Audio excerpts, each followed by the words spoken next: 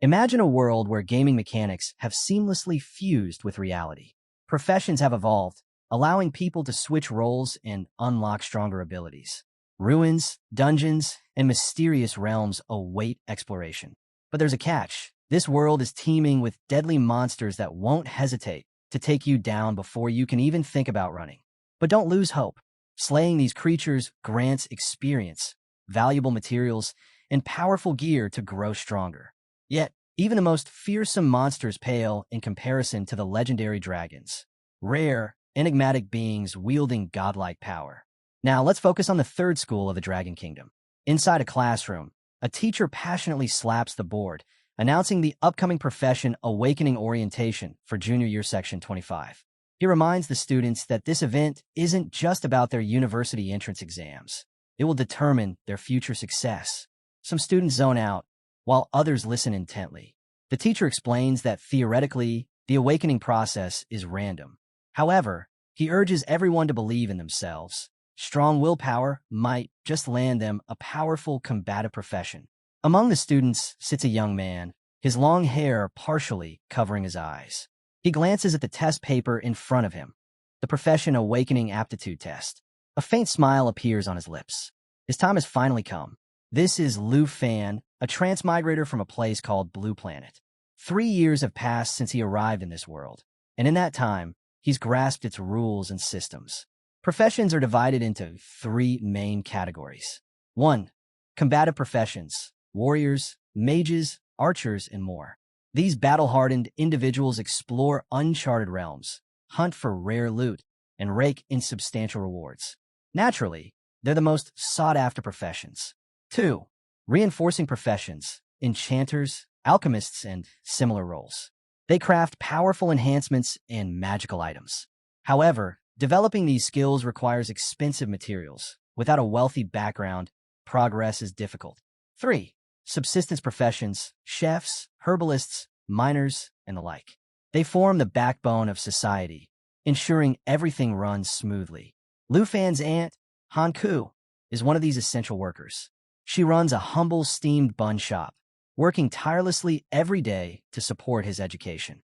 Despite being only 8 years older than him, she has taken on the responsibility of raising him without hesitation. To thrive in this world, and to give his aunt a better life, Lu Fan has set his sights on awakening as a combative professional.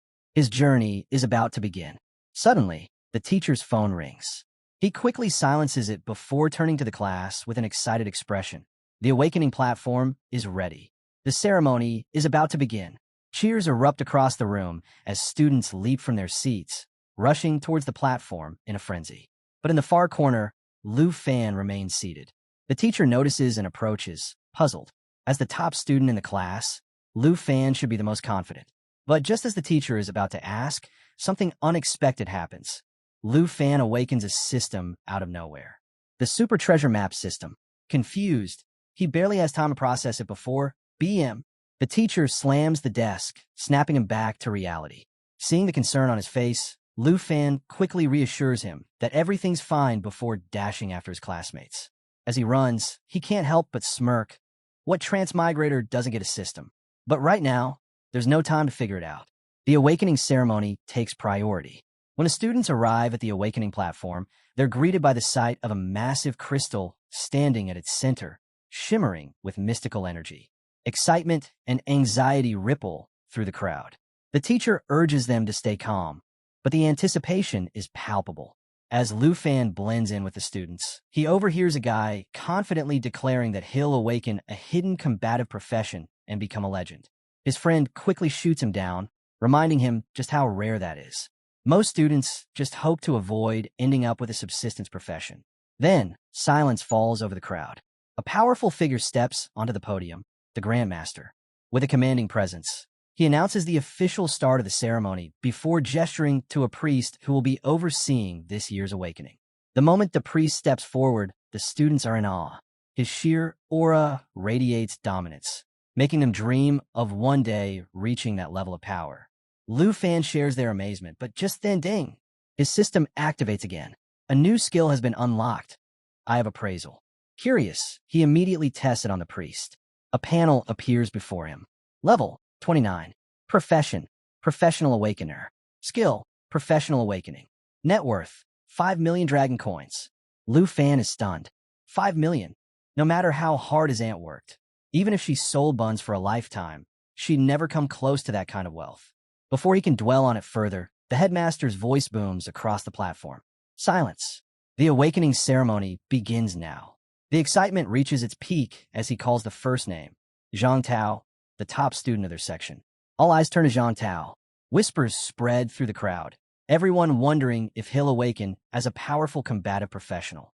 With his high attributes, the chances are definitely in his favor. Even though the process is supposed to be random, everyone knows stronger stats mean better odds. The moment Zhang Tao stepped onto the stage, the girls went wild, showering him with confessions and admiration. As the priest began chanting, the awakening crystal pulsed with energy, glowing brighter and brighter until whoosh. A fireball erupted from it. Zhang Tao had awakened as a pyromancer. Gasps filled the air. A pyromancer wasn't just rare, it was one of the most powerful combat professions out there.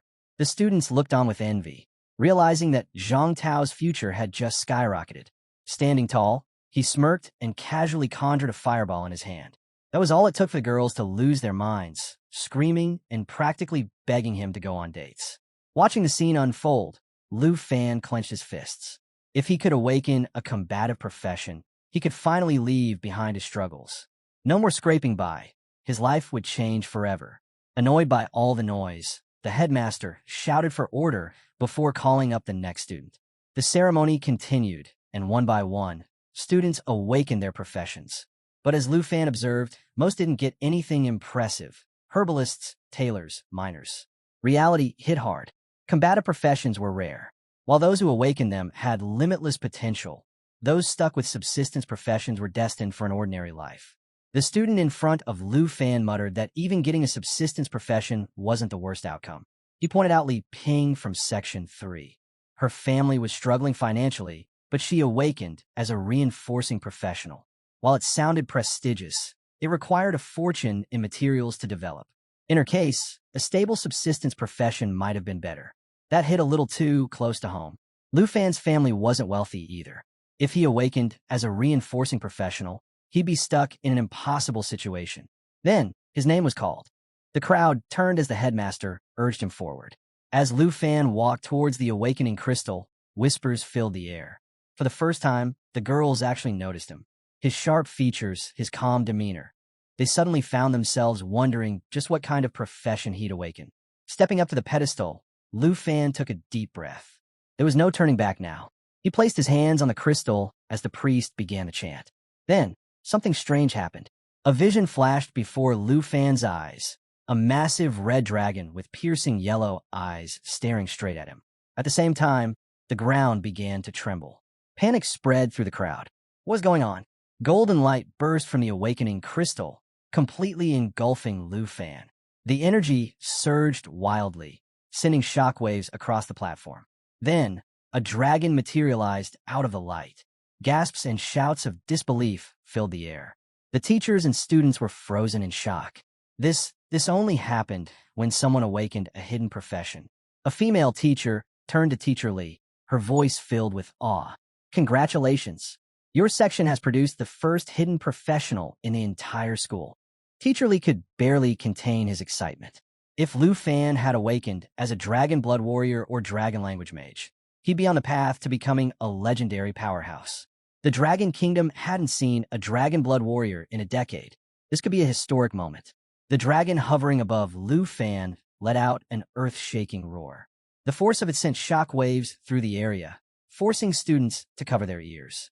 Then, just as suddenly as it appeared, the dragon took off, vanishing into the sky. The headmaster rushed forward, barely able to contain his excitement. Quick, what did you awaken as? A dragon blood warrior? A dragon language mage? But instead of celebrating, Lu Fan let out a sigh. Dragon Tamer. Silence. The entire area went still. Students and teachers alike froze, unable to process what they had just heard. Then, chaos erupted. The most worthless profession in history. The headmaster's booming voice echoed across the awakening platform. He wasn't the only one. Some students outright laughed, while others shook their heads in disbelief. A dragon tamer? The weakest hidden profession? What a joke. Later that day, the awakening ceremony was over, and Lu Fan wandered through the old town of Jianghai City. His system interface hovered beside him, displaying his status. Level 10. Profession, Dragon Tamer. Skill, tame dragons and dragon-like creatures. Net worth, 239 dragon coins. He sighed, not exactly rich. The reactions from earlier still replayed in his mind. No one had expected him to awaken a hidden profession, but instead of awe, he was met with ridicule. To them, a dragon tamer was useless. After all, dragons were the apex creatures of the world. Who could possibly tame one? Even with a rare awakening, his future seemed bleak. As he walked, he overheard a group of students still talking about his profession. I don't get it. If dragon tamer is one of the 3 major hidden professions, why is it considered so weak? Another student scoffed. It's simple. No one has ever successfully tamed a dragon. People go their entire lives without even seeing one. And even if they do, what can they do? Dragons aren't pets. They're absolute monsters. Back at the school, the headmaster had tried to console him. Even if it's not ideal, a hidden profession is still a hidden profession. With enough effort, maybe you can tame some subdragon species and grow stronger. But Lu Fan knew better. Without a real dragon, the dragon tamer profession was nothing. Subdragon species? They were just mutated beasts, nothing close to the real thing. And in the 800-year history of the Dragon Kingdom, dragons had certainly appeared, but not a single dragon tamer had ever successfully tamed one. It was the harsh truth. No matter how strong a human became, compared to a dragon, they were nothing but ants. Taming one? An impossible dream. Lu Fan glanced at his system window. Every single skill was locked, all because he hadn't tamed a dragon yet. A bitter chuckle escaped him. What kind of dragon tamer can't even tame a dragon? His thoughts drifted to his aunt. She had sacrificed so much to support his education, working tirelessly every day. He had hoped that, after awakening, he could finally make life easier for her. But now, he wasn't even sure if he could provide for himself, let alone change her life for the better. Lost in thought, he barely noticed his surroundings until he suddenly found himself standing in front of his house. He let out a deep breath, shaking off his gloom. No point in showing up looking miserable. Plastering on a forced smile, he pushed open the door. I'm home. Before he could even take another step, a blur of motion flew toward him. His aunt, Han Ku, practically tackled him in a tight hug. You're back, she beamed, squeezing him excitedly. Come on, tell me. How'd it go? What profession did you awaken? Her eyes sparkled with anticipation. After all, today was supposed to be a huge turning point for him. Lu Fan hesitated. That familiar pang of disappointment hit him again. But before he could say a word, Han Ku gently patted his shoulder. Listen, she said, her voice soft. Even if you didn't awaken a combat profession, that's okay. Honestly, I'd be relieved. The thought of you running around fighting dangerous monsters every day scares me. But Lu Fan cut her off, raising his voice slightly. No, Aunt Ku, I did awaken a combat profession. She blinked in surprise. I'm a dragon tamer. The moment the words left his mouth, he braced himself for disappointment, maybe even pity. But instead, Han Ku's entire face lit up with joy. That's amazing, she cheered. A hidden profession. It doesn't matter if you haven't tamed a dragon yet. It just means you're already strong. Before he could even react, she hugged him again, squeezing him tightly. If you decide to go to college, I'll keep supporting you, she said. And if you don't wanna, you can always help me run the steam bun shop. Lu Fan felt a lump in his throat. The warmth in her voice, the unwavering faith she had in him. It was too much. She suddenly pulled away, hands on her hips. All right, enough sulking. Dinner's getting cold. Finally looking over at the table, Lu Fan was stunned. She had cooked a feast. There was no way he could eat all of this by himself. After dinner, Lu Fan collapsed onto his bed, staring at the ceiling. His thoughts kept drifting back to Han Ku. She was only 26 years old, yet she had been working herself to the bone for years. He thought of the cuts and bruises on her hands, the exhaustion in her eyes that she never let him see. She deserved better. He needed to give her a better life. But how? Frustrated, he clenched his fists and slammed them against the bed. If only I had a dragon. His heart pounded. With a dragon tamer would actually mean something. But where was he even supposed to find one? Just when things are looking grim, Lu Fan receives a system notification, congratulating him on unlocking his first daily treasure map. He checks it out and can hardly believe his eyes. It's a divine level treasure map on day 1. Talk about insane luck. That's when it hits him. His system is called the Super Treasure Map system, yet he's only used the appraisal function during the awakening ceremony. He hasn't even explored the treasure map feature. Curious, he taps the icon, and a prompt appears, explaining the 4 treasure map tiers: beginner, intermediate, advanced, and divine level. And here's the kicker. The system can merge 3 identical lower-level maps into a higher tier one. Another notification pops up, revealing that Lu Fan will receive a randomly graded and randomly located treasure map every day. Even better, as long as he reaches the designated location, the treasure will be directly tied to his profession. Wait, profession-based treasures? That means if he's lucky, he might actually find a dragon and become a true dragon tamer. This could be his ticket from the weakest to the strongest. If he plays his cards right, this system might be his one shot at changing his fate. And this divine level treasure map, it could be his golden opportunity. Without hesitation, Lu Fan clicks on the divine treasure map. A large regional map unfolds before him, pinpointing the treasure's location, Mount Sure Basin. It's not too far from Jianghai City, and if he catches the last suburban bus tonight, he'll arrive early in the morning. The next morning, Lu Fan's aunt wakes up, stretching as she shuffles into the kitchen. She flicks on the light and notices a note on the dining table. Curious, she peeks into Lu Fan's room. Empty. Meanwhile, a bus winds through the mountains. She picks up the letter, reading his words. He's heading to Mount Sure Basin for something that might be his only chance to change his destiny as a dragon tamer. He reassures her not to worry and promises to return soon. Back at Mount Sure Basin, Lu Fan steps off the bus, completely unaware that a few shady figures have been trailing him. He isn't focused on them. His mind is set on one goal. He's going to turn his life around. Not just for himself, but for his aunt. Surveying the outskirts, he sees nothing but barren terrain. Before he could take another step, someone bumps into his backpack. He spins around. A muscular man and a petite girl stand there, eyeing him closely. Lu Fan immediately tenses, gripping his weapon, ready for anything. Before he can react further, a weathered hand clamps onto his shoulder. He turns to see an old man with an eye patch staring at him. "Kid," the old man says with a smirk. "How about joining us?"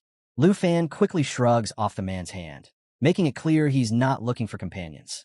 He's already wary. These people reek of dungeon robbers. The girl smirks, pulling out a knife. "You might want to rethink that," she suggests. The eye patch man chuckles, warning, the wilderness at night is no place to be alone. Lu Fan studies them carefully. Seasoned looters. They've probably been robbing and scavenging materials for a while now. To them, taking down someone as weak as him would be effortless. Not wanting trouble, he plays it smart. "I'm a summoner," he lies. "I don't need companions. I can summon elemental creatures if things get rough." That catches them off guard. The eye patch man nods, deciding it's best to leave him be. "A summoner? Huh? Then I guess you'll be fine on your own." The girl gives him a sly grin. "Hope we meet again, handsome." She winks and blows him a kiss before sauntering off. Lu Fan feels a bit flustered, but mostly relieved. Dungeon robbers? No thanks.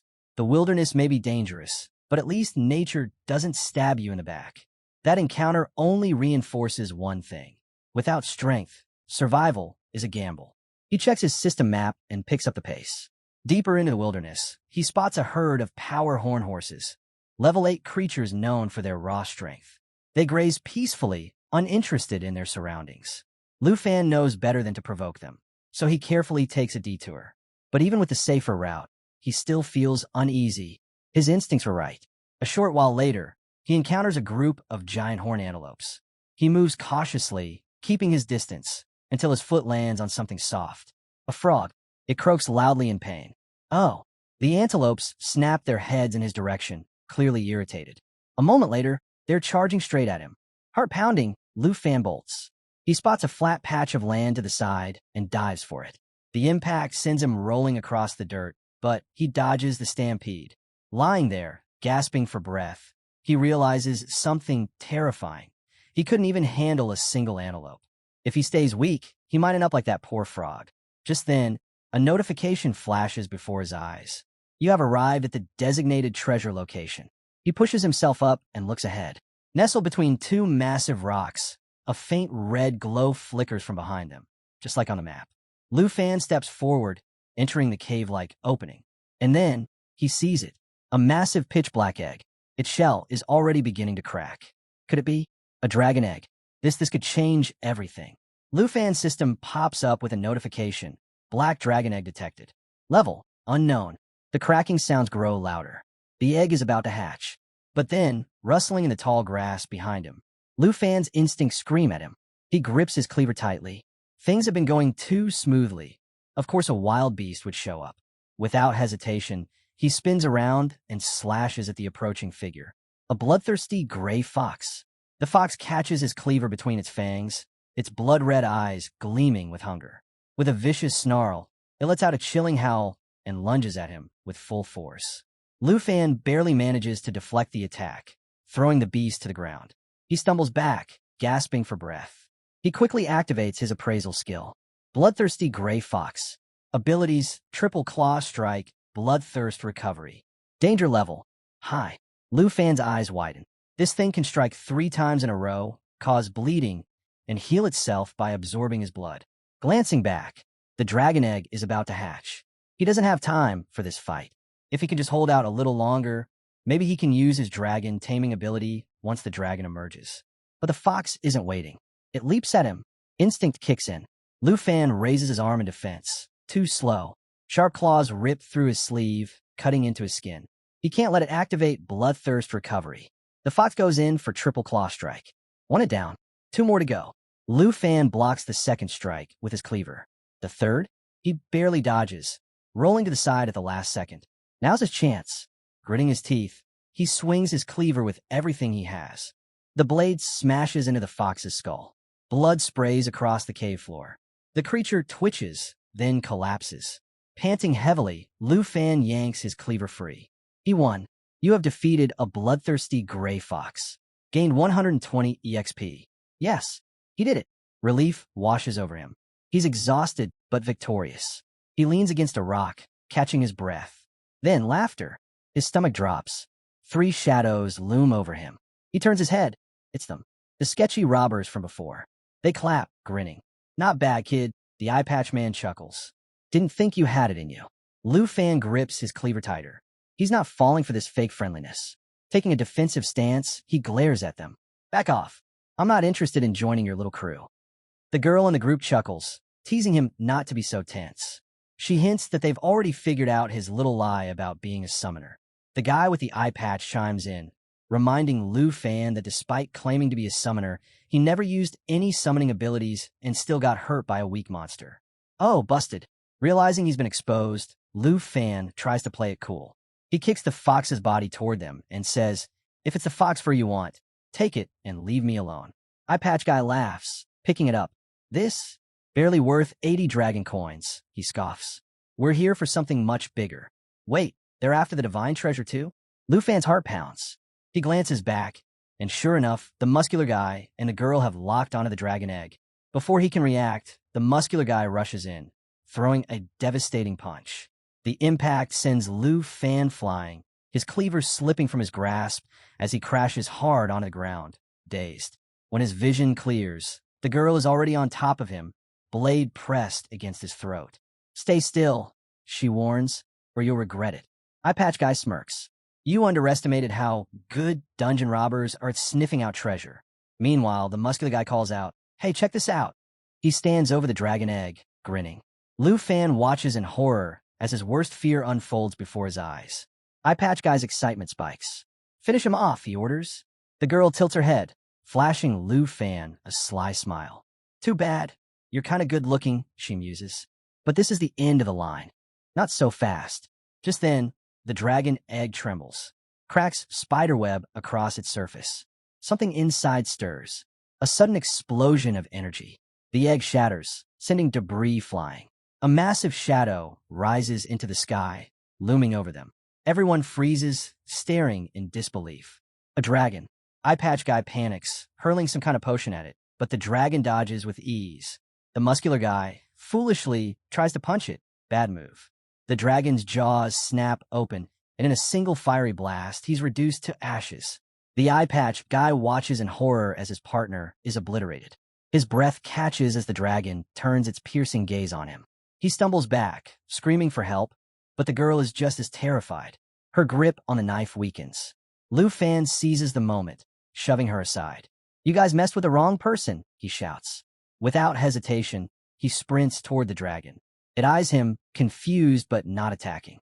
Lu Fan takes a deep breath and yells, "Dragon taming technique." A golden light flares from Lu Fan's hands, illuminating the dark scales of the dragon. Even the beast looks momentarily startled. As his fingers make contact, the girl stumbles back, her voice shaky. Who are you? Lu Fan turns to her with a smirk. Oh, now you're interested? He lets the moment linger before adding, I'm not just a summoner, I'm a dragon tamer. A system notification flashes before his eyes. Black Dragon Covenant has been tamed by Lu Fan.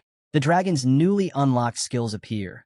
Dragon Claw, Dragon Fang Strike, Dragon's Inspiration. It immediately lunges toward the girl. Her confidence shatters in an instant. She throws up her hands, stammering, I didn't know it was a dragon egg. I swear. Please. Lu Fan remains unmoved. You had no problem preying on the weak, he says, his voice cold. Now, you can join your friends. With a single command, the dragon finishes the job. Once the dust settles, Lu Fan perches on a cliffside, tending to his wounds. His new companion rummages through his bag, sniffing curiously at the contents. Lu Fan picks up the dragon, marveling at the sheer luck of his situation. Holding it up, he chuckles. You're way too lively. Even fresh out of the egg, the dragon is already powerful. The thought sends excitement coursing through him. If you're this strong now, imagine how terrifying you'll be when you level up. He pulls the dragon into a hug, grinning. The title of Dragon Tamer won't be the weakest class for much longer. Then he pauses, tapping his chin. Now, what should I call you? He cycles through names, discarding them one by one. Little Coal Ball? No. Black Diamond? Too cringe. Just as he's lost in thought, the dragon suddenly licks his wounds. A crimson aura swirls around its body. Before he can react, its wings spread wide, glowing with energy. In an instant, its form shifts. The light fades, revealing a stunning girl with draconic wings and a long, elegant tail. Wait, what? Plot twist. Lu Fan stares, completely dumbfounded, as his newly hatched dragon transforms into a human. Yep, his dragon can shapeshift. The girl doesn't seem to understand human speech yet. She just tilts her head and nods along to whatever he says, like a clueless but adorable child. She flutters around excitedly while Lu Fan pulls up his status screen. The new skills he just unlocked? Absolutely insane. Dragon Taming. Allows him to tame dragon-type creatures. Obviously a game changer. Dragon Claw transforms his arm into a dragon's claw, with strength based on his bonded dragon. Dragon Fang Strike. A devastating energy attack infused with draconic power. Dragon Inspiration temporarily boosts both his and his dragon's stats by 30%. Lu Fan can hardly believe it. His class just went from the weakest to potentially the strongest. And with a dragon girl by his side, things are about to get very interesting. Lu Fan soon discovers that the black dragon he just tamed isn't just any dragon. It's a legendary creature. As the realization sinks in, another shock follows. With the successful taming, all of his skills have been fully unlocked. His eyes widen as he scrolls through his status. His power has skyrocketed. Compared to others at his level, he could completely dominate them without breaking a sweat. Curious, he taps on the black dragon's profile, and a screen appears, displaying her stats. And let's just say, they're ridiculous. Strength, 342.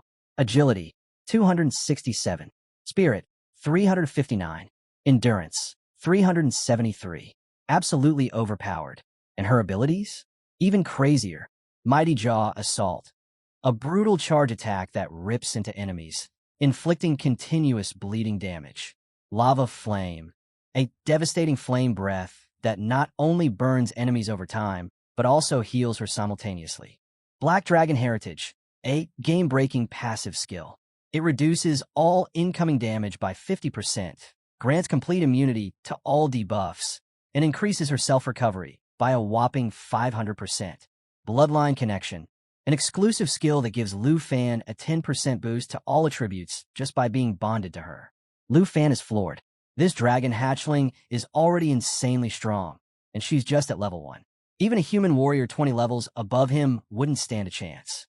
Then he notices something even more shocking. Bloodline Connection directly doubles all of his own attributes. No wonder he suddenly feels invincible. It's not just the dragon that's powerful. His entire strength has skyrocketed because of their bond. His mind races. This is exactly what one of the 3 strongest hidden professions should feel like. No matter how impressive other secret classes might be, they can't compare to the sheer might of the dragon race. For years, people mocked dragon tamers as the weakest class, but they couldn't have been more wrong. As he's still processing everything, a soft crunch catches his attention. He turns to see the dragon girl happily munching on the eggshells she hatched from. Despite her human form, she still behaves just like a newborn dragon. That reminds him, he still hasn't given her a name. He thinks for a moment, then it hits him. Since she's a little black dragonborn, just before dawn, Xiao Yi. When he says it aloud, the dragon girl's eyes light up. A bright, joyful smile spreads across her face, and she nods enthusiastically. Lu Fan grins. So you like it, huh? Seeing how happy she is, he knows the risk was completely worth it. He ruffles her hair and asks, "Hungry?" Xiao Yi looks up at him, flashing that same adorable smile, before finishing off the last of the eggshells. Yep, this adventure is just getting started. Lu Fan pats Xiao Yi on the head and grins. All right, time to hunt. We can't head back on empty stomachs, can we? He stretches, feeling the excitement bubbling inside him. The entrance trial for the university is getting closer, and he knows countless students are out there sharpening their skills, hunting for opportunities. But with his recent power boost, the prestigious Southern Province's Top Scholar Award, and a spot in the most elite institution in the Dragon Kingdom, are finally within reach. Still, he can't afford to be careless. Leveling up and mastering his abilities is his top priority for both him and Xiao Yi. With renewed determination, he takes off running, Xiao Yi following close behind, her eyes gleaming with excitement. We're heading deeper into Mount Shur Basin, Lu Fan tells her. I hear the monsters there taste way better than eggshells. As they push forward, a sudden noise stops them in their tracks. A pack of creatures is charging toward them at insane speeds. Lu Fan quickly pulls up his system interface. Plains hyenas. His eyes narrow as he scans their abilities. Rending Bite, a vicious attack that causes continuous bleeding damage. Putrefaction, a disease-inflicting debuff that weakens the target over time. And the good news? Each hyena drops canine teeth worth 95 dragon coins. Lu Fan clenches his fists. These beasts are way more dangerous than the bloodthirsty gray fox he fought earlier. And that fight? It left him bruised and battered. A direct confrontation could be risky. But before he can decide what to do, Xiao Yi launches herself into the air. A wild, almost mischievous grin spreads across her face. She's thrilled at the thought of a fight. Lu Fan chuckles, shaking his head. So, you want to take the lead this time? His hesitation fades, replaced by excitement. This is Mount Shur Basin. But for the strongest dragon tamer and his dragon, there's nothing to fear. Both of them are grinning now as they charge toward the hyenas. Xiao Yi soars higher, her wings beating with raw power. The hyenas snarl and lunge, only for her to take a deep breath. A fiery glow spreads through her stomach. Boom! She unleashes lava flame. The scorching fire engulfs the hyenas, their howls of rage turning into shrieks of pain. Flames rage across the battlefield as Xiao Yi continues her relentless assault. Lu Fan watches as the system notifications flood in. Experience points keep rolling in. Lu Fan reaches level 11. Xiao Yi reaches level 3. Grinning, Lu Fan turns to his partner. All right, no need to waste time on these small fries. Let's move on. Xiao Yi nods, licking her lips. They set their sights on a shadowy den nestled within a mountain. Lu Fan's smile widens. A big guy's been waiting for us. As they step closer, the air turns heavy. Then, 3 sets of glowing eyes pierce through the darkness. A hulking beast steps forward, its massive form looming over them. 3 heads, each one radiating pure, killing intent. It's none other than the 3-headed blood lion, a level 25 elite beast. Lu Fan quickly scans its abilities. Roar temporarily boosts its attack and defense.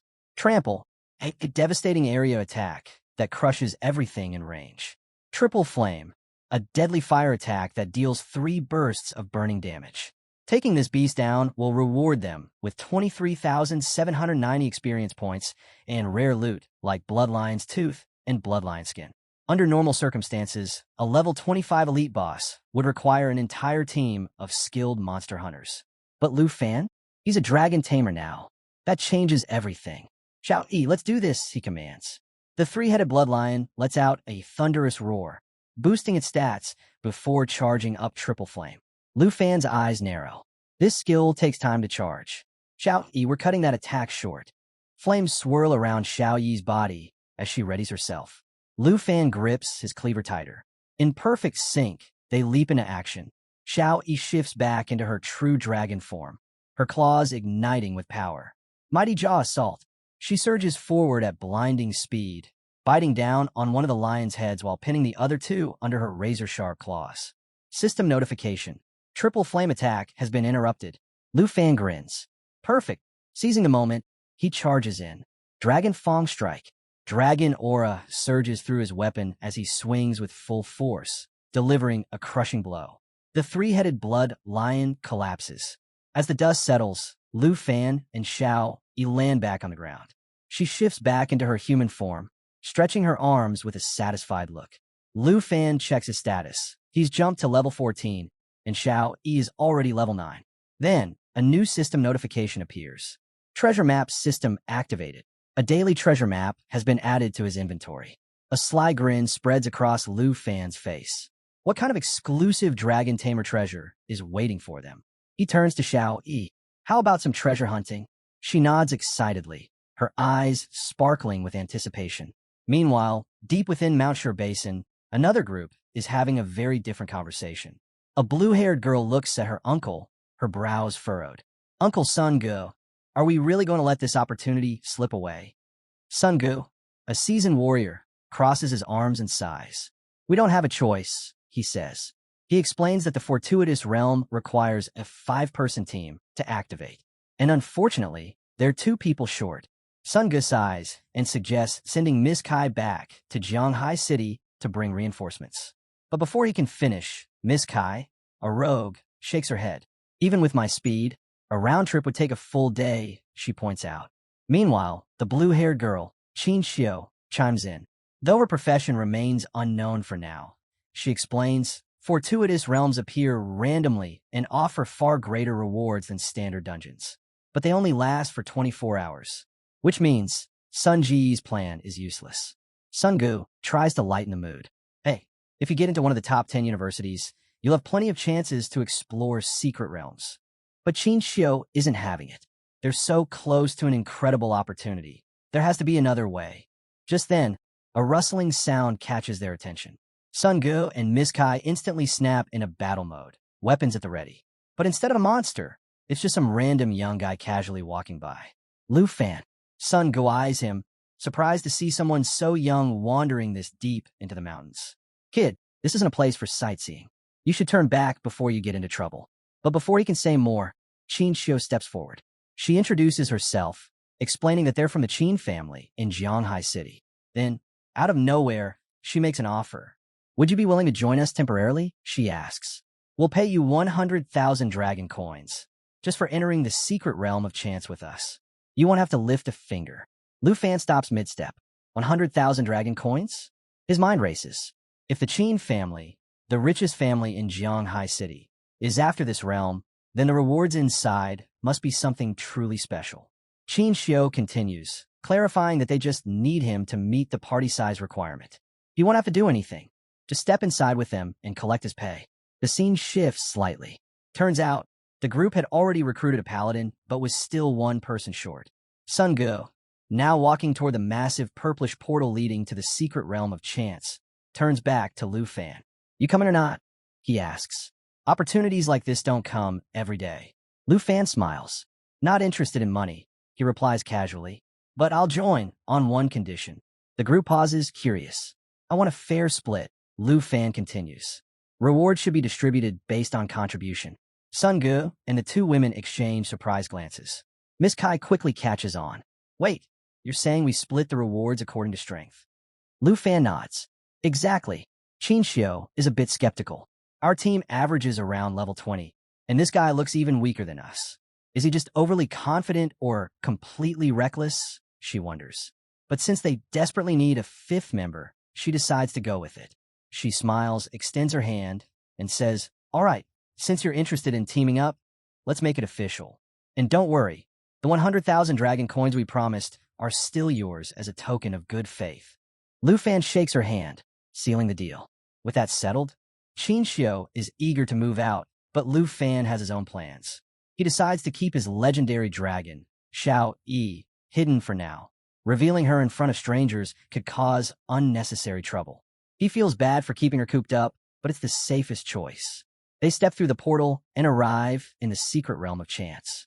The moment they enter, Lu Fan notices the eerie atmosphere, withered trees, thick purple fog, and an unsettling silence. Noticing he has no visible equipment, he advises him to be careful. But Lu Fan has a surprise. With a confident smile, he raises his hand. Suddenly, flames surge around him, and a massive black machete with dragon-scale patterns materializes in his grip. A system notification flashes. It's an epic quality weapon with no level restriction, exclusive to Dragon Tamers and Dragon Blood Warriors. It boasts a skill called Dragon Blood Armor, which enhances dragon transformations, along with a plus 65 strength and plus 30 stamina boost. Lu Fan silently thanks the advanced treasure map he unlocked after slaying the three-headed blood lion. It allowed him to upgrade his basic machete into this legendary weapon. Lu Fan's display of power left the team stunned. Sun Ge couldn't hold back his curiosity and blurted out, "Are you sure you're just a material hunter? That weapon looks like something only top-tier players would have." But before he could press further, Miss Kai snapped at him. "Why do you care so much about a stranger?" she huffed. In her mind, if Lu Fan had any ulterior motives, she could deal with him easily. Just as tension was rising, an eerie movement interrupted them. Out of nowhere, a hand burst through the ground, grabbing at Sun Ge. A swarm of corrupt zombies emerged. Level 15 monsters with decent loot, 620 experience points, a corruption poison sac, and 256 dragon coins per kill. But these creatures were no pushovers. Their abilities were particularly nasty. Hug and bite. They latch onto their target, scratching and biting relentlessly. Corpse poison. Each attack inflicts poison damage over time. And the worst part? Anyone who dies from the poison transforms into a corrupt zombie themselves. Qin Xiu quickly warned Sun Ge to stay sharp as the undead horde crawled up from the ground, eager to attack. Jia Ge, the team's knight, wasted no time. With a shield raised, he stepped forward, expertly deflecting incoming strikes. A quick status check revealed their lineup. Jia Ge, level 20 knight, specializing in defense. Sun Ge, level 28 warrior, on the verge of his second profession change. Miss Kai, level 23 rogue, a swift and deadly fighter. Sun Ge and Miss Kai swiftly took their positions, striking down zombies with precise, coordinated attacks. Meanwhile, Lu Fan calmly observed the battlefield, his system interface displaying everyone's stats and abilities. He noted that their formation was solid. Having a warrior, rogue, and knight hold the front lines was a smart move, especially with Sun Ji close to a profession upgrade. Then, Qin Xiu sprang into action. Raising her staff high, she began chanting. A golden aura surrounded her, lifting her slightly into the air. She was charging a powerful spell. With a final incantation, she unleashed Holy Light Star Rain. Star-like energy cascaded from the sky, engulfing the zombies in radiant destruction while simultaneously healing her teammates. The battlefield lit up with dazzling brilliance. Sun Ge and Miss Kai had to dodge to avoid getting caught in the holy barrage. The zombies? They had no such luck. The meteoric lights rained down, wiping them out completely, leaving nothing behind but an empty, silent battlefield. Qin Xiu turned to Lu Fan with a confident smile. "That's my profession," she said proudly. Turns out, Qin Xiu has a hidden class, Holy Light Mage, a rare hybrid profession that blends offensive magic with healing abilities. While her attacks aren't as strong as a pure mage, and her healing isn't as potent as a priest, her ability to do both at the same time makes her incredibly valuable in battle. Lu Fan was impressed. A system notification confirmed it. Qin Xiu was indeed a hidden professional. He thought to himself, another hidden profession? That's not something you see every day. He complimented her, pointing out how effective her holy magic was against the undead. But before they could enjoy their victory, the ground beneath them trembled violently. Lu Fan instantly knew what was coming: elite monsters. From the sheer weight of the approaching footsteps, this was going to be a real challenge. Then, a blood-red hand burst through the ground. A system alert appeared. Blood zombies, level 20 monsters. Defeat rewards. 8,140 experience points, a blood corpse poison sac, and 90 dragon coins. Abilities. Oh, blood-sucking bite. Deals damage while simultaneously healing the zombie. Oh, corpse poison. Inflicts continuous damage, just like before. Oh, blood fury. Temporarily increases strength and agility by 40%, making them even deadlier. The blood zombies emerged in full force, their twisted bodies radiating malice. Their goal was clear: total annihilation. Sun Ge didn't waste time. Miss Kai, keep Qin Xiu and Lu Fan safe. Jia Ge, you're with me. We can't let these rotting freaks break our formation. Jia Ge nodded, gripping his weapon tightly. Both charged forward, unleashing powerful attacks. Sun Ge activated Full Moon Slash, his blade slicing clean through a zombie's arm. Meanwhile, Jia Ge drove his sword deep into a zombie's chest, aiming for what should have been a critical strike. But then, something was off. The zombies didn't flinch. Instead, they let out eerie, raspy chuckles. Their wounds barely seemed to matter.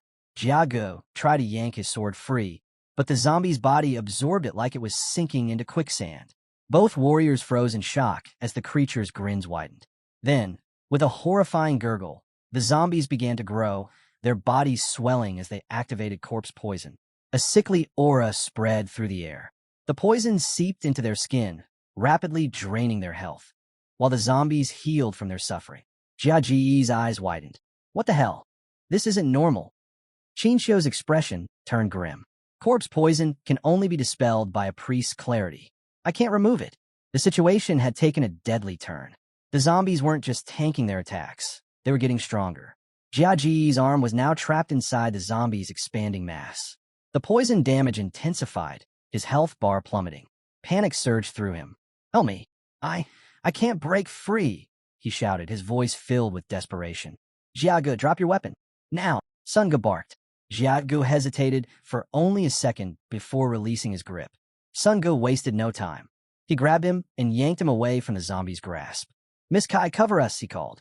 But Miss Kai had her hands full, dodging and slashing at zombies trying to close in on her. Just when things were looking grim, a calm voice cut through the chaos. Relax, Sun Ge. Don't trouble Miss Kai with this. Everyone turned. Lu Fan stepped forward, eyes glowing with a deep crimson hue. His epic machete rested effortlessly in his grip, radiating sheer confidence. He looked like he belonged on a battlefield, not just standing in the background. Sun Ge panicked. Lu Fan, get back. These things are dangerous. But Lu Fan didn't budge.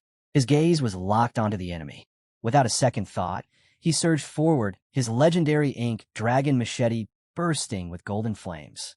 With one swift motion, he slashed straight through a zombie's throat. Silence. Everyone was stunned. Sun Ji's jaw nearly hit the ground. This so-called newbie had just one shot of blood zombie, like it was nothing. Still in shock, Sun Ge barely reacted when Lu Fan casually handed him back his weapon. Don't lose your momentum. Keep going, he said with an easy smile. Sun Ge snapped out of it. Wait, what level are you?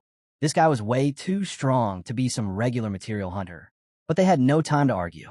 Jia Ge was still badly injured, his health bar dropping fast. Qin Xiu rushed over, pouring healing energy into him. Stay with me, Jia Ge, she urged. Meanwhile, Lu Fan, his dragon aura faintly glowing, finally answered Sun Ji's question. I'm just a normal level 14 student, he said casually. Sun Ge wasn't buying it. Yeah, right. A level 14 dealing more damage than a level 28? That was insane. Qin Xiu overheard and froze for a moment. Wait, he's my age? She couldn't believe a student could be this strong. But before she could process the revelation, danger struck again. A blood zombie crept up behind her, its twisted grin widening as it prepared to attack. Miss Kai spotted it first. Qin Xiu, behind you, she yelled, already moving to intercept. But Lu Fan was faster. In a blink, he dashed past Miss Kai, slamming the zombie into a wall before obliterating it with a single slash of his machete. Lu Fan yanked his machete free from the fallen zombie and turned to the group. These things are only going to get tougher. Let me take the front line. Are you all good with that? Sun Ge hesitated, letting a supposed level 14 student handle the front line. That was risky, but Qin Xiu had a different reaction. She had heard whispers in Jianghai City about a hidden class dragon Tamer, an unknown figure with overwhelming power. Could Lu Fan be him? She smiled and nodded. All right, we'll count on you. With Lu Fan and Sun Gu leading the charge, she focused on healing Jia Gu while Miss Kai held the rear. As they continued, Lu Fan finally introduced himself. The moment his name left his lips, realization dawned on the group. He was the rumored dragon Tamer. But one question still nagged at Qin Xiao. How could a dragon Tamer, supposedly one of the weakest classes, be this powerful? The battle raged on as they pushed toward the center of the village, cutting down wave after wave of blood zombies. Lu Fan, deep in thought, analyzed their situation. Qin Xiao's magic couldn't dispel corpse poison, and the teleportation gate wouldn't activate until they defeated the secret realm guardian. Time was running out. If they delayed any longer, Jia Ge would die and turn into one of them. Miss Kai voiced what they were all thinking. Why haven't we seen the guardian yet? Just then, Jia Ge, barely clinging to consciousness, spotted movement behind Sun Ge. With his last bit of strength, he forced out a warning. Behind you! Sun Ge barely turned in time. And then, Jia Ge collapsed. Qin Xiao rushed to his side, desperately channeling healing energy. Stay with me, Jia Ge. Before anyone could react further, a blinding red beam shot up from a pile of debris. The air turned heavy. A monstrous figure emerged, a grotesque iron-skinned zombie with multiple heads and a single, pulsating red eye. And it was charging at them at terrifying speed. Miss Kai gasped. That's the secret realm guardian. A system notification popped up. Iron Skin Zombie, level 20 boss. Defeat rewards. 13,720 experience points, 40 dragon coins. Abilities. O Corpse Poison. Inflicts continuous damage. O Assimilation Absorption.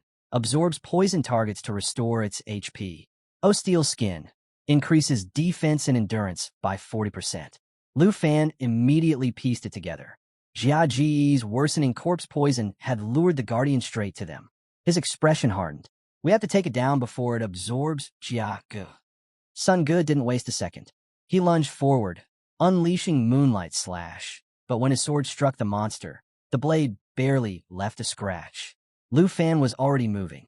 His dragon aura ignited, surging around him as he plunged his ink dragon machete into the zombie's glowing red eye. Nothing. The monster barely flinched. Its steel skin was making it nearly invincible. Lu Fan knew he needed more power, fast. His eyes flicked to his status window, locking onto dragon blood armor, a skill that would partially transform him into a dragon. Meanwhile, the iron-skinned zombie was closing in on Jia Ge, preparing to use assimilation absorption. If it succeeded, Jia Ge was as good as gone. At that moment, Lu Fan made his move. Qin Xiao, coordinate your holy spells with me, he shouted. He activated dragon blood armor, his body surging with power as his right hand morphed into a massive dragon claw. Sun Ge, Miss Kai, protect Jia Ge at all costs. Qin Xiao nodded, lifting her staff as divine energy gathered around her. With Lu Fan fully transformed and Qin Xiao ready to unleash Holy Starlight Rain, they charged together at the iron-skinned zombie. The monstrous guardian lunged forward at terrifying speed, screeching about its hunger for fresh blood and flesh. But Lu Fan didn't flinch. With a powerful leap, he soared through the air, ready to strike down this seemingly unstoppable creature. Then, something unexpected happened. The iron-skinned zombie's flesh began peeling away, bit by bit, its massive body disintegrating before their eyes. What the hell? Sun Ge muttered. Miss Kai's eyes widened in realization. It's shedding its skin to move even faster. Sun Ji's mind raced. Wait, that means this thing doesn't actually need its iron skin to survive. It's just a shell. Lu Fan immediately caught on. If that iron body isn't the real iron skin zombie, then the true body is hiding inside. Sun Ge was blown away by how fast Lu Fan put the pieces together. In all his years serving the Qin family, he had never seen anyone think and react this quickly. This guy, he muttered, watching in awe. His talent is unreal. Then, the real head of the zombie was revealed. Lu Fan, Qin Xiao called out. That was all he needed. He launched forward, faster than lightning, his dragon claw blazing with power. With a mighty leap, he punched straight through the zombie's crimson red eye, his dragon energy erupting in fiery destruction. The iron-skinned zombie let out a final, blood-curdling scream as flames consumed its true form, burning it to ashes. And just like that, it was over. Lu Fan landed gracefully, his transformation fading as he retrieved his legendary black machete. the battlefield fell silent. Everyone was in shock. They had just witnessed a freshman, a supposed level 14 dragon tamer, single-handedly defeat the guardian of the secret realm of chance. Even Qinxiu was shaken. She had never seen a skill powerful enough to take down a level 20 boss so effortlessly. Who exactly is Lu Fan? She wondered.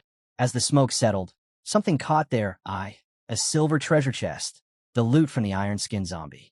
Qinxiu sighed, turning to Lu Fan. We'll honor our agreement and divide the rewards fairly, she assured him. Then, with a small bow of her head, she added, and I apologize. We underestimated you. We didn't realize just how strong you were. Sun Ge grinned. Honestly, Lu Fan, I feel like you didn't even need us. You could have cleared this secret realm solo. Lu Fan chuckled, shaking his head. I appreciate it, but we fought together.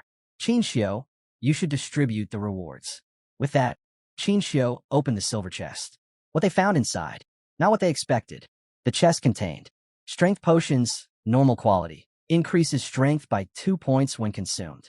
Antidote potions, rare quality, completely removes corpse poison.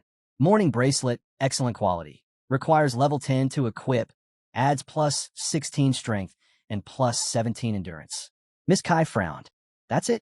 This is way too underwhelming for a secret realm boss. Even Sun Ge was puzzled. Something's off. We just took down the guardian of the secret realm, and this is all we get. Lu Fan narrowed his eyes. Yeah, something doesn't add up. Despite the strange feeling, Qinxiu handed an antidote potion to Sun Ge. Give this to Jia Ge. He needs to get rid of the poison. After dividing the loot, she turned to Lu Fan, smiling. You should take the morning bracelet. You earned it. And take some potions too. Lu Fan accepted the rewards with a nod, impressed by the fairness and discipline of the Qin family. Sun Ge quickly helped Jia Ge drink the antidote potion, hoping it would cure him before it was too late. But something still felt wrong. Qinxiu scanned the area, frowning. We defeated the boss, but the portal to exit the secret realm still hasn't appeared. Weird, right? Meanwhile, Lu Fan was fastening his morning bracelet when a sudden chill ran down his spine. He turned, sensing something ominous approaching. Miss Kai spoke up. Maybe we should start searching for the portal. But before she could finish, Lu Fan's voice cut through the air like a blade. Everyone stay put. Lu Fan checks his system and realizes something's off. The blood zombies and the iron-skinned zombie are down, but the real boss hasn't shown up yet. There's still something lurking. Sun Ge frowns. How do you even know that? Before Lu Fan can answer, Qinxiu steps in. As a holy light mage, she can feel a deep, eerie darkness nearby. That can't be good. They make their way toward the lakeside of Morning Village, and the place is downright unsettling. The air is thick with decay, the water reeks, and the whole area feels cursed. If Qinxiu says something's here, they better check it out. Maybe they missed a spot earlier. As they approach the murky water, something stirs beneath the surface. Then they see it, a massive creature covered in writhing tentacles, each lined with glaring crimson eyes. It's furious, probably because they've been taking out its minions. Lu Fan's instincts scream danger. Before anyone can react, the ground erupts with tentacles, forcing the team to dodge in a panic. Even the system can't identify what this thing is, let alone its level. Sun Ge exhales sharply. Yeah, this is definitely the real final boss. They try to evade the monstrous limbs. Sun Ge swings his crimson sword, aiming to cut through, but the creature retaliates with crushing force, sending him flying. Their strongest fighter is already down. Bad news. Then, the tentacles lunge at Qinxiu. She barely has time to react before they close in, too fast to escape. At the last second, Lu Fan rushes in, grabbing her just in time. She flushes from the unexpected save, but there's no time to dwell on it. Another strike sends them both crashing to the ground. The rest of the team rushes over. Miss Kai checks on Qinxiu, while Lu Fan shakes off the impact like it's nothing. Suddenly, a sinister purple aura rises from the water. Miss Kai goes rigid, fear gripping her. They all turn to see the full horror emerging from the lake. A towering monstrosity of tangled tentacles looms over them. But at its center is something even more disturbing, a woman with long, flowing hair and chained hands. Her eyes burn with pure hatred as she glares at them. The real fight is just beginning. Meet the Grieving Spectre, a level 25 boss and the true ruler of the secret realm. Her stats are insane. Strength at 27, agility at 183, spirit at 50, and stamina at a whopping 266. Yeah, this is bad news. To make things worse, she's surrounded by a corpse aura that constantly drains the attributes of everything in the realm by 20%. A non-stop debuff? That's brutal. And her abilities? Absolutely terrifying. Chain Whip delivers devastating damage on impact. Resentment Explosion releases built-up hatred, knocking back enemies and infecting them with corpse poison. Now, standing tall above the team, the grieving specter looms over them, her bound hands weighed down by heavy chains while her massive tentacles hold her up. Her piercing gaze locks on Sun Gu and the others. Miss Kai is frozen in shock. This is the real boss of the secret realm. Meanwhile, Jaga finally regains consciousness and immediately wants to jump back into battle. But Sun Gu stops him. I'll handle this. You need to rest until you're fully recovered. Jaga protests, but Sun Gu shuts him down. Don't push yourself. You just got your energy back. But in that moment, Sun Gu doesn't realize a tentacle is about to crash down on him. At the last second, he looks up and barely manages to block it with his sword. Close call. Lu Fan instantly reacts. He grips his legendary black machete and charges straight at the boss. He knows Sun Gu and Jia Gu are running on fumes. It's up to him to end this fight. Then, Lu Fan spots it. The true source of the Grieving Specter's power. Her original body is still intact, controlling the tentacles. If she's still a zombie, there's only one way to take her down. Without hesitation, he leaps toward her, but the boss isn't going down easy. Her face contorts into something unnatural, her mouth twists in an eerie way, and she lets out a blood-curdling scream. Suddenly, corpse chi envelopment activates, blanketing the battlefield in a sinister aura. All creatures in the realm suffer a 20% stat reduction. Not good. Lu Fan feels the debuff, but he refuses to slow down. He dodges incoming tentacle strikes, sprints up one of the heavy chains shackling the boss, and races toward her true form. Even the Grieving Specter seems stunned by his bold move. Qin Xiu yells, Lu Fan, watch out for the iron shackles. Before he can react, the boss swings her chains from the depths of the sunken lake, launching her chain lash attack. The massive chains tear through the battlefield, dealing devastating damage. Lu Fan loses his footing on the chain, his balance slipping, but he tightens his grip on his machete. The boss, now completely enraged, lets out a furious shriek. Her chains whip through the air in a relentless assault, determined to wipe out the entire group. Sun Gu leaps in, blocking one of the deadly chains and shouting, Qin Xiu, watch out. Miss Kai and Jia Gu scramble to defend themselves, but Jia Ji's shield shatters with just one hit. The situation is getting worse by the second. Despite the chaos, Lu Fan refuses to back down. His focus is locked on reaching the boss's main body. But then, out of the corner of his eye, he spots a massive tentacle slicing through the air, heading straight for Sun Gu and the others. The boss sneers, her voice dripping with malice. Keep resisting, and your entire team will perish. Lu Fan's frustration boils over. Everyone move now, he roars. Summoning every ounce of strength, he channels his dragon energy, preparing to unleash his dragon strike once more. The devastating attack lands, wounding the Grieving Specter, but she's far from defeated. Now, she's lashing out wildly, her chains becoming a whirlwind of destruction. The team is barely hanging on. Lu Fan knows he needs more power. Without hesitation, he activates Dragon Blood Transformation, his arm morphing into a dragon's claw, pulsing with raw energy. With this surge of strength, he tears through the chains, freeing himself and breaking the boss's grip on the others. He lands on the ground, panting but victorious over her latest assault. Sun Gu watches in awe before shaking his head.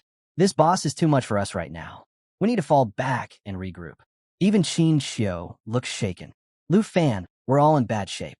If we don't leave now, we might not make it out of here. The Grieving Specter is still glaring daggers at them, preparing another devastating strike. But Lu Fan doesn't flinch. He turns to the group. Head back to the village. We've already cleared out the zombies there. Sun Gu, Miss Kai, make sure everyone gets out safely. Qin Xiu's eyes widen with concern. You're staying here? Alone? Lu Fan simply smirks. I'll handle the boss. Don't worry about me. Miss Kai gives a firm nod, realizing they don't have much choice. We have to go. She places a reassuring hand on Qin Xiu's shoulder, urging her to come along. Qin Xiu hesitates, her worry evident. But deep down, she knows Lu Fan won't change his mind. With one last reluctant glance at him, she turns and follows the others to safety. Now things are about to get wild. Lu Fan raises his hand, and in an instant, flames ignite across the battlefield. A swirling portal rips open before him. He knows the team wouldn't stand a chance against the boss, even without the 20% debuff. Instead of risking their lives, he decides to call in some serious backup. The grieving specter boss glares at him, her rage boiling over. But even she has no idea what's coming next. Lu Fan smirks. Xiao Yi, let's have some fun. Boom! From the portal, a massive figure emerges. His legendary black dragon, Xiao Yi. Without wasting a second, she lunges forward, sinking her powerful jaws into the boss's writhing tentacles. The entire team is stunned into silence. Did Lu Fan just summon a dragon? And not just any dragon. Xiao Yi is even bigger than when they last saw her. With razor-sharp claws and enormous wings, she effortlessly parries every tentacle strike thrown her way. Lu Fan hadn't planned on revealing Xiao Yi to the group just yet, but against an enemy like this, he had no choice. And Xiao Yi, ever the loyal companion, follows his lead without hesitation. She launches into giant assault, surging forward at breakneck speed, her fangs tearing into the boss's flesh. The damage is brutal, deep wounds open, and thick black blood spills into the air. The grieving specter boss lets out a blood-curdling shriek, her attacks turning frantic and desperate. But Xiao isn't done. With one final, devastating move, she rips apart the chains binding the boss, sending her plummeting back into the abyss. And just like that, the hidden ruler of the realm of chance is defeated. Sun Gu stands frozen, his brain struggling to process what just happened. Lu Fan just took down that monster in 2 hits. The sheer power he just witnessed is both terrifying and awe-inspiring. Jiagu, still reeling, whispers, I never thought I'd see a real dragon, let alone watch one in battle. The whole team is stuck somewhere between shock, fear, and admiration. Dragons were always considered harbingers of doom, yet here they are, still standing. That's when it all clicks for Qin Xiao. The whispers about a mysterious dragon tamer in Jianghai City, the one everyone dismissed as a failure, it's all been about Lu Fan. And after what she just saw, there's nothing worthless about him. Meanwhile, Lu Fan simply pats Xiao Yi's scales with a smile. Nice work. Then, the scene shifts 3 centuries into the past. The tragic origins of the grieving specter boss unfold before us. She once lived in a peaceful city, protected by the church and untouched by outside threats. Life was simple, blissful, until the plague came, and everything fell apart. Her grandfather was the first to fall ill, and soon, bodies began piling up by the lake, outpacing the town's ability to bury them. Desperate to save her people, she turned to forbidden magic, hoping to find a cure. But instead of being hailed as a savior, she was branded a dark witch. Her newfound abilities allowed the grieving to speak with their lost loved ones, offering them one final goodbye. But no matter what she tried, she couldn't stop the dying. Then, one fateful day, the church father arrived, flanked by 2 knights with iron chains. They accused her of causing the plague and ordered her arrest. She stood there, bewildered. Why were they punishing her? All she had done was help people find peace. But the knights didn't care. They shackled her wrists and dragged her to the lake's edge. With cold, unwavering resolve, they cast her into the water. The heavy chains pulled her deeper and deeper. As the icy darkness swallowed her whole, her last thoughts weren't of anger or vengeance, just confusion. Why was she condemned for trying to save them? Back in the present, Lu Fan approaches Xiao Yi, resting a hand on her scales. His expression is calm, but his thoughts are racing. Sun Gu and the others remain stunned, still trying to wrap their heads around the sheer power of the black dragon standing before them. Sun Gu finally exhales. With Xiao Yi on our side, we can leave this place now. But Lu Fan doesn't move. His gaze lingers on the lake, where bubbles are beginning to rise. The portal hasn't appeared. Something's wrong. The fight isn't over, he murmurs. The bubbling intensifies, a disturbance stirring from the lake's depths. Then, without warning, the boss's silhouette emerges. Moments later, she bursts from the water, launching herself into the sky. Lu Fan and Xiao instinctively crane their necks, eyes widening. This was unexpected. The boss is now suspended midair, swirling torrents of water spiraling around her. Her arms extend outward, and a suffocating pressure fills the battlefield. Sun Gu reacts immediately, unsheathing his sword. The rest of the team follows suit, bracing themselves for whatever comes next. Xiao Yi, sensing the shift in power, spreads her wings, shielding the group from potential attacks. Then, the water surges upward, taking shape. A colossal woman, formed entirely from the lake itself, looms over them, her gaze burning with pure hatred. A status window flashes before them. Grieving Spectre Boss, second stage. Her level is still 25, but her difficulty has skyrocketed from challenging to hard nightmarish. Her stats have undergone a terrifying transformation. Strength, 271, 286. Agility, 183, 249. Spirit, 150, 435. Endurance, 266, 399. The boss has unleashed a terrifying new arsenal of abilities. 1. Lamentation Impact. A curse of pure resentment that has a chance to instantly kill its target. Even if it doesn't, it deals devastating damage and inflicts brutal effects like poison, bleeding, and stun. 2. Deep Aquatic Pressure. She manipulates water from the lake, forming inescapable prisons for her enemies. 3. Body of Resentments. All physical damage is completely nullified. Swords, arrows, even direct attacks, useless. 4. Will of Resentment. She detonates an explosion of resentment, reviving all the corpses within the secret realm. Sun Ji's grip tightens on his sword, his expression grim. Jiagu and Qin Qiu exchange anxious glances, their fear palpable. Miss Kai pulls out her dagger, her hands trembling. She's moving in her next phase, she warns. The boss erupts in rage, her hands stretching toward the sky. In an instant, she unleashes deep aquatic pressure, summoning a towering water entity that hurls enormous orbs of water straight at them. Just before impact, Xiao Yi spreads her wings and activates Restriction, a powerful immunity skill. The system window flashes before Lu Fan's eyes. Black Dragon Lineage skill activated. Reduces all incoming damage by 50%.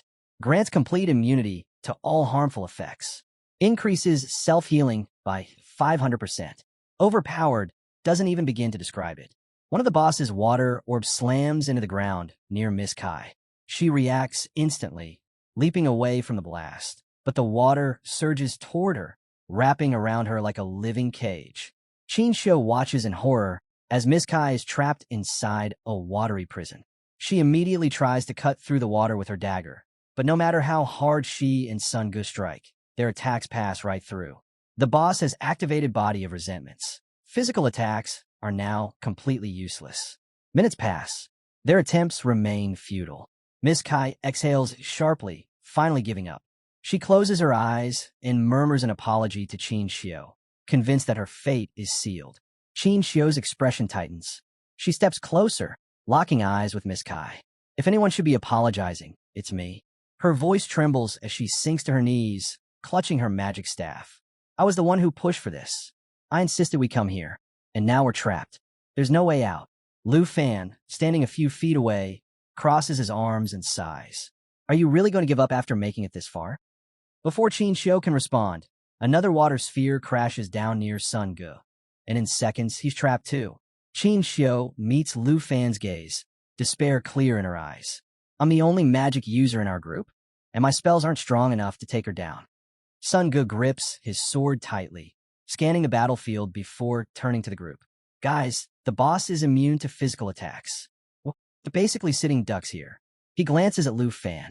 Can you hit her with magic? Before Lu Fan can respond, the boss launches Lamentation Impact. The massive water entity stretches out an arm, aiming straight for him. Xiao Yi reacts instantly, throwing up a wing to shield Lu Fan. Her sharp gaze practically screams, "Stay alert." Lu Fan shakes his head. Sorry, I can't use magic against her. As the deadly attack hurtles toward them, Xiao Yi exhales sharply, redirecting the force. A system notification appears. Black Dragon's immunity activated.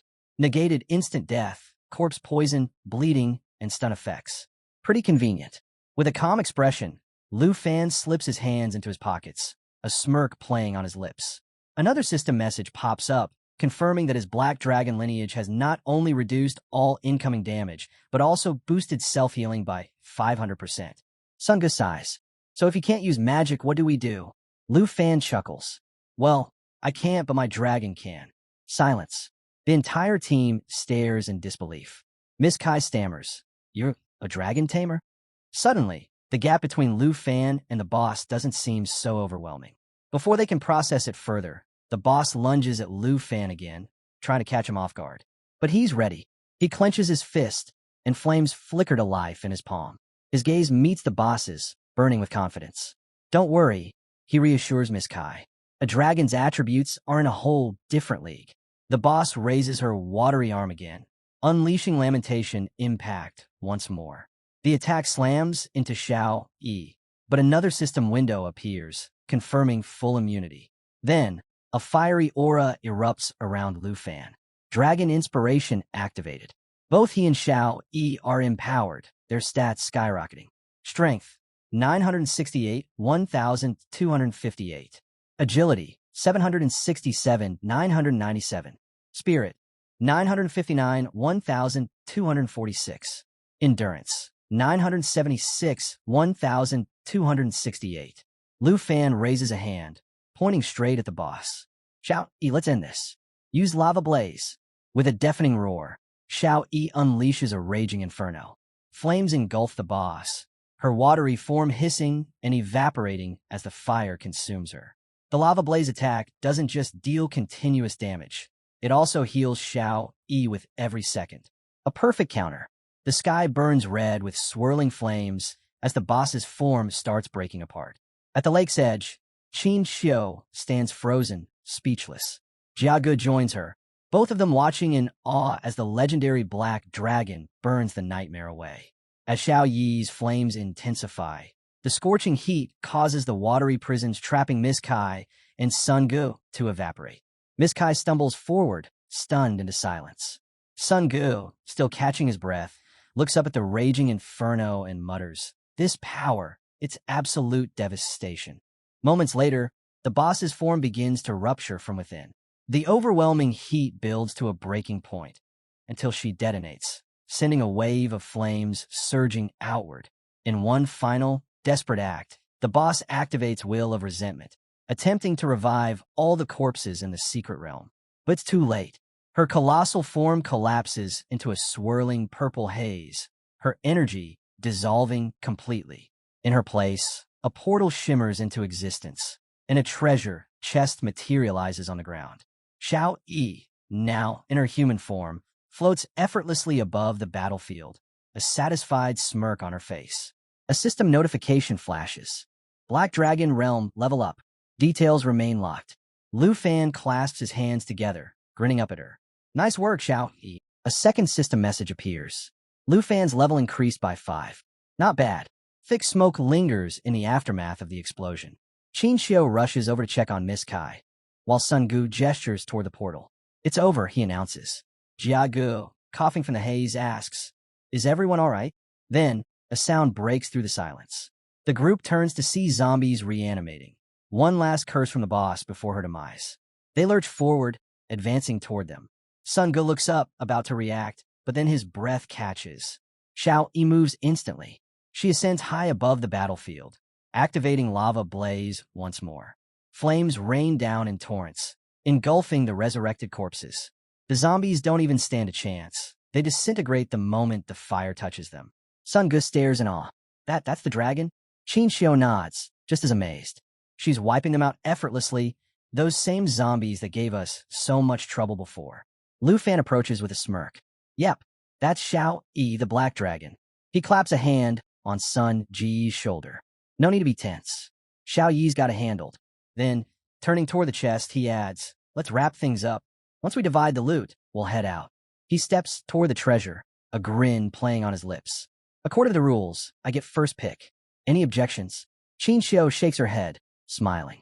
"None at all." With that, Lu Fan reaches for the chest and lifts the lid. A golden glow spills out, illuminating his face.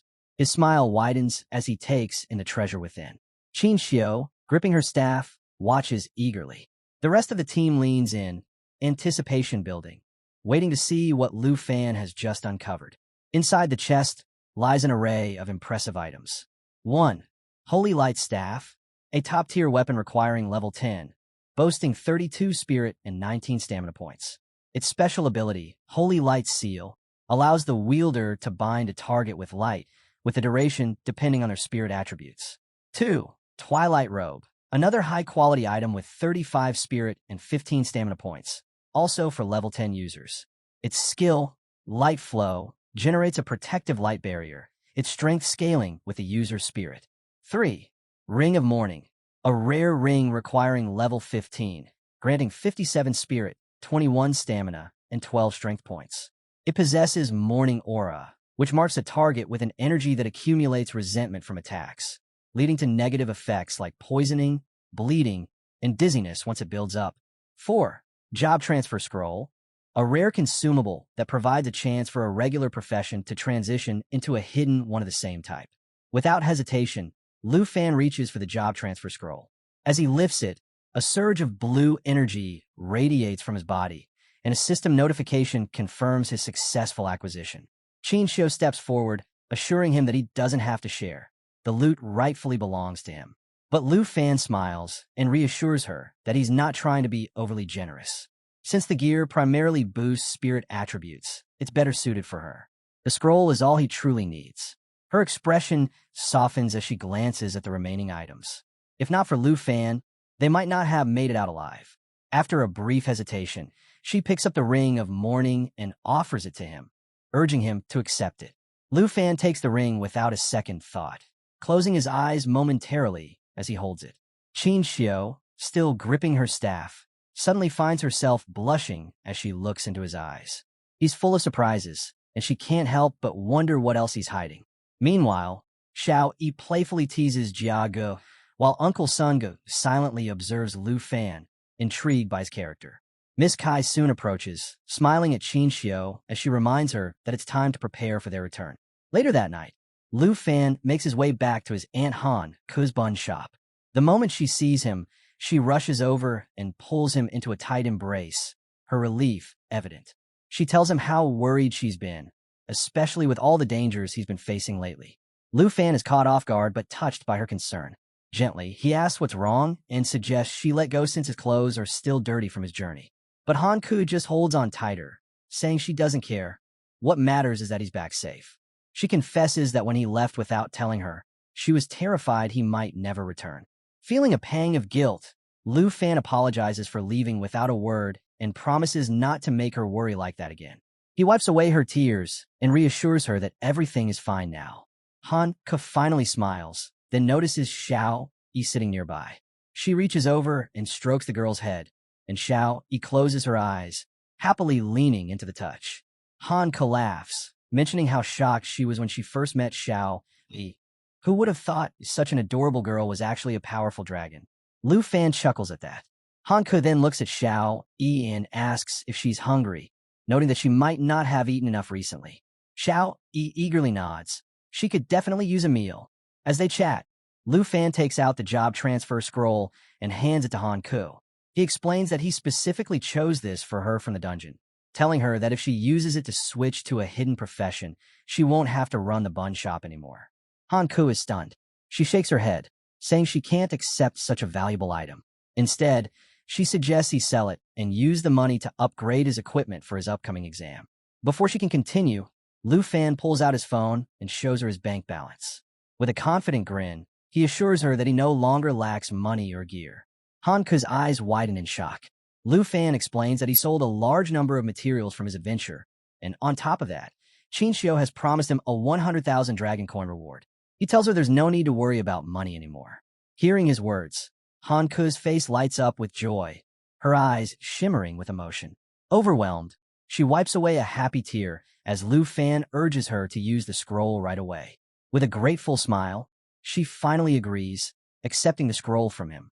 As Han Ku unfurled the scroll, it emitted a dazzling light. A surge of blue energy surrounded her, making her hair and dress float as if gravity no longer applied. She gasped, caught between surprise and excitement as the scroll's power took hold. Slowly, the parchment dissolved into shimmering particles, and she gently lifted off the ground, absorbing its energy.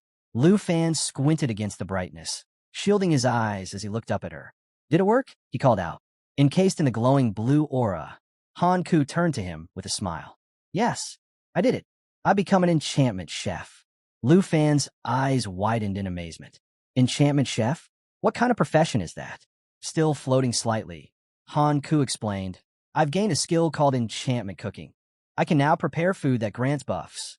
Lu Fan grinned. Your cooking was already amazing. Now with added effects? That's going to be insane. She chuckled, waving off his compliment. You're just saying that to make me happy. Before Lu Fan could respond, he suddenly realized something. Wait, where's Xiao Yi? They both turned toward the kitchen, only to find absolute chaos. Xiao Yi had snuck inside while they were talking and devoured everything in sight. Stacks of buns? Gone. Soup? Finished. Even the side dishes were nowhere to be found.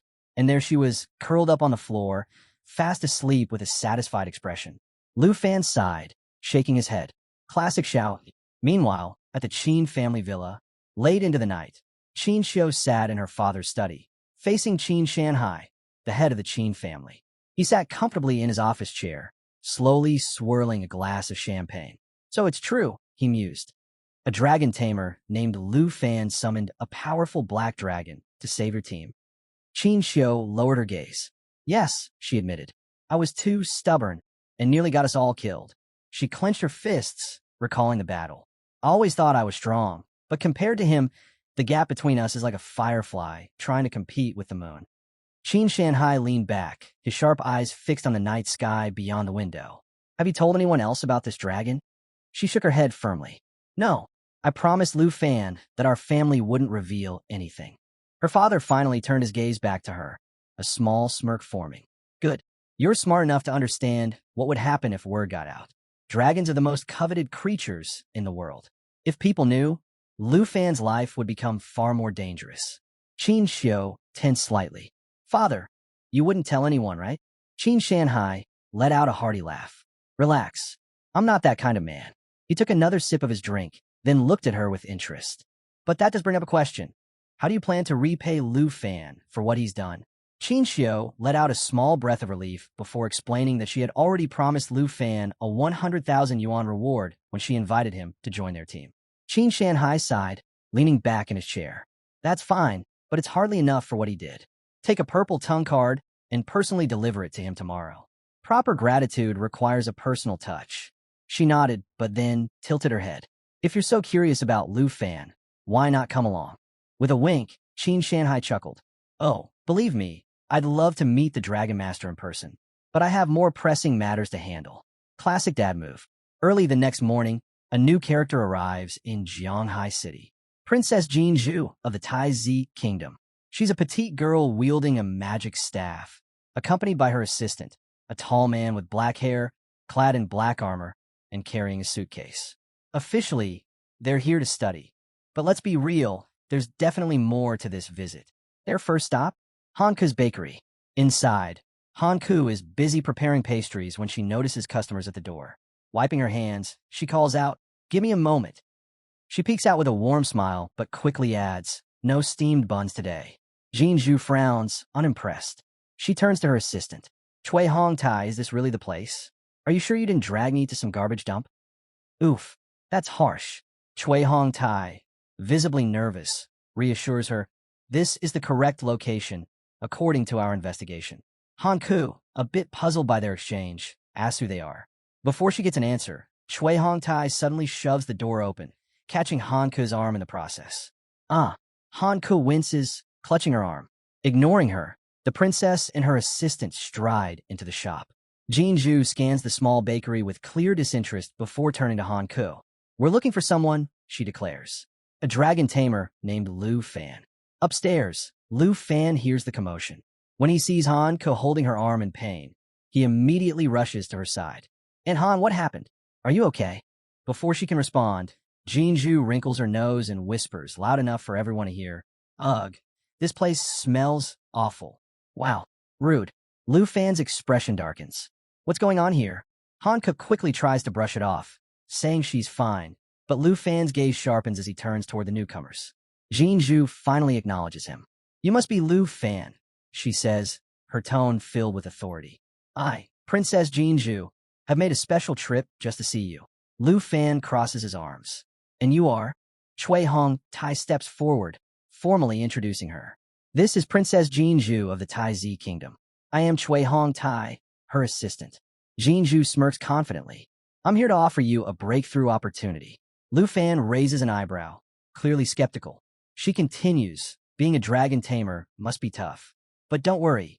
She gestures to Chui Hong Tai, signaling him to proceed with whatever they have planned next. Chui Hong Tai snaps open the suitcase, revealing a dragon egg inside. Lu Fan's eyes widen in shock, beads of sweat forming on his forehead. Before he can react, Princess Jinju confidently declares, "This egg is yours, if you accept my request." She raises a finger, pointing straight at him. "I want you to be my servant and obey my every command, without question." Seriously? This spoiled princess thinks she can just buy him off? Chui Hong Tai holds the dragon egg carefully with both hands, proudly displaying it as if it were the rarest treasure in existence. Meanwhile, Jinju starts boasting that she personally acquired it from the armored dragon lair, and that it's the only dragon egg in the world. Hanka watches this ridiculous exchange in utter disbelief. Her nephew? A servant? She's visibly upset, questioning how this so-called contract could be so absurdly one-sided. Curious, Lu Fan opens his status window to examine the dragon egg. Turns out, it's an armored dragon egg. This dragon species is naturally tanky, boasting a tough shell that reduces incoming damage by 30%. Sound good, right? But here's the catch. Its only attack is swinging its giant tail in a fan-shaped area. No fire, no flight, nothing special. It's weaker than a wyvern. While Lu Fan is analyzing these mediocre stats, Princess Jinju mistakes his silence for awe. She crosses her arms smugly and declares, "That's right. You should be honored. This is a powerful dragon." Lu Fan raises an eyebrow before cutting her off. "Powerful?" He smirks. "The stats are decent, sure. But the only thing this dragon is good at is taking hits. Can this even be called a dragon?" Jinju freezes in place, completely stunned. Did he just insult the egg? She narrows her eyes, questioning whether Lu Fan even understands what a dragon egg means to a dragon tamer. As she fumbles for a response, Han Ke watches, completely bewildered. How could a child be so bold as to demand someone become her slave? Before she can step in, Lu Fan calmly reassures his aunt. "Don't worry, Aunt Han. I got this." Meanwhile, Jinju throws a fit. "A dragon tamer without a dragon is nothing," she exclaims. "If you swear loyalty to me, you could become the strongest dragon tamer in history." She leans in slightly, her tone dripping with arrogance. "Fame, power, doesn't that sound exciting?" Lu Fan remains perfectly calm. Then, with a polite but firm voice, he simply says, "I refuse. That's our guy. No hesitation, no second thoughts. He's not about to be ordered around by some bratty princess." Princess Jinju stares in disbelief, as if Lu Fan's refusal just shattered her entire worldview. "You need to rethink this," she demands. "Do you understand what you're turning down? This is your chance to make history as a dragon tamer." At this point, Lu Fan is done. His patience is running thin. "If that's all you came for," he says flatly, "then leave. I'm not interested in your dragon egg, and I sure as hell won't be anyone's servant." His direct rejection sends Jinju into a rage. Chui Hong Tai immediately steps forward, placing himself between them. His eyes narrow as he glares at Lu Fan. "Do you have any idea who you're speaking to?" he growls. "The princess is personally offering you a chance to rise to prominence, and you dare to disrespect her? What an ignorant fool." Lu Fan scoffs. "Chance? Respect? Don't be ridiculous. I won't be anyone's servant." Jinju, absolutely livid now, points directly at Lu Fan. "Chui Hong Tai, teach him a lesson." Without hesitation, Chui Hong Tai clenches his fists. "As you command." Danger spikes in the air. Hanka instantly steps in front of Lu Fan, holding up her hands. "Please wait. Don't be rash." She pleads with them to drop the matter, explaining that Lu Fan has made his decision. But Chui Hong Tai doesn't care. In a flash, he closes the distance and shoves her aside. "Out of the way," he barks. Han Ku stumbles, gasping as she cries out in pain. Lu Fan's heart stops. Everything blurs. By the time he registers what just happened, his aunt is on the ground, holding her cheek.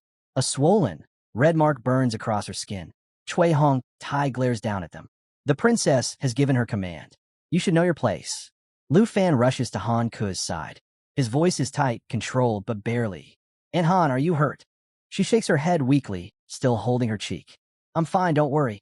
Chui Hong-tai steps forward again, sneering. "Even commoners dare to defy the princess of Taizi? Fine, I'll teach you a proper lesson." Han Ku's voice trembles. "Lu Fan, be careful." Too late. Lu Fan moves. In a blink, he draws his massive black machete and slashes. A sharp gust cuts through the air. Chui Hong-tai barely reacts in time, but not fast enough. A thin line of red appears across his cheek. Blood drips. He stumbles back, stunned. Han Ku grasps Lu Fan's arm, trying to hold him back. "Don't be reckless," she begs. Jin Zhu, still oblivious, frowns. "Chui Hong-tai, what's going on?" Chui Hong-tai wipes the blood from his face, his mind racing. Lu Fan is not ordinary. But Lu Fan isn't done. His eyes lock onto the bratty princess. He steps forward, then, without warning, delivers a swift backhand slap across her cheek. A loud smack echoes through the bakery. Jin Zhu stumbles back, clutching her face. Her entire world stops. Lu Fan doesn't care who she is or where she's from. His voice is sharp, cold. "Shut your noisy mouth, take your trash, and get the hell out of my house." Chui Hong-tai's face twists with rage. "You dare hit the princess?" he roars. He lunges at Lu Fan, weapon raised. Clang! Lu Fan deflects the attack with ease, his black machete knocking Chui Hong-tai's spear wand out his hand. It clatters to the ground. Silence. Chui Hong-tai stares wide-eyed. Jin Zhu, still holding her cheek, is too stunned to speak. Lu Fan simply stands there, unmoved. Looks like the spoiled princess just learned a lesson. Chui Hong-tai turned his gaze back to the princess, who sat on the ground, clutching her cheek in fury. Seething, she retaliated with a slap of her own, calling him worthless and demanding to know if she looked fine to him. Without hesitation, she ordered him to kill Lu Fan, insisting that even if they couldn't find another dragon tamer, Lu Fan had to die. Chui Hong-tai responded firmly, "Understood." Meanwhile, at Lu Fan's place, his phone buzzed nonstop, irritating Xiao Yi. The persistent caller was Qin Xiao, puzzled by the lack of response. She was sure she had the correct number, the one he gave her when they returned to the city. As she wandered the streets, she tried to recall the way to his house. Out of nowhere, an explosion shattered a nearby wall, jolting her. Chui Hong-tai came crashing through, clearly battered from fight. Bystanders started murmuring, some accusing the foreigner of causing trouble. Annoyed by the attention, Princess Jin Zhu snapped at the crowd, telling them to mind their own business. Then, Lu Fan stepped forward at a steady pace, his large black machete resting in his left hand. Chui Hong-tai knelt, admitting his defeat. He couldn't match Lu Fan. His stats were simply too high. The princess smirked and offered to help. With that, she began chanting, and an ominous, dark aura swirled around her. Lu Fan immediately recognized the spell. It was the polar opposite of Qin Xiao's holy magic. That meant Jin Zhu was also from a hidden class. He braced himself, sensing trouble. Before he could react further, Qin Xiao suddenly appeared, rushing toward him. Surprised, he wondered why she was there. The princess completed her incantation, and all the sinister energy funneled into Chui Hong-tai. He let out an agonized scream as the power surged through him, forcing both Lu Fan and Qin Xiao to shield their eyes from the intense glow. A status window popped up, revealing Chui Hong-tai's class, Guardian Knight, a combat type. Meanwhile, Princess Jin Zhu was listed as an advanced spiritual witch, another combat type. As the light faded, Chui Hong-tai had transformed into something monstrous. "I'm here to help you," Qin Xiao declared, stepping in front of Lu Fan defensively. Without warning, Chui Hong-tai lunged at them.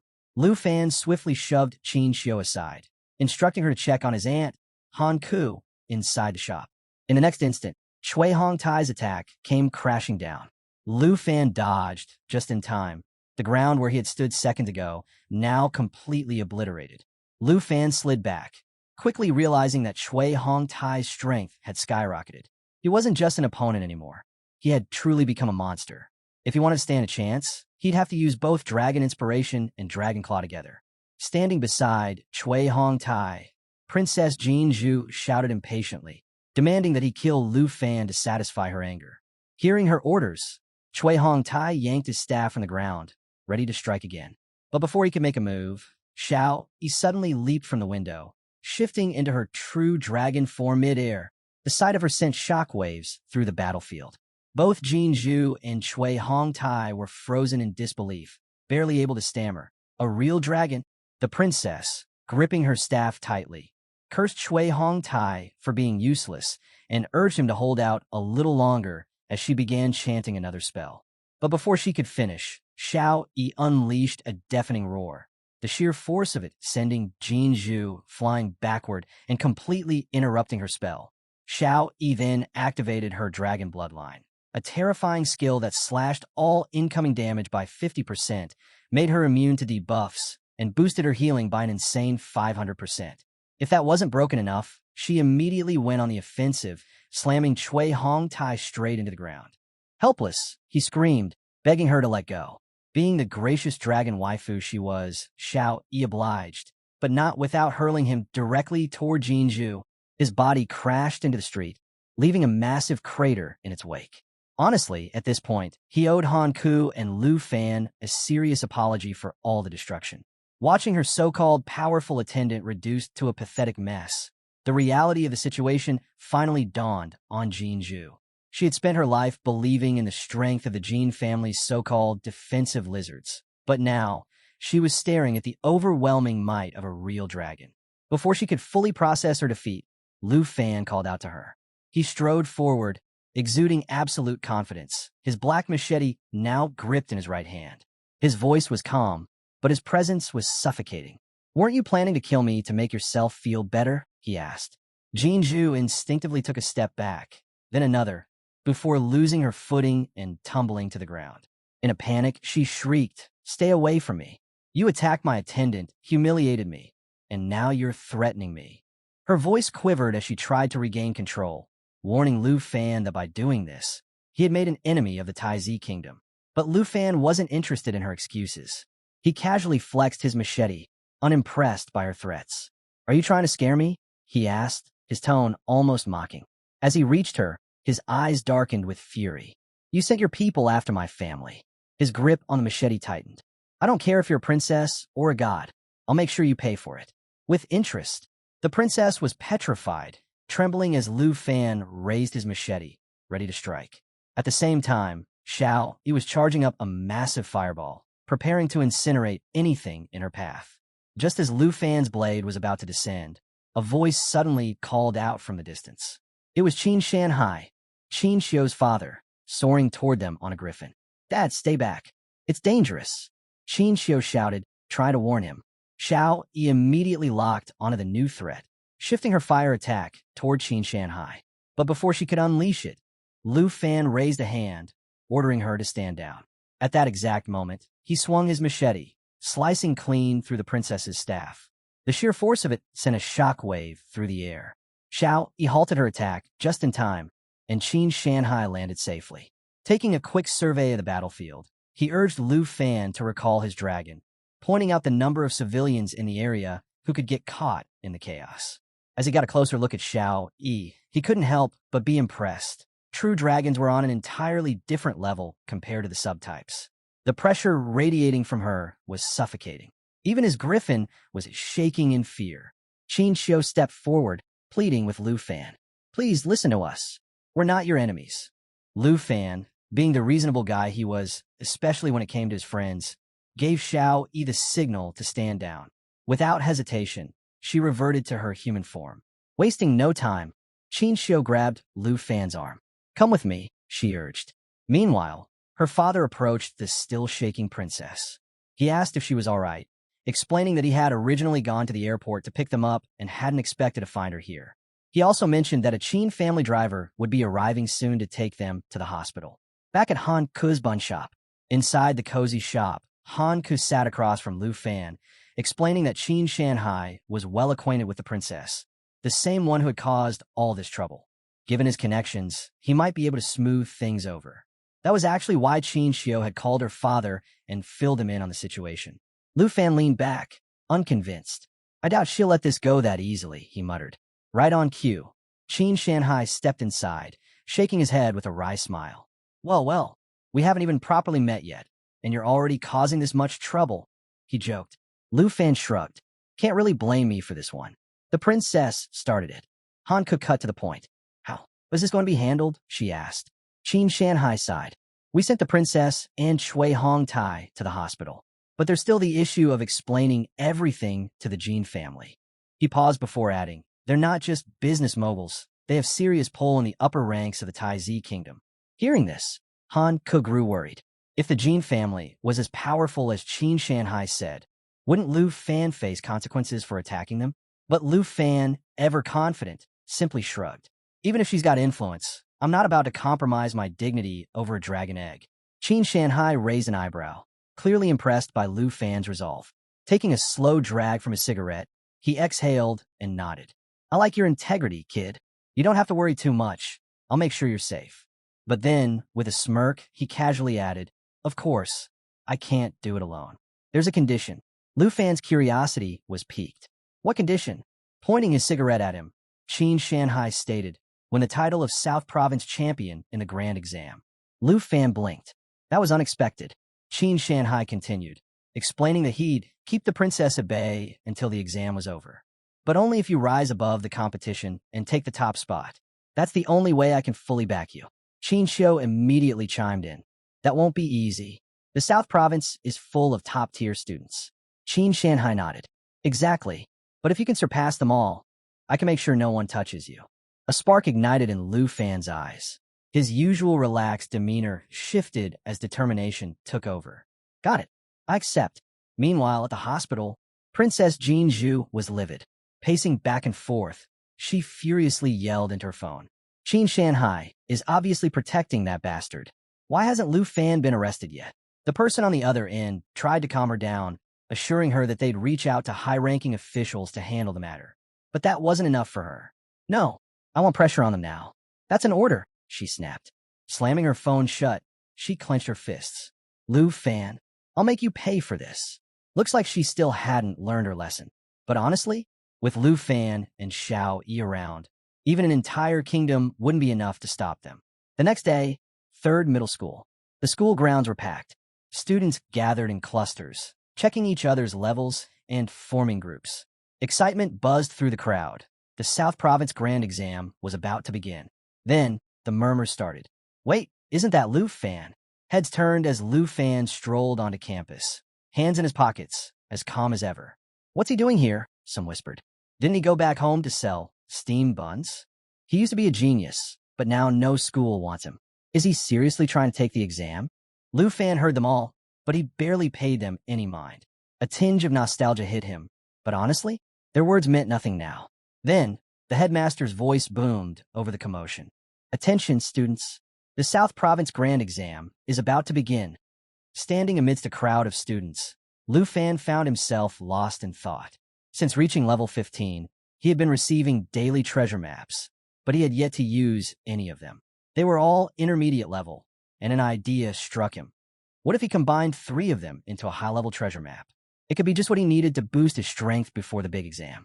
Before he could dwell on it further, a voice snapped him back to reality. Lu Fan, turning around, he spotted Teacher Li approaching. The teacher eyed him curiously. Are you taking the grand exam? Lu Fan nodded. Yeah, I've been working hard to get stronger. Teacher Li smiled, clearly impressed. That's good to hear. Reaching into his pocket, he pulled out a teleportation stone and handed it to Lu Fan. Take this. I believe in your fighting spirit. You might just rival the professionals out there. Lu Fan accepted the stone, inspecting its properties. It was of rare quality and came with some interesting features. When used in the Trial Secret Realm, it teleports the user to the 1st floor of the Heavenly Tower. When used in the Heavenly Tower, it returns the user to the Trial Secret Realm platform. After examining it, he looked up as Teacher Li continued, his tone turning serious. Remember, professions are everything in this world. Even though it's just an exam, one wrong move could cost you badly. He advised Lu Fan to find a teammate for the trial and reminded him that if things got too dangerous, the teleportation stone would be his best escape option. Lu Fan gave a confident nod. Got it. I'll be careful. As Teacher Li walked away, murmurs broke out among the students nearby. Is Lu Fan really competing? He used to be talented, but there's no way he can keep up now. He should have just quit while he had the chance. But Lu Fan wasn't the least bit fazed. Let them talk. He had bigger things to focus on. In team trials, scores were split between members, but he didn't just want to pass. He needed to dominate. He had promised Qin Shanhai he would take the top spot, and that was exactly what he intended to do. Just then, another voice called out, "Lu Fan." He turned to see Qin Xiu approaching, accompanied by another girl. Raising an eyebrow, he greeted them. "Who's this?" "Your teammate." Qin Xiu smiled. "This is my best friend, Tao Xiaoman. She's a level 1 combat swordsman." Tao Xiaoman greeted him politely, but before she could say much else, Qin Xiu cut to the chase. "Lu Fan, want to team up with us for the trial?" Tao Xiaoman blinked in surprise at the sudden invitation, but before she could even process it, Lu Fan shook his head. "I appreciate it, but I'll be going solo." Both girls looked at him, surprised. He gave a small smile. "This is a challenge I've set for myself. I need to see it through alone." With that, he waved and turned to leave. "I'll see you at the exam site." Qin Xiu sighed, a hint of disappointment flickering in her eyes as she watched Lu Fan walk away. She had been hoping to team up with him, but deep down, she knew the truth. With his strength, any teammate would probably just slow him down. Still, she wished him luck, knowing he didn't need it. Beside her, Tao Xiaoman frowned in confusion. "I don't get it. Why would you invite someone from the weakest profession to team up with us?" Qin Xiu just smiled. "Lu Fan is stronger than he looks. In fact, I think he'll be the top scorer in the entire South Province." Tao Xiaoman's eyes widened. "No way. That's a bold claim." Then, with a teasing smirk, she nudged Qin Xiu. "Wait, don't tell me you've fallen for the Dragon Tamer." "W what?" "No way."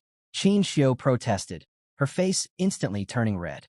But Tao Xiaoman just laughed. "MHM, I'm sure, but your face says otherwise." Scene shift, the grand exam, trial's secret realm. Lu Fan stepped through the portal like a total boss. He took a deep breath, glancing at the vast new world ahead. This is where it all begins. Above the gathered students, a massive screen flickered on, showing Principal Bai Hongtu standing on a podium. His voice boomed through the arena, explaining the trial structure. "Listen up.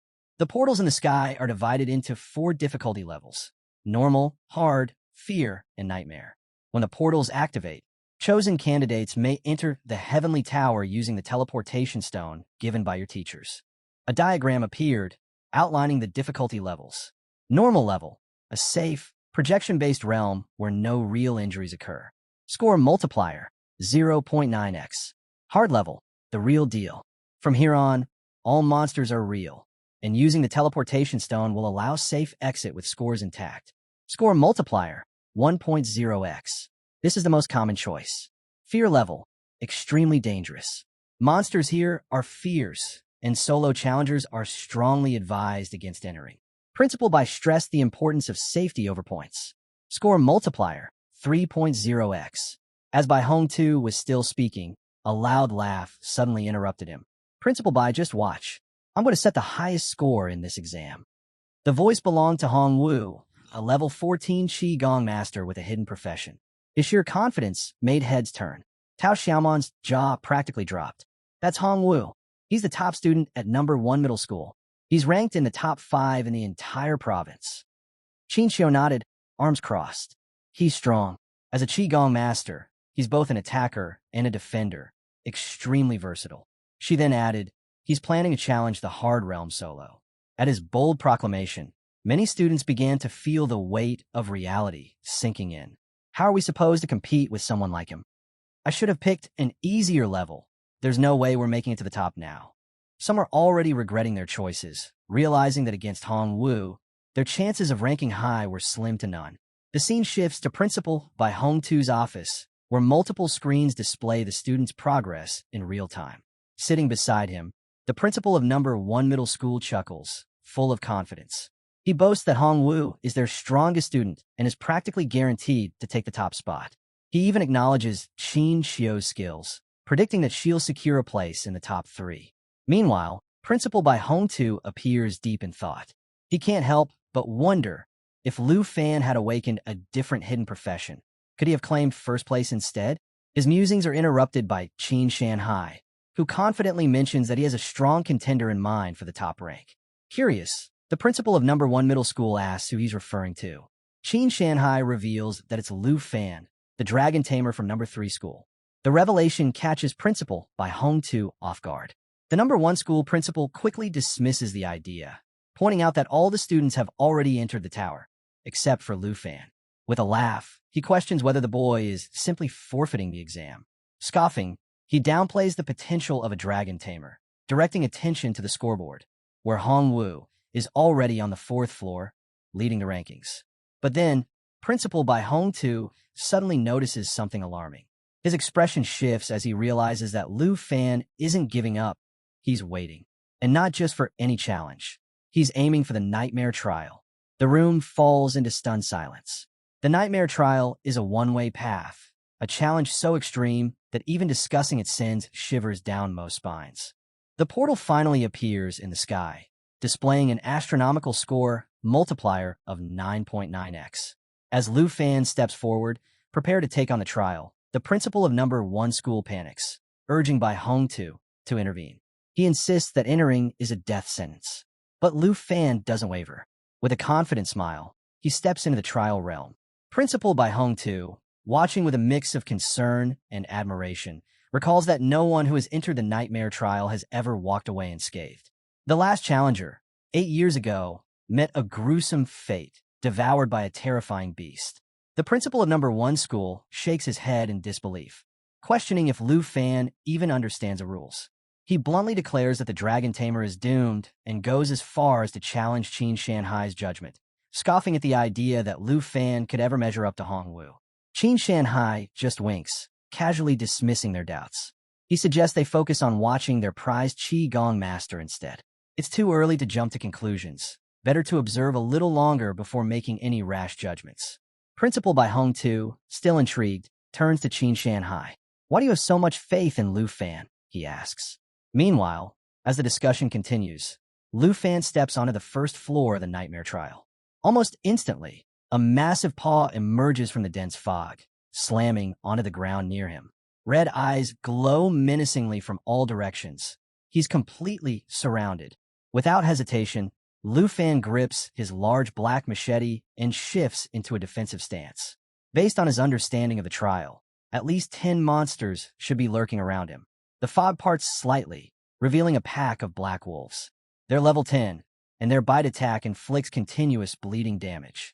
Worse yet, they possess a skill called Night Howl, which boosts all their allies' attributes and resets skill cooldowns. The wolves let out a deafening roar before lunging at him. But Lu Fan remains calm. In one swift motion, he unleashes Dragon Fang Strike. His blade tears through the air, slicing through every wolf in a single, devastating blow. A notification chimes. The 1st floor of the Nightmare Trial Sky Tower is cleared. Lu Fan instantly gains 990 points. Back in the control room, the principal of number 1 middle school is left speechless. A one-hit kill? Just what kind of monster is this kid? He exclaims. He can't believe how absurdly powerful Lu Fan is. His stats must be far beyond his peers.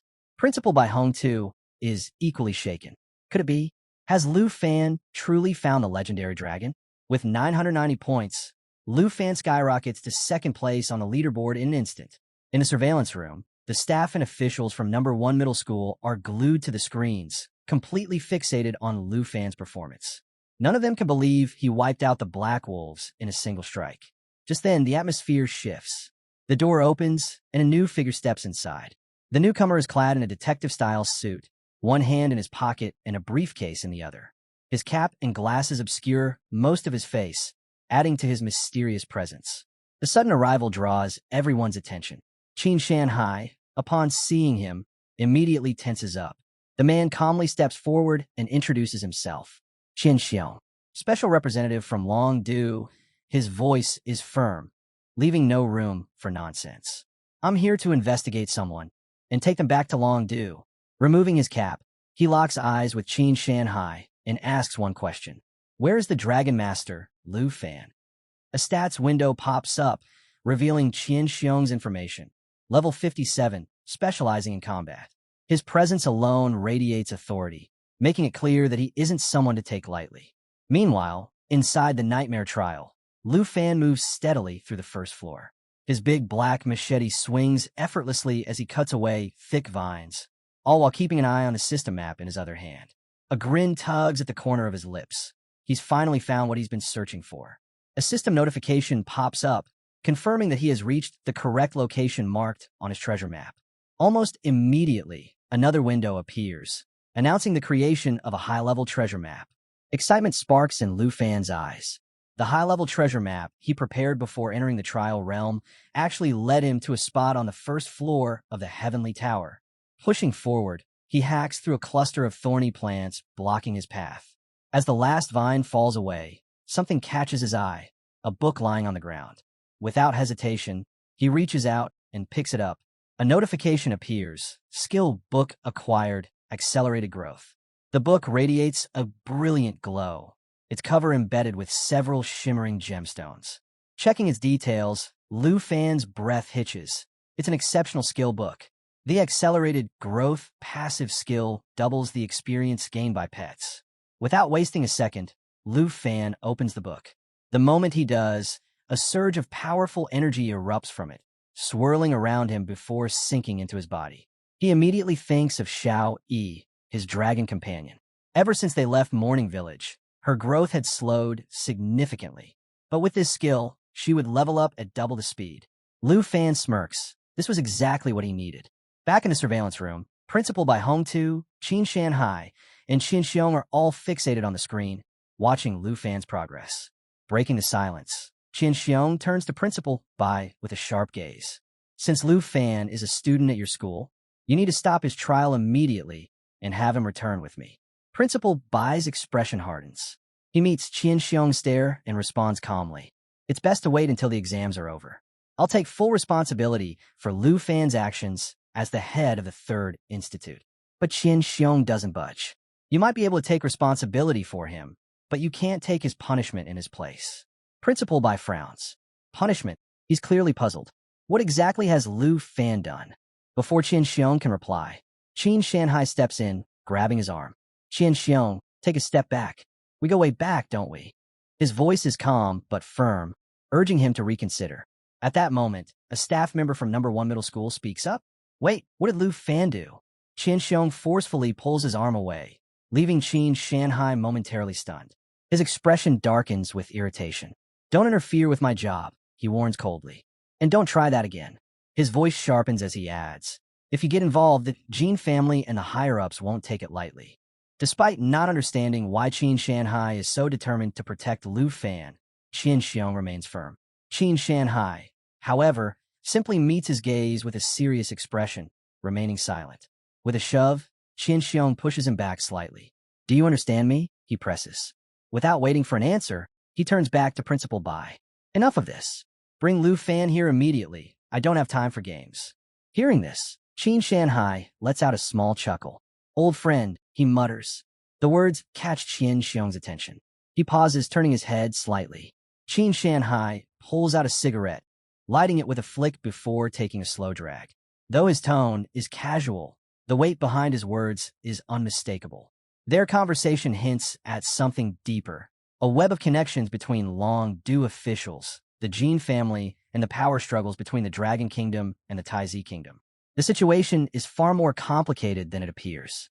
Then, Qin Shanhai exhales a cloud of smoke and speaks with absolute certainty.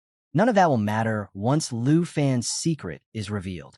His gaze sharpens as he stares straight at Qin Xiong. No one is taking him away today. Straight at Qin Xiong. No one is taking him away today. Qin Xiong's expression twists with anger. Enough of your nonsense. You act like Lu Fan is hiding some world-changing secret. His patience is wearing thin. You're going too far, Qin Shanhai. Are you really planning to defy an envoy's orders? As Qin Xiong turns to leave, Qin Shanhai grabs his arm once again. If that's what you think, then fine, he says calmly. I'll take responsibility. The tension in the room thickens. A system notification appears. Qin Shanhai, level 57 knight. Qin Xiong, level 57 swordsman. Qin Xiong clenches his jaw. You'll regret this, he growls. I'll report your actions to the higher-ups in long due. Before things spiral further, Principal Bai Hongtu steps in. Enough, he says firmly. The major exam is still ongoing. Let's not cause a scene. But Qin Shanhai isn't done. He looks Qin Xiong dead in the eye. Aren't you curious? He asks. Lu Fan's secret, the one that could shake the very foundations of Longdu and the Jin family. For the first time, Hesitation flickers across Qian Xiong's face. His gaze shifts back to the screen, displaying Lu Fan's progress. Nightmare difficulty. The realization hits him like a ton of bricks. Lu Fan is actually attempting the nightmare level of the trial. His shock is evident. How is that even possible? He mutters. Why would he attempt something that reckless? What makes him so confident? Meanwhile, inside the nightmare trial, Lu Fan stands before a massive gate, deep in thought. He's ready to push himself to the absolute limit. No backup, no shortcuts, just pure skill. Now that he has the growth acceleration skill, an idea strikes him. Why not summon Xiao Yi early? With his passive ability, she'll earn double the experience. Checking his status window, he grins. Growth acceleration, active. A 100% experience boost for his pet? Not too shabby. Back in the surveillance room, the principal of First Middle School glances at Qian Xiong. Didn't you see him earlier? He was taking out multiple opponents in a single move. Both men are still trying to process what they just witnessed. Lu Fan's overwhelming strength is simply beyond their expectations. Just then, Lu Fan's voice echoes from the screen. Come out, Xiao. A deafening roar shakes the trial grounds as a massive black dragon appears. The moment Xiao Yi materializes, Qian Xiong and the principal freeze in place, their eyes locked onto the screen in utter disbelief. Qian Xiong stares, struggling to form a sentence. This is a dragon. His voice barely rises above a whisper. Meanwhile, Xiao Yi raises one of her powerful claws and smashes into the massive gate before them. The sheer force behind her attack is terrifying. Even Qin Shanhai, despite having seen Xiao Yi before, feels a bead of sweat roll down his temple. Her strength is just as monstrous as before. With a single devastating blow, the entire gate crumbles into dust, scattering debris everywhere. The battlefield is left in ruins. Qin Shanhai finally turns to the others, his expression unreadable. Now you know Lu Fan's secret. Silence grips the surveillance room. The air feels heavy as every official in the room watches in stunned awe, beads of sweat forming on their brows. Pointing to the screen, Qin Shanhai makes a declaration that leaves everyone shaken. Lu Fan is the only dragon tamer in history to have a real dragon.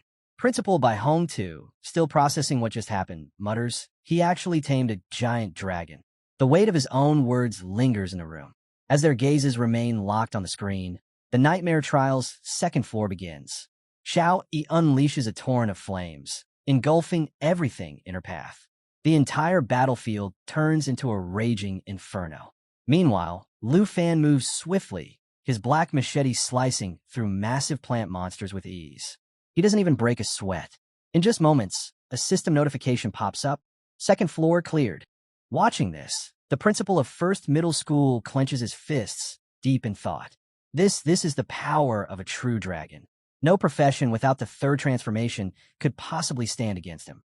Qian Xiong exhales sharply. It's terrifying. His mind races with the implications. If that dragon levels up even further, it could destroy an entire country on its own. Then, another shocking update appears on the leaderboard. First place, Lu Fan, 50,000 points. Second place, Hong Wu, 27,550 points. Third place, Qin Xiu and Tao Xiaoman, 12,570 points. The entire room is speechless. Lu Fan continues his unstoppable ascent, dominating every floor with Xiao Yi's devastating attacks. The scene shifts. Nightmare Trial, 13th floor. Xiao Yi is tearing through monsters like they're nothing. Every swipe of her claws sends creatures flying, and every blast of her fire reduces enemies to ashes. At the same time, Lu Fan swings his black machete with precision, executing massive slashes that cut down entire groups of beasts in an instant. A new notification flashes across the screen. 13th floor cleared. Back in the surveillance room, Principal by Hong Tu narrows his eyes, watching Lu Fan's movements carefully. It's not just the dragon. Lu Fan himself has grown too strong. He starts making calculations in his mind. If his guess is right, all of Lu Fan's attributes must have surpassed 100 by now. A chilling thought crosses his mind. Even without summoning the dragon, Lu Fan could easily take first place in all of Jianghai City. Back in the surveillance room, Qin Shanhai turns to Qian Xiong with a smirk. After seeing the power of a real dragon firsthand, do you still want to drag Lu Fan in front of the higher-ups? Qian Xiong exhales slowly, his expression more serious than before. Now I understand, he admits. I see why you're willing to go against the Jin family. Today, I've truly witnessed what a dragon is capable of. Hearing this, Qin Shanhai leans back slightly. Good. Then there's no need for a special envoy to trouble either Lu Fan or the Jin family anymore. I'll send a segment of his exam footage to the teacher. His tone is final. You should head back. Qian Xiong narrows his eyes. By teacher, you mean North Marquis Tu Jing? Qin Shanhai doesn't answer directly. He just smiles. Meanwhile, inside the nightmare trial, Lu Fan has already reached the 20th floor. He finds himself standing in a long, dark corridor, at the end of which a strange purple glow flickers ominously. As he steps forward, the glow moves. It's not just light. It's a spell. The system immediately identifies the enemy. Dark Sacrifice, level 15. A status window appears, listing its terrifying abilities. Black Curse reduces all enemy attributes by 50%, while increasing all allies' attributes by 25%. Merge into Darkness allows the caster and all nearby allies to blend into the shadows, becoming completely immune for 15 seconds. Dark Control grants full command over the Dark Knights lurking behind it. Lu Fan surveys the enemies before him, mind already working through a strategy. With the accelerated growth skill still active, he figures that Xiao Yi must be close to leveling up. A perfect opportunity. Xiao Yi used Lava Blaze. The black dragon coils back, preparing to unleash its attack. A low rumble builds in her chest, growing into a deafening roar. Then, in a single explosive moment, Xiao Yi breathes out a storm of molten fire. A status notification pops up. Lava Blaze, activated, continuous forward fire breath. Deals damage while restoring the dragon's health. Incredible. Xiao Yi is not only destroying enemies, she's healing at the same time. The entire floor erupts into flames, engulfing the Dark Knights and their summoner. Their eerie purple magic is swallowed by the inferno, and in mere seconds, they're reduced to nothing but ashes. A new notification chimes. 20th floor cleared. Then more updates. Xiao Yi has leveled up to level 11. Lu Fan has leveled up to level 16. With the 20th floor completed, Lu Fan's score soars even higher, leaving the competition completely in the dust. Smirking, he pats Xiao Yi's side. Let's conquer the heavenly tower together. The scene shifts, this time to the 50th floor of the Fear Trial. A massive explosion rocks the battlefield. The cause? Hongwu. A system notification blares across the screen. 50th floor cleared. Standing amidst the wreckage, Hongwu crosses his arms, feeling pretty pleased with himself. He exhales sharply and thinks, this year's grand examination is brutal. These monsters feel like they belong on the 70th floor instead. Despite the challenge, Hongwu is fully convinced that he's going to take first place. In his mind, the only real competitor is Qin Xiao, but since she's working in a team, her points will be halved. With full confidence, he laughs and boldly declares, the title of top scholar in the Southern Province examination is mine.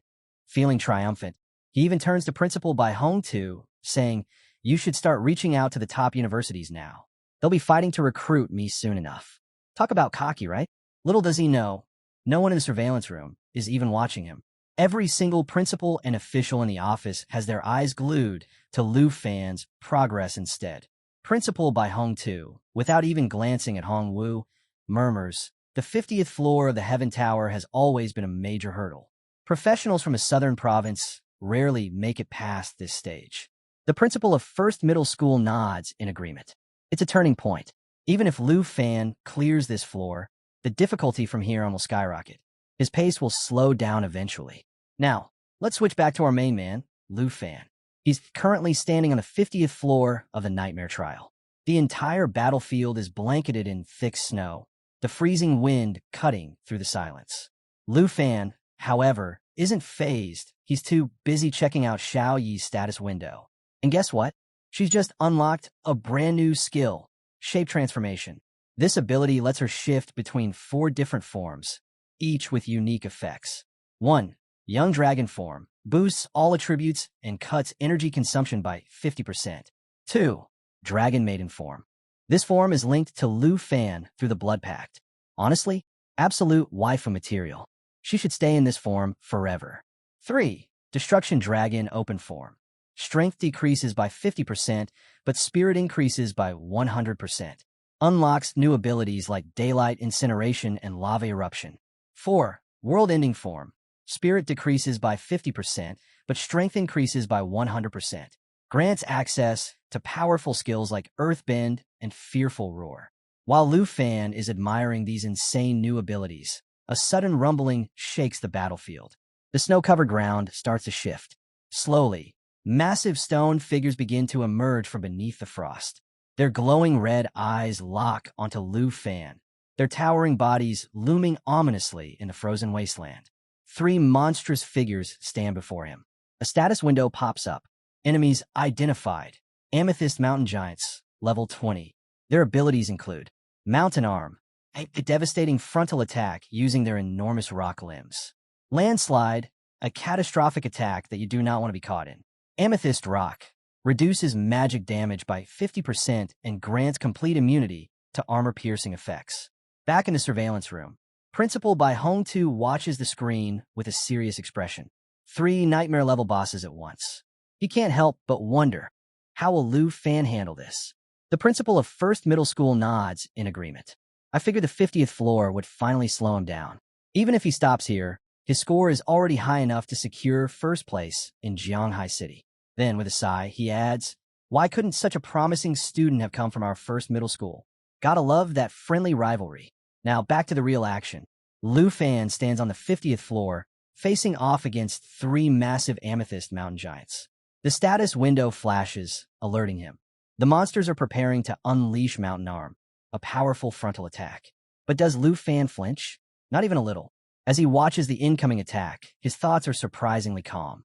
Now that he's halfway up the tower of the ladder, the difficulty has clearly taken a leap. Since the challenges are ramping up, he figures it's time to step up his own game. Just before the colossal strike lands, he steps forward, her massive left hand absorbing the full impact. Boom! The ground trembles under the sheer force of the attack, but Lu Fan stands completely unfazed in the middle of the chaos. Enough playing around. It's time to go all out. He raises a hand and gives the command. Xiao Yi, activate World Ender Form. A deep roar rips through the battlefield in response. In an instant, Xiao Yi's entire body erupts into crimson flames. Back in the monitoring room, Principal by Hong Tu narrows his eyes. Lu Fan is up to something. As the flames around Xiao Yi intensify, everyone watching falls silent. The transformation begins. Her scales turn pitch black, her glowing red eyes radiate pure menace, and the sheer pressure from her presence fills the entire battlefield. The system flashes a notification. World Ender Form activated. Strength, 456, 2,912. Spirit, 1,424, 712. New skills unlocked. Earth Shatterer and World Ending. The entire monitoring room is left stunned. Principal by Hong Tu stares at the screen in disbelief. How can this dragon switch combat forms like that? Qin Shanhai exhales sharply, his voice a little shaky. That transformation, it's terrifying.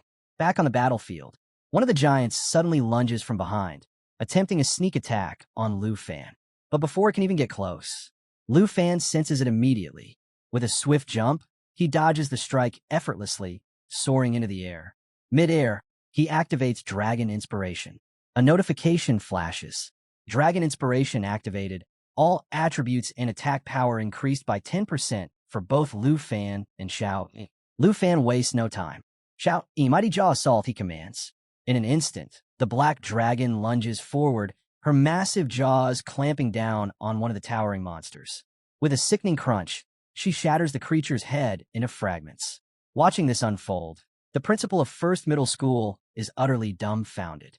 That was a level 20 boss, and she crushed it like it was nothing. Meanwhile, Principal by Hong Tu is analyzing the scene with sharp eyes. To break through the defenses of an Amethyst Mountain Giant, the dragon's attack power must have exceeded 2,000 points. As the first giant collapses, the second one strikes, reaching out in an attempt to grab Lu Fan. But he's too fast. With fluid precision, he dodges again, twisting his body effortlessly out of reach. Without missing a beat, he retaliates. Dragon Claw. The moment his attack lands, a massive explosion engulfs the battlefield. Back in the monitoring room, Qin Shanhai turns to Qian Xiong, his voice filled with amusement. After seeing this, you must be glad you didn't take Lu Fan away earlier. Qian Xiong says nothing. His gaze is locked on the battle, completely speechless. Back to the action. The final mountain giant lets out a thunderous roar, swinging wildly at Lu Fan, but he continues dodging every attack effortlessly. Then, Xiao Yi unleashes world-ending roar. A chilling shockwave spreads across the battlefield, applying a vulnerability debuff to the monster. Lu Fan prepares to finish the fight, but, boom! Before he can land the final blow, Xiao Yi strikes first, activating Earth Shatterer. The entire battlefield shakes violently as a massive black pit opens beneath the monster's feet. Unable to react in time, the final amethyst mountain giant plummets into the abyss. The system notification chimes in. Black Dragon Xiao Yi has leveled up to level 12. Lu Fan has leveled up to level 16. Lu Fan grins. This nightmare level was definitely the right call. The increasing difficulty isn't a problem, it's an opportunity. With each level he clears, he's only getting stronger. Another notification appears. 50th floor successfully conquered. Without hesitation, Lu Fan turns toward the portal leading to the next floor, Xiao Yi following close behind. Back in a monitoring room, Qin Shanhai chuckles. So much for the legendary 50th floor barrier. It's nothing to Lu Fan. The principal of First Middle School shakes his head in disbelief. That dragon's strength, it's beyond anything I've ever seen. At that moment, Principal Bai Hongtu shifts his focus to Qian Xiong, his expression serious. You've been in Dragon City for a long time.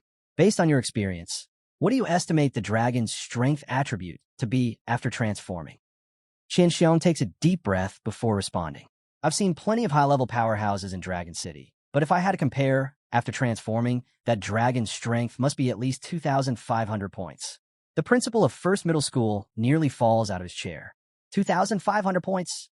Our levels and attributes aren't even worth mentioning compared to that. Principal Bai Hongtu nods. Just as he predicted, Xiao Yi's stats will only continue to grow from here. The principal of First Middle School crosses his arms and sighs. Now that Lu Fan has passed the 50th floor, the X+1 mode is going to take effect. Qin Shanhai raises an eyebrow. X+1? What do you mean by that? Principal Bai Hongtu steps in to explain. The X+1 mode was established by the scholar who originally designed this trial. Once examinees clear the 50th floor, the structure of the trial changes. From this point on, every regular monster floor, X, is immediately followed by a boss floor, +1. He pauses for a moment, then adds, this system was implemented to make the trial more like a real secret realm, constantly forcing examinees into life-threatening battles. Qin Shanhai nods in understanding. So after every wave of normal enemies, there's a boss fight. That's brutal. Principal Bai Hongtu's expression darkens slightly as he delivers the real shocker. However, in the nightmare-level tower of the ladder, it's even worse. The room falls silent as he continues. Whether it's an X floor or a +1 floor, every single one has been replaced with a nightmare-level boss. A heavy tension fills the room. From this point forward, every step Lu Fan takes will put him face-to-face with a nightmare-tier boss battle. Bai Hongtu spilled some wild info about Nightmare Mode X+1. Turns out, instead of facing a single boss, challengers get swarmed by an entire squad, and to make things worse, each boss gets a serious power boost.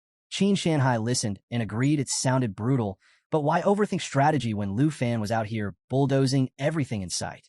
As they talked, the scene shifted to Lu Fan, who was in full destruction mode.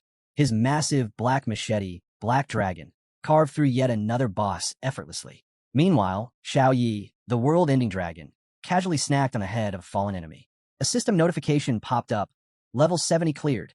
Xiao Yi leveled up to 13, and Lu Fan hit level 18.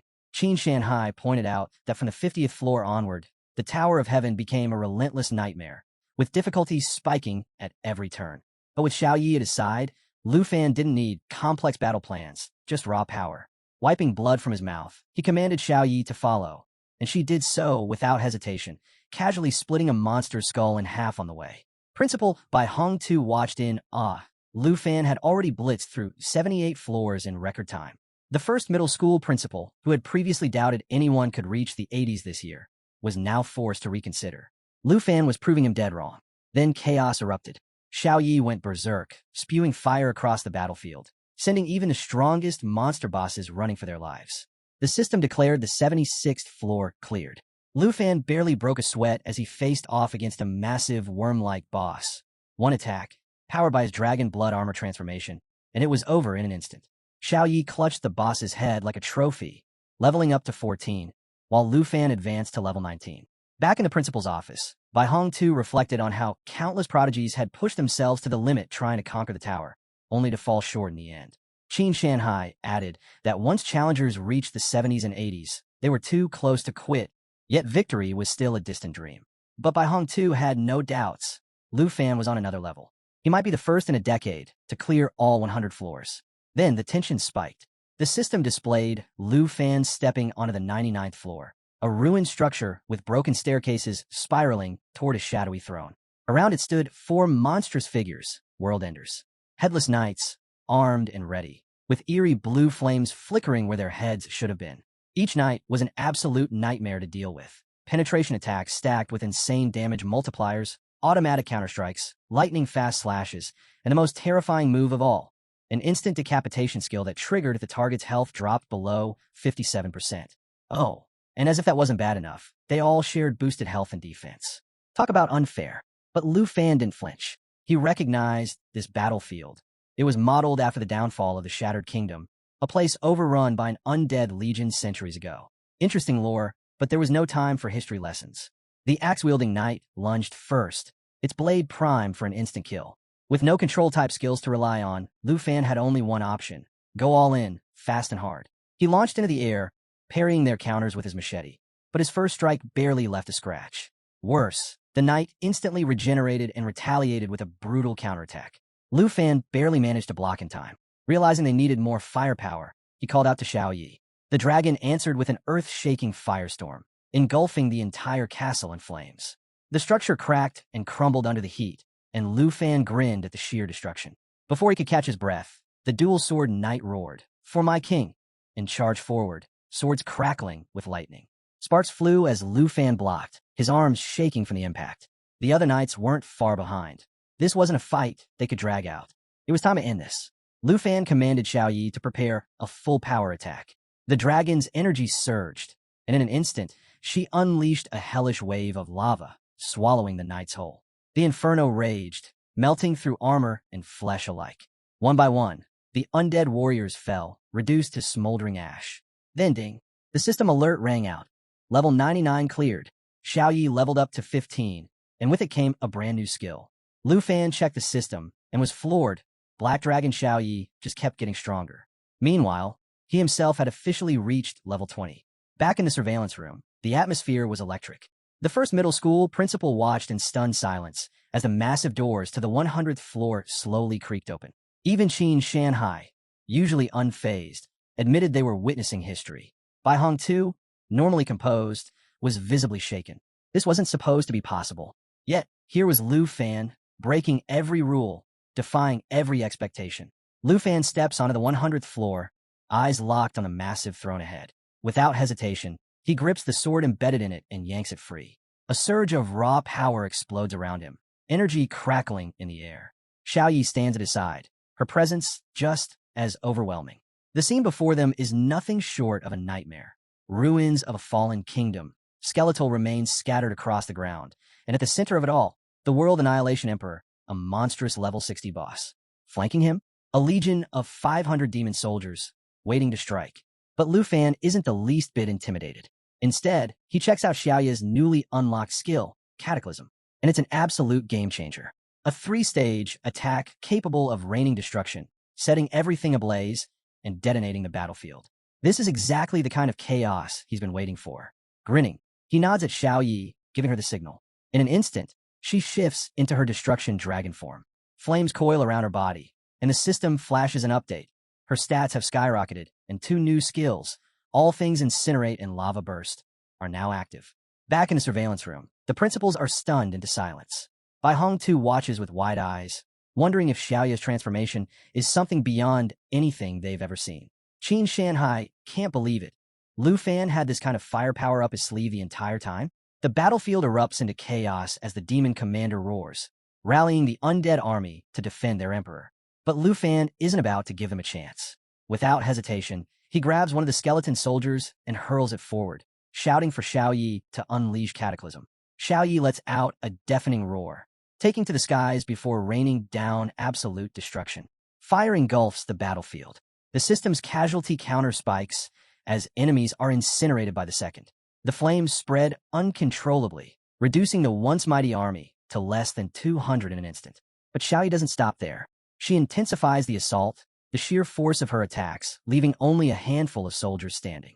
With one final detonation, the remaining enemies are swallowed by an inferno. The surveillance room falls dead silent.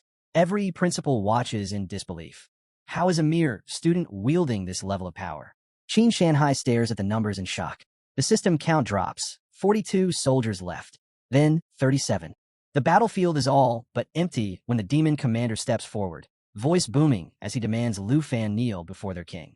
Lu Fan only tightens his grip on the dragon's sword, eyes sharp and unwavering.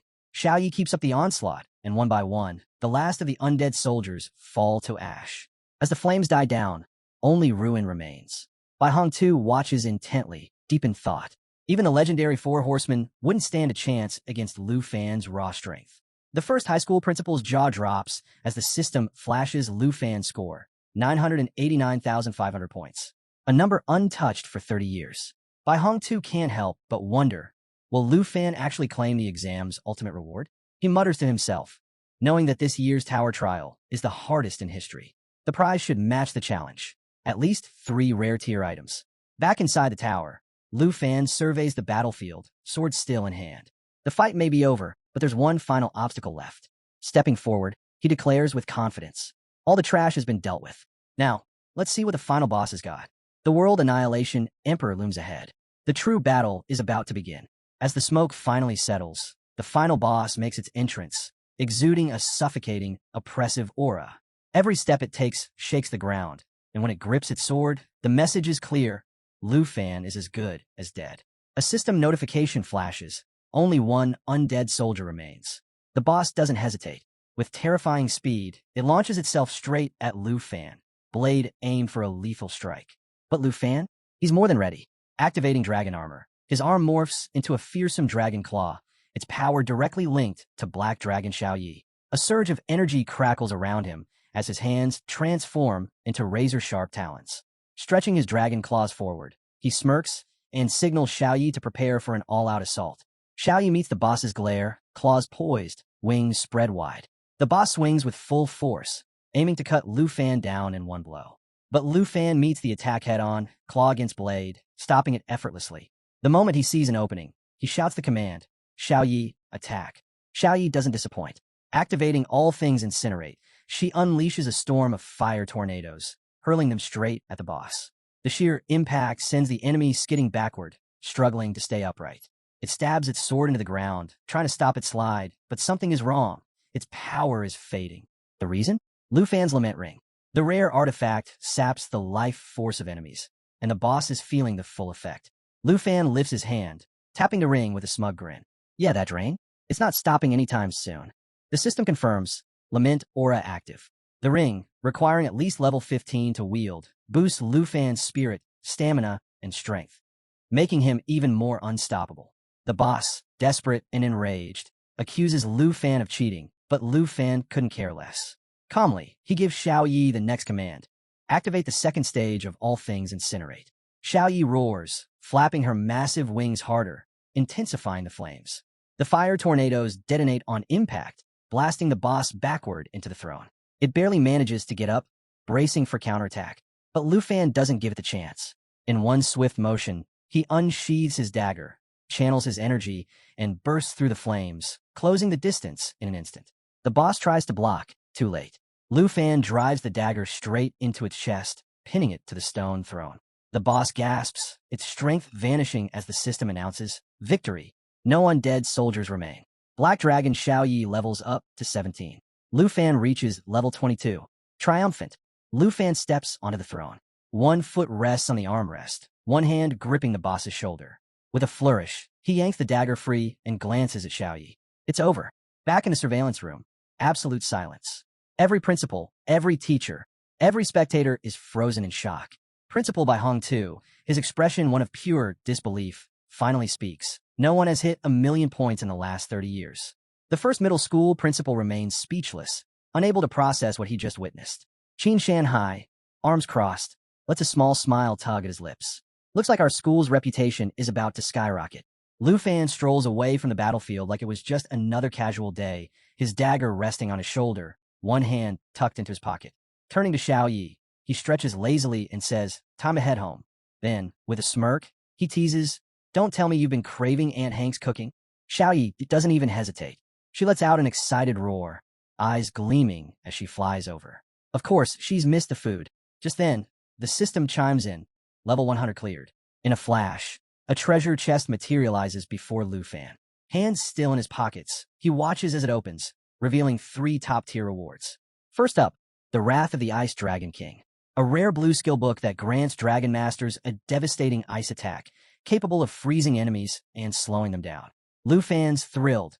He thought he'd have to wait until level 30 for control-type skills, but now he's way ahead of schedule. The second item, Spirit Wind Ring, a rare accessory that enhances agility, stamina, and spirit, with an ability that boosts movement speed by 35%. Xiao Yi can't use it, but for Lu Fan, perfect. And the final reward, Flames and Frost Cloak, a legendary red cloak with massive stat boosts, offering resistance to both fire and ice while amplifying damage against enemies of those elements. Without hesitation, Lu Fan throws it over his shoulders, slides the ring onto his finger, and grabs the skill book. He's more than ready for whatever comes next. With that, he pulls out his teleportation stone, activating the portal back to school. In an instant, he materializes in the surveillance room, where a crowd of stunned teachers and principals stare in silence. Without missing a beat, Lu Fan casually greets them and asks Principal Bai Hong Tu, "So, can I head home now and wait for my results?" The room stays dead, quiet for a moment before Bai Hong Tu steps forward, pride clear in his expression. "Lu Fan, you're the pride of our school." He then makes a bold declaration. Lu Fan's photo will be placed on the Wall of Fame. That's when the first middle school principal chuckles, shaking his head. The Wall of Fame? That's for heroes who died fighting monsters. Are you cursing the kid? Bai Hong Tu fires back instantly. Mind your own business. Lu Fan didn't just break records, he shattered them. His future is limitless. The first middle school principal just laughs, admitting, well, one thing's for sure. This exam just made Lu Fan famous. Then, Qin Shanhai steps forward, his usual carefree attitude replaced with something more serious. Even though he had prepared himself for something extraordinary, he still can't quite believe the level of power Lu Fan displayed. Lu Fan, not one for sentiment, locks eyes with Qin Shanhai and cuts straight to the point. "So, I met all the conditions, right?" His voice drops slightly, edged with amusement. "Does that mean the princess of Taizi Kingdom is done throwing tantrums?" Qin Shanhai closes his eyes, a small smile playing on his lips. He assures Lu Fan that he'll uphold his end of the deal. No need to worry. The teacher should have already received it. Lu Fan raises an eyebrow, confused. "What teacher?" Qin Shanhai simply pats his shoulder. "Don't sweat it. Focus on choosing which academic institution you'll attend next." Meanwhile, lurking in the shadows, Qian Xiong, a special envoy from Longdu, quietly adjusts his cap and slips away unnoticed. Back in the surveillance room, the principals surround Lu Fan, buzzing with excitement. They tell him straight up, the top 10 academic institutions are going to go all out trying to recruit him. And that's not all. Wealthy merchants from the southern province will be lining up too, eager to form connections. But Lu Fan should be careful. Not everyone's motives are pure. Amidst the chatter, the first middle school principal eagerly asks if Lu Fan can summon Black Dragon Xiao Yi so they can see her up close. Before Lu Fan can even answer, Bai Hong Tu steps in, shaking his head. "Bad idea. If she shows up here, we can kiss this school goodbye." The room falls silent as all eyes shift to the ranking board. At the very top, Lu Fan's name shines with an insane 1.3 million points. Bai Hong Tu can't hold back his admiration. No one has come close to breaking this record in the past 50 years. Meanwhile, deep in the snowy northern frontier, inside a heavily fortified base, Marcus Tu Jing, the northern frontier marquis, sits with a weathered expression, gray hair framing his face. He sips his wine slowly, watching recordings of Lu Fan and Black Dragon Xiaoya's battles. For the first time in a long while, he feels something close to amusement. This kid, he's something else. But before he can savor the moment, there's a knock at his office door. A man in a thick jacket steps in, carrying a stack of reports. Bowing slightly, he apologizes for the interruption and places the files on Tu Jing's desk. Tu Jing's expression hardens instantly. "Is there any new evidence?" The man nods. Everything Qin Shanhai suspected was right on the mark. As Tu Jing flips through the documents, his grip tightens. The reports expose a deep conspiracy involving Princess Taizi Jinju and her inner circle. But what's even more damning, Ruan Changfeng, a high-ranking official in Dragon City, is entangled in the plot, secretly backing the Jin family. A dangerous silence fills the room. The wine bottle in Tu Jing's hand cracks under his tightening grip. His jaw clenches. Ruan Changfeng, he mutters, voice low and furious. That scheming traitor. His white-haired subordinate steps forward, expression grim. Ruan and the Jin family have been putting on a front, pretending to maintain friendly relations between nations. But behind the scenes, he's been granting them unrestricted privileges, pulling strings in their favor. Tu Jing doesn't wait to hear more. With a sharp movement, he slams the bottle down, shattering it into pieces. He stands up, eyes burning with cold fury. It all makes sense now.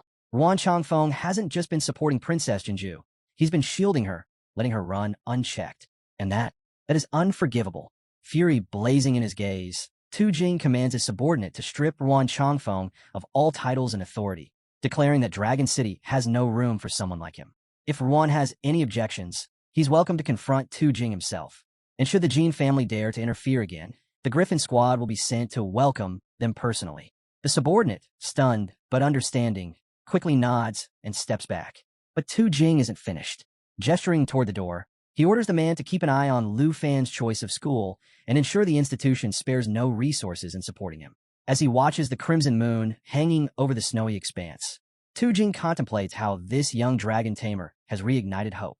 He longs to meet him, but with the northern territories in turmoil, who knows when that day will come. Meanwhile, in an opulent hotel room, Princess Jinju lounges on her bed when her phone suddenly rings. The news strikes her like a thunderbolt. Ruan Changfeng has been dismissed, and the one behind it is none other than Marquis Tu Jing. Shock flashes across her face, but before she can spiral into panic, the caller urges her to stay calm. There's another development. Irritated yet intrigued, she demands to know what it is, her mind racing with concerns about losing their grip on the Dragon Tamer. The caller reveals that with the major exam results about to be released, they've identified another Dragon Tamer in Qingzhou City, aside from Lu Fan. Jinju's fury quickly shifts to interest, a cunning smile forming on her lips. This unexpected discovery could change everything. Perhaps this new Dragon Tamer will be easier to control. Back at the 3rd Middle School's trial grounds, Lu Fan bids his farewells and quietly disappears. Moments later, a portal materializes and Hongwu steps through. The system's voice echoes across the arena. Hongwu has successfully cleared the South Province exam, securing 89,500 points and reaching the 72nd floor of the horror level. Bursting with excitement, he's already envisioning a future where top universities scramble to recruit him, prestigious awards fill his hands, and the path to greatness stretches before him. In his mind, he sees the 1st Middle School principal showering him with praise, declaring him the unrivaled champion.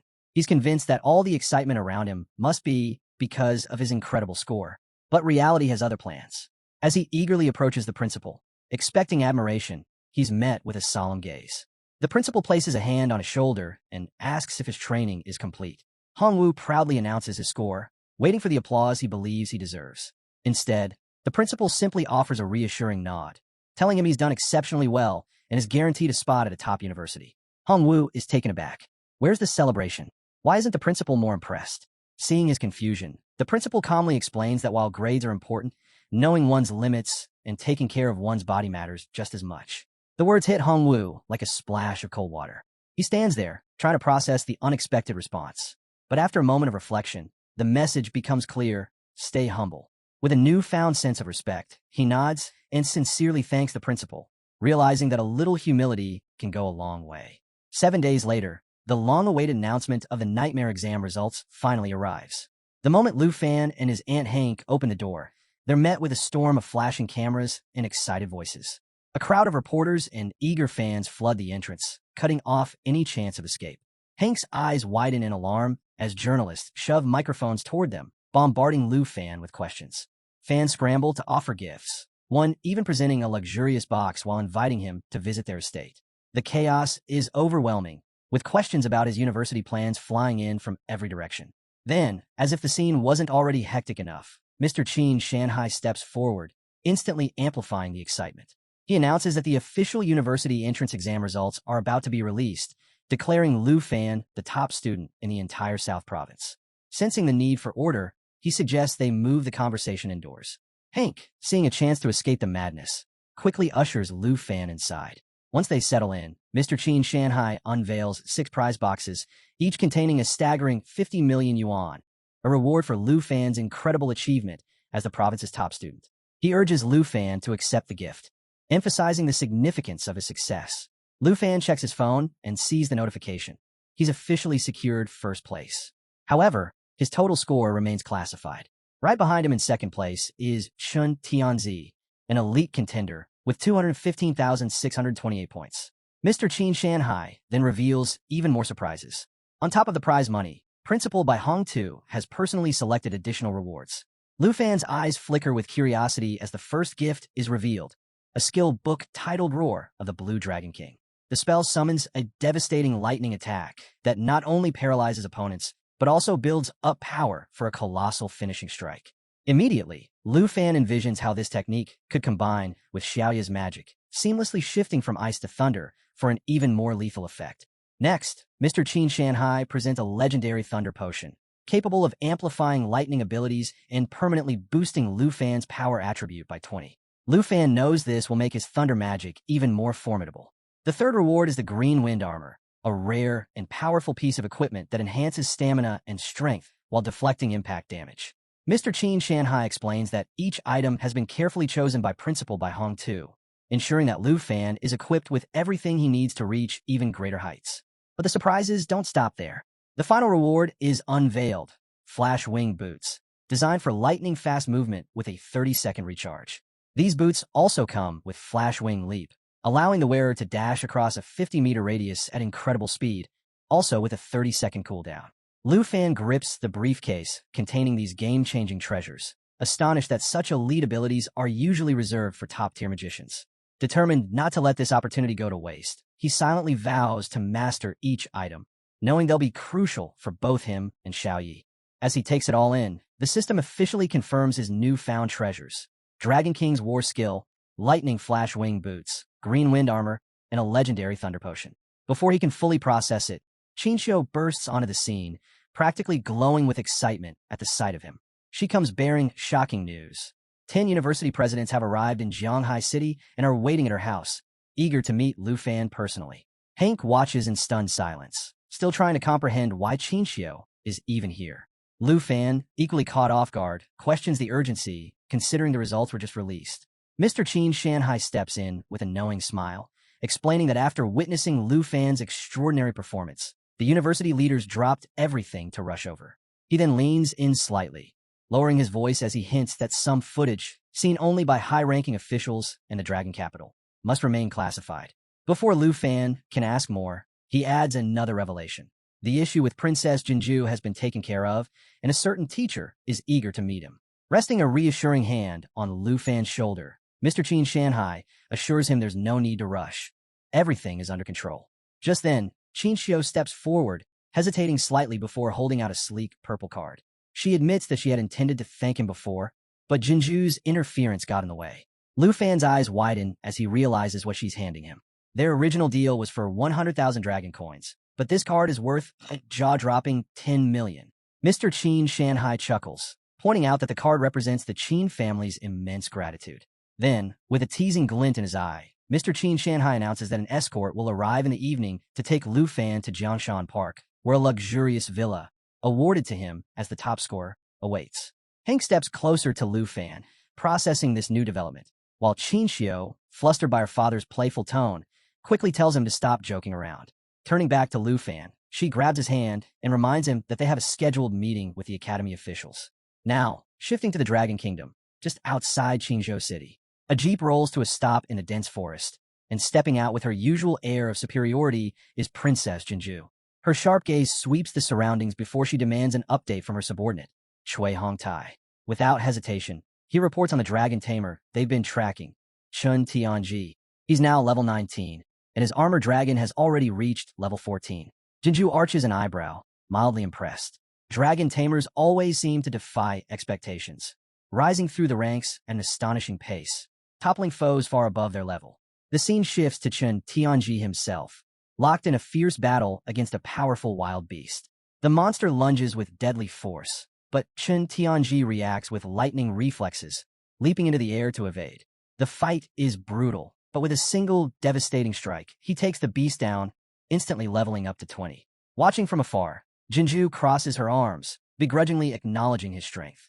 At least he hasn't squandered the dragon egg she entrusted to him. Chun Tianji, ever respectful, thanks her for the opportunity and vows never to bring shame to the royal family's name. But Jinju isn't here to hand out praise. Her tone sharpens as she warns him not to disappoint her like the last failure did. Then, with an air of finality, she declares that from this moment on, Chun Tianji will wield the dragon lance. She scans the group, daring anyone to object. Chui Hongtai instantly responds, "As you wish, Your Excellency." Chun Tianji bows low, his voice filled with gratitude as he accepts the formidable weapon alongside his armored dragon. With this newfound power, he's more determined than ever, his sights set on defeating none other than Lu Fan. Yet, Jinju's mind lingers on Lu Fan. His final score remains classified, but whispers suggest it might surpass 300,000 points. The thought sparks a mix of frustration and intrigue. She clenches her fists, her hatred for him burning stronger. Fixing Chun Tianji with a steely glare, she orders him to burn Lu Fan's name into his mind. He is never to rest until he has crushed him and claimed Black Dragon Xiaoyi. If he succeeds, she promises him a future like no other, elevating him to the highest rank among dragon tamers, second only to her. Chun Tianji, unwavering in his loyalty, bows once more, vowing to meet her expectations. As Jinju turns to leave, she can't resist one last jab. With a smirk, she calls Chun Tianji wiser than Lu Fan, still bitter that Lu Fan foolishly rejected the opportunity she once extended. But there's still unfinished business. Before stepping into the jeep, she issues one final command. Chui Hongtai is to travel to Jianghai City and uncover which university Lu Fan intends to attend. Chui Hongtai nods, ready to obey, but Jinju's voice turns ice cold. "Fail this mission," she warns, "and you're finished." A flicker of tension crosses his face, but he bows and promises swift results. The jeep roars to life, disappearing into the dense forest, leaving behind a heavy silence. And there she is, Jinju, standing motionless, eyes locked on the distant horizon. Her fists tighten as she silently vows that Lu Fan will pay for defying her. Meanwhile, at the Qin family villa, just outside the grand reception hall, Qinxiu fidgets slightly, cheeks tinged pink as she hesitantly asks Lu Fan if he's decided on which academy he'll apply to. But before he can answer, she quickly blurts out that it's really her dad who's curious. Apparently, her father thinks it would be a brilliant idea if the two of them enrolled in the same academy. To look out for each other, of course. Lu Fan, ever composed, nods and remarks that teamwork is essential for academic success. With a small smirk, he even jokes that since they've already fought side by side before, they'd make a great team, especially if they ever ventured into the wilderness. However, he admits he hasn't made a final decision yet, but promises to let her know soon. Qinxiu, looking slightly flustered, tries to hide her worry. She has no idea what Lu Fan's final score is, but deep down, she fears the gap between them will only widen. Determined, she silently vows to catch up, no matter what, and apply to the same academy. Lu Fan, noticing her resolve, gives her a warm smile. "Sounds like a solid plan," he says, as he steps through a grand doorway into a spacious meeting hall. His presence immediately catches the attention of a plump man in priest robes. The man leaps up with excitement, his face lighting up as he recognizes Lu Fan. With enthusiasm, he showers Lu Fan with praise for his astonishing performance in the entrance exam video. Seated next to him is a woman wearing a mask, her sharp gaze fixed on Lu Fan. Her voice is calm, yet firm, as she acknowledges him as the first dragon tamer in history to have an actual dragon companion. Then, she cuts straight to the point. As the top scorer in the southern province, has he given any thought to which academy he'll join? But before Lu Fan can reply, the robe man from Jiangnan Academy jumps in, practically shouting that Lu Fan doesn't need to think twice. Jiangnan Academy, he boasts, offers an annual scholarship of 10 million dragon coins, unlimited resources, including top-tier potions, and exclusive access to secret realms. The masked woman scoffs, unimpressed. She calls him out for trying to entice the top scorer with petty perks, reminding the room that they're all representatives of the Dragon Kingdom's most elite academies. The robe man turns red with frustration, but refuses to back down. He fires back with an even better offer. Northern Academy will provide 20 million dragon coins per year, along with unrestricted access to a top-secret realm in the Snow Kingdom, reserved solely for Lu Fan. And just like that, the room erupts into chaos. Academy heads start shouting over each other, each one scrambling to one-up the last.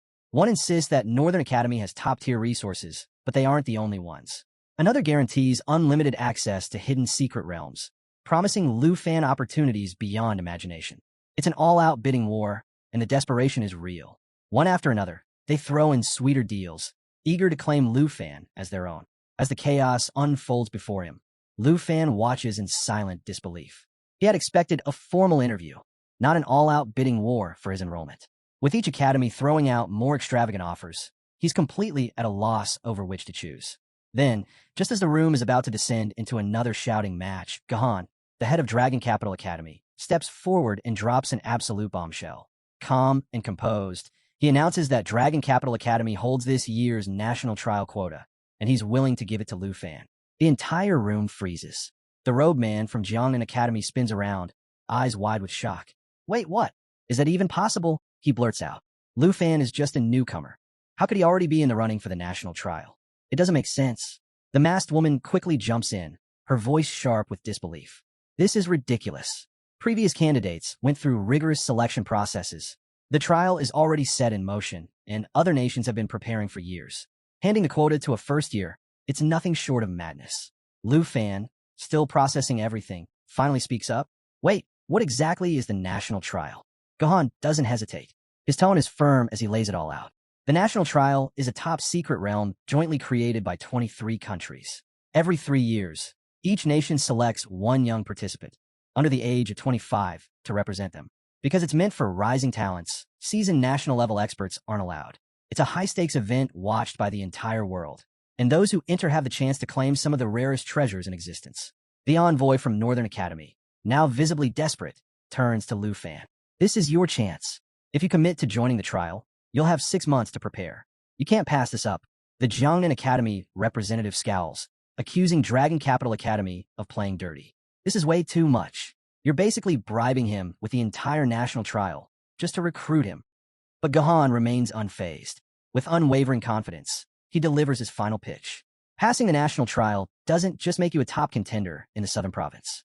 It gives you the opportunity to become a national-level expert, from being a rising talent to standing at the very peak of the Dragon Kingdom. This is what we're offering you, Lu Fan.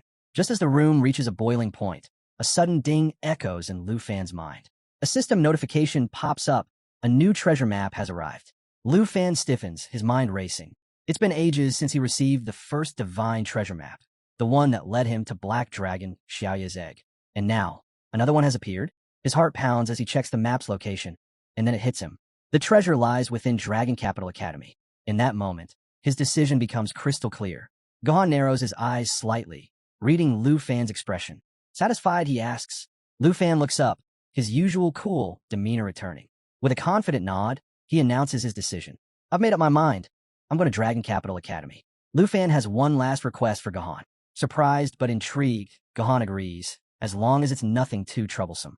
4 days later, Lu Fan pulls down the shutters of Hank's steamed bun shop for the final time. Hank lets out a nostalgic sigh, admitting she never thought she'd leave this place after all these years. Dusting off his hands, Lu Fan reminds her there's no reason to dwell on the past. They have a villa now, along with plenty of savings. Hank smiles, reminiscing about the days when Lu Fan was just a small child moving in with her. Time truly flies. Just then, a car pulls up. Qin Xiu and Tao Xiaomon jump out, waving eagerly. They're here to take Hank and Lu Fan to Dragon Capital Academy. Tao Xiaomon grins and excitedly announces that they'll all be students there now, and Qin Xiu's family has even arranged a private plane for the trip. Hank waves back with a bright smile, while Lu Fan is taken aback to see Tao Xiaomon joining them. She smirks, explaining that she scored the same as Qin Xiu and decided to follow. Of course, all because of Lu Fan. Qin Xiu turns red, quickly trying to shut her up. Feeling emotional, Hank apologizes for all the trouble, admitting she never imagined Lu Fan would go so far for her. She recalls how he asked Gahan for help securing her a spot at Dragon Capital Academy due to her rare hidden profession as an enchantment chef. Gahan agreed, but warned that the final decision would be up to the academy once they arrived. Tears well up in Hank's eyes as she hugs Lu Fan, confessing that she once dreamed of attending a prestigious academy, but never thought it would become reality. Lu Fan gently tells her not to cry, while Qin Xiu urges her to hurry. There's a plane to catch. As they drive off, Lu Fan reflects on how much Hank has sacrificed for him. He silently promises to make her proud. This is only the beginning of a brighter future for them both. Before long, they arrive at the bustling Dragon Capital. Hank is in awe, taking in a vibrant city so different from their old neighborhood. Chinchio excitedly points out rare recipes being sold in the marketplace, while Lufan's gaze lands on the towering Dragon Capital Academy in the distance. But before they can soak it all in, a sleek luxury car pulls up. The door swings open, and out steps the arrogant Princess Jinju, with Cui Hongtai holding the door and Chun Tianji standing sharply at attention. Jinju locks eyes with Lu Fan, her annoyance obvious. Lu Fan, just as irritated, wonders why she keeps showing up everywhere and why she can't just leave him alone. As Cui Hongtai recognizes him, Chun Tianji immediately steps forward, ready to confront Lu Fan. But before he can act, Jinju stops him. She reminds Chun that without Ruan Chongfeng's backing, they can't afford to cause trouble and risk being sent back home. Chun Tianji hesitates before reluctantly backing down. Chinchio, curious, recalls her father mentioning that Jinju came to study in the Dragon Kingdom. She wonders aloud if he was referring to Dragon Capital Academy. Tao Xiaomon, sensing the tension, asks what's going on between Lu Fan and Jinju's group, while Hank gently tries to calm Lu Fan down. Just then, Gahan arrives, surprised to find both groups together. She raises an eyebrow and asks if they truly don't know each other, then casually drops a bombshell. Lu Fan and Chun Tianji are both dragon tamers, known as the twin stars of the southern province. Lu Fan's eyes widen. He never imagined that Chun Tianji shared the same rare talent as him. Before he can even process the revelation, Chun Tianji steps forward, his tone laced with contempt. He says he's heard Lu Fan's name plenty of times. Lu Fan, however, is too drained from the long journey to care. Instead, he turns to Gahan and asks if they can finally get some rest. Hank eagerly agrees, urging him to move on before anything else delays them. Gahan steps in, offering to personally show them their accommodations. If anything isn't up to their standards, she assures them she'll arrange adjustments. She also mentions that freshman orientation will be explained in detail tomorrow. Jinju, of course, scoffs and declares that she'll handle everything herself before walking off. Arriving at the dormitory area, Gahan introduces them to the Villa Zone, an exclusive area for top-ranked first-year students. There are 30 villas in total, with rankings based on entrance exam performance determining who gets to stay here. Since Lu Fan placed first, he's assigned Villa number 1. Meanwhile, despite being second in the southern province, Chun Tianji ranks 18th overall, placing him in Villa number 18. As Gohan explains the rankings, Lu Fan silently scoffs at the idea of being considered twin stars with Chun Tianji. In his eyes, it's obvious that Chun chose to submit to Jinju, throwing away his own dignity. Chinchio looks a little dejected as she admits that she and Tao Xiaomon didn't make it into the top 30, meaning they'll be staying in the student dorms instead. Gahan confirms that she'll take them there later, though she notes that the conditions in the villa area are far superior. Hank, always the playful one, latches on a Lu Fan's arm and sweetly asks Gahan if they can all move in with him. Chinchio and Tao Xiaomon immediately flush at the unexpected suggestion. Gahan thinks it over, saying there's no rule against it and that as long as the villa's owner has no objections, it shouldn't be a problem. Without missing a beat, Hank turns to Lu Fan, pouting as she reminds him about her special cookies, asking if he's really willing to give them up. Lu Fan doesn't even hesitate. Of course not. Beaming, Hank pulls Chinchio and Tao Xiaomon close, excitedly declaring how great it'll be for them to live together.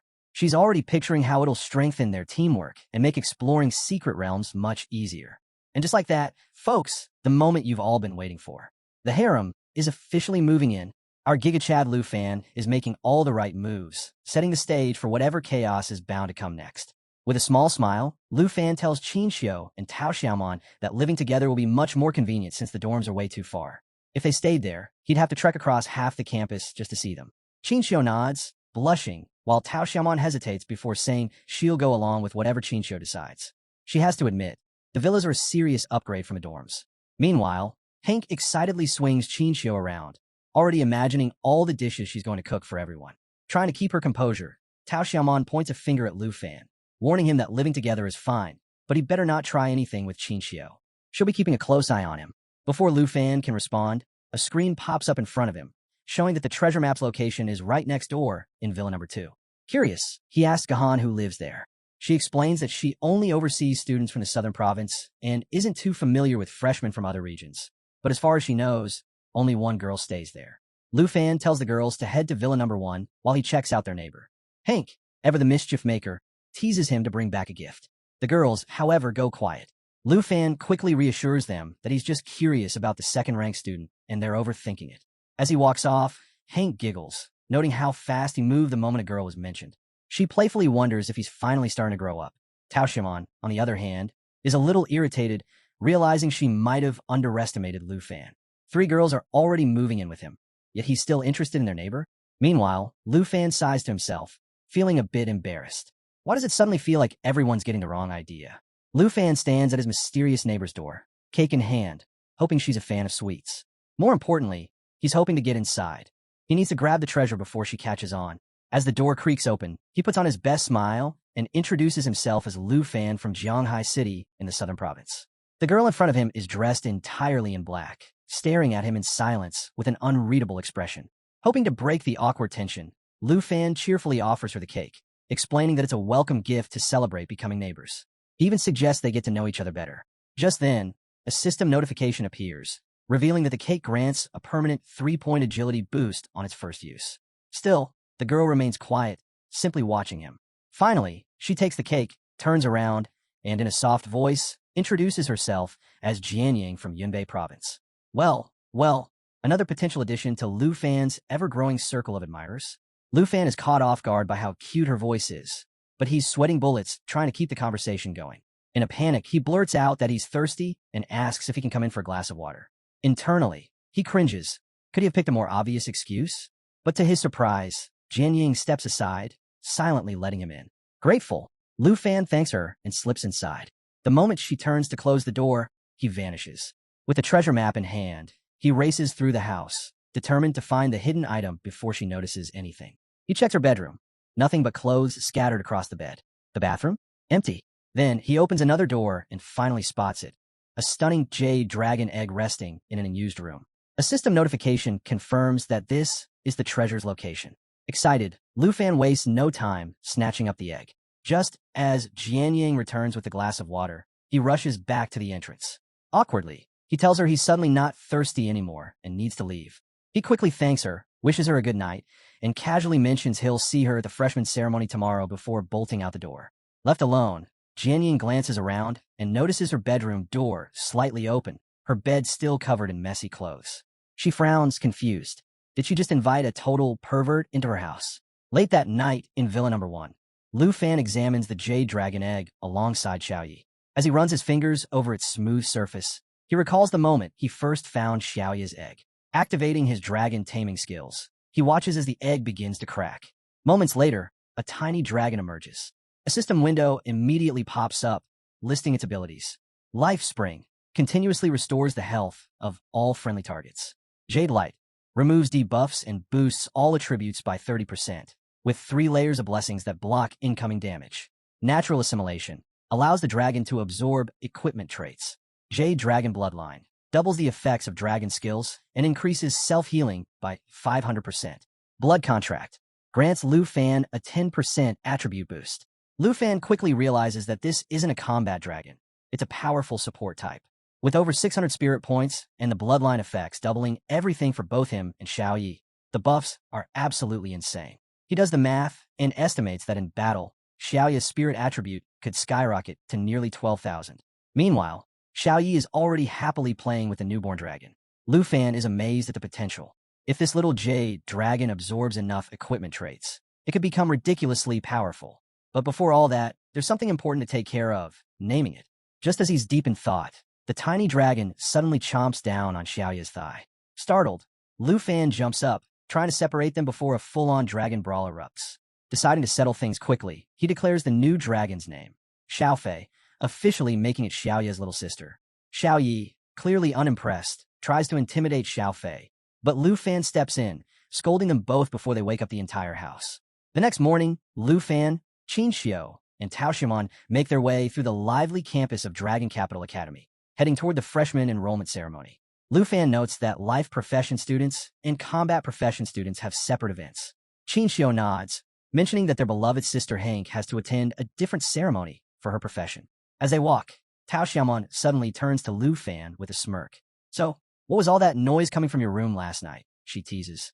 Lu Fan starts to explain, but before he can get a word out, 2 passing students suddenly freeze in place, eyes widening as they recognize Qin Xiao and Tao Xiaomon. The boys stare in disbelief, whispering among themselves. No way. These girls are total campus belle level. One of them, clearly smitten, starts daydreaming out loud. If I had a girlfriend like that, I'd risk my life in a secret realm for her without hesitation. His friend immediately brings him back to reality. Yeah, right. First of all, there are two of them. Second, they're already walking with some guy. Inside the auditorium, Qin Xiu turns to Tao Xiaomon, reminding her that teacher Gahan said hidden professions have assigned seats up front. Since she can't sit with Qin Xiu, Tao Xiaomon sighs and decides to take a seat in the back. Meanwhile, Lu Fan scans the room and immediately spots a familiar face. Hong Wu, the loudmouthed martial artist from the entrance exam back in Jianghai City. Lu Fan greets him with a calm smile, but that only makes Hong Wu's blood boil. Ever since his principal ridiculed him, telling him to check the rankings and see how massive the gap was between him and Lu Fan, he's been burning with frustration. And now, standing in the same room as his rival, all those emotions come rushing back. At the back, Tao Xiaomon fidgets in her seat, glancing toward the front.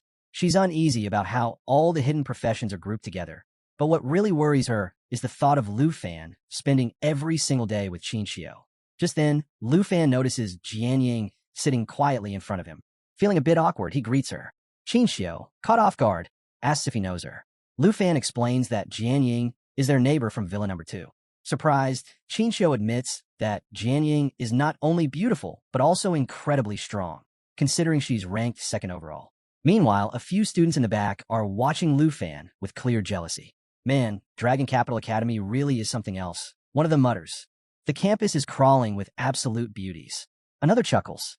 Doesn't matter. It's not like any of them have anything to do with us.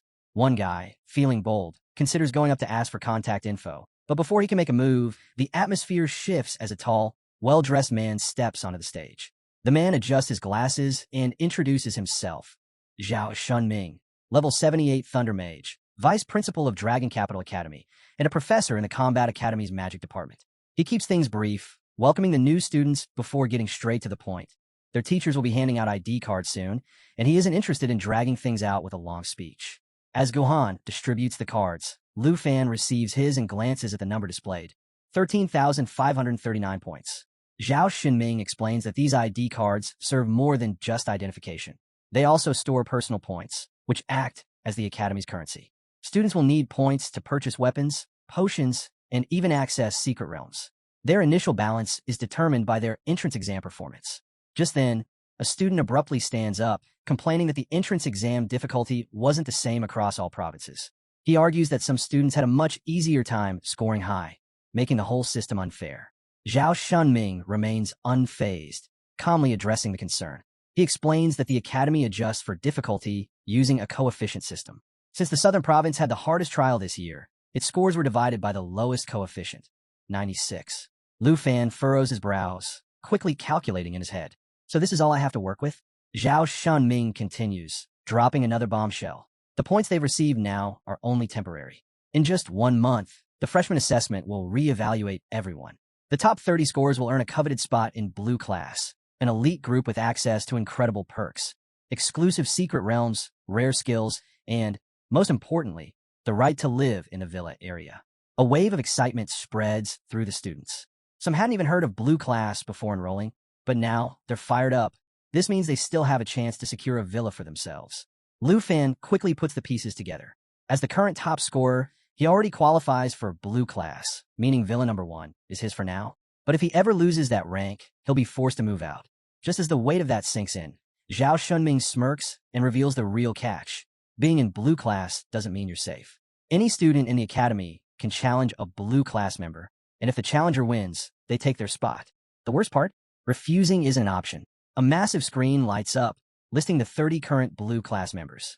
Right at the top, Dragon Tamer, Lu Fan, Southern Province, rank 1. As Lu Fan rises from his seat, the entire room breaks into hushed murmurs. Students whisper among themselves, eyeing him with doubt. Him? No way. He looks like a total simp.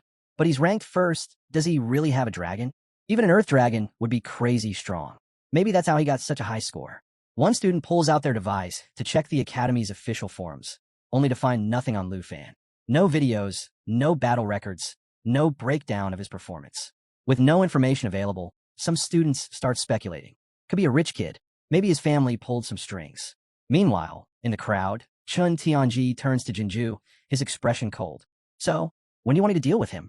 Jinju, ever cautious, narrows her eyes. Not yet. We need to see what he's really capable of first. At the front, Qinxiu leans closer to Lu Fan, lowering her voice. So, is the vice principal basically setting you up to get challenged? Lu Fan sighs, sinking back into his seat. He didn't see this coming. Jinying, sitting quietly nearby, says nothing, but she doesn't take her eyes off the screen. With the ceremony over, Lu Fan shifts his focus back to what really matters, upgrading Xiao Yi and unlocking her new form. With one hand casually tucked into his pocket, he suggests to Qinxiu and Tao Xiaomon that they visit the secret realm hall to see what opportunities the academy has to offer. But before they can take a step, an angry voice cuts through the crowd. Lu Fan, a finger points straight at him. It's Hongwu, the martial artist from Jianghai City. Hongwu storms forward, demanding a fight. He reminds Lu Fan that blue class members aren't allowed to refuse challenges. Lu Fan, slightly confused but unfazed, simply confirms the challenge. Meanwhile, Hongwu is convinced he has this in the bag. With no battle records or exam footage available, he assumes Lu Fan must have relied on summoning multiple subdragon species to pass the entrance exam. If he takes Lu Fan down directly, there's no way he can lose. Keeping his cool, Lu Fan turns to Qinxiu. Step back. Qinxiu nods and moves away, while Hongwu smirks, secretly impressed by Lu Fan's confidence. All right, since you've got guts, Hongwu says, crossing his arms. Let's make it interesting. 200 dragon coins. Lu Fan raises an eyebrow, barely holding back a chuckle. That's it. Still, he figures 200 points must be a big deal to Hongwu, so he shrugs and agrees. Around them, the crowd stirs with excitement. So Lu Fan's really a summoning mage? Someone whispers. Finally, we get to see the so-called top scorer in action. Watching from a distance, Jinju smirks. Turning to Chan Tianji, she gives a simple order. Watch closely. This is the perfect chance to analyze his strength. Hongwu clenches his fists, golden energy crackling around them. He starts counting down. 3. Tao Xiaomon, biting her lip, leans toward Qinxiu. Be honest, does Lu Fan actually stand a chance? Qinxiu, leaning lazily on her magical staff, grins. Oh, you'll see. Nearby, Vice Principal Zhao Shanming and Professor Gahan quietly observe from the sidelines. Hongwu roars, 3, and surges forward, his fist glowing as he launches his attack. Lu Fan doesn't move. Hands still in his pockets, he watches calmly, waiting. Hongwu charges in, his chi strike technique fully activated. This move doubles damage to weak points and massively boosts his chi level on impact. He's putting everything into this one strike. His fists glow brighter as he closes the gap. His teeth clench. Victory is within reach. And then, Lu Fan vanishes. Hongwu skids to a stop, completely baffled. His eyes dart around. What? Where did he go? The crowd gasps. A teleportation skill? But that's something only second-tier mages should be able to do. Hongwu whips around in confusion. How in the world is Lu Fan pulling this off? Before Hongwu can react, Lu Fan appears behind him in an instant. With a calm demeanor, he remarks that Qigong masters are said to excel in both close-quarters combat and range defense. Hongwu spins around, startled and tense, only to see Lu Fan surrounded by a pulsating blue aura. Flashing a confident smirk, Lu Fan raises a hand mockingly, challenging him to prove he's stronger than this. The watching students are left in stunned silence, their eyes wide with disbelief at Lu Fan's overwhelming presence. Fueled by anger, Hongwu lets out a roar and unleashes a relentless flurry of punches with his chi rising wave technique. Each blow sends out rippling shockwaves, growing more destructive with every strike. But Lu Fan moves like a phantom, effortlessly weaving through the attacks, closing the gap between them with ease. Desperation kicks in. Hongwu realizes that if he can prevent Lu Fan from summoning his dragon, he might still stand a chance.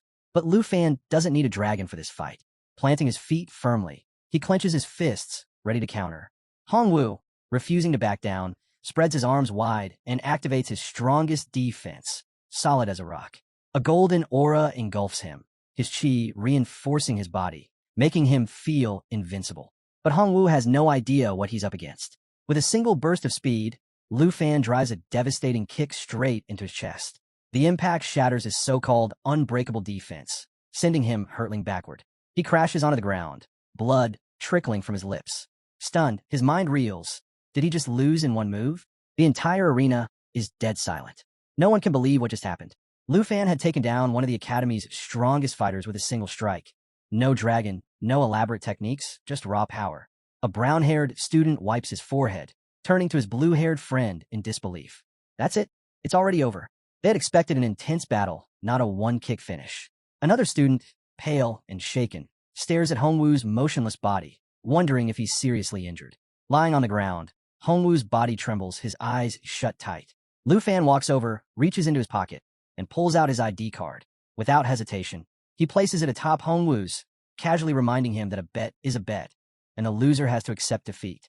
Since Hongwoo was the one who issued the challenge, Lu Fan decides to claim the 200 dragon coins. A system window appears, confirming his updated total, 13,739 points.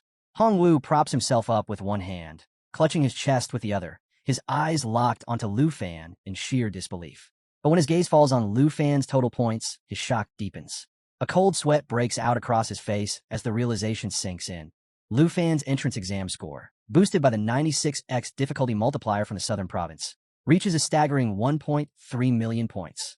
In comparison, Chun Tianji's 210,000 looks insignificant. Overwhelmed, Hongwoo collapses back onto the ground, his once unshakable confidence crumbling to dust. He was a fool to challenge someone so far beyond his reach. As they enter the Grand Hall of Dragon Capital Academy's Secret Realm Center, Qinxiu lingers near the doorway, gripping her magical staff with an excited glint in her eyes. She nods at Lu Fan, informing him that Hank has already arrived. Behind them, Tao Xiaomon trails along, hands clasped behind her back, a growing smile tugging at her lips. The moment Hank steps into the hall, concern flashes across her face. Without hesitation, she rushes to Lu Fan. "Are you hurt?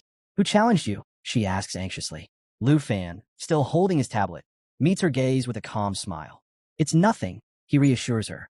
Before Hank can press further, Tao Xiaomon chimes in, cheeks slightly flushed, her fists clenched with excitement. She eagerly recounts how Lu Fan effortlessly sent Hongwoo flying. Qinxiu, amused, teases her, reminding her of the time she had boasted about Lu Fan's strength. She even playfully compares him to Uncle Sun Gu, someone she once thought was unbeatable. Tao Xiaomon's curiosity sparks at the mention. Then how strong is Lu Fan's dragon? She wondered aloud. Qinxiu smirks knowingly. "Xiao Yi is stronger than you can imagine," she replies. As they chat, Lu Fan steps forward, lifting his tablet to grab their attention. The group gathers around as he pulls up the Academy's secret realm interface.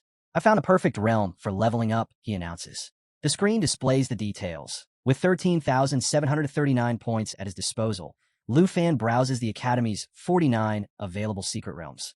The one he selects, Poisonous Spiderwood Forest, a level 45 realm notorious for its brutal difficulty.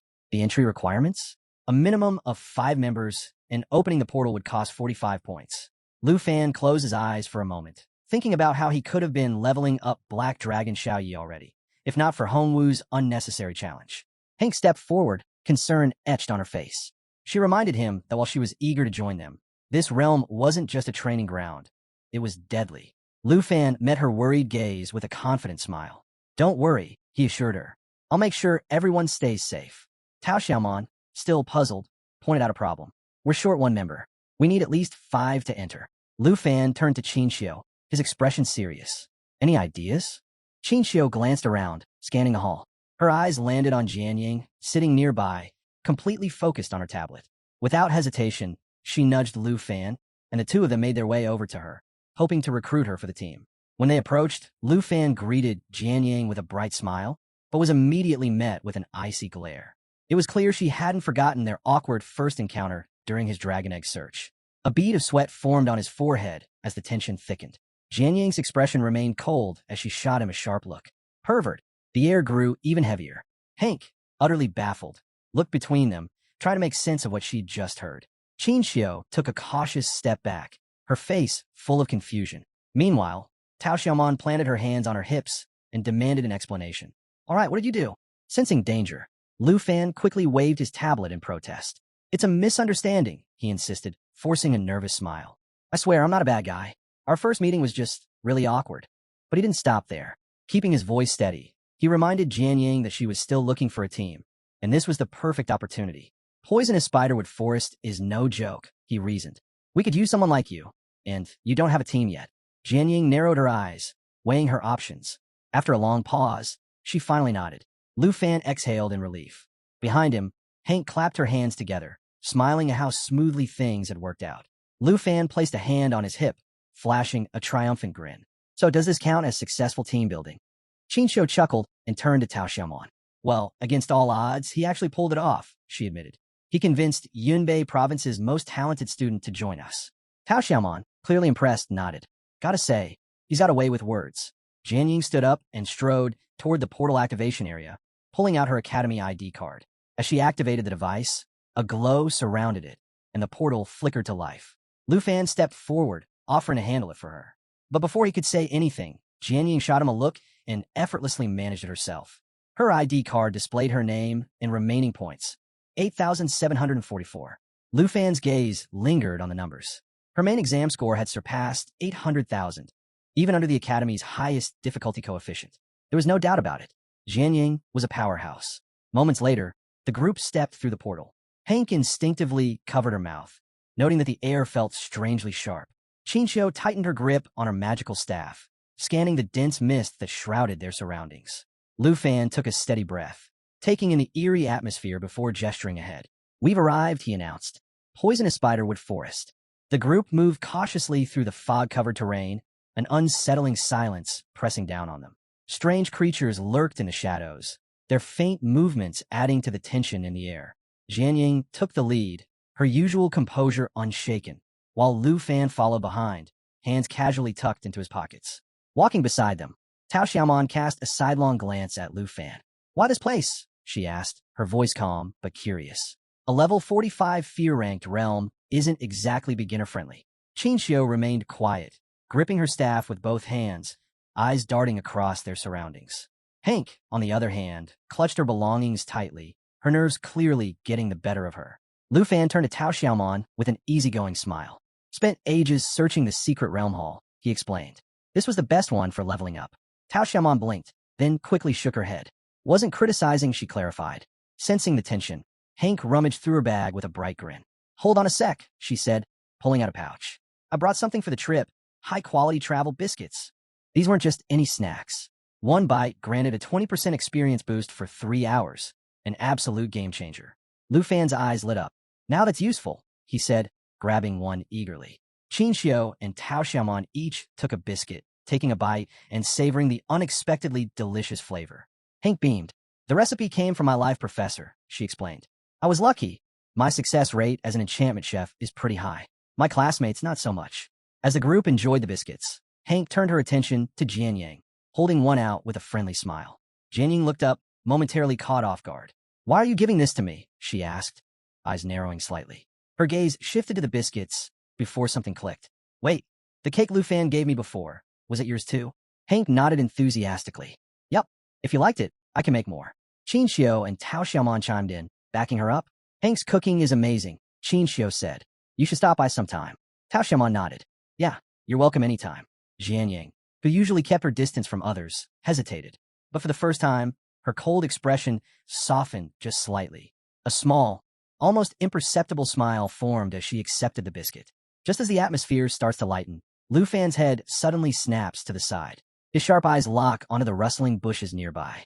Without hesitation, he warns the group to stay alert. Instantly, everyone tenses, weapons at the ready. A massive black-scaled python slithers out from the shadows, its eerie green eyes glowing in the dim light. This isn't just any beast. It's a level 40 monster with terrifying abilities and a hefty 91,200 experience points to its name. Before anyone can react, Tao Xiaomon's instincts take over. She charges forward, sword in hand, ready to strike. Hank, still holding her bag of biscuits, quickly shoves them away, realizing this just became a life-or-death situation. "Wait," Qinxiu calls out, trying to stop Tao Xiaomon. "These monsters are all level 40 or higher. We can't take them lightly." Hank's face goes pale. "If I had the right ingredients, I could cook something to boost our resistances," she stammers. But before she can finish, Lu Fan shakes his head with a calm smile. "No need," he says. Extending his hand, he gathers a glowing sphere of magical energy. His teammates watch, puzzled, wondering what he's about to do. Jian Ying, observing closely, quickly realizes Lu Fan is summoning his dragon. A moment later, a small yet regal-looking dragon materializes in front of them. Tao Xiaomon blinks. "Wait, this is a dragon?" she asks, doubtful. The tiny creature climbs on a Lu Fan's head, making itself comfortable. Lu Fan sighs. "Xiaofei, get down." Qinxiu, still stunned, immediately notices something. "That's not Black Dragon Xiaoyi," she murmurs. "It's a different dragon." Hank, equally shocked, leans forward. "Where did this one come from?" she asks. "I've never seen it before." Jian Ying stays silent, her sharp gaze locked onto Xiao Fei. Meanwhile, the python coils its massive body, preparing to strike. Seeing the impending danger, Tao Xiaomon readies herself for impact. But before the python's tail can land its devastating blow, Lu Fan gives the command. Xiao Fei, activate Emerald Light. The dragon's gemstone flares with a brilliant green glow. Just as the python's tail whips toward Tao Xiaomon, a shimmering shield manifests before her. The force of the impact sends her flying backward, but the barrier absorbs the damage completely. Qinxiu rushes to her side, staff glowing as she prepares to heal. She notices 3 delicate leaves hovering above Tao Xiaomon, but one fades away upon impact. A system notification confirms it. Jade Dragon Xiao Fei's Emerald Light has activated. 3 layers of Emerald Blessing granted. Shields damage, removes debuffs, and boosts attributes by 30%. Sitting up, Tao Xiaomon processes what just happened. That attack should have crushed her, but thanks to Xiao Fei, she's unharmed. Lu Fan flashes her a reassuring smile. As long as Xiao Fei is here, you don't have to worry about debuffs or injuries. Qinxiu, finishing the healing spell, is in awe. This isn't just a support dragon, she murmurs. It's even stronger than a second-level priest. Tao Xiaomon, still seated, glances up at Xiao Fei, realization dawning. Even a small dragon like this is capable of shielding against lethal attacks and enhancing their abilities. The sheer power of dragons is undeniable, but there's no time to dwell on it. The black-scaled python inches closer, jaws unhinging, venom dripping from its fangs. Hank gasps, voice trembling as she shouts a desperate warning. It's coming. Lu Fan swiftly unsheathed his dagger, eyes locked onto the serpent, ready to strike. But before he could make his move, a streak of red light tore through the thick fog, an energy arrow flying straight for the snake. He froze in surprise as the shot landed perfectly, piercing through the creature's open mouth and taking it down in an instant. Jianying lowered her weapon, stepping forward with her usual calm demeanor. The group remained silent, still processing what had just happened. Without missing a beat, she introduced her combat class, Swordmaster, and revealed her weapon, Bloodbreaker, an epic quality sword exclusive to her class. It boasted impressive stats, 39 strength and 126 agility. Even more impressive were its abilities, Armor Breaker, which ignored 30% of an enemy's defense, and Agility Boost, enhancing her speed by 40%. Lu Fan was impressed, but there was no time to dwell on it. Jianying suddenly turned, her sword flashing as she prepared for another strike. Sensing danger, Lu Fan called out to Hank, telling her to move. She hesitated, confused, but too late. Something massive loomed behind her. A monstrous spider lunged, one of its bladed legs slicing through the air toward her. Jianying reacted instantly, her sword intercepting the attack just in time. Without thinking, Lu Fan lunged forward, grabbing Hank and pulling her to ground. The two rolled to safety, narrowly avoiding the deadly strike. As they scrambled back up, the creature pulled away, revealing itself fully, an enormous silver-armored spider. This wasn't just any enemy. It was a level 40 beast worth 15,750 experience points, known for dropping a rare material called Silver Armor Shell. Worse still, it had deadly abilities, poisonous fangs, mandible piercing, and an incredibly tough defensive skill called Silver Armor, which made it immune to armor-breaking attacks. Lu Fan steadied Hank, making sure she was all right, while Jianying wasted no time. She advanced, sword at the ready, eyes locked on the spider. The beast lashed out with mandible piercing, but she was too fast, dodging effortlessly. It struck again, another miss. Spotting an opening, Lu Fan surged forward, dagger gripped tight. He caught Jianying's gaze and signaled caution. Jianying met his eyes briefly before refocusing, adjusting her stance. Lu Fan moved in, striking with precision, his dagger finding the weak spot beneath the spider's jaw. The creature convulsed before collapsing, defeated. But Jianying wasn't done yet. Without missing a beat, she leaped into the air, twisting mid-flight as she called out a warning to Lu Fan. The fight wasn't over. It wasn't over. From the shadows, more silver-armored spiders crept forward, their armored legs rustling against the underbrush. Jianying landed smoothly, assessing the situation. Without hesitation, she summoned 2 additional weapons, Breaking Army Greatsword, a level 21 epic quality blade with Mountain Shaker, a devastating attack dealing 210% damage and hitting nearby enemies, and Water Cold Sword, a level 14 weapon that inflicted ice damage and slowed its targets. She turned to Lu Fan and the others, her expression unreadable. Beyond the advancing spiders, a massive web glistened ominously in the darkness. At its center, a monstrous figure stirred, the Black Web Hunter. At level 46, it was leagues above the rest, boasting 39,110 experience points and deadly abilities. Poison Fang drained its victim's health with venomous strikes, while Webbind trapped its prey, leaving them vulnerable to attack. The silver-armored spiders attacked first, but Lu Fan and Jianying didn't hesitate. Jianying's 3 swords floated around her in a deadly dance, while Lu Fan adjusted his grip on Xiao Fei. The little jade dragon perched securely on his back. They moved as one, dodging an incoming strike just in time. Lu Fan barely had a moment to admire Jianying's impressive weaponry before another spider lunged, forcing them both to leap away. Midair, Jianying met Lu Fan's gaze and spoke. Sword masters could forge and level up their own weapons. She explained how she had started with a basic sword and refined it over time, her arsenal growing in strength. With a twist of her wrist, she conjured a blade of freezing water, shaping it into an arrow before launching it at the swarm. The icy magic spread instantly, frost encasing the spiders and slowing their movements. She landed with practiced ease, eyes still locked on the enemy. No time for questions, she reminded Lu Fan sharply. He smirked slightly, thinking her adaptability rivaled that of a dragon tamer. Before he could respond, danger loomed behind her. Another spider lunged, fangs bared and ready to strike. Jianying sensed it, but had no time to react. Lu Fan sprang into action, intercepting the attack with his dagger, steel clashing against the creature's armored body. Without missing a beat, he called out to Xiao Fei. Emerald Light. The tiny dragon soared into the air, extending its claws as a vibrant green glow spread outward. 3 shimmering leaves formed around Jianying, acting as protective barriers. She blinked, momentarily caught off guard, then turned to Lu Fan, looking both impressed and speechless. Jianying chose to stay aggressive, tightening her grip as she activated Mountain Shaker. Her breaking army greatsword surged forward, tearing through the spider's armored chest and crushing it in a single decisive strike.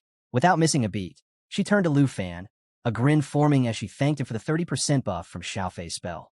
With her strength boosted, she made quick work of another spider, cutting it down effortlessly. Lu Fan watched with admiration.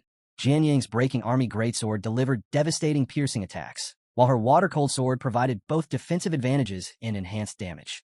The combination made her a formidable force on the battlefield. Meanwhile, Xiao Fei happily flitted beside him, having just leveled up to level 2. Before they could catch their breath, a desperate cry rang out. Lu Fan and Jianying spun around to see Hank, Qin Xiu, and Tao Xiaomon surrounded by spiders. Hank had collapsed in fear, frozen in place, but Qin Xiu and Tao Xiaomon immediately jumped in to protect her. Qin Xiu gripped her magic staff, quickly instructing Tao Xiaomon to hold the front line. Without hesitation, Tao Xiaomon planted herself in front of Hank, sword raised, ready to block the incoming attacks. Lu Fan's pulse quickened. Without thinking, he sprinted toward them, Xiao Fei flying close behind. As he ran, he called out to Jianying, telling her to locate the real threat, the black web hunter lurking nearby. Catching her breath, Jianying smirked, already preparing for the battle ahead. The spiders lunged, but Tao Xiaomon didn't waver. She held her ground, shielding Hank, while Qin Xiu's staff began to glow, magic swirling around her as she readied her spells. Above them, Xiao Fei soared into position, extending its tiny claws and casting emerald light. A soft green glow surrounded Hank, 3 protective leaves forming around her. Lu Fan wasted no time, slashing through the spiders with rapid dagger strikes. He shouted a warning to Jianying. Getting caught in the webs meant near certain death. She barely had a second to register his concern before multiple sticky strands shot toward her. Reacting instantly, she slashed through 4 of them, but one managed to graze her arm, slicing through her skin with a sharp sting. She hissed in pain, gripping her wounded arm. Realizing she couldn't stay exposed like this, she quickly retreated toward the forest. Her expression was a mix of determination and frustration as she fought to stay in control. Lu Fan's heart clenched at the sight. He immediately called for Xiao Fei to heal her, but before he could follow, Qin Xiu shouted his name. She was still fending off the spiders, urgency in her voice as she urged him to go after Jianying. Tao Xiaomon parried another strike, her sword flashing as she called out to Lu Fan. "We'll be fine. Xiao Fei's protection is enough, go." Lu Fan hesitated only for a second before making his choice. Without looking back, he took off after Jianying, his determination unwavering. Xiao Fei flapped its tiny wings, keeping pace beside him as they plunged into the dark forest. The deeper he ventured, the more tangled the landscape became, thick webs stretching between the trees like a massive, suffocating trap. Then, he saw it, the black web hunter's lair. A sprawling nest of silk and shadows loomed before him, its sheer size enough to send a chill down his spine. Amidst the chaos, Jianying stood her ground. One of her swords was trapped in the sticky threads, while she held another tightly, her body marked with fresh cuts. Despite her injuries, her stance remained unshaken, her eyes burning with sheer willpower. Lu Fan's pulse quickened. Without hesitation, he called out to Xiao Fei. "Emerald light now." The little dragon responded instantly, summoning 3 glowing leaves that hovered protectively above Jianying. She glanced at him, her expression tense with frustration. Though she appreciated the support, she wasn't about to admit she needed help. "I can handle this," she muttered. But before she could react, the black web hunter struck. A thick, silken thread shot toward her, web bind, its most dangerous ability. Jianying's breath caught. If she got caught in that, escape would be nearly impossible. Lu Fan didn't think he moved. In a flash, he was at her side. "Stay sharp," he urged, stepping in front of her as his arm began to change. His dragon claw ability activated, his hand morphing into a massive, scaled weapon. Jianying's eyes widened in shock, taken aback by the raw power radiating from him. Lu Fan didn't hesitate. Raising his transformed arm, he braced himself before swinging down with a crushing force. The impact was devastating. Several of the spider's legs were severed in one clean strike. At the same time, Jianying's sword broke free from the webbing, clattering to the ground. For a moment, she could only stare. This wasn't the same guy she had assumed was just a simple dragon tamer. His power, it was nearly on par with her mountain shaker ability. Shaking off her surprise, Jianying reached for her weapon, a soft glow emanating from its blade as she activated mountain shaker once more. Lu Fan met her gaze and nodded. This was their chance. Dagger in hand, he activated Whisper of Wind, boosting his agility. With a silent signal, they moved as one. Lu Fan dashed forward, speed and precision guiding his strikes, while Jianying followed, right behind him, her full strength unleashed. Lu Fan unleashed Dragon Fang Strike, channeling the power of dragon breath through his weapon. His attack landed with crushing force, just as Jianying's mountain shaker sent shockwaves through the battlefield, spreading damage to everything nearby. Their combined assault was unstoppable. Within moments, the black web hunter was cleaved clean in half. Jianying's blood breaker pulsed with energy, enhancing her strength and agility even further. Catching her breath, she glanced at Lu Fan, a faint warmth creeping into her cheeks. Despite the intensity of the battle, she felt strangely at ease. A system notification appeared before them. Jade Dragon Xiaofei had reached level 3. The tiny creature, buzzing with energy, tugged excitedly at Lu Fan's arm. He chuckled, glancing at his eager companion. Things are going well. With each fight, Xiaofei was getting stronger. At this rate, it might even reach level 5 before they cleared the secret realm. Jianying approached him, her expression thoughtful. She admitted that, for the first time in a long while, she had felt vulnerable in battle. Yet, she was grateful for the support. Lu Fan turned toward her, ready to respond, but before he could, the rest of their team arrived. Qin Xiu, holding her staff high, proudly declared their victory over the silver-armored spiders. Flushing slightly, she added that they had successfully protected everyone. Hank, now beaming, excitedly announced that she had leveled up. Lu Fan looked back at Jianying and praised her strength. She blinked in surprise, unsure how to respond. Before she could say anything, Lu Fan added, "No matter how strong you are, a team should always have each other's backs." His words lingered for a moment, and Jianying found herself looking at him with newfound admiration. Meanwhile, Xiaofei perched on Lu Fan's head, surveying the group. Hank stepped forward, tilting her head. "Why didn't you use emerald light on yourself?" she asked. Lu Fan smirked, placing a hand on his waist. "Didn't need it," he replied casually. Tao Xiaomon scoffed, crossing her arms. "You should use it on everyone, not just your favorites," she teased. Amused, Lu Fan gave Xiaofei the command. The little dragon's gemstone pulsed, and a radiant wave of healing energy washed over the team. Qin Xiu stretched, feeling instantly refreshed. Tao Xiaomon placed a hand on her stomach, sighing dramatically. "I'll look at you, Lu Fan. Your whole head is glowing green now." Lu Fan laughed. "All right, next time, Xiaofei skips you." The group burst into laughter, and even Jianying, who rarely smiled, found herself chuckling. For the first time in a while, she felt what it meant to fight alongside true teammates. As the sun dipped below the horizon, they reached the edge of a cliff. Lu Fan stood at the precipice, hands on his hips, Xiaofei perched atop his head. Tao Xiaomon squinted at her tablet, frowning. "That's weird," she muttered. "The map just stops here?" She turned to Lu Fan, confused, but before he could answer, Qin Xiu stepped forward and looked down. Her face paled. At the base of the cliff, an endless swarm of spiders writhed below, and in the center of them all, waiting in the darkness, was the final boss of the secret realm. As Lu Fan and Qin Xiu stood at the cliff's edge, the lingering poisonous mist gradually cleared, revealing the nightmarish sight below. A vast web stretched across the chasm, teeming with countless spiders skittering in restless waves. And at the very center of that web sat the true terror of this secret realm, the screeching spider mother. Lu Fan's gaze locked onto the status window, hovering above the monstrous queen. This wasn't just a high-level opponent. It was a commander, with abilities like regenerative feeding, which allowed it to heal by consuming its minions, and collective fury, which empowered its swarm when enraged. This battle wouldn't be won through brute force alone. Jianying stepped up beside him, studying the battlefield below with an assessing look. Before we take on the boss, she said evenly, we'll need to deal with the smaller ones first. Meanwhile, Hank hesitated before forcing herself to step forward. Her hands trembled slightly, but she clenched her fists, determination flickering in her eyes. Chinchio immediately warned her. You don't have to look if it's too much. But Hank shook her head.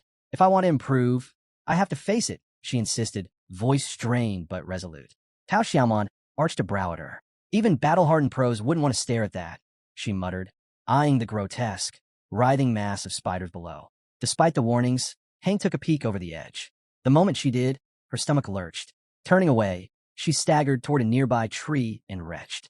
Chinchio rushed to her side, gently rubbing her back.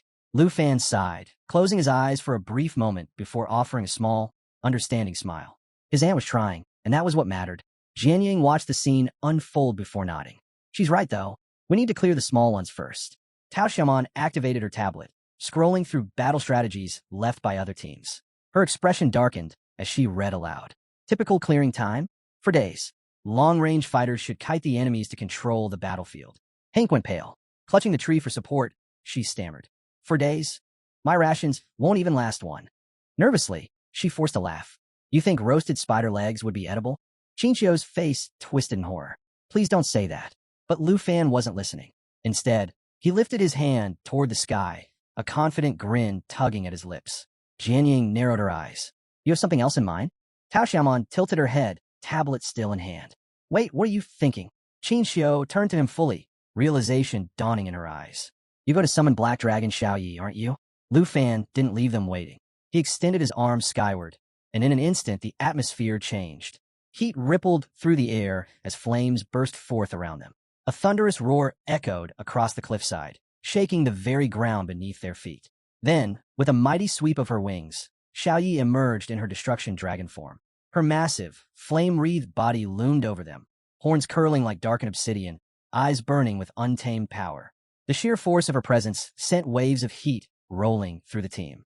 Tao Xiaomon inhaled sharply, stunned. That's insane. The colossal dragon flapped her fiery wings, illuminating the night with an ominous glow. Below them, the screeching spider mother twitched, as if sensing the shift in power. Lu Fan's smile deepened. They weren't going to play this battle by the book. The screeching spider mother wasted no time. With a piercing shriek, it commanded its swarm into action. The smaller spider's eyes flashed ominously as they launched a barrage of sticky webs toward Xiaoyi. But Lu Fan wasn't worried. His grin remained steady as he gave his dragon a simple order. Burn them all. With a powerful beat of her wings, Xiaoyi dove into the fray. The scorching wind from her descent incinerated the incoming webs before they could even reach her. Fire erupted across the battlefield, consuming the tangled forest below and turning the web-laden terrain into an inferno. She soared across the sky, her massive wings spreading destruction with every pass. The very ground beneath her smoldered, leaving only ash and embers in her wake. Hank clung to Lu Fan's arm, her breath caught in her throat. That's unreal, she whispered, barely able to process the raw power on display. Beside her, Tao Xiaomon shook her head in disbelief. This isn't just any dragon. Xiaoyi is practically a legendary beast. Even Jianying, always composed, found herself momentarily speechless. But Lu Fan wasn't done yet. He turned to Xiao Fei, eyes gleaming. It was time to push Xiaoyi even further. Emerald Dragon Heritage. At his command, Xiao Fei soared higher, its gem pulsating with radiant green energy. The moment the ability activated, a surge of power coursed through Xiaoyi. All effects for dragons and those with dragon ancestry doubled. And Lu Fan wasn't stopping there. Dragon's inspiration. A brilliant glow surrounded Xiaoyi as all her attributes and attack power surged by 30%. Then, she roared. The entire forest trembled under the force of her cry. Flames erupted around her, engulfing anything in her vicinity. The smaller spiders never stood a chance. Within moments, they were nothing but smoldering husks. Xiaoyi had reached level 17. Her stats had skyrocketed. Strength, 2,937. Agility, 4,117. Spirit, 9,902. Endurance, 5,728. She was a force of destruction, but the screeching spider mother refused to go down without a fight. Its glowing red eyes narrowed as it let out another bone-chilling screech. In response, an army of spiders began scaling the cliffside, closing in fast. Lu Fan placed a steady hand on Hank's shoulder before turning to Qinxiu. Can you keep her safe? Qinxiu tightened her grip on her staff and nodded firmly. We've got this. With that, Lu Fan turned to Jianying, flashing a confident smile. It was time. Jianying smirked, stretching her arms as 3 glowing swords materialized around her, crackling with energy. The horde was coming. With perfect coordination, Lu Fan and Jianying leapt from the cliff, diving straight into the chaos below. Lu Fan's dagger flashed in the firelight as he carved through the oncoming spiders, weaving between attacks with effortless speed. Beside him, Jianying's swords danced through the swarm, each strike clean and precise. They were cutting a path straight to the Spider Queen. They landed at the base of the cliff, surrounded by the falling husks of slain spiders. But the fight wasn't over. More were closing in fast from every direction. Lu Fan's gaze sharpened as he called out to Black Dragon Xiao Yi. She swooped down, wings slicing through the air, and activated the second phase of her great cataclysm skill. The moment she roared, an eruption of flames engulfed the battlefield, incinerating countless enemies in an instant. The chaos was overwhelming, but they kept pressing forward, Jade Dragon Xiaofei hovering close behind. Then, 2 system notifications flashed before them. Xiaofei had reached level 4, and Xiao Yi was primed to unleash the final phase of Great Cataclysm. Flames raged around them as Jianying watched in stunned silence. Xiao Yi's sheer power was undeniable, her firestorm leaving nothing but scorched remains. Meanwhile, on the cliff above, Tao Xiaomon cut down the climbing spiders with swift sword strikes, while Qinxiu's staff pulsed with energy as she cast protective spells. We got this. Qinxiu called down to Lu Fan, confidence unwavering. Trusting her, he pressed forward, turning to Jianying. Let's end this. We take down the Spider Queen now. The Spider Queen had no intention of waiting any longer. It lunged, spewing venom in all directions. Lu Fan and Jianying barely dodged in time, the poison splattering dangerously close. Realizing the fight had just escalated, Lu Fan extended his hand toward Jianying, commanding Xiaofei to activate Emerald Light. 3 glowing green leaves appeared above her, their energy wrapping around her like a shield. She blinked in surprise, momentarily taken aback by his concern, but there was no time to dwell on it. The Spider Queen struck again, launching a web straight at Lu Fan. He reacted instantly, slicing through it mid-air, but the edge still grazed his cheek, leaving a thin line of blood. He barely flinched, his expression darkening as he locked eyes with his foe. Xiao Yi now. Black Dragon Xiao Yi let out a fierce roar and triggered burning of all things. 4 raging fire tornadoes tore through the battlefield, reducing everything in their path to ash. Jianying could only watch in awe. Xiao Yi's strength was beyond anything she had imagined. This wasn't just destruction, it was devastation on a scale that could wipe out entire cities. With most of the smaller spiders obliterated, Xiao Yi remained in the sky, raining fire upon anything that still moved. Jianying was struck by how effortlessly she dominated the battle. Then, more system notifications appeared. Xiaofei had reached level 5 and unlocked a new skill, Emerald Blessing. This ability allowed her to amplify the next 3 attacks of any ally she chose. The battle was shifting in their favor. It was time to strike the final blow. Lu Fan's eyes darted to Jade Dragon Xiaofei, his confusion deepening as the gem on her body pulsed with a blinding light. Something was happening, something big. The glow intensified until Xiaofei suddenly began to rise into the air. Before their very eyes, her form started to shift. Wings unfurled, her tail extended, and her small frame transformed into that of a green-haired girl. Lu Fan instinctively raised a hand to shield his eyes, wondering if this was a metamorphosis like Black Dragon Xiaoyi's. When the light finally faded, he lowered his hand, and what he saw left him speechless. Xiaofei had evolved, her presence radiating newfound strength. His team had just powered up in the best possible way. Not 1, but 2 legendary dragons now stood at his side. As the battle raged on, the situation was growing more intense by the second. Hovering above them, Xiaofei brought her hands together, a deep green energy surging between her palms. Lu Fan watched her closely, torn between curiosity and anticipation, while Jianying was equally bewildered. Then, without warning, the ground beneath them trembled violently. From the shadows, a massive claw shot forward, aiming straight for Jianyang. But their reflexes were razor-sharp. In a split second, they dodged, narrowly avoiding the attack. Jianyang landed gracefully, 3 glowing emeralds now swirling above her. She stared at them, trying to make sense of their sudden appearance. This was it, Jade Dragon Xiaofei's new ability, Jade Blessing.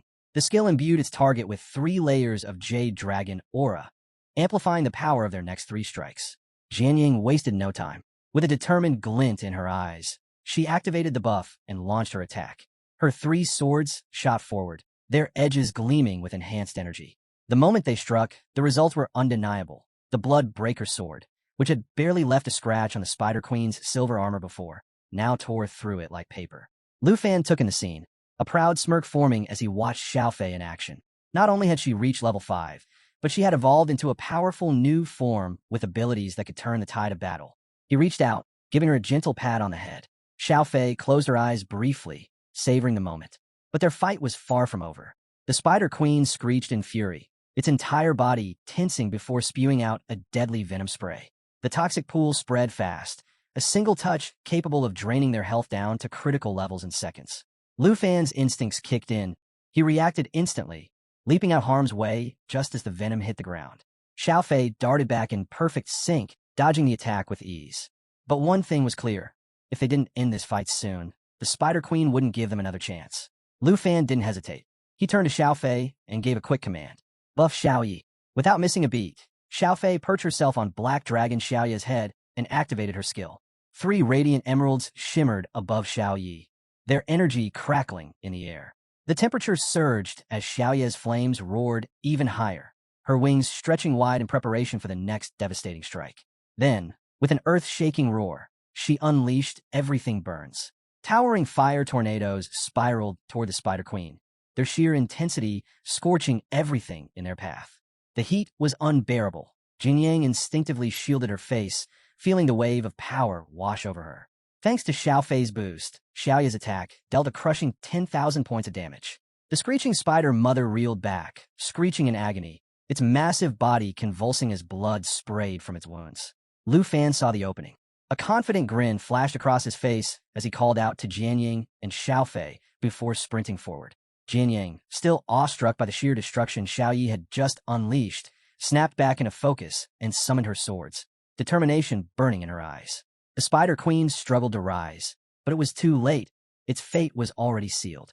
With a single powerful leap, Lu Fan closed the distance, his dagger crackling with Dragon Fang's strike, further amplified by the Blood Pack's power.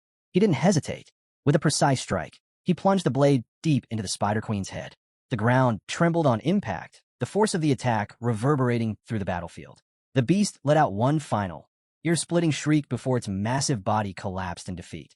But Jianyang wasn't taking any chances. With Emerald Blessing still active, she sent her 3 swords flying straight into its gaping mouth, slicing through its core and putting an end to the battle once and for all.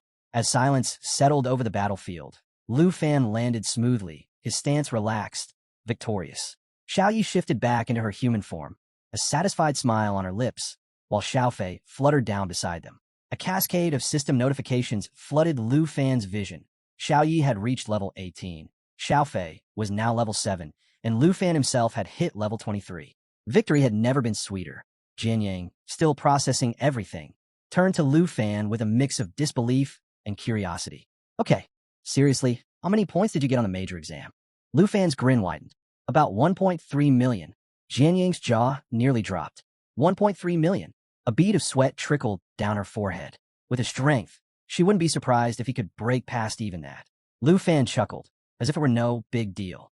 Maxed out the score cap on nightmare difficulty, he added casually.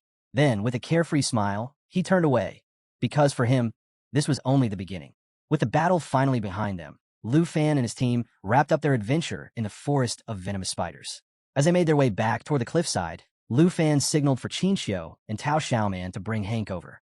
Just as everyone regrouped, Jade Dragon Xiaofei floated up to Lu Fan, closed her eyes, and wrapped him in an affectionate embrace.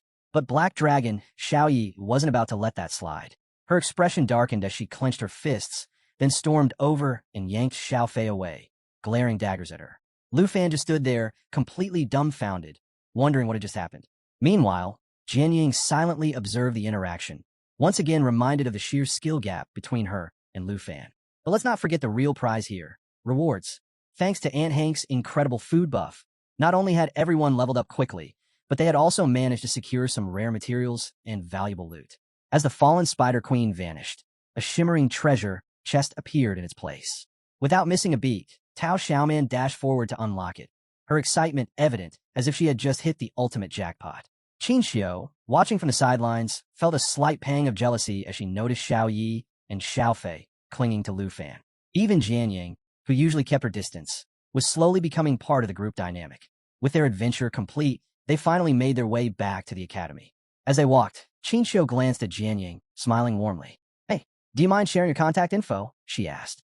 But Jian Yang, ever the enigma, simply replied, "I don't use a phone." Tao Xiaoman, grinning, jumped in. "No worries. If we need you for another secret realm raid, we'll just drop by." And what better way to celebrate their successful mission than with a feast? Back at Lu Fan's mansion, Aunt Hank prepared a legendary dinner, with 2 extra stamina-boosting dishes for good measure. The team gathered around the table, ready to dig in. At one point, Jian Yang, eating nothing but plain rice, glanced up and casually asked, "So, do you girls really live with a pervert?" Lu Fan nearly choked. "That was a complete misunderstanding," he protested, waving his hands. Qin Xiu and Tao Xiaoman just giggled, clearly enjoying his flustered reaction. Meanwhile, Xiao Yi lay sprawled on the floor, completely stuffed, while Xiao Fei snoozed contentedly nearby. Tonight, Aunt Hank had truly outdone herself. In the days that followed, Lu Fan quickly settled into life at Dragon Academy. He frequently returned to the poisonous spider forest to grind for experience, steadily growing stronger. By then, Jade Dragon Xiao Fei had reached level 13, and Lu Fan himself had climbed to level 24. Between studying combat theory and intense training, his team was preparing for whatever came next. Because this was just the beginning. 2 weeks flew by, and now, with just a couple of days left before the big freshman assessment, Lu Fan and his team were back in the secret realm for another intense battle. This time, he and Black Dragon Xiao Yi launched a perfectly synchronized attack, their combined power erupting in a massive explosion that obliterated the spider boss on the spot. Above them, Xiao Fei hovered gracefully as Lu Fan signaled Tao Xiaoman to unlock the treasure chest. A flurry of system notifications followed. Xiao Fei had reached level 14, Xiao Yi hit level 19, and Lu Fan himself climbed to level 25. Their progress was undeniable. Nearby, Hank swayed slightly, feeling a bit lightheaded, and leaned on Qin Xiu for support. Tao Xiaoman, practically vibrating with excitement, rushed over to open the chest. As the notifications kept rolling in, it was clear the whole team had leveled up.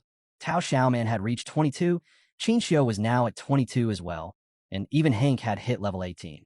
Lu Fan, hands on his hips, mentally set his next goal, pushing Xiao Yi to level 20 and Xiao Fei to 15 before the assessment. Then, Tao Xiaoman let out a gasp. Inside the chest was a complete set of venomous spider armor, the final piece of the rare set she had been hunting for a month. Without hesitation, she equipped it, her face lighting up as she admired the sleek, dark plating. This set had an incredible effect. Any enemy caught in her attacks had a chance to be immobilized in a web and poisoned, steadily draining their health. Qin Xiu, watching from the side, smiled knowingly. With this armor, Tao Xiaoman was going to be a serious threat in the upcoming assessment. As the excitement settled, Hank clapped her hands and announced it was time to head back. "Dinner's on me," she declared with a grin, already thinking up another delicious meal. Lu Fan, hands casually tucked into his pockets, glanced at the group. "Don't forget, the freshman assessment is tomorrow," he reminded them with a lazy smile. Tao Xiaoman pumped her fist into the air. "Let's do this," she cheered, brimming with energy. Just as they returned to the academy, Professor Gahan was waiting for them, a knowing smile playing on her lips. She waved Lu Fan over. "Deputy Director Zhao has something urgent to discuss with you," she said, her tone hinting at something significant. Lu Fan raised an eyebrow, but nodded, curiosity piqued. What could be so important right before the assessment? As they walked through the academy halls, students' voices echoed around them. 2 nearby were deep in conversation. "Did you see the new evaluation from the Azure class expert?" One student whispered. "Yeah, it's all about number 73, Hong Wu," the other replied, nodding eagerly. Gohan glanced over her shoulder at Lu Fan, studying his reaction. "That doesn't bother you, does it?" she asked, her expression unreadable. Lu Fan forced a small smile. "Can't say I know much about it," he admitted. "I haven't exactly been keeping up with classroom gossip." But even as he spoke, his mind was already turning. What was this new evaluation about? And more importantly, what did Vice Principal Zhao Shunming want with him right before the biggest test of the year?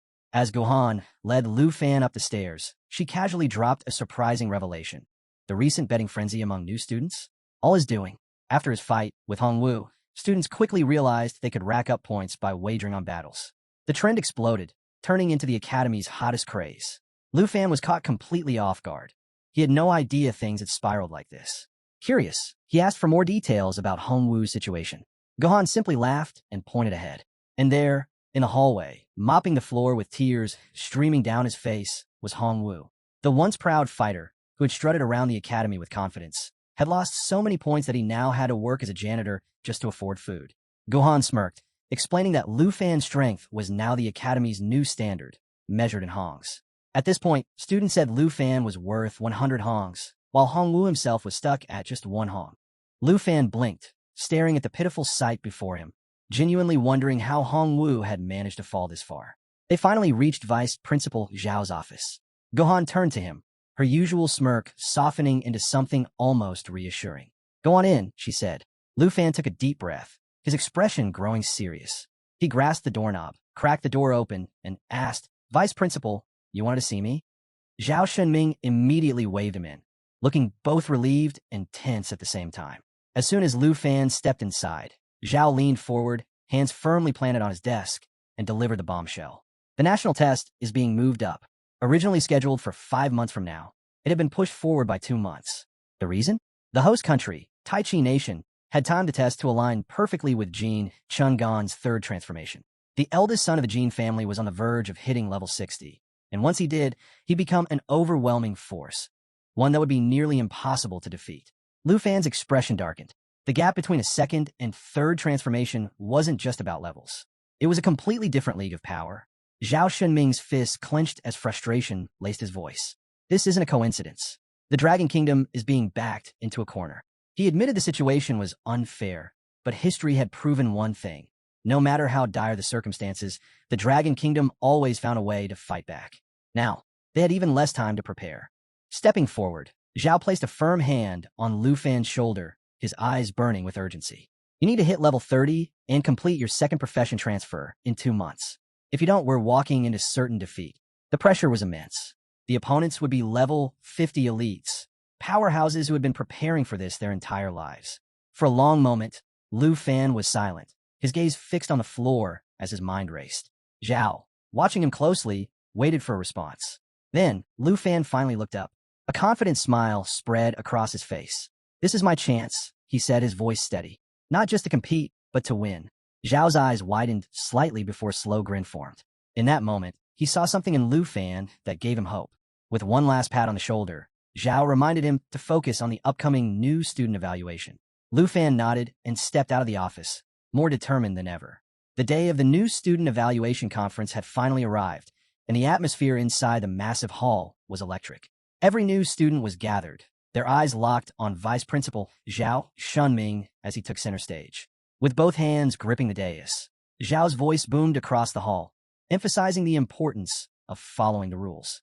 Then, with a dramatic flick of his remote, a giant system window illuminated behind him.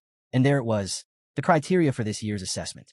A bold, glowing bracket flashed across the screen. 2 versus 2 arena. The rewards? The top-ranking team would walk away with a massive 5,000 points each. Second place would snag 3,000 per person, and third place would claim 2,000 each. As soon as the announcement was made, a wave of murmurs swept through the hall. Some students buzzed with excitement, eager for the challenge, while others looked far less thrilled.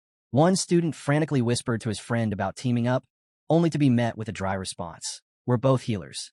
That's not going to work." Chinchio strolled up to Lu Fan with her usual bright smile. "Looks like our team's setup is perfect," she mused, nodding confidently. Lu Fan grinned, hands casually tucked into his pockets. "Yeah, with Aunt Hank focusing on non-combat professions, we're in the ideal spot for a 2 versus 2 lineup." The room was still alive with chatter when Zhao Shenming's commanding voice cut through the noise. His gaze swept over the crowd as he addressed them once more. "Some of you still don't understand the importance of teamwork," he noted. "But don't worry, there's still time to learn." Then, with a knowing smirk, he dropped another bombshell. "The first round of matches starts this afternoon." The hall erupted with energy as students scrambled to process the sudden turn of events. Meanwhile, Professor Gahan was already stationed at the front, managing the sign-ups. As the crowd dispersed, Lu Fan and Qin Xiu stepped outside, spotting Jian Yang standing calmly near the entrance, as composed as ever. Qin Xiu greeted her warmly, her magic staff resting lightly in her hands. Lu Fan, flashing his usual confident smile, was about to speak when, "Wait!" A dramatic voice interrupted them, and a purple-haired student swept into view, striking an unnecessarily theatrical pose. "I'm the 7th-ranked dual swordsman," he declared, his expression serious. Then, with a hopeful gleam in his eyes, he turned to Jian Yang. "Would you join my team? With our combined skills, we'd be unstoppable." Jian Yang didn't even blink. "No." The student's face crumbled, as if his entire world had just shattered. Before anyone could comment, Tao Xiaoman arrived, her energy as bright as ever. "Come on, let's find Professor Gahan and get signed up," she suggested cheerfully. As they walked, Tao Xiaoman glanced at another nearby student, looking equally devastated. "What's his deal?" she asked. Qin Xiu grinned. "Tried to recruit Jian Yang. Got rejected." Lu Fan chuckled before making his decision. "I'll team up with Qin Xiu, and Jian Yang can partner with Tao Xiaoman." But Qin Xiu had other ideas. She gave him a pointed look and smirked. "No way. You should partner with Jian Yang. We need our strongest players at the top of the rankings." Lu Fan paused, then glanced at Jian Yang. She met his gaze, completely unbothered. Well, looks like the matchups were set, and with the first battles just hours away, it was time to prove who truly deserved the top spot. The arena was alive with energy as the next day's battles kicked off. In one corner, Chun Tianji, a fellow dragon tamer, was making waves with his subdragon. With a powerful sweep of its tail, his opponent was sent flying. Seizing the moment, Chun Tianji darted forward, his dagger gleaming as he unleashed a flurry of precise strikes, securing his 28th consecutive win.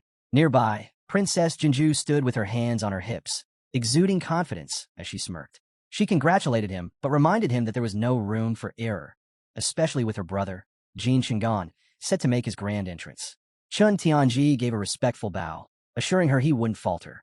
Then, in a dramatic turn, the announcer revealed the next match. The crowd erupted in excitement as two unexpected names were called, Lu Fan and Jian Yang. Gasps rippled through the stands. Chun Tianji froze, and Jinju's expression darkened with disbelief. How were these two fighting on the same team? Lu Fan simply stretched his fingers, flashing Jian Yang a confident grin. She, ever composed, shifted into a defensive stance, eyes sharp with determination. Among the spectators, Qin Xiu waved enthusiastically, cheering for Lu Fan, while Tao Xiaoman watched with a quiet, knowing smile. Lu Fan turned to Jian Yang, a playful gleam in his eye. "Think we'll have any trouble taking first place?" he asked casually. Jian Yang met his gaze, unwavering. "None at all," she replied. "Now, let's rewind a few hours before this high-stakes battle." Inside the break room, Lu Fan was deep in concentration, his eyes locked onto his system interface. With a decisive tap, he opened a chest icon. Ping! A notification popped up. He had successfully synthesized an advanced treasure map. He smirked to himself, thinking about all the low-quality maps he had collected. Combining them had been a smart move. But then, another alert flashed. This time, it was something far more valuable. He had created a divine-level treasure map. Behind him, Jian Yang tilted her head, puzzled by his actions. Watching him seemingly poke at the air, she couldn't help but ask, "Lu Fan, are you all right?" Before he could answer, the system revealed the map's details. The next dragon egg was hidden in the Flying Dragon Cemetery, a perilous location with a difficulty level between 45 and 60. Lu Fan's curiosity spiked. He had never heard of this place before, but that was a mystery for later. Back to the present, the arena speakers crackled to life. Team 18, Princess Jinju and Chun Tianji. Team 1, Lu Fan and Jian Yang. Report to the battlefield. Jian Yang turned, deep in thought. Lu Fan, ever the optimist, placed a hand on his hip and grinned. "Looks like it's our turn," he said, his tone light but firm. This was it, the moment that would determine everything. The crowd was buzzing with excitement. Seeing Lu Fan, the Academy's top-ranked student, teamed up with the renowned Jian Yang was nothing short of shocking. Some were convinced they would dominate, while others weren't so sure. After all, Chun Tianji had already crushed 28 opponents in a row. The stakes had never been higher. Jian Yang glanced at Chun Tianji, her voice calm but direct. "Are you sure we can win this, Lu Fan?" Lu Fan simply rested a hand on his hip, flashing a playful grin. "How about a little bet?" he teased. "If I win, you spill every secret about the Swordmaster class." Jian Yang raised an eyebrow, still unsure why he seemed so relaxed, especially since he claimed he didn't even need to summon his dragon. The referee's signal cut through the tension, marking the start of the battle. Chun Tianji tightened his grip on his spear, his dragon snarling at his side. In contrast, Princess Jinju remained composed, staff in hand, watching with a knowing gaze. Chun Tianji's frustration was evident as he glared at Lu Fan. "I won't let you overshadow me again," he growled. "There's only room for one dragon tamer." With that, he charged, spear flashing as he lunged straight for Lu Fan.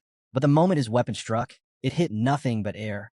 Lu Fan had vanished. Chun Tianji's breath hitched, his eyes scanning wildly. Before he could react, Lu Fan reappeared right beside him, standing casually with an easygoing smirk. From the sidelines, Jian Ying watched, arms crossed, intrigued by the unfolding fight. Just then, Chun Tianji's subdragon launched itself at Lu Fan, its powerful jaws snapping forward. But Lu Fan? He didn't even blink. Instead, he threw a glance at Jian Ying, his tone light and teasing. "Too late to back out of the bet now." With that, his arms shimmered with energy, transforming into a powerful draconic claw. In one explosive motion, he soared into the air and delivered a devastating strike to the dragon's jaw. The sheer force sent cracks through its tough scales before it crashed to the ground, letting out a pained roar. The arena fell silent for a moment. Jian Ying's eyes flickered with surprise. She hadn't expected that kind of raw power. Chun Tianji, now visibly shaken, clenched his jaw. His frustration only grew when he realized Jian Ying hadn't lifted a finger to help. Why isn't she doing anything? He thought, thrown completely off balance. Meanwhile, Lu Fan landed effortlessly, his draconic claw still pulsing with energy. Chun Tianji's grip on his spear tightened. "Where's your dragon?" he demanded. Lu Fan just chuckled. "Didn't need it. This is all just for a fun little bet." Before he could say more, a familiar, playful laugh rang out. Well, Princess Jinju stepped forward, eyes gleaming. "Looks like today's finally the day I get to fight you, Lu Fan." Lu Fan turned, surprised but already preparing himself. Whatever she had planned, he knew things were about to get very interesting. Chun Tianji tightened his grip on his spear, locking eyes with Lu Fan. The tension between them was thick enough to cut with a blade. Meanwhile, Princess Jinju's glare burned with irritation. Lu Fan's laid-back attitude and unwavering confidence were nothing short of infuriating. To her, it was disrespectful. She vowed right then and there she'd make him regret it. Chun Tianji, however, was still reeling. His dragon, its armor shattered, had just taken a brutal beating. But it wasn't done yet. Letting out a deafening roar, the beast pushed itself up, rage fueling its every move as it charged at Lu Fan once more. Lu Fan? He barely reacted. Instead, he casually rolled up his sleeve, smirking as he pointed out the dragon's broken fawn. "Looks a little uneven now," he quipped. The dragon, now absolutely livid, swiped at him with its massive claw. But Lu Fan was too fast. With a swift, effortless leap, he dodged the strike and, midair, decided to help correct the dragon's posture. The audacity!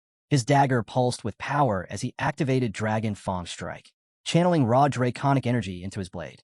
With pinpoint precision, he struck. The force of the attack sent Chun Tianji's dragon crashing down, fragments of armor flying in all directions. Silence fell over the arena. The crowd was stunned. Lu Fan had just single-handedly taken down a dragon. Even though it was a sub-dragon, the sheer gap between humans and dragons was well known. And yet, Lu Fan had just rewritten the rules. Princess Jinju's expression darkened as she watched their dragon collapse. Her patience snapped. Turning sharply to Chun Tianji, she ordered him to do something, to take Lu Fan down. Feeling the weight of her command, Chun Tianji clenched his jaw and steadied his spear. There was no room for hesitation now. At Jinju's signal, the Earth Dragon stirred, preparing to strike. This time, Chun Tianji planned a coordinated assault, hoping to finally overwhelm Lu Fan. The dragon's tail lashed out in a massive, sweeping attack, while Chun Tianji surged forward, his spear glowing with brilliant blue energy. Activating Dragon Lancer, he unleashed a devastating, dragon-infused strike. The sheer force of their attack sent tremors through the ground, shattering the arena floor. A thick cloud of dust and debris swallowed Lu Fan whole. Chun Tianji landed, gripping his spear tightly. He exhaled, convinced they had finally done it.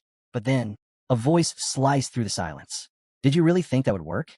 As the dust settled, Lu Fan emerged, completely unharmed. Perched casually atop the Earth Dragon's severed tail, dagger in hand, a smug grin stretched across his face. Chun Tianji's grip on his spear tightened as sweat beaded on his forehead. This fight was spiraling out of control, and he knew it. Meanwhile, Jian Ying watched, her eyes locked on Lu Fan. She had expected him to be strong, but this? He was making a mockery of both Chun Tianji and his Earth Dragon like it was nothing. And just when it seemed like things couldn't get any crazier, Princess Jinju stepped forward. Frustration burned in her eyes as she shot Chun Tianji a scathing look. Useless, she spat. Without another word, she ordered him to stand down. The air around her darkened as she gripped her staff, her aura turning menacing. Humiliated by Chun Tianji's failure, especially in front of a full arena, she decided to handle things personally. Raising her staff, she poured dark energy into the battered earth dragon. A sinister transformation began. The dragon's form twisted, its body expanding as its cracked armor reforged itself with an eerie, obsidian sheen. A deep crimson glow filled its eyes, and a guttural, bone-rattling roar shook the arena. The once-wounded beast had become something entirely different, something terrifying. Lu Fan watched, unfazed. He remembered all too well what happened the last time Jinju used this power. Things were about to get wild. The arena buzzed with uneasy excitement. Spectators whispered among themselves, their eyes flicking between Lu Fan and the newly transformed Earth Dragon. Many were holding their breath, secretly hoping to witness the ultimate clash. Lu Fan's black dragon against this demonic behemoth. Sensing the shift in danger, Jian Ying sprang into action. She summoned her heaven-crushing sword and blood-breaker sword, the twin blades orbiting around her like silent sentinels, ready to strike at a moment's notice. But before she could step in, Lu Fan casually held up a hand, stopping her. His smirk remained as he glanced at her. "Relax," he said, reminding her of their little bet. Jian Ying hesitated, frustration flickering in her eyes, but she exhaled and held back. She trusted him. Meanwhile, the Earth Dragon let out another deafening roar, its body writhing with unstable energy. Lu Fan, completely at ease, observed its grotesque transformation. "I recognize this ability," he remarked to Jian Ying. "Painful as hell, but in exchange, it boosts power to insane levels." Jinju, standing behind Chun Tianji, clenched her staff so tightly her knuckles turned white. She had no intention of letting Lu Fan walk away unscathed. "End him," she commanded, her voice sharp with fury.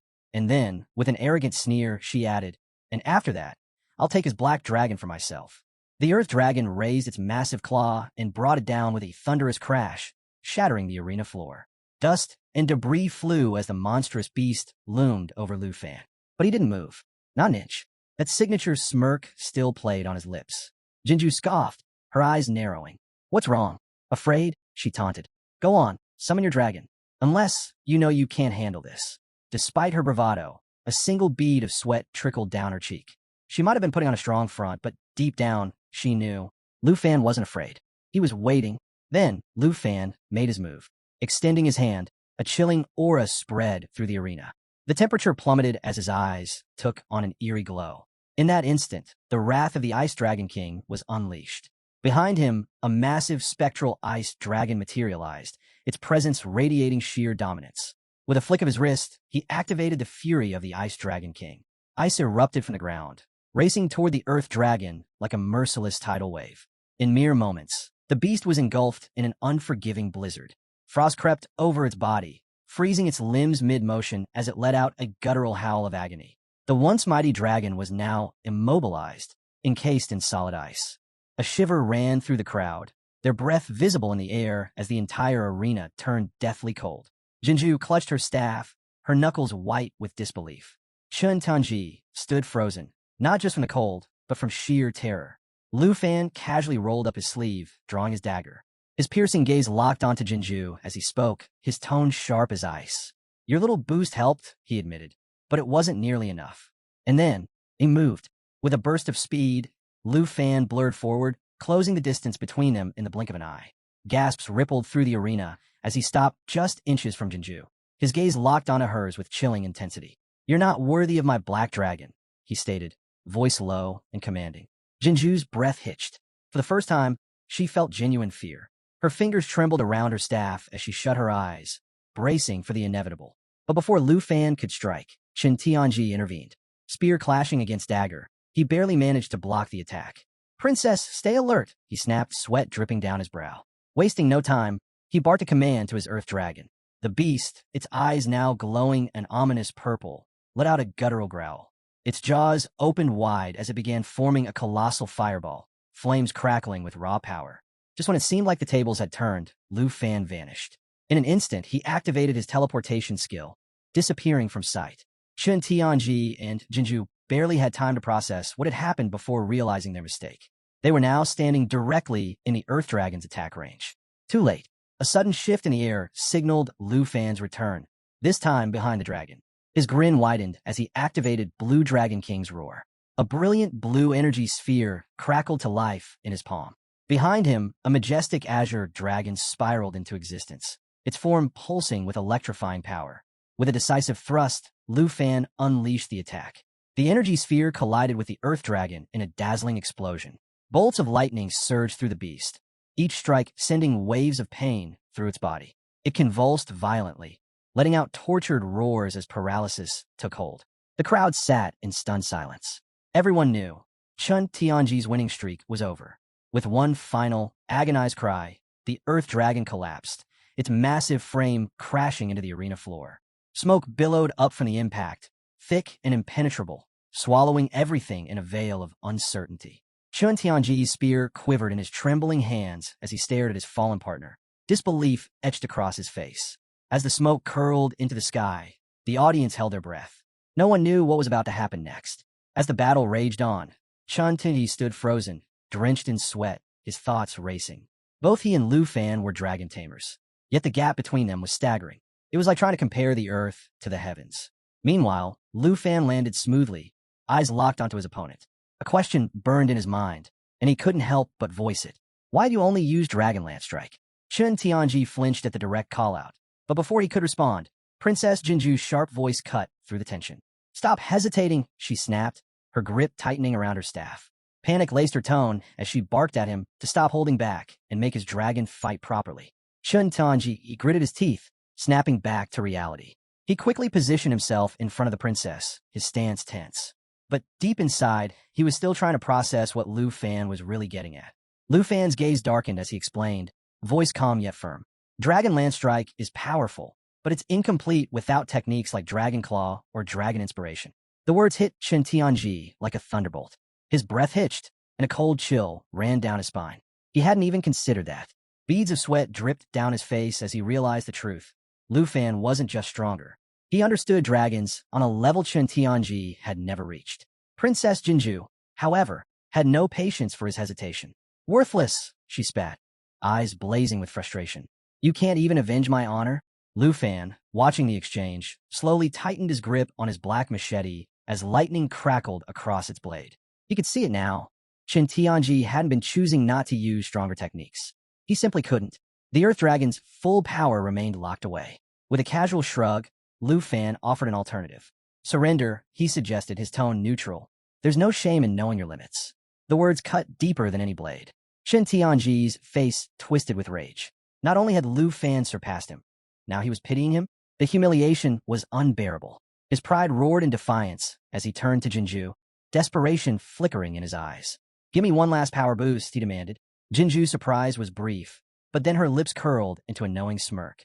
Without hesitation, she raised her staff, and a dark, pulsating aura seeped into Chun Tianji's body. Agony ripped through him as his muscles swelled unnaturally. Veins bulged across his face, 2 extra arms grotesquely sprouted from his torso, and his grip on his spear tightened with newfound strength. His body was barely holding itself together, but he didn't care. Lu Fan watched in silent disbelief. Why was Chun Tianji willingly letting the princess manipulate him like this? But then, Chun Tianji let out a guttural roar, eyes wild with desperation. His voice thundered across the battlefield. I must become the best. I will prove myself worthy in the eyes of the princess. And with that, he charged, ready to lay everything on the line. With his newfound monstrous strength, Chun Tianji launched himself into the air, descending upon Lu Fan with the raw ferocity of a dragon. His spear blazed with power as he executed the dragon spear technique, aiming to crush his opponent in one decisive strike. For a fleeting moment, Lu Fan didn't move. His gaze softened, not with fear, but with something closer to sorrow. There was no hatred in his eyes, only quiet pity for Chun Tianji, a man who had thrown away everything, his pride, his body, his dignity, all for a desperate grasp at greatness. But pity didn't mean hesitation. With a sharp inhale, Lu Fan invoked Wind Spirit Whisper, his agility surging by 35%. In the blink of an eye, he vanished from sight. Chun Tianji's heart pounded. His eyes darted wildly, struggling to track Lu Fan's movements, only to feel a sharp, searing pain. Lu Fan had already struck. Dragon Fang Strike. Chun Tianji's grip failed as his spear was ripped from his hands, agony surging through his limbs. But Lu Fan wasn't finished. Without missing a beat, he activated Blue Dragon King's roar. Bolts of lightning crashed down, striking Chun Tianji's body with merciless precision. His skin sizzled, the overwhelming force scorching him beyond recognition. The once proud warrior crumbled to his knees. His spear clattered to the ground. Smoke curled from his lips as he forced out a single, broken whisper, an apology. A final plea for forgiveness from the princess before his body gave out, collapsing in utter defeat. And then, silence. Princess Jinju, watching everything unravel before her, felt her world shatter. Her champion, her strongest warrior, was gone. Tears welled in her eyes, her breath hitching in disbelief. She had been so certain of victory, so sure of her power. But now, all that remained was the bitter sting of loss. After taking down Chun Tianji, Lu Fan doesn't even pause. He charges straight at Princess Jinju, hand raised, ready to strike. Panic sets in instantly. Desperate, Jinju throws up her hand, trying to stop him, her voice rising in frantic protest. She warns him, her brother, a major figure in the Tai Chi Empire, won't let this slide if he dares touch her. But does Lu Fan care? Not in the slightest. Without hesitation, he slaps her hard, sending her crashing to the ground. Her magic wand slips from her grasp, skidding across the floor as she stares in stunned disbelief. And Lu Fan, completely unfazed, he looks down at her and, in the most nonchalant tone, says that if her brother comes after him, he'd actually be doing him a favor. Cold as ice. The audience? They go wild. Some are in complete shock, others call him out for going too far. But there are whispers, too, reminders that Jinju wasn't as innocent as she seemed. Just earlier, she had no problem manipulating Chun Tianji to her advantage. Looks like karma just cashed in. Amid the uproar, the vice principal finally steps in, demanding silence. Without any delay, he makes it official. Jinju and Chun Tianji's team is out, while Lu Fan and Jian Ying take the win. Then, without missing a beat, he orders Gahan to send Lu Fan to his office immediately. And just like that, the next match is announced. No time for drama. This academy keeps things moving. Cut to Lu Fan in the vice principal's office. The atmosphere is heavy. The vice principal stands with his back turned, deep in thought. Then, without even facing Lu Fan, he speaks. At first, he assumed this whole thing with Jinju was just some family dispute. Turns out it was way more personal, and Mr. Qin Shanhai spilled all the details. He warns Lu Fan that using the arena for personal grudges is dangerous. It could lead to serious accusations of misconduct. Lu Fan, as cool as ever, acknowledges the warning and calmly explains himself. He couldn't just stand by and watch Chun Tianji get manipulated. Jinju needed to be put in her place. The vice principal listens, then hands Lu Fan a tablet, signaling that the conversation is over. But before Lu Fan can wonder what's next, the vice principal drops the real news. Turns out, both he and the principal have been watching Lu Fan closely. For a second, Lu Fan wonders if he's about to get reprimanded. But no, it's the opposite.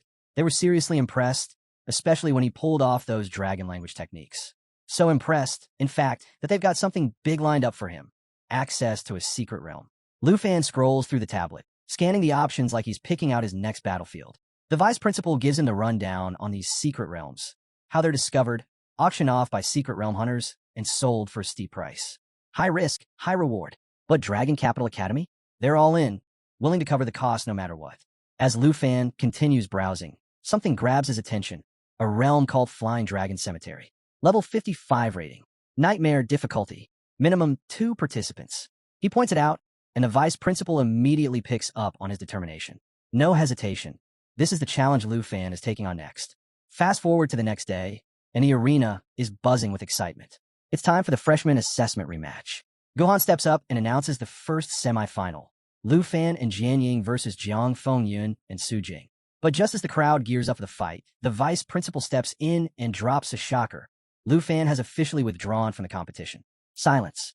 Then chaos. The audience is stunned, whispers spreading like wildfire. Some are straight up disappointed. They came to see Lu Fan in action. Others start speculating like crazy. Did he get in trouble? Is he being sent on some secret mission? With no answers, the rumors only grow. Tao Xiaoman? She waves it off as nonsense. Qin Xiu, ever the logical one, tells her to ignore the gossip. The truth is obvious. Lu Fan and Jian Ying are already off exploring the secret realm. And sure enough, deep in the ancient, eerie expanse of Flying Dragon Cemetery, Lu Fan and Jian Ying step into the unknown. The air is thick with tension, the massive forest around them shrouded in mystery. As they push forward, Lu Fan turns to Jianying and apologizes for pulling her away from the competition. But Jianying? She's got no complaints. The Academy let them keep their Azure class spots and even gave them 10,000 points each. Sounds like a win to her. She even thanks Lu Fan for the opportunity. Getting to explore such a rare secret realm is a reward in itself. And then, without hesitation, she offers him all the treasures they find. For her, the experience alone is enough. Lu Fan, clearly impressed, chuckles and teases her. She's not the type to leave a favor unpaid. The forest is eerily silent as they press on, too silent. Then, out of nowhere, a voice cuts through the stillness. High up in a tree, a red-haired guy lounges on a branch, watching them with curiosity. And instead of sneaking around or sizing them up from the shadows, he just calls out, breaking the tension like it's no big deal. Lu Fan stops in his tracks, sizing up the unexpected newcomer. Before he can even process who this guy is, the stranger launches himself off the tree branch like he's starring in an action flick. He lands effortlessly, throws them a wide grin, and flashes a thumbs up. Name's Black Rat, he announces, all confidence. Secret Hunter Guild. Yep, you heard that right, Black Rat. Pretty bold name for a guy who just came falling out of a tree. Lu Fan stays cautious, introducing himself and Jianying while keeping an eye on him. He asks if Black Rat is supposed to guide them to the Flying Dragon Cemetery's entrance. Black Rat spots the Academy badge on Lu Fan's shoulder, gives a knowing nod, and waves for them to follow. His job, he explains, is simple. Escort them to the teleportation gate, and then he's out. As they walk, Black Rat starts chatting, casually throwing out how ridiculously rich Dragon Capital Academy must be to get access to such a high-level secret realm. With a smirk, he asks about their levels, probably expecting some crazy numbers. But Lu Fan? He just shrugs, points at himself, and says, level 25. Then he gestures to Jianying. She's 24. Black Rat's entire world shatters for a second. He stops dead in his tracks, staring at them like they just said they planned to fistfight a dragon for fun. A level 55 secret realm? Nightmare difficulty? And these two haven't even reached their second transformation yet? No way. This has to be a mistake. Panic kicks in as he pulls up his system, muttering about how he needs to double-check with the Academy. He's convinced they're walking straight into a death trap. But before he could do anything, Lu Fan cuts him off, cool and firm. Don't waste your time. And it's a good thing, too, because, crack, a massive tree nearby starts to fall. The sharp snap of splitting wood echoes through the forest, sending birds scattering in a frenzy. Lu Fan and Jianying instantly snap to attention. For a brief second, their eyes meet, no words needed. Run. Lu Fan grabs Jianying's wrist, and they bolt. Branches whip past, the ground trembles, and then, whoosh, something huge slices through the air above them. They glance up, and there it is, a colossal dragon eagle, diving straight for them, talons extended, eyes locked on its next meal. That's when Lu Fan shifts gears. His expression sharpens, his aura ignites, and power flares to life around him. Energy crackles at his fingertips, heat radiating from his hands. With pinpoint focus, he channels that power into a devastating strike and launches it at the beast. The dragon eagle screeches, flapping its massive wings in shock as it tries to veer off course. But Lu Fan? Oh, he's just getting started. With a swift motion, Lu Fan unleashes the power of Blue Dragon Roar. A bolt of lightning rips through the sky, crackling with raw energy as it slams into the dragon eagle. The impact is immediate. The beast freezes mid-air, its body twitching uncontrollably as the electricity courses through it. And if that wasn't bad enough, the lingering effect ensures that any follow-up attack will hit even harder. Talk about overkill. Black Rat? He's standing there like his brain just short-circuited. A level 25 doing this? No way. It doesn't make sense. He watches in stunned silence as the once mighty dragon eagle, a level 50 predator, crashes to the ground with a heavy thud. It gives one final, weak gasp before going completely still. Mouth slightly open, Black Rat mumbles in disbelief. That thing shouldn't have gone down so easily. But their Lu Fan stands, completely unfazed, still radiating raw power. He turns to Black Rat, his tone casual, and tells him not to stress about their levels. Then, with a slight smirk, he suggests they keep moving. After all, this was just the warm-up. The real challenge is still ahead. Black Rat? Still mentally processing. His brain is doing all sorts of calculations, and none of them add up. But eventually, he shakes it off, takes a deep breath, and agrees to lead the way. Though now, he's definitely watching Lu Fan with a whole new level of respect. The group makes their way through the dense forest, winding between ancient trees that stretch impossibly high. Then, after a bit of trekking, they reach it. A colossal tree, so massive it looks like it's trying to pierce the heavens. Black Rat steps forward, shoving aside a cluster of thick bushes to reveal its massive trunk. Then, with a dramatic gesture, he presents it. This, he says, is the entrance to the Flying Dragon Cemetery. The air around the tree feels different, charged with something ancient, something powerful. Soft light filters through the canopy, illuminating a shimmering portal embedded in the bark. Just looking at it, you know things are about to get serious. Black Rat points at the glowing portal. That's your way in.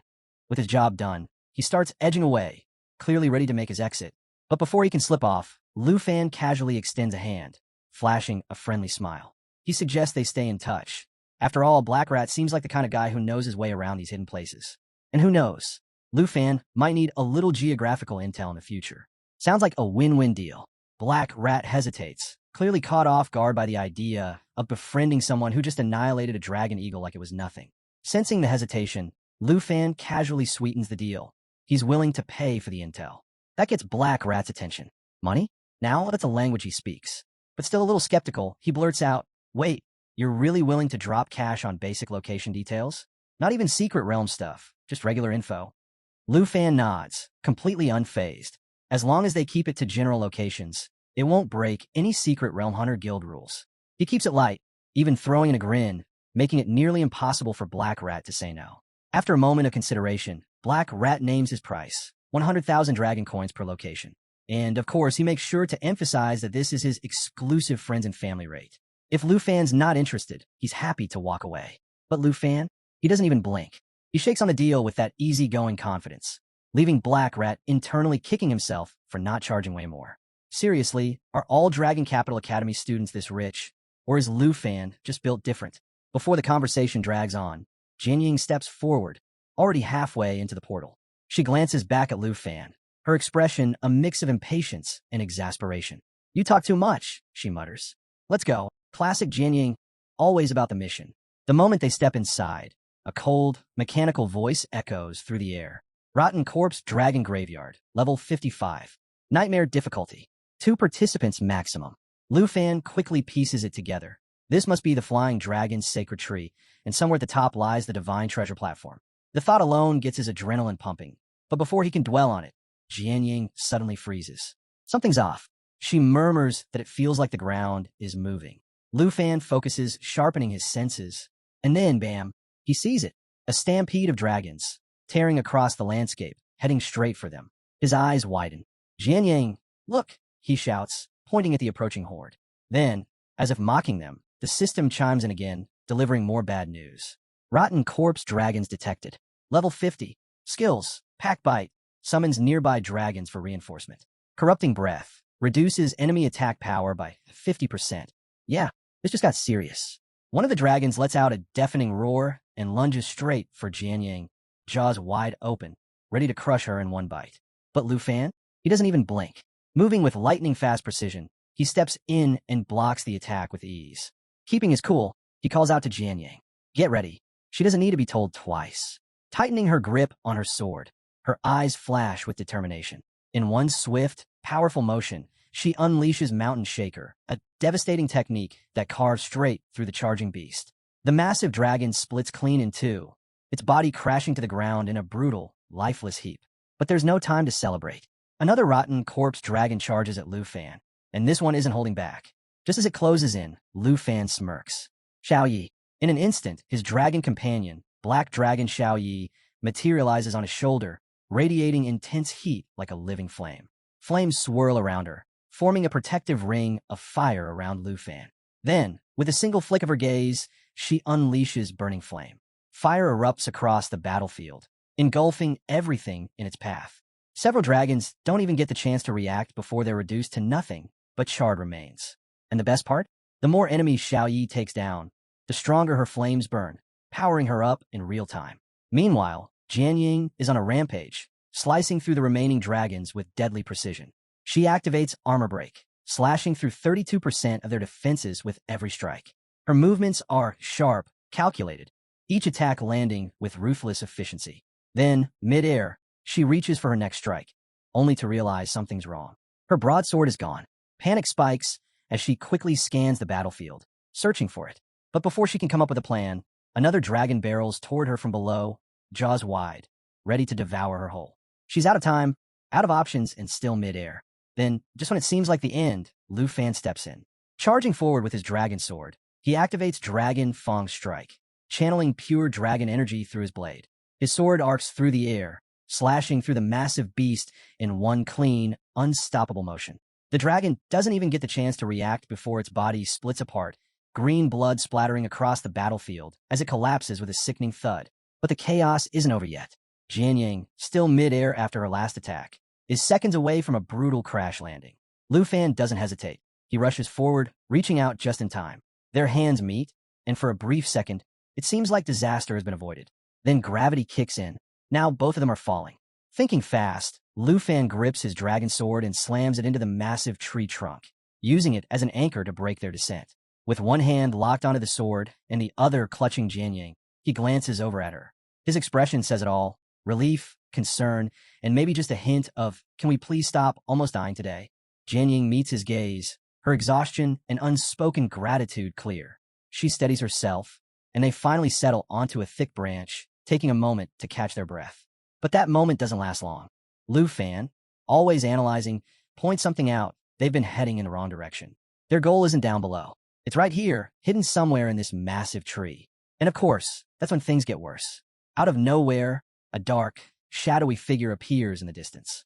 Lu Fan's instincts flare, his body tensing as he immediately calls for Xiaoyi. In an instant, she's perched on his shoulder, glowing like a fiery sentinel. Then, piece by horrifying piece, the figure steps closer. First, skeletal hands emerge from the darkness. Long, bony fingers ending in razor-sharp claws. Then, its head becomes visible, a dragon skull, hollow eyes, and a gaping, bone-filled maw. Its entire form is a nightmare brought to life, radiating an unsettling, otherworldly menace. It's as if someone thought, let's bring back a dragon, but make it terrifying.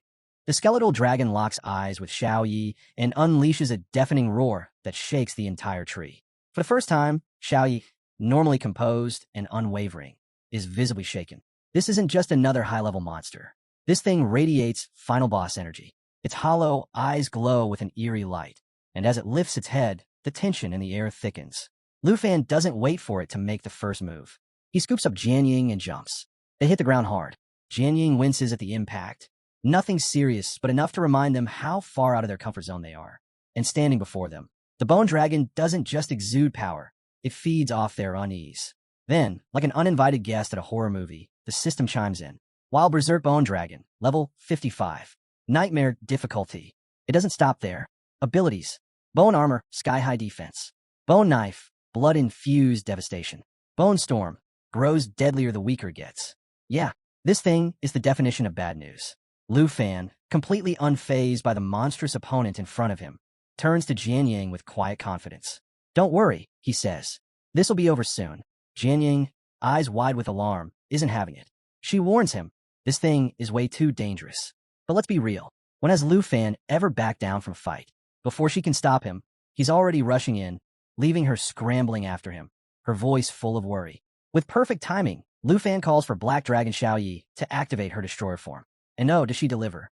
Her body glows with an intense light as she expands, her flames burning hotter, fiercer. When the transformation is complete, she looks like a walking natural disaster. Then, to make things even more unfair for the Bone Dragon, Jade Dragon Xiaofei joins in, adding another layer of raw power to Lu Fan's arsenal. Lu Fan moves in with pinpoint precision. He calls for Xiaofei to activate Jade Blessing, surrounding himself with an empowering aura that amplifies his next attack. His dragon's sword hums with energy, glowing like it's alive. Then, in perfect synchronization, Lu Fan and Xiaoyi go in for the finishing blow. Xiaoyi lets out another thunderous roar, the sheer force of it shaking the ground beneath them. The bone dragon's brittle frame begins to shatter under the pressure. Then, boom! With one final, devastating strike, its skull separate from its body and crashes to the ground. But Lu Fan isn't taking any chances. As the creature collapses, he channels everything into Dragon Fang Strike. His glowing blade slices clean through the bone dragon's spine, then drives straight into its chest with a sickening crunch. For a brief moment, silence falls over the battlefield. It looks like it's finally over. But just as relief starts to settle in, the bone dragon's eyes flicker back to life. A deep, ominous purple glow radiates from its hollow sockets, spreading across its shattered frame. And then, the scattered bones across the battlefield begin to levitate. The system chimes in again, like the worst kind of horror narrator, confirming what they all dread. Bone Storm activated. The swirling mass of bones expands, growing larger, more chaotic, feeding off the dragon's decayed energy. This thing isn't just coming back. It's coming back stronger. Before the storm can fully unleash, a sudden force rips through the battlefield, shattering the swirling bones and sending them flying in every direction. Lu Fan whips around, eyes wide, only to see Jian Yang stepping forward. Her expression is calm, steady, resolute. She reminds him of the promise he made after defeating Chun Tianji, that he'd one day see the true skill of a swordmaster. Well, that day is today. As the bone dragon starts pulling itself back together, now even more menacing, Jian Yang unveils her trump card. She explains that swordmasters unlock a new weapon every 5 levels. Then, with a surge of fiery energy, she summons the Scythe of Calamity, a level 20 epic quality weapon radiating raw power. Its abilities? Pure nightmare fuel. It can switch between fire and dark attack modes, and for every life it takes, its attack power permanently increases by 9%. Yeah, this thing doesn't just kill, it remembers. Wasting no time, Jian Yang charges scythe in hand. The first strike lands with an explosive impact, shaking the battlefield as a massive blast engulfs the bone dragon. The monster writhes, struggling to hold itself together against her relentless assault. Watching her in action, Lu Fan smirks, finally understanding the true potential of a swordmaster. It's not just about flashy skills, it's about weapons that evolve into absolute destruction. But there's no time to admire for long. Jade Dragon Xiaofei suddenly appears beside him, eyes gleaming with eagerness. Lu Fan nods. Time to wrap this up. Without hesitation, he commands Xiaofei to cast Jade Blessing on Black Dragon Xiaoyi. Xiaofei, always one to deliver, unleashes the ability, amplifying Xiaoye's next 3 attacks to devastating levels. With everything set up, Lu Fan gives the final order. Xiaoyi, earth-shattering. And oh boy, does she deliver. The ground trembles, the air crackles, and then boom, a massive explosion rips through the battlefield. The earth splits open, forming a giant fissure that swallows the bone dragon whole. Its skeletal frame crumbles, collapsing into the abyss. And just like that, the nightmare is over. As the dust settles, the system chimes in with some well-earned rewards. Jade Dragon Xiaofei has leveled up to 15 and unlocked a new skill, Transformation. Lu Fan takes it all in, satisfied with how much they've grown from this battle. His own level ticks up to 26, but he's more focused on their collective progress. Meanwhile, Jian Yang stands there, silent. The battle is over, but doubt creeps in her mind. Sure, her Scythe of Calamity was powerful, but in the end, it was Xiaoye's earth-shattering that finished the fight. For a split second, she wonders, did her efforts really matter? Just when things finally seem to settle, Xiaofei happily clings to Lu Fan, soaking up the victory celebration. Jian Yang catches this, and oh boy, jealousy slams into her like a runaway carriage. But she's quick to shake it off, composing herself like the pro she is. Turning to Lu Fan, she admits that, with his powerhouse team of dragons, she probably didn't even need to step in. She even apologizes, feeling like she didn't contribute much to the battle. Lu Fan, ever the supportive leader, meets her with a reassuring smile. He thanks her for saving him earlier during Bone Storm, reminding her that every effort counted. Besides, they've all made huge gains today. Jian Yang got to showcase her swordmaster skills, and Xiaofei hit a whole new level. Wins all around. Curious about Xiaofei's level up, Jian Yang asks if there's more to it.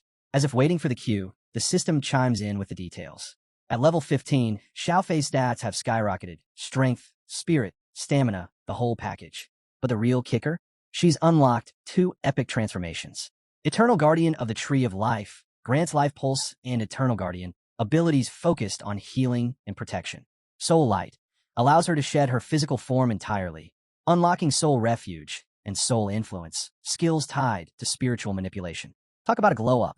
Lu Fan, clearly impressed, notes how Xiaofei's new abilities make her as versatile as Xiaoyi. Jian Yang chuckles, pointing out that while Xiaoyi has been steadily leveling up, Xiaofei's sudden quadruple transformation upgrade feels like a cheat code. Either way, both dragons are shaping up to be absolute monsters on the battlefield. Feeling proud, Lu Fan reaches out to pat Xiaofei's head, only to be met with the sharpest glare from Xiaoyi. The jealousy is real, and her mix of annoyance and playful anger is impossible to miss. To break the tension, Lu Fan suggests testing out Xiaofei's new form, eager to see what she's capable of. Jian Yang agrees, her mood lightening as she suggests heading back to the Flying Dragon Sacred Tree to continue their search. But before they can even take a step, Xiaoyi and Xiaofei start bickering over who gets to stand closer to Lu Fan. It's almost comical, a much-needed break after all the chaos. That is, until the sky erupts in fire. Flaming projectiles rain down, shattering the moment like glass. Explosions rip through the battlefield, sending shockwaves through the air as dust and debris swirl in every direction. Jian Ying's sharp voice cuts through the chaos. Magic attack. Lu Fan doesn't hesitate. Scatter. Take cover. The group sprints for the nearest shelter, a massive tree, where they huddle together to regroup. Jian Ying crouches, scanning the area for any sign of their attackers, while Lu Fan carefully peeks out from behind the trunk. It doesn't take long to put the pieces together. Their battle with the bone dragon must have drawn unwanted attention. And sure enough, when he looks up, he sees them. A swarm of dragons, their massive wings blotting out the sun. Lu Fan ducks into cover, heart pounding as he scans the battlefield. No time to hesitate. Dragons are everywhere, and the pressure is on. Quickly pulling up the system interface, he lays out the plan. Jade Dragon Xiaofei's soul light form isn't just for show. It allows her to shed her physical body and become pure energy, granting a game-changing soul shield to whoever she links with. Without missing a beat, Lu Fan orders Xiaofei to merge with Xiaoyi. In an instant, Xiaofei shifts into her ethereal form, fusing with Black Dragon Xiaoyi. The transformation creates an aura so powerful it practically radiates invincibility. As the newly supercharged Xiaoyi soars above, Lu Fan turns to Jian Ying, his voice all business. Head toward the divine dragon tree. It's like a high-stakes treasure hunt, except this one comes with a real risk of getting torched by an angry dragon horde. Just then, fireballs rain from the sky like a meteor shower. Lu Fan's stomach drops as he looks up. A swarm of dragons, their massive wings blotting out the light, is descending upon them. It's an ambush. They're surrounded. But Lu Fan doesn't panic. Keeping his cool, he orders Xiaoyi not to attack. Yet, instead, he commands Xiaofei to absorb the incoming damage. A glowing green orb forms above Xiaofei, pulsating as it gathers energy. Each hit adds another layer, fueling the buildup of Qi shield. And when that shield maxes out, the real counterattack begins. The moment of truth arrives. Lu Fan commands Xiaofei to activate Qi Shock. Instantly, a massive surge of energy erupts, releasing every ounce of absorbed damage in a single explosive counterattack. And since dragons take extra damage, the impact is doubled. Xiaofei's green aura flares, lighting up the sky as dragons cry out in agony, the sheer force of the blast shaking the battlefield. Jian Ying watches in stunned awe, realizing this isn't just a defensive move, it's total annihilation. Lu Fan smirks, explaining that Xiaofei's soul protection isn't just a shield. It's a force that strikes back even harder every time it's hit. But before they can celebrate, the atmosphere shifts. A chilling wind sweeps through, sending a wave of unease through the group. Lu Fan's instincts scream danger. This can only mean one thing. The boss has arrived. Sure enough, a colossal dragon descends, its metallic scales gleaming ominously. The system identifies it. Steel Dragon, level 60, Nightmare difficulty. And its abilities? Absolutely brutal. First, Rapid Storm, a wing beat that summons a whirlwind, slowing and chipping away at anything caught in its path. Then there's Steel Thrust, a high-speed charge that erases anything with less than one endurance point. As if that's not bad enough, Steel Reinforcement cuts incoming damage in half, while cranking its defense sky-high. The Steel Dragon unleashes a deafening roar, sending shivers down spines. Even Lu Fan feels the weight of its presence. Then, with terrifying speed, it locks onto Xiaoyi and dives in for a Steel Thrust. Jian Ying's face goes pale, realizing the sheer danger they're in. But Lu Fan stays steady, giving Xiaofei the command. Her soul impact is already building up power. As the energy surges, the air crackles with intensity, amplifying every dragon-related ability. After a jaw-dropping fight, the Steel Dragon finally falls. Jian Ying practically radiates excitement as she announces she's reached level 25, her pride obvious.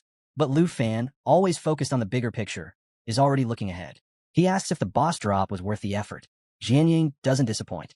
With a triumphant grin, she lifts a sword that gleams so brightly it might as well be declaring its legendary status. The weapon, Myriad Blossoms, holds immense potential but starts at level 1. The system chimes in with the details. Myriad Blossoms boast the thousands of sword feathers ability, allowing it to break apart into multiple smaller blades.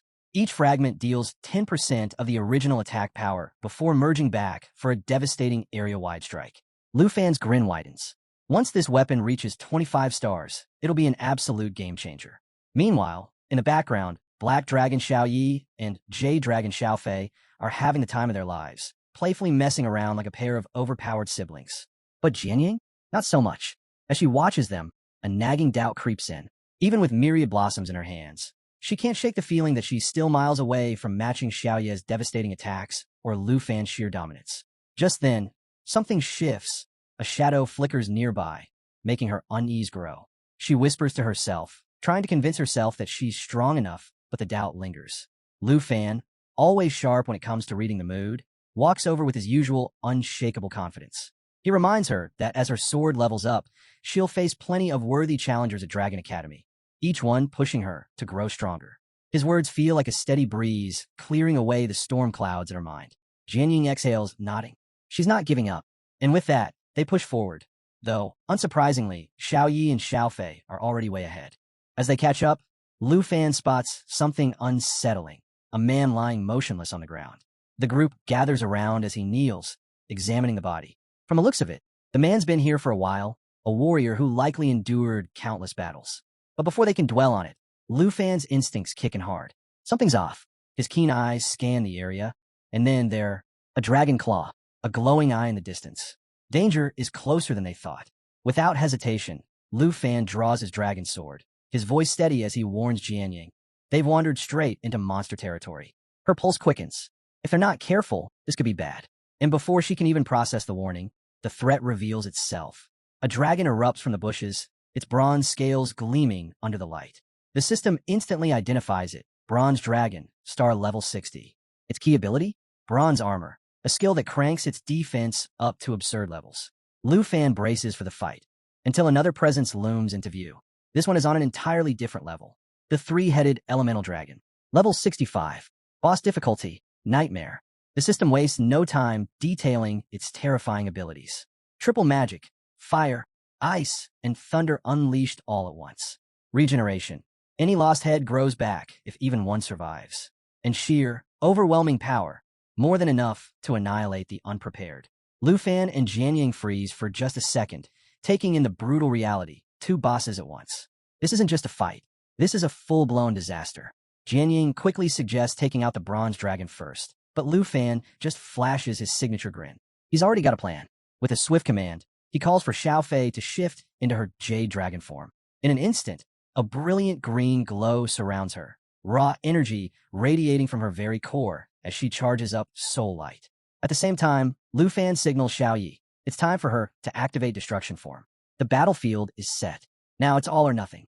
The three-headed elemental dragon doesn't hold back. It soars into the sky, unleashing a relentless storm of fire and ice.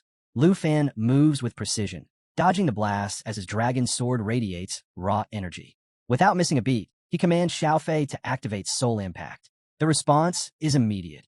An explosive surge of energy ripples across the battlefield, sending shockwaves through the surrounding dragons. Xiao Yi, now fully transformed, steps up next. She unleashes her newly awakened skill, Intimidation. Her roar echoes like thunder, a force so powerful it paralyzes enemies on the spot. Even Jianying feels the crushing weight of Xiaoye's aura, realizing just how terrifyingly effective this control skill is. With the bronze dragon staggered under Xiaoye's overwhelming presence, Lu Fan seizes the opportunity. His dragon sword flashes as he executes a deadly combination, soul effect fused with dragon fang strike. The impact shatters the bronze armor skill, breaking its defense completely. Xiao Yi doesn't hesitate. With a brutal twist, she snaps the dragon's neck. The massive beast crashes to the ground, its metallic blood pooling beneath it. The system chimes in with the results. Xiao Yi levels up to 22, Xiao Fei reaches 17, and Lu Fan himself climbs to 28. Jianying levels up as well, reaching 27, and Myriad Blossoms upgrades to level 6. But despite her progress, a sense of disappointment lingers. She didn't contribute as much as she wanted. Lu Fan, always attuned to the mood, places a steady hand on her shoulder. He reassures her that eliminating all three heads of the elemental dragon is the key. Without that, it would just keep regenerating. For now, he suggests letting Xiao Yi and Xiao Fei take the lead while they regroup at the nearby camp. Later that night, under the soft glow of the moon, Jianying carries a meal to Lu Fan, mentioning it was prepared by Sister Hank. She steps outside, expecting to find him by the fire, but he's nowhere in sight. The flames flicker, casting long shadows, yet his absence leaves an unexpected emptiness in her chest. She stares into the night, lost in thought. Does Lu Fan ever feel the same doubt she does? No matter how hard she pushes herself, she can't shake the feeling that she's been more of a bystander than a true fighter. Meanwhile, Lu Fan is already deep in thought, his mind locked onto their mission. He silently apologizes to Jian Ying as he moves through the darkness, eyes fixed on something incredible.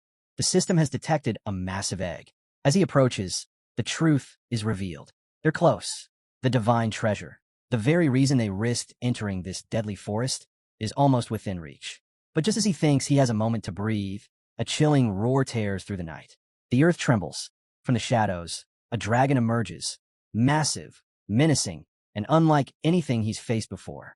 Its eerie green eyes glow with an unnatural light as the system flashes an urgent warning. Soul of the Flying Dragon King. Level 70.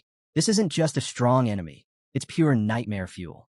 Its dragon's breath can unleash fire, ice, thunder, or wind at will, while its Assault Dragon King ability allows it to dive with terrifying speed, piercing through anything in its path.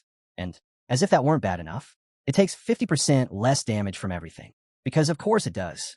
Lu Fan tightens his grip on his sword. This fight is going to be hell.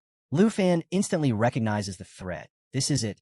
The final boss of the level 55 Nightmare Secret Realm. No turning back now. Gripping his dragon sword, he readies himself for what might be the toughest battle of his life. Beside him, Xiao Yi and Xiao Fei step up, their determination clear.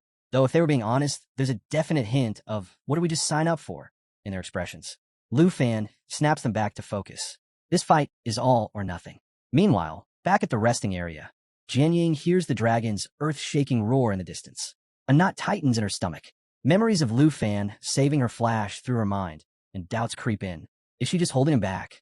What if he realizes he's better off without her?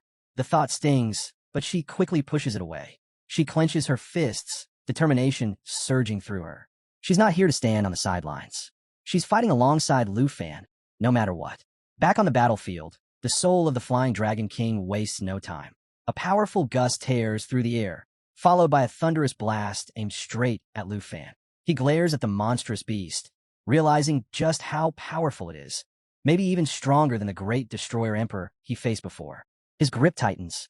This won't be easy. Without hesitation, he orders Xiao Yi to prepare Lava Flame while activating Dragon's Inspiration, boosting everyone's power by 30%. Xiao Yi roars, shifting into destruction form, and unleashes a scorching wave of flames that engulfs the dragon. The beast shrieks in pain, but doesn't stay down. In a flash, it retaliates with Soul Assault, rocketing toward Lu Fan at a speed that's downright terrifying. Too fast. His heart pounds as the dragon shifts behind him, already coiled to strike. Thinking fast, he commands Xiao Fei to shift into Eternal Being form. In an instant, her aura transforms, radiating a powerful yet calming energy. Then, Jian Ying arrives. Her voice rings out with unwavering resolve as she calls to Lu Fan. Without hesitation, she raises her hand, summoning power of 1,000 swords and falling feathers in one sweeping motion. I've got this. Focus on your fight. Her confidence ignites something in Lu Fan. He meets her gaze, nodding. No words needed. He knows he can count on her. And then, the system delivers a game-changing update. Jade Dragon Xiao Fei has unlocked new skills, Life Pulse and Eternal Guardian. A radiant glow bursts from Xiao Fei as she activates Life Pulse, waves of energy rippling outward, restoring stamina and amplifying their strength. At the same time, Xiao Yi doubles down, pushing her lava flame attack to an even greater intensity, the searing heat rising higher and hotter. Lu Fan doesn't waste a second. He sees the opening. Xiao Yi, finish it. With a thunderous roar, Xiao Yi launches forward, ready to deliver the final blow. But the soul of the Flying Dragon King isn't going down that easily. With a furious roar, it takes to the sky, chanting in ancient dragon language to counter Xiao Yi's attacks. Lu Fan's eyes narrow. The stakes just skyrocketed. Xiao Fei, shield us, he commands. High above, the dragon begins preparing its ultimate move, Apocalypse Fall. A last-ditch, all-or-nothing attack that sacrifices its own life to unleash an explosion at 2,000% power. The tension is unbearable. The beast dives, its massive form hurtling toward the ground like a meteor. The moment it makes impact, boom, a shockwave tears through the entire realm, shaking the land for miles. The explosion is catastrophic, swallowing everything in dust and debris. For a moment, all is chaos, sight, sound, even breath lost in the devastation. And then, a faint green glow emerges through the haze. Xiao Fei's protective barrier. The energy pulses, shielding them from the worst of the blast. They're alive, barely. As the dust settles, Lu Fan turns to Jian Yang, concern clear in his gaze. You okay? She nods, though her hands are still clenched from the shock. Yeah, thanks to Xiaofei. They take a breath, processing just how close they came to total annihilation. Then the system chimes in. Lu Fan levels up to 29. Xiao Yi reaches 23. Xiaofei hits 17. Lu Fan ruffles Xiaofei's head, praising her for her incredible skill. But Xiao Yi? Not a fan. She glares at Xiaofei, pouting like she just got outshined at her own party. Lu Fan chuckles, shaking his head. Relax. That final attack wouldn't have landed without your insane damage output. That gets a begrudging nod from Xiao Yi. Fine, she'll take the win. Meanwhile, Jianying reflects on everything. This was her first time facing a boss this strong together. She always assumed fights like this were for players way above their level. But here they were, alive, victorious, and somehow still standing. Lu Fan leans back, rubbing the back of his head. Didn't mean to scare you earlier, he admits. I was just checking things out. Didn't expect to, run into a level 70 monster. Jianying interrupts, her voice steady. I never doubted you. She meets his gaze, a small but determined smile forming. You said it yourself. We don't let teammates fight alone. Something about the moment settles deep. Lu Fan feels it too, a quiet pride in how far they've come. And then, bam, a treasure chest pops open right in front of him, like the universe itself decided, congrats, you earned this. Meanwhile, Jianying, completely oblivious. She's staring off in the opposite direction, totally missing the loot drop. Lu Fan steps forward, eager to see what kind of legendary loot he's just scored. The first item practically radiates power as it emerges. Soul Wing of the Flying Dragon King. This thing is stacked, plus 60 agility, plus 356 strength, plus 291 spirit. But the real kicker? It grants full-on flight. Not hovering, not gliding, actual flying. And if that wasn't enough, those with dragon language magic can even cast and receive spells mid-air. The catch? Level 60 required. Lu Fan sighs, staring longingly at the item. Looks like soaring through the skies will have to wait. The second item? A level 30 artifact for dragon riders. This beast of an item allows the user to merge their abilities with their dragons, boosting dragon energy and unleashing devastating long-range attacks. Lu Fan's grin stretches ear to ear, riding Xiao Yi into battle while obliterating enemies from a distance. Yeah, that's going on the future to-do list, just as soon as Xiao Yi hits level 30. And then, the third item emerges, the late Dragon Bone Flute. This enchanted flute can summon twin flying dragon kings, their levels scaling to match the user's. A dream come true. The downside? Limited to 7 uses. Lu Fan turns the flute over in his hands, admiring the craftsmanship. It's powerful, no doubt, but something about the restriction stings. 7 times, and then it's gone. Before he can dwell on it, something strange happens. Xiaofei begins glowing, intensely. Lu Fan and Jianying turn, watching as the little jade dragon moves toward a massive, ancient tree. She presses her energy into it, and suddenly, the entire area stirs to life. Plants rustle. The ground hums with energy. It's like something straight out of legend. And then, as if on cue, the system pops up with a new mission. Restore the sacred tree. The details? The tree is dying, threatened by the abyssal dragon's minions. The only way to save it is to slay the abyssal dragon and soak the tree's seed in its blood. The reward? The favor of the life dragon, one of the most powerful entities in existence. Lu Fan retrieves the sacred tree's seed, letting out a low whistle as he reads the mission details. The abyssal dragon isn't just strong, it's infamous. This beast hails from the lower realms, known for devouring demons and wiping out entire regions. Its rank, so high that calling it nightmare difficulty would be an insult. Xiaofei nudges Lu Fan's hand, and he smiles down at her, thanking her for uncovering this hidden quest. And then, because it's Lu Fan, he gets an idea. He turns to Xiaofei, completely serious. Hey, think you can eat the flute? Jianying and Xiaofei freeze, utterly baffled. Lu Fan raises his hands and mocks surrender, grinning. What? I mean, worst case, nothing happens. Best case, you unlock an insane new ability. Xiaofei blinks. Jianying stares at him like he's lost his mind. Lu Fan just stands there, waiting for Xiaofei to consider it. Because honestly, you never know. Xiaofei steps forward, and before anyone can react, she bites into the flute like it's a tasty treat. Lu Fan, amused, asks if it actually tastes good, while Jianying watches in stunned silence, mumbling that she's chewing it like a piece of fruit. A moment later, the system notification pops up. Xiaofei has absorbed the flute's power, allowing her to summon the twin flying dragon kings without restrictions. To test it out, Xiaofei calls forth the dragon kings. With a thunderous roar, they appear, their strength perfectly aligned with Xiao Fei's level 18. Jian Ying is left speechless, struggling to grasp how a boss-tier dragon has just become her summon. Lu Fan, unfazed, notes that the Dragon King seems smaller now, joking that they've basically been downgraded to her pets. Jian Ying shakes her head, muttering about how even dragon pets now have their own dragon pets. With the Sacred Tree mission now secured, Jian Ying suggests they return, reminding them that Sister Hank will be worried if they take too long. Lu Fan waves her off, telling her to go ahead. He has something to take care of first. As he pulls up his map, his mind is already focused on the unfinished task ahead. Later, back at the villa in Dragon Capital Academy, Lu Fan gathers Xiao Yi and Xiao Fei for a meeting. The cozy setting doesn't change the fact that something important is about to happen. Sitting before them is a newly acquired dragon egg. Lu Fan exhales, pretending to be exasperated, and tells Xiao Yi she really needs to stop bullying Xiao Fei. Xiao Yi pouts, but quickly gets distracted by the egg, which immediately captures both dragons' attention. Trying to keep them on track, Lu Fan explains that this egg will soon hatch into a new family member. To lighten the mood, he turns it into a guessing game, asking whether they think it'll be a brother or sister. But before they can answer, the system interrupts, bluntly reminding him that at his current level, he can only tame 2 dragons. If he wants to add another, he needs to reach level 30. Sighing, Lu Fan tells the Dragon Sisters that their next stop is the Poison Spider Forest to grind levels. The following morning, just as he's waking up, a knock at the door jolts him. He groggily opens it to find Qin Xiu and another student standing there, looking flustered. Still half asleep, he blinks in confusion as Qin Xiu shoves a post into his hands, explaining that it's gone viral on the school forum. The latest buzz all over the school forum is about Lu Fan withdrawing from the freshman exam. The post claims that Fengyun Pavilion has already secured a spot in the finals, and with no real competition left, they're practically guaranteed to win.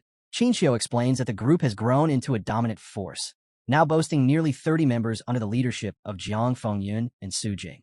They're so confident in their victory that they've even announced plans to take over Lu Fan's villa once the tournament ends. Lu Fan listens with mild amusement.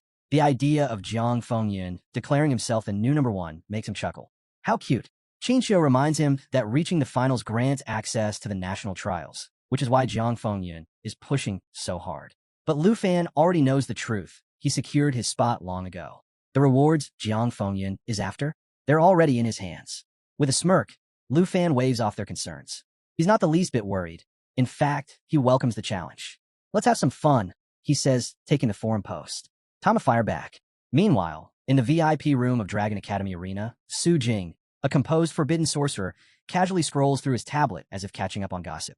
Across from him, Jiang Fengyun, the ever-dramatic shadow warrior, is sparring blindfolded against multiple opponents. In the middle of the fight, Su Jing nonchalantly mentions that Lu Fan has responded to their forum post.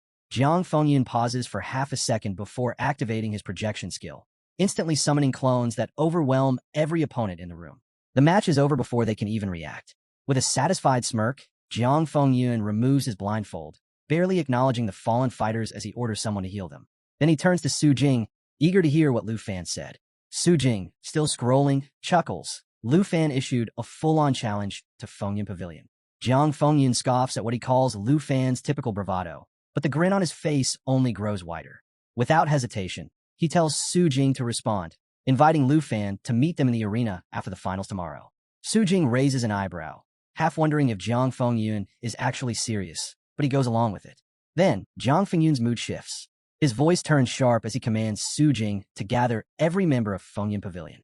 It's time, he declares, to prove that the title of number 1 isn't just claimed, it's won in battle.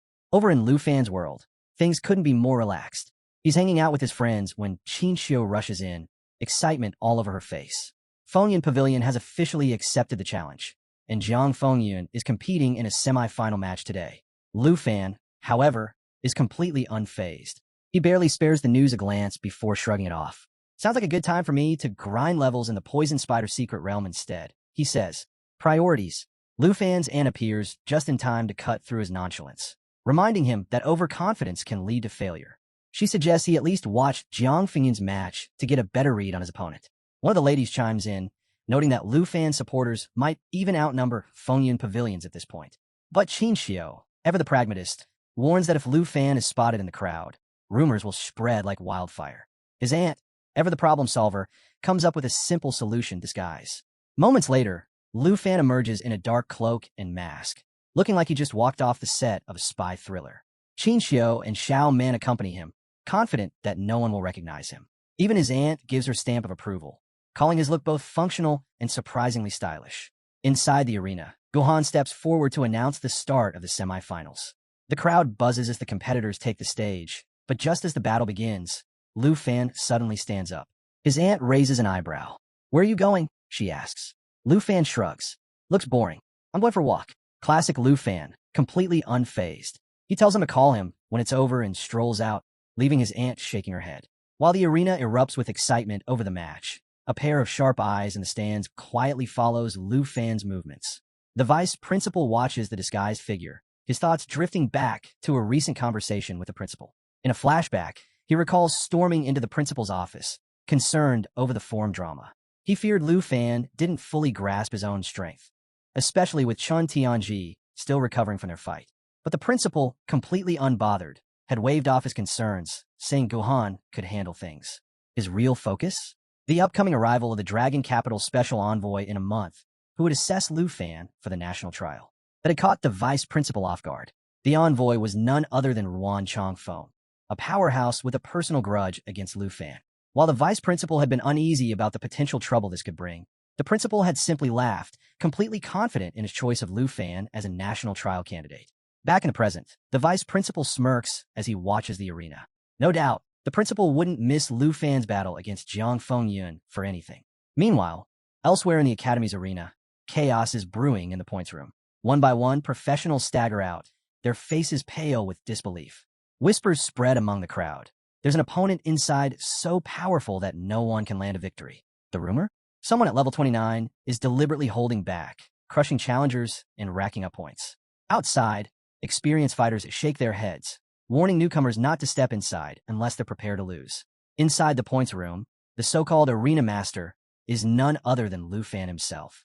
Leaning back casually, he muses that sparring here is far more worthwhile than sitting through a dull match. But just as he's settling in, the door creaks open. A new challenger steps inside, a striking woman with long white hair and a sleek black dress. She meets his gaze with a calm smile and asks if he has time for a match. Lu Fan immediately straightens up, greeting her with respect and calling her senior. But she merely chuckles, playfully tucking a strand of hair behind her ear. With a teasing smirk, she warns that if he expects mercy, he'll need to show a lot more respect. Lu Fan, unfazed, responds in a steady tone. There's no need to hold back. Her smile widens. Without warning, flames ignite around her, swirling with an intensity that makes the air ripple. As she begins to float, her presence shifts, commanding, untamed. Lu Fan's instincts scream that this woman isn't just strong. She's dangerous. The heat surges, and in an instant, her dress burns away, replaced by a sleek, battle-ready armor radiating raw power. This isn't just a test of skill. She's here for a real fight. Before Lu Fan can react, she vanishes. A flicker of movement behind him. Her voice, now laced with amusement, reminds him that she's nothing like the students waiting outside. Then, a brilliant glow. A massive flaming trident materializes in her hands, casting long shadows across the arena. With a mischievous smirk, she gives him a single warning. Don't hold back. And then she lunges. Lu Fan reacts just in time, summoning his massive black machete to block the strike. The force of the impact is staggering. He sent skidding back several meters.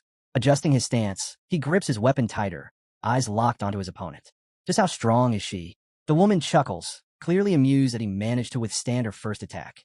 She tilts her head, her voice laced with amusement. What's wrong? Afraid to hit a pretty lady? To drive the point home, she slowly licks her finger, a playful yet challenging glint in her eye. Lu Fan remains calm, but there's a shift in his stance, focused, unwavering. He meets her gaze, understanding her intent loud and clear. If she wants a real fight, he'll give her one.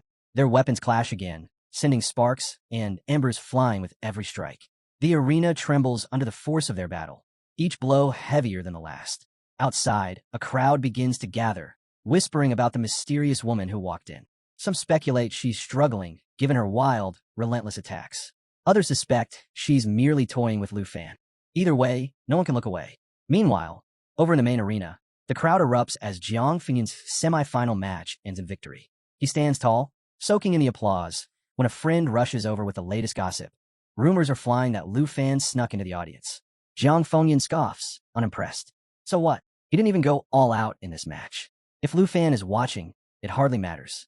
Then, in true dramatic fashion, Jiang Fengyun suddenly raises a hand and points to the stands. Lu Fan, he calls out boldly, challenging him on the spot. He warns him not to get too cocky and tells him not to run away from tomorrow's battle. The crowd goes wild, cheering at the rising tension. But here's the catch. Lu Fan isn't even there.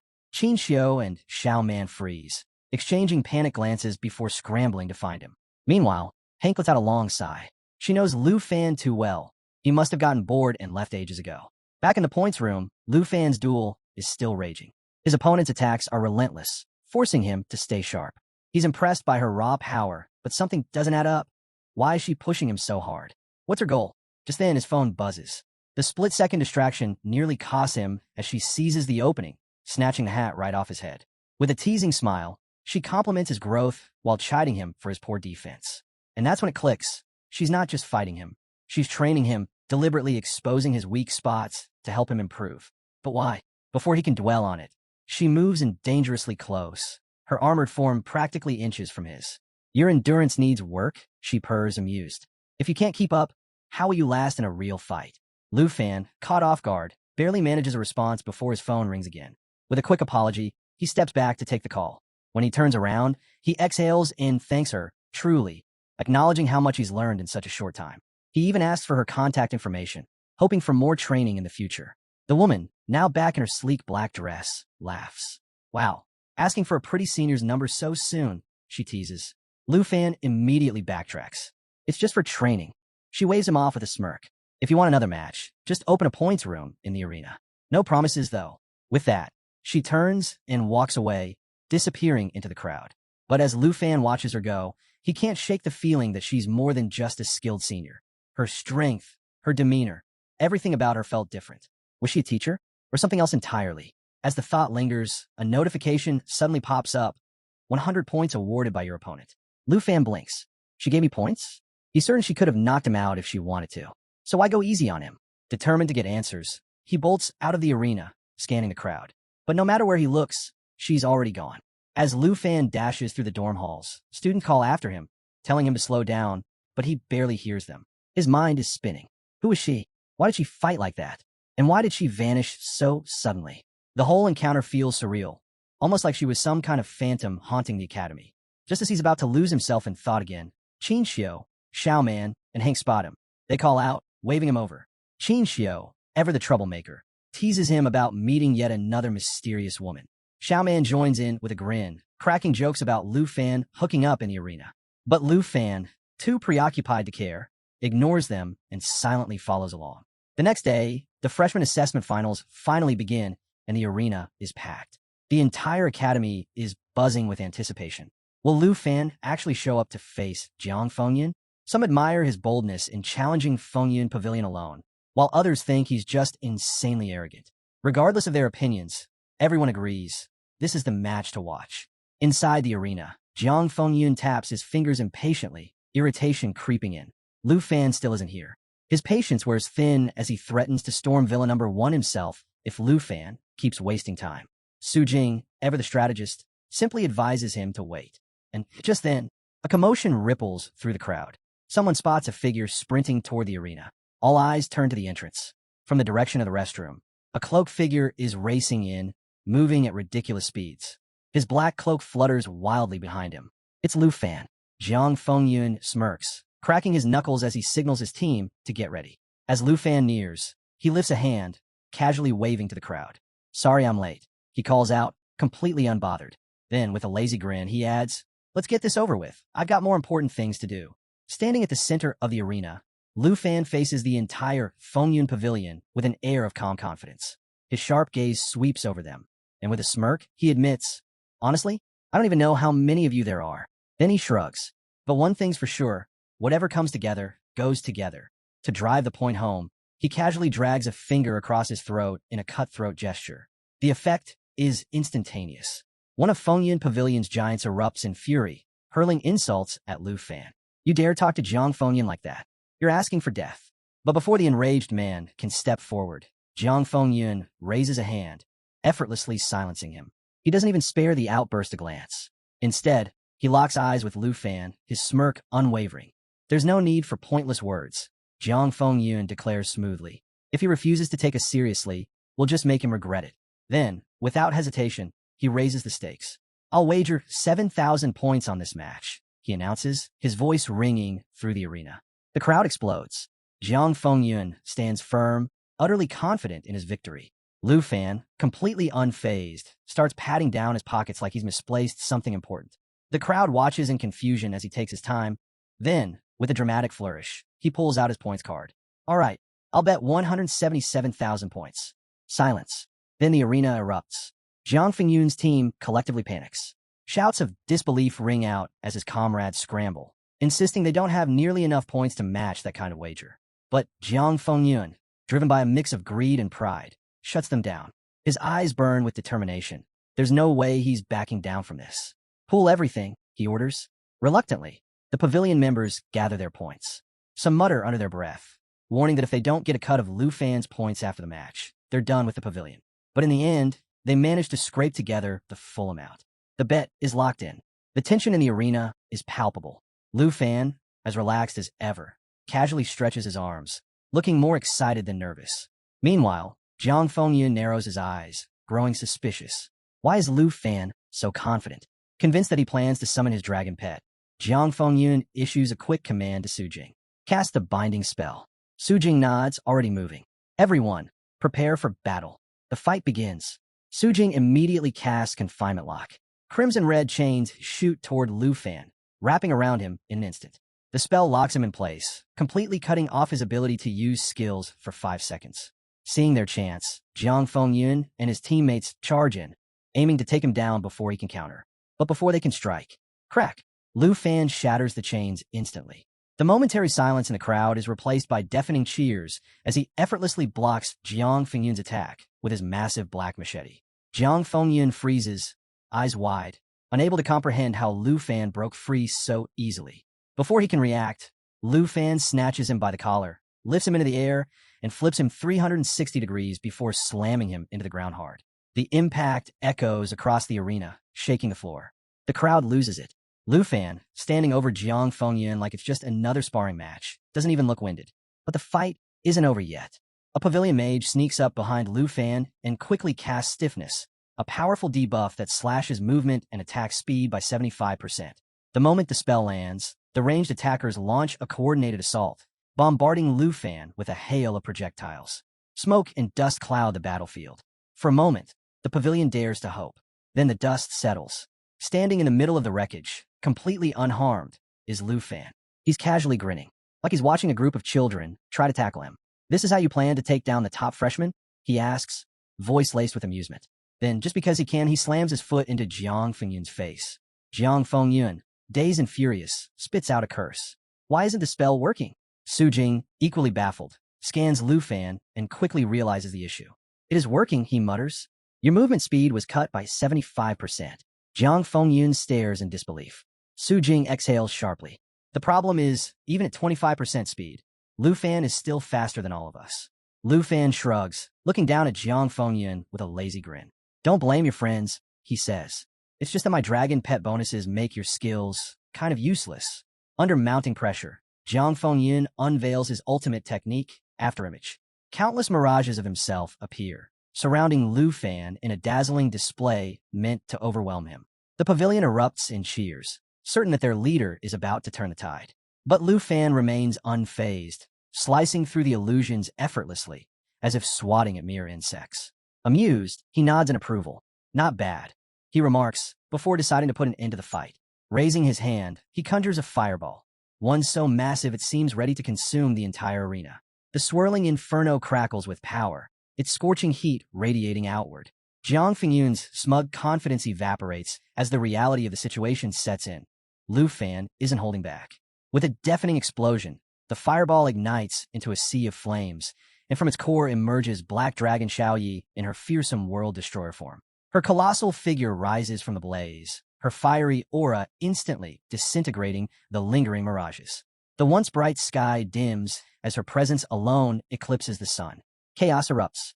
The pavilion members scatter, their cheers turning to terrified screams. One of Lu Fan's teammates whips out a phone to capture the mayhem, while others stand frozen, their minds struggling to process the sight of a fully unleashed dragon. Jiang Fengyun, his blindfold now cast aside, stares in utter disbelief. He's encountered frauds claiming to be dragon tamers before, but this is something entirely different. His team pleads with him to retreat, but deep down, he knows there's no running from this. He made a grave miscalculation. Amidst the turmoil, Lu Fan remains calm, offering Jiang Fengyun a warning. Don't pass out just yet. I'm not done. Xiao Yi unleashes an earth-shaking roar, and in that instant, Lu Fan releases a pressure wave that ripples through the battlefield, spreading pure terror. The oppressive force immobilizes everyone from the Fengyun pavilion, locking them in place. Jiang Fengyun struggles in vain, but his body refuses to obey. He's completely trapped. With an easygoing smirk, Lu Fan produces his points card and asks, "Do you get it now?" There's only one number 1.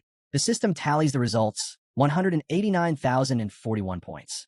The sheer disparity leaves the pavilion crushed, and Jiang Fengyun, unable to endure the humiliation, collapses on the spot. As the dust settles, Xiao Yi lands beside Lu Fan, her scorching aura still dominating the battlefield. Lu Fan pats her head, completely unfazed by the destruction they've left in their wake. That's one thing taken care of, he muses before turning away. Even after dismantling the pavilion, he's already thinking ahead. Time to move on. I've got bigger things to handle. Later, inside the Dragon Academy points room, Lu Fan lounges casually. Just then, a figure steps into the room. Dressed in sleek black, the mysterious senior sister approaches with a knowing smile. "Waiting for me?" she asks, her voice laced with intrigue. Lu Fan smirks, shrugging as he replies, "There's no point competing with anyone else. If I'm going to learn, it has to be from someone like you."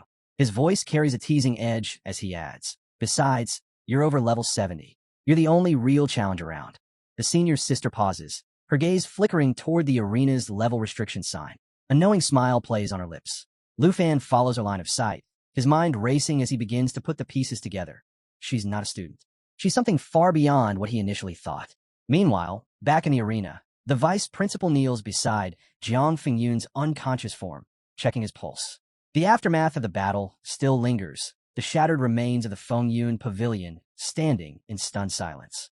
As the vice principal takes in the sheer level of destruction, one thing becomes clear. Lu Fan doesn't just fight. He calculates.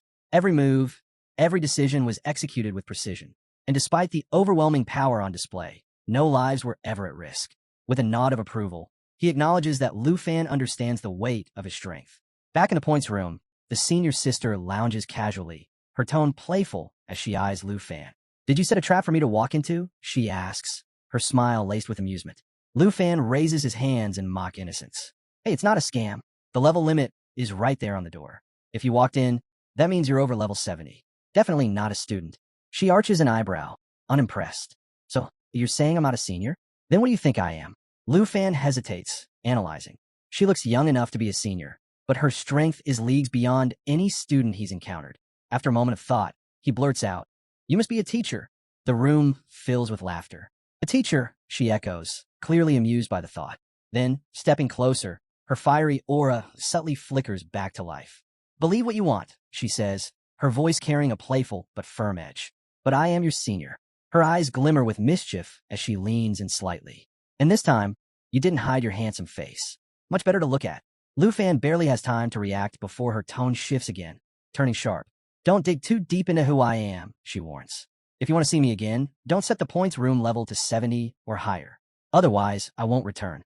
Lu Fan quickly nods, though in the back of his mind, he'd been considering setting it to 80 next time. Well, guess that plan's off the table. The air thickens as flames swirl around her, her sleek black dress morphing once again into that striking, battle-ready armor. "I have to admit," she says, watching him intently, "your performance in the arena was impressive. You used my techniques against Jiang Fengyun flawlessly. You pick things up fast." Lu Fan grins at the praise, summoning his massive black machete with a flick of his wrist. There's no doubt about it now. She had been watching the entire fight. She continues, her tone almost proud. "The crowd went wild when you summoned your dragon so effortlessly. And when you dropped Jiang Fengyun in an instant, they didn't even know how to react." Her gaze sharpens. "Your speed? That's proof of the training you honed in the points room." Lu Fan chuckles, rubbing the back of his head as he thanks her for the guidance. But, he admits, my melee combat still needs a lot of work. Before he can say another word, she suddenly materializes her fire trident and lunges straight at him. Lu Fan barely reacts in time, blocking just as the force of her strike sends sparks flying. His heart pounds as he registers the seriousness in her expression. You've improved, she says coolly. But don't get ahead of yourself. You're still not ready to brag. Lu Fan quickly waves his hands in surrender. I wasn't bragging. I really do want to keep learning. Then, thinking fast, he shifts his approach, turning on the charm. With a grin, he starts showering her with praise, calling her an incredible teacher.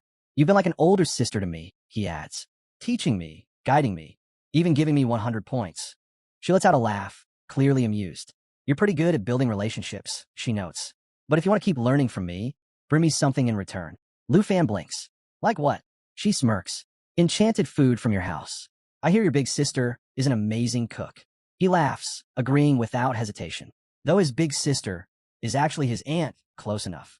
No problem, he says, already picturing his aunt's reaction when he makes the request. Her tone shifts as she folds her arms. So what else did you learn from the fight? Lu Fan grins, gripping his machete. A few things. But before he can elaborate, she suddenly strikes again. Their weapons clash, sending a burst of flames into the air. The battle intensifies, their movements blurring as they trade blows. You're getting faster, she acknowledges. Then, with a wicked grin, she ups the stakes. If you can land even one hit on me, I'll reward you with a new weapon. Lu Fan blinks, thrown off by the offer. Before he can process it, she launches herself into the air and, in an unexpected twist, smacks him in the face with her thighs. The impact leaves him completely stunned, as if he just got caught in some bizarre mid-air dance attack. She lands gracefully, smirking at his dumbfounded expression. Your weapons are outdated, she teases. Maybe you should switch to a longer fire trident. Still recovering, Lu Fan shakes off his confusion as her expression shifts again, this time more serious. Tell me, she says, eyes locked onto his, what is it that you really want? Without thinking, Lu Fan blurts out the enchantment scroll. The air in the room turns heavy. Her playful demeanor vanishes instantly, replaced by an intense fury. You what? She snaps, her entire aura igniting in a blaze. Do you even understand how rare and expensive that is? Before he can respond, she lunges at him, fire trident swinging. You want that? Go to hell. Lu Fan barely manages to dodge as she unleashes a relentless barrage of fiery attacks. He tries to explain himself, but she isn't having it. The only thing he can do now is survive. Later that evening at the villa, Lu Fan slumps onto the couch, wincing as he nurses his sore muscles. His aunt watches in amusement as he groans, stretching his aching limbs. I couldn't land a single hit on her, he mutters. Now my whole body feels like it got run over by a truck. Lu Fan's aunt, still rattled, throws her hands up. You nearly gave me a heart attack. I thought you and Jiang Fengyan were going to fight to the death, she exclaims. Meanwhile, Qin Xiu, lounging with her tablet, barely looks up. By the way, she says casually, your so-called senior sister probably isn't a teacher. According to Nan Jianying, no one at the academy has ever seen her before. Before Lu Fan can respond, Qin Xiu suddenly perks up. Oh, look at that. You're trending on the school forum again. Turns out, someone recorded his battle with the Fengyun Pavilion. Every attack, every counter, and, most importantly, the moment he summoned the legendary Black Dragon Xiaoyi. Jianying, now intrigued, teases him. After beating Jiang Fengyun, you should be their new idol. Lu Fan, too exhausted to entertain the idea, waves it off. I just want to recover. The hype will fade soon enough. The next day, Spider's Secret Realm. Back in action, Lu Fan slashes through a swarm of monstrous spiders, his attacks precise and relentless. Jianying watches from the sidelines, arms crossed. I thought your plan was to learn from your senior, she says, raising an eyebrow. Lu Fan, never pausing in his strikes, replies, if I raise my level, I'll have an edge over her. Besides, I need to keep up. With one final swing, he clears a tough wave of enemies. And then, he feels it. A powerful surge of energy washes over him. Level 30. Grinning, he calls everyone over to celebrate, opening a treasure chest to mark the occasion. Qin Xiu congratulates him, while his aunt, looking pale from all the spider corpses, forces herself to pat him on the back. Jianying and Xiaoman, meanwhile, exchange excited glances because hitting level 30 only means one thing. It's finally time, Jianying says. You can visit the job transfer hall and upgrade your class. Outside the secret realm, instant chaos.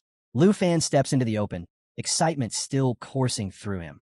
But before he can even take in his surroundings, the air shifts. Students nearby start whispering. Then a few turn, recognizing him. Then, complete mayhem. In an instant, he's mobbed by students eager for selfies, autographs, and even just a handshake. Word had spread fast. This was the guy who took down Chun Tianji and obliterated the entire Fengyun Pavilion. Jianying and Xiaoman watch from a distance, stunned by the scene unfolding.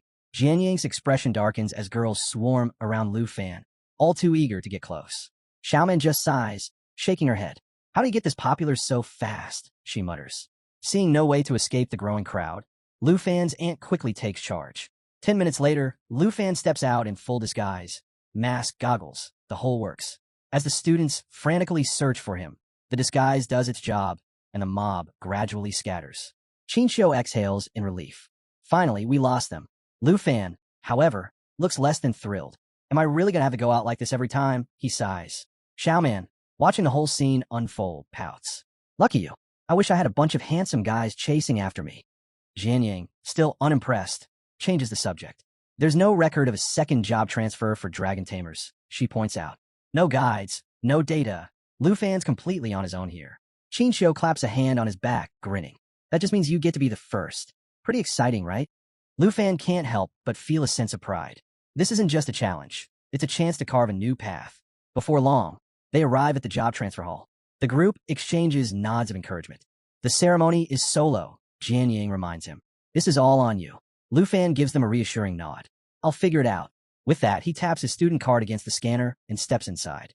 The chamber is circular, bathed in a cool blue glow. As the system announces the initiation of his second stage transfer, Lu Fan quickly realizes something. There's no pre-existing data for a dragon tamer's advancement. Every other job has been documented for generations, but his path is completely blank. 3 glowing options appear before him. 1. Dragon Priest, focused on healing, buffs, and enchantments to strengthen dragon companions, but at the cost of his own combat abilities. 2. Dragon Spellcaster, a magic-based class that allows him to absorb and cast dragon spells himself. 3. Flame Dragon Warrior, a powerful melee fighter with high endurance, capable of transforming into a massive dragon. Each path offers distinct strengths, but comes with major drawbacks. None of them align with Lu Fan's balanced approach to combat. Frustrated, he hesitates, unsure of which to choose. Then, as if responding to his dilemma, a 4th option suddenly appears, Dragon Rider. A suit of formidable armor materializes before him, its cape flowing with energy. The system explains, this class enhances skills by synchronizing them with dragon companions, allowing for seamless teamwork and adaptability in battle. It's the perfect blend of offense, defense, and strategy, exactly what Lu Fan has been searching for. His hesitation vanishes. With a confident motion, he selects Dragon Rider. Outside the hall, the group is growing restless. What's taking so long? Xiaoman mutters, pacing back and forth. Hank, trying to keep his cool, but failing miserably, waves a hand dismissively. Relax. He's just weighing his options. Jian Yang, ever composed, crosses her arms. He's making history. This isn't a decision he can take lightly. His choice might redefine how dragon tamers are seen from now on.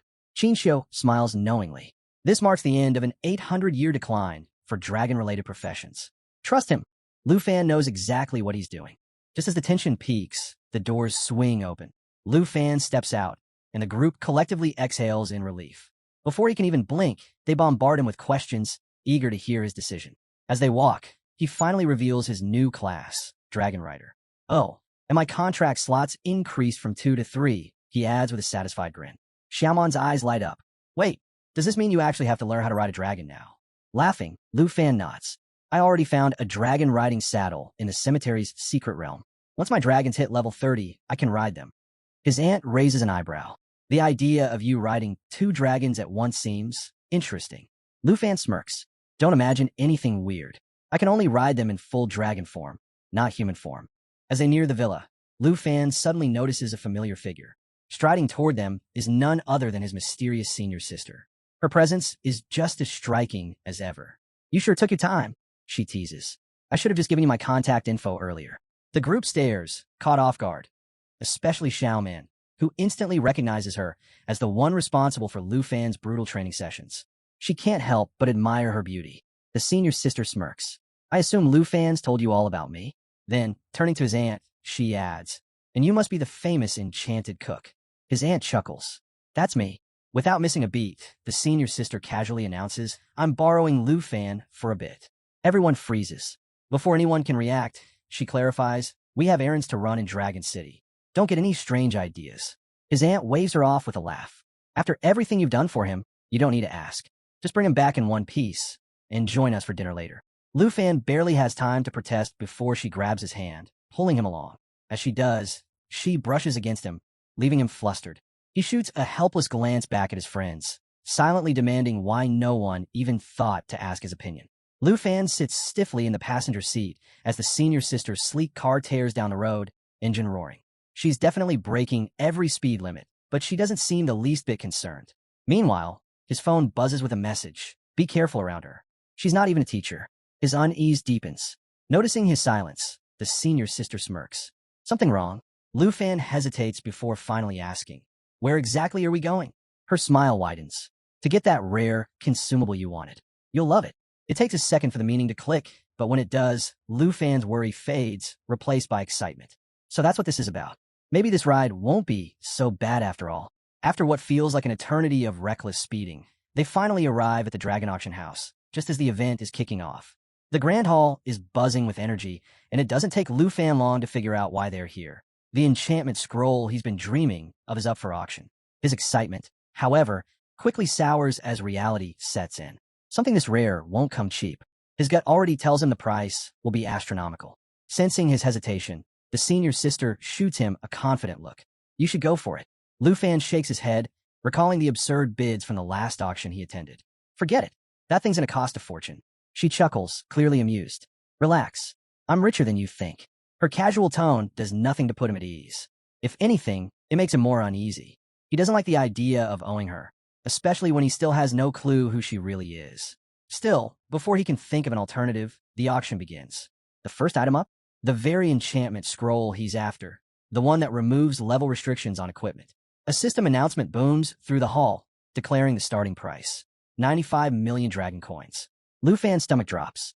That's already insane, but within seconds, bids skyrocket past 200 million.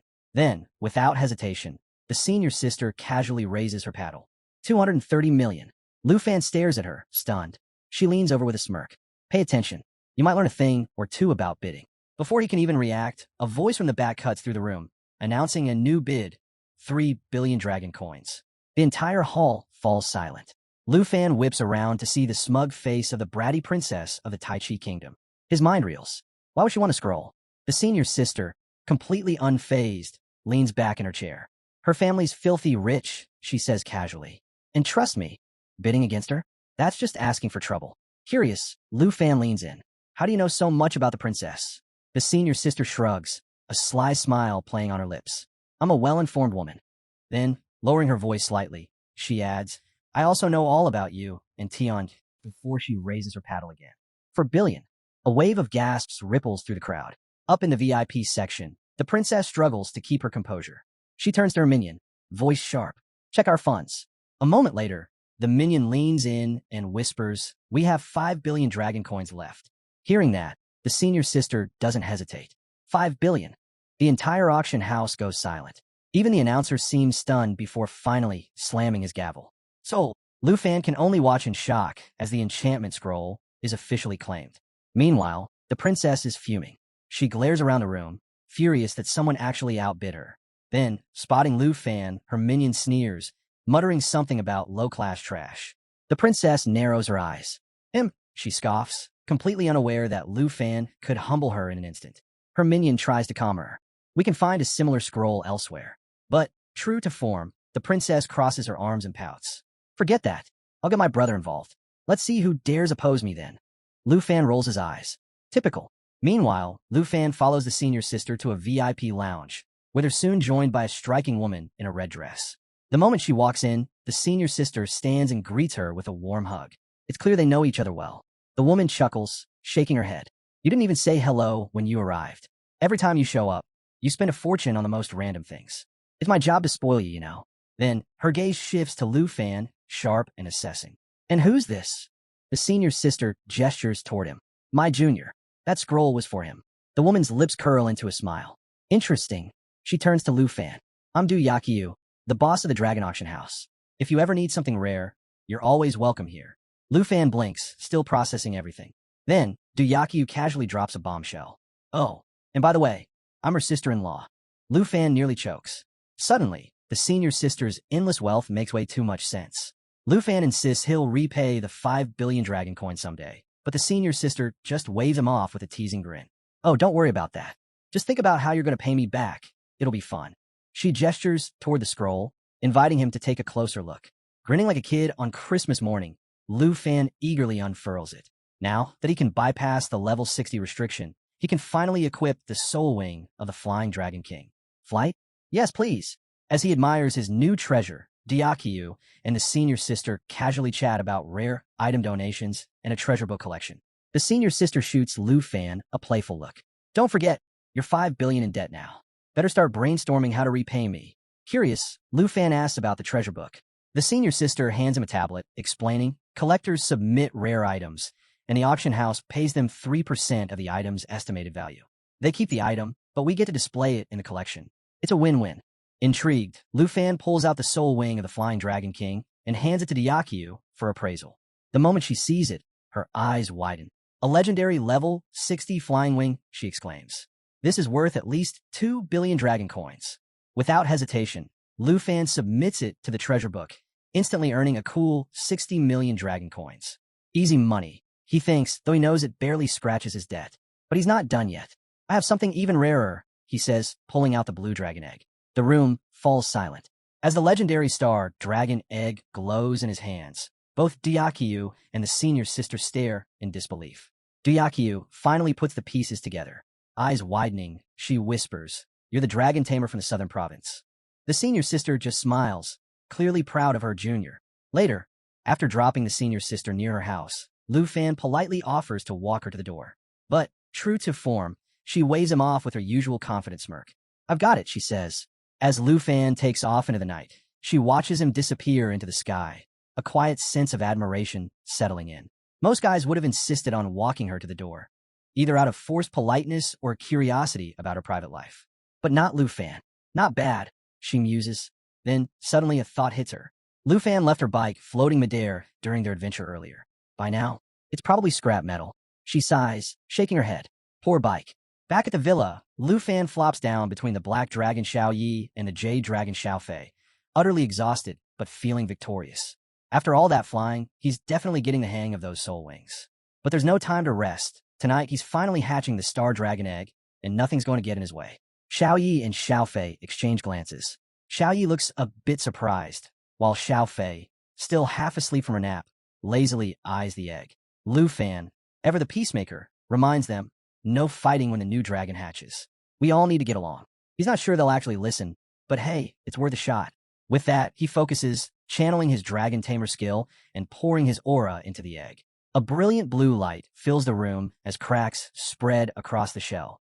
Xiao Fei, ever the troublemaker, immediately starts munching on the broken pieces. Lu Fan sighs but can't help chuckling. Of course, she'd turn this into a snack break. Then, the light intensifies. For a moment, it's like the whole room is filled with falling stars. And when the glow fades, there it is. A baby star dragon stands before them. Sleek black scales, shimmering blue wings, and a starry aura that makes it look like it was born from the cosmos itself. Even at level 1, its stats are already insane. Strength, 795. Agility, 276. Spirit, 109. And its skill set, even crazier. Broken Star summons a star that crashes into enemies, dealing massive area damage. Starlight Scale Armor absorbs damage for 60 seconds, then reflects it back. Star Surge increases endurance the longer the battle lasts. Star Dragon Bloodline reduces all attribute damage by 50% and boosts self-recovery by 500%. Lu Fan lifts the tiny dragon, completely in awe. It's already stronger than Xiao Yi was at level 1, and by the time it reaches level 20, it'll be an absolute monster. Meanwhile, the star dragon notices Xiao Fei still munching on its eggshells and immediately rushes over to smack her. Xiao Fei lets out a dramatic whimper, but Lu Fan just laughs. He's still thinking about how devastating Broken Star will be in a dungeon. Then, in a move that surprises no one, the star dragon starts eating its own eggshells. Because apparently, that's just a thing dragons do. Lu Fan finally confirms it's a girl. That means it's time to pick a name. After some brainstorming, he settles on Xingchun, a name that symbolizes the stars. Xiao Fei is not impressed. She even starts fake crying, dramatically complaining about the lack of creativity. Lu Fan groans. It's just a name. But before another argument can break out, Xingchun curls up and falls asleep. Lu Fan sighs in relief. At least she's low maintenance.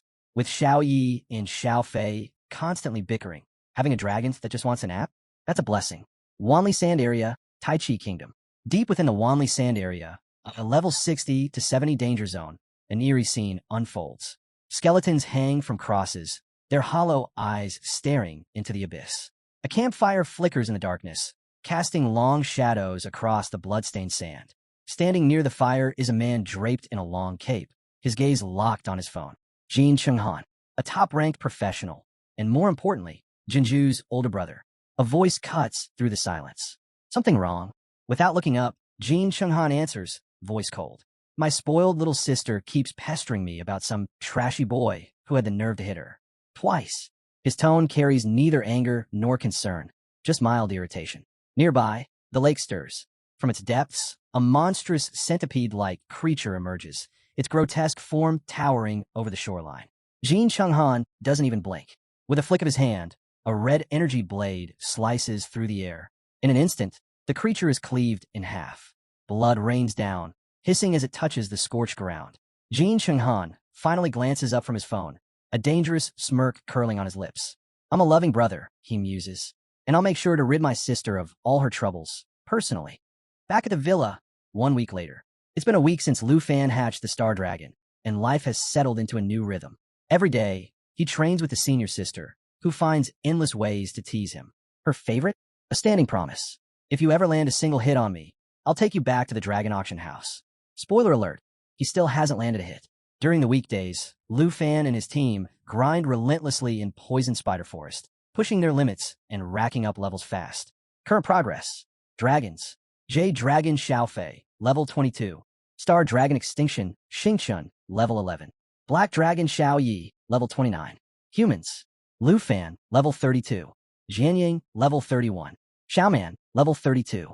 Qinxiu, level 30. With everyone at their second-class transfer milestone, excitement is at an all-time high.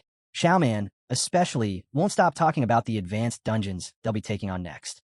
Watching his team grow stronger by the day, Lu Fan can't help but smile. Their synergy is unmatched, and soon, they'll be unstoppable. The crew is gathered, buzzing with excitement over their new abilities. Jianying, never one to miss a chance to brag, steps forward first. With a grin, she announces that she's chosen the Sword Dancer class. Why? Simple. It comes with the Sword Master skill. And really, who wouldn't want to slice through enemies with style? She glances over at Qinxiu and smirks. Wow, didn't peg you as the damage type. Qinxiu just shrugs with a laugh. I thought about going support, but since Xiaofei's already handling the healing, I figured why not go big? Picked up the hidden class, Holy Light Judge. My light magic's no joke now. Lu Fan crosses his arms, nodding like the proud captain he is. He points out how stacked their squad has become. Physical power, high-level magic, reliable support. They're basically the full package now. Right as he's finishing his little speech, Xiaoman charges in, practically vibrating with excitement. She's so hyped, it's contagious. Everyone's immediately curious. Qinxiu speaks up first, asking what's got her all fired up. Xiaoman just grins wide and says guess. Before anyone else can open their mouth, Jianying snaps her fingers. Hold on. Don't tell me you scored a hidden class of the second level change? Xiaoman nods so fast it's a wonder she stays upright. Yep, Water Ripple Swordsman. I can control water magic now. Lu Fan raises an eyebrow. Wait, hidden classes at the second change? Aren't those basically impossible to get? Jianying jumps in. Yeah, the chances are ridiculously low. Way worse than getting one at the first change. Xiaoman's grin softens for a second. She admits that she's always felt like the weakest on the team, but somehow, being with him has helped her keep up. It's a rare, heartfelt moment. Right up until Lu Fan decides to ruin it. With a chuckle, he adds, kinda wild how our team's former slacker ends up scoring a rare hidden class. That does it. Xiaoman goes beet red. For a second, it looks like she might actually deck him right there. Hands balled into fists, glaring daggers at Lu Fan like she's counting down to launch. But before anything explodes, Lu Fan's phone buzzes. He glances at the screen. Vice Principal Zhao. Instantly, his playful vibe fades. He picks up, listens for a moment, and then hangs up with a sharp nod. The envoy's on the way. Without missing a beat, he tells the team he's heading out. Xiaoman's still mid-glare, but whatever comeback she had loaded is cut short, left hanging in the air as Lu Fan disappears, the whole mood shifting in an instant. At the Combat Class Hall of Dragon Capital Academy, the place is packed, and every student's gaze is locked on the stage. Off to the side, Teacher Gahan leans toward Lu Fan and casually shares the scoop. The envoy? That's Wan Chongfeng. Not exactly someone you brush off. A level 76 Holy Shield Knight, third-tier powerhouse. Oh, and by the way, Vice Principal Zhao mentioned this envoy's got some thoughts about Lu Fan. In other words, things are about to get real awkward. Lu Fan can't help but recall his sister's warning. Apparently, this guy might have him in his sights. Before he can dwell on it, something else on stage catches his eye. Among the three figures standing there, one of them is draped in white robes, casually holding the Brahma staff. Yeah, that Brahma staff, the one that once topped the treasure book rankings. And this person's just standing there like it's no big deal. Curious, Lu Fan leans in and asks Teacher Gu who that is. Gahan smirks. That's the principal. Lu Fan blinks. The principal? The one nobody ever sees? Gahan nods. Total mystery. No one knows if they're male or female, voice completely disguised, never shows up at public events. Basically, the Academy's ultimate hidden card. It doesn't take long for Lu Fan to put two and two together. If even the principal decided to show up today, this envoy must really be something. Right on cue, the atmosphere shifts. Ruan Changfeng enters, and the entire room feels like it just straightened its posture. The guy walks in with that unshakable, heavy presence. Like one glare from him, and you're double-checking if your uniform's crooked. No greetings. No small talk.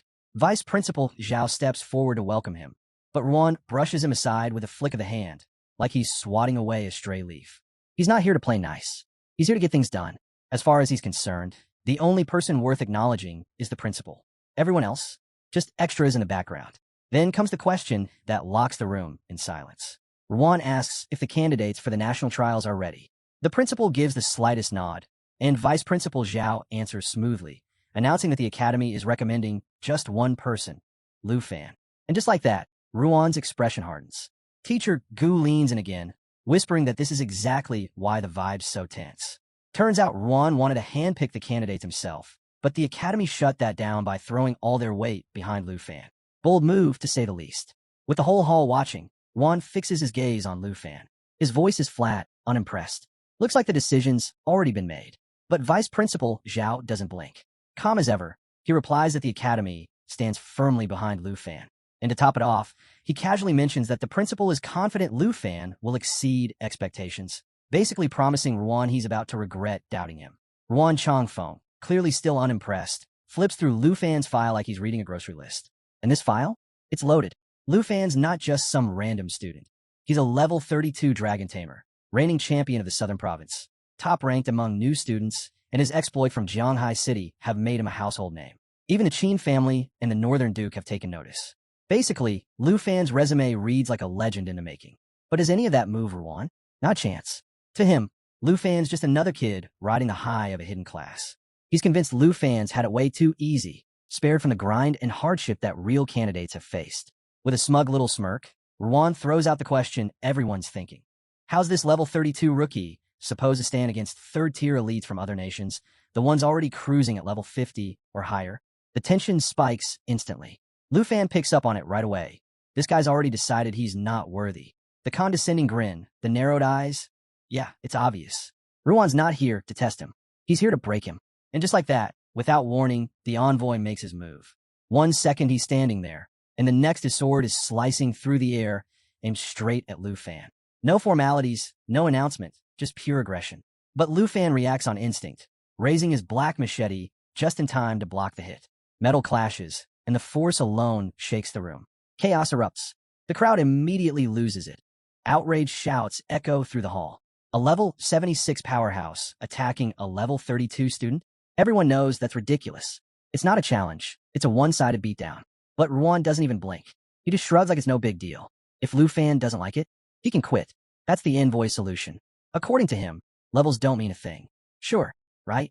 Now Lu Fan's cornered. Ruan's smirking like the fight's already over, daring him to show what he's really got. But the odds are brutal. Close combat against someone like Ruan is a straight-up death trap.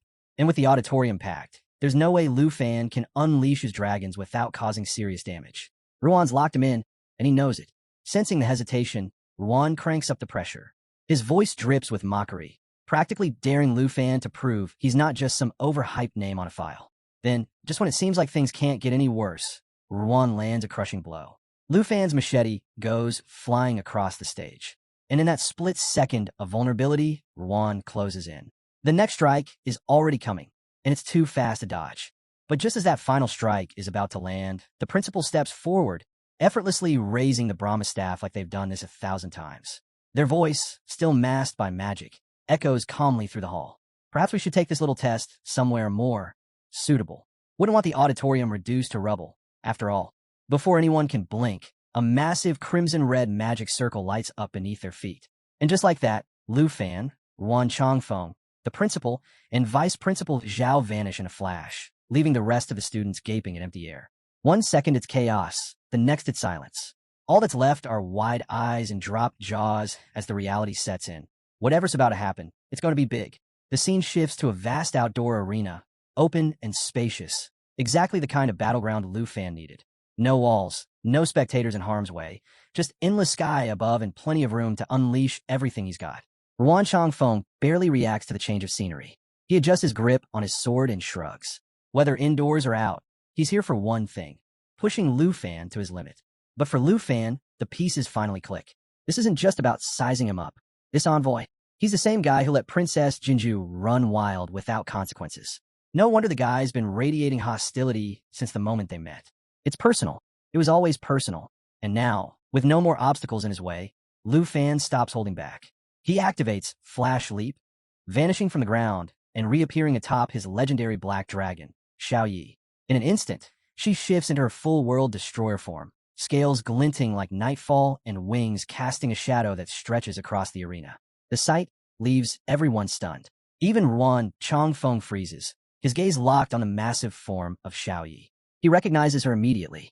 This is the dragon, the one from the viral video that had everyone talking. The same beast that sent shockwaves through the kingdom. And now she's glaring right at him. Still, Ruan isn't ready to back down. He calls forth his golden shield, the thing that's carried him through countless battles. In his mind, this is just another fight, another opponent who doesn't stand a chance. After all, what's a level 32 dragon tamer going to do against a third-tier knight? But Lu Fan's already decided how this ends. He's done with the games, and this assessment is about to turn into something else entirely. Xiaoyi roars, and the sound crashes through the air like a thunderstorm, shaking the ground beneath them. It's not just noise, it's a warning, a promise. Mess with her rider, and you answer to her. And for the first time, Ruan Changfeng feels it. That weight, that pressure. His body stiffens under the sheer force of Xiaoyi's presence. The arrogant grin slips for just a moment, and in its place, something dangerously close to doubt flashes across his face. He tries to play it cool, tries to keep up the act, but everyone watching can see the truth clear as day. The envoy's confidence? Yeah, it's hanging by a thread. From the sidelines, Vice Principal Zhao and the robed principal stay quiet, observing the chaos unfold. Zhao can't help but replay the last time he witnessed Xiaoya's power firsthand, back when she wiped out Fengyan Pavilion like it was nothing. Meanwhile, the principal barely reacts, giving the faintest shake of their head, almost as if to say, "Oh, this is just the warm-up." Still clinging to his arrogance, Ruan Changfeng glares at Xiaoyi from across the field, convinced her show of force is nothing more than theatrics. In his mind, it's just smoke and mirrors, something flashy to impress the crowd. But reality's about to hit hard. And if there's one thing worse than facing a dragon, it's underestimating one. Before Ruan can piece together what's happening, a sudden strike barrels toward him. Pure instinct kicks in. He raises his shield, its emblem flaring to life as he braces for impact. But as the force crashes against him, something unexpected creeps in: fear. Real, soul-deep fear. The kind that twists your gut and leaves your mind scrambling. For someone who's spent his life standing unshaken, the sensation is almost enough to break him. Cymbals pulse around him, amplifying the pressure, and in seconds, he's dropped to his knees, rattled by waves of overwhelming energy. And standing there, Lu Fan, cool as ever, calm and collected beside Xiaoyi, wearing a smile that says exactly what everyone's thinking. Didn't see that coming, huh? But Ruan Changfeng isn't the type to quit. Gritting his teeth, he forces himself to breathe through the panic. His aura flares up in defiance as he activates his special stance, burning away the fear that's been clawing at him. He tightens his grip on his sword, rage fueling his charge as he barrels toward Lu Fan, determined to crush this so-called prodigy. But Lu Fan doesn't budge. If anything, the air around him only grows heavier. The battlefield, twisting and pulsing with power like the world itself, is backing him up. And then it happens. 2 portals rip open in the sky. Mid-charge, Ruan freezes. His face shifts from fury to disbelief in an instant, sweat beading on his forehead as he tries to make sense of what's coming next. Another dragon? No way. There's no way. Wrong. 2 more dragons step through the portals, arriving with the kind of presence that makes the ground tremble. They land beside Xiaoyi like they've been waiting for their cue, staring down Ruan as if daring him to keep going. 3 dragons. 3. Ruan stands there, sword still raised, mind barely functioning as he tries to wrap his head around what he's just seen. The arrogance? Gone. Replaced by sheer disbelief. Off to the side, Vice Principal Zhao is barely holding it together himself. He watches the scene unfold like someone just flipped the table during a high-stakes game and walked off with the jackpot. Lu Fan's not just fighting back. He's rewriting the entire match, controlling 3 dragons like it's no big deal. And just when it feels like the shock has peaked, Lu Fan's only getting started. With a single word from Lu Fan, his J-Dragon, Xiaofei, steps up and calls out her own 2 dragon companions. Just like that, the number jumps to 5. 5 dragons. It's not a battle anymore. It's an army. Vice Principal Zhao can't even find the words. The robed principal, usually impossible to rattle, actually shows a flicker of surprise. Meanwhile, the rest of the onlookers are stuck wondering if there's some rulebook out there that says, sorry, no summoning an entire dragon legion during evaluations. In the middle of it all, Lu Fan stands calm and collected, like this is exactly how he planned it. The envoy? Yeah, not so much. Whatever smug confidence he was holding on to is slipping fast. His eyes dart from dragon to dragon, each one glowing with elemental power, fire crackling, ice swirling, thunder sparking, wind howling. It's like standing in the middle of a natural disaster with no exit. You can almost see the regret flash across his face, like he's reliving every single decision that led him here. Off to the side, Zhao leans toward the principal and whispers, "Did you know he could pull this off?" The principal, still watching in disbelief, shakes their head slowly.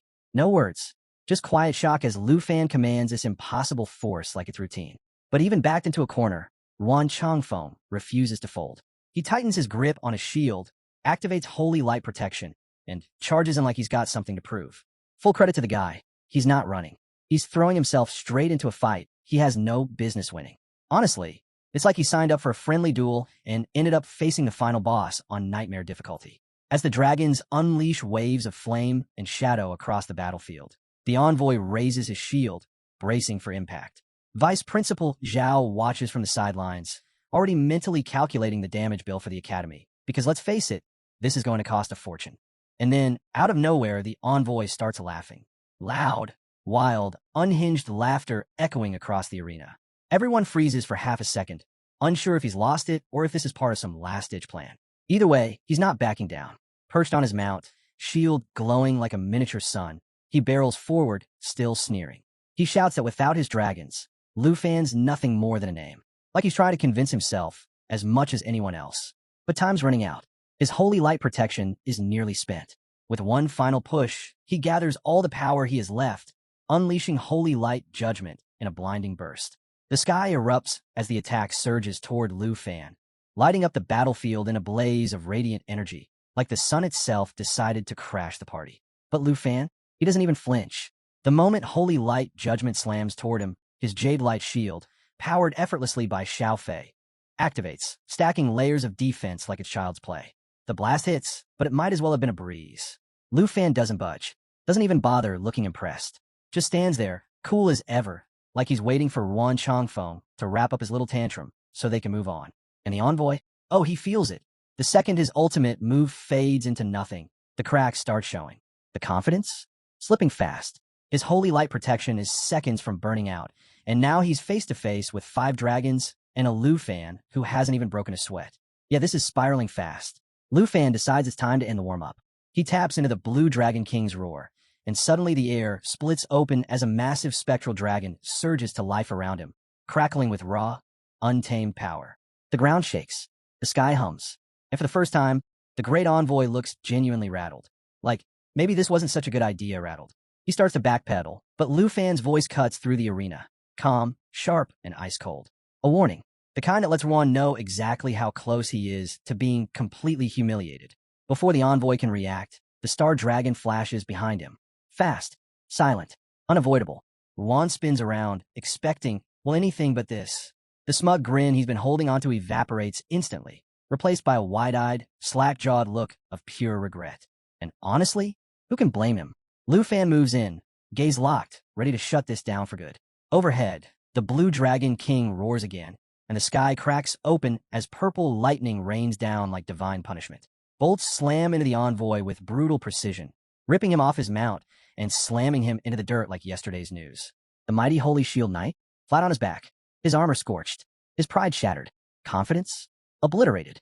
Lu Fan strolls forward, unhurried, that same faint smirk tugging at his lips. He doesn't need words. His whole presence says it loud enough. So, how's that ego holding up? Ruan, scrambling, coughs and stammers from the ground, barking weak protests, telling Lu Fan to stop. But let's be honest, this fight's only ending when Lu Fan says it does. The arena is a mess. Smoke and debris hanging thick in the air. The tension is unbearable. Off to the side, Vice Principal Zhao and the principal exchange glances, both clearly debating whether they should step in or just let Ruan finish learning his lesson the hard way. Finally, as the dust starts to settle, the scene becomes clear.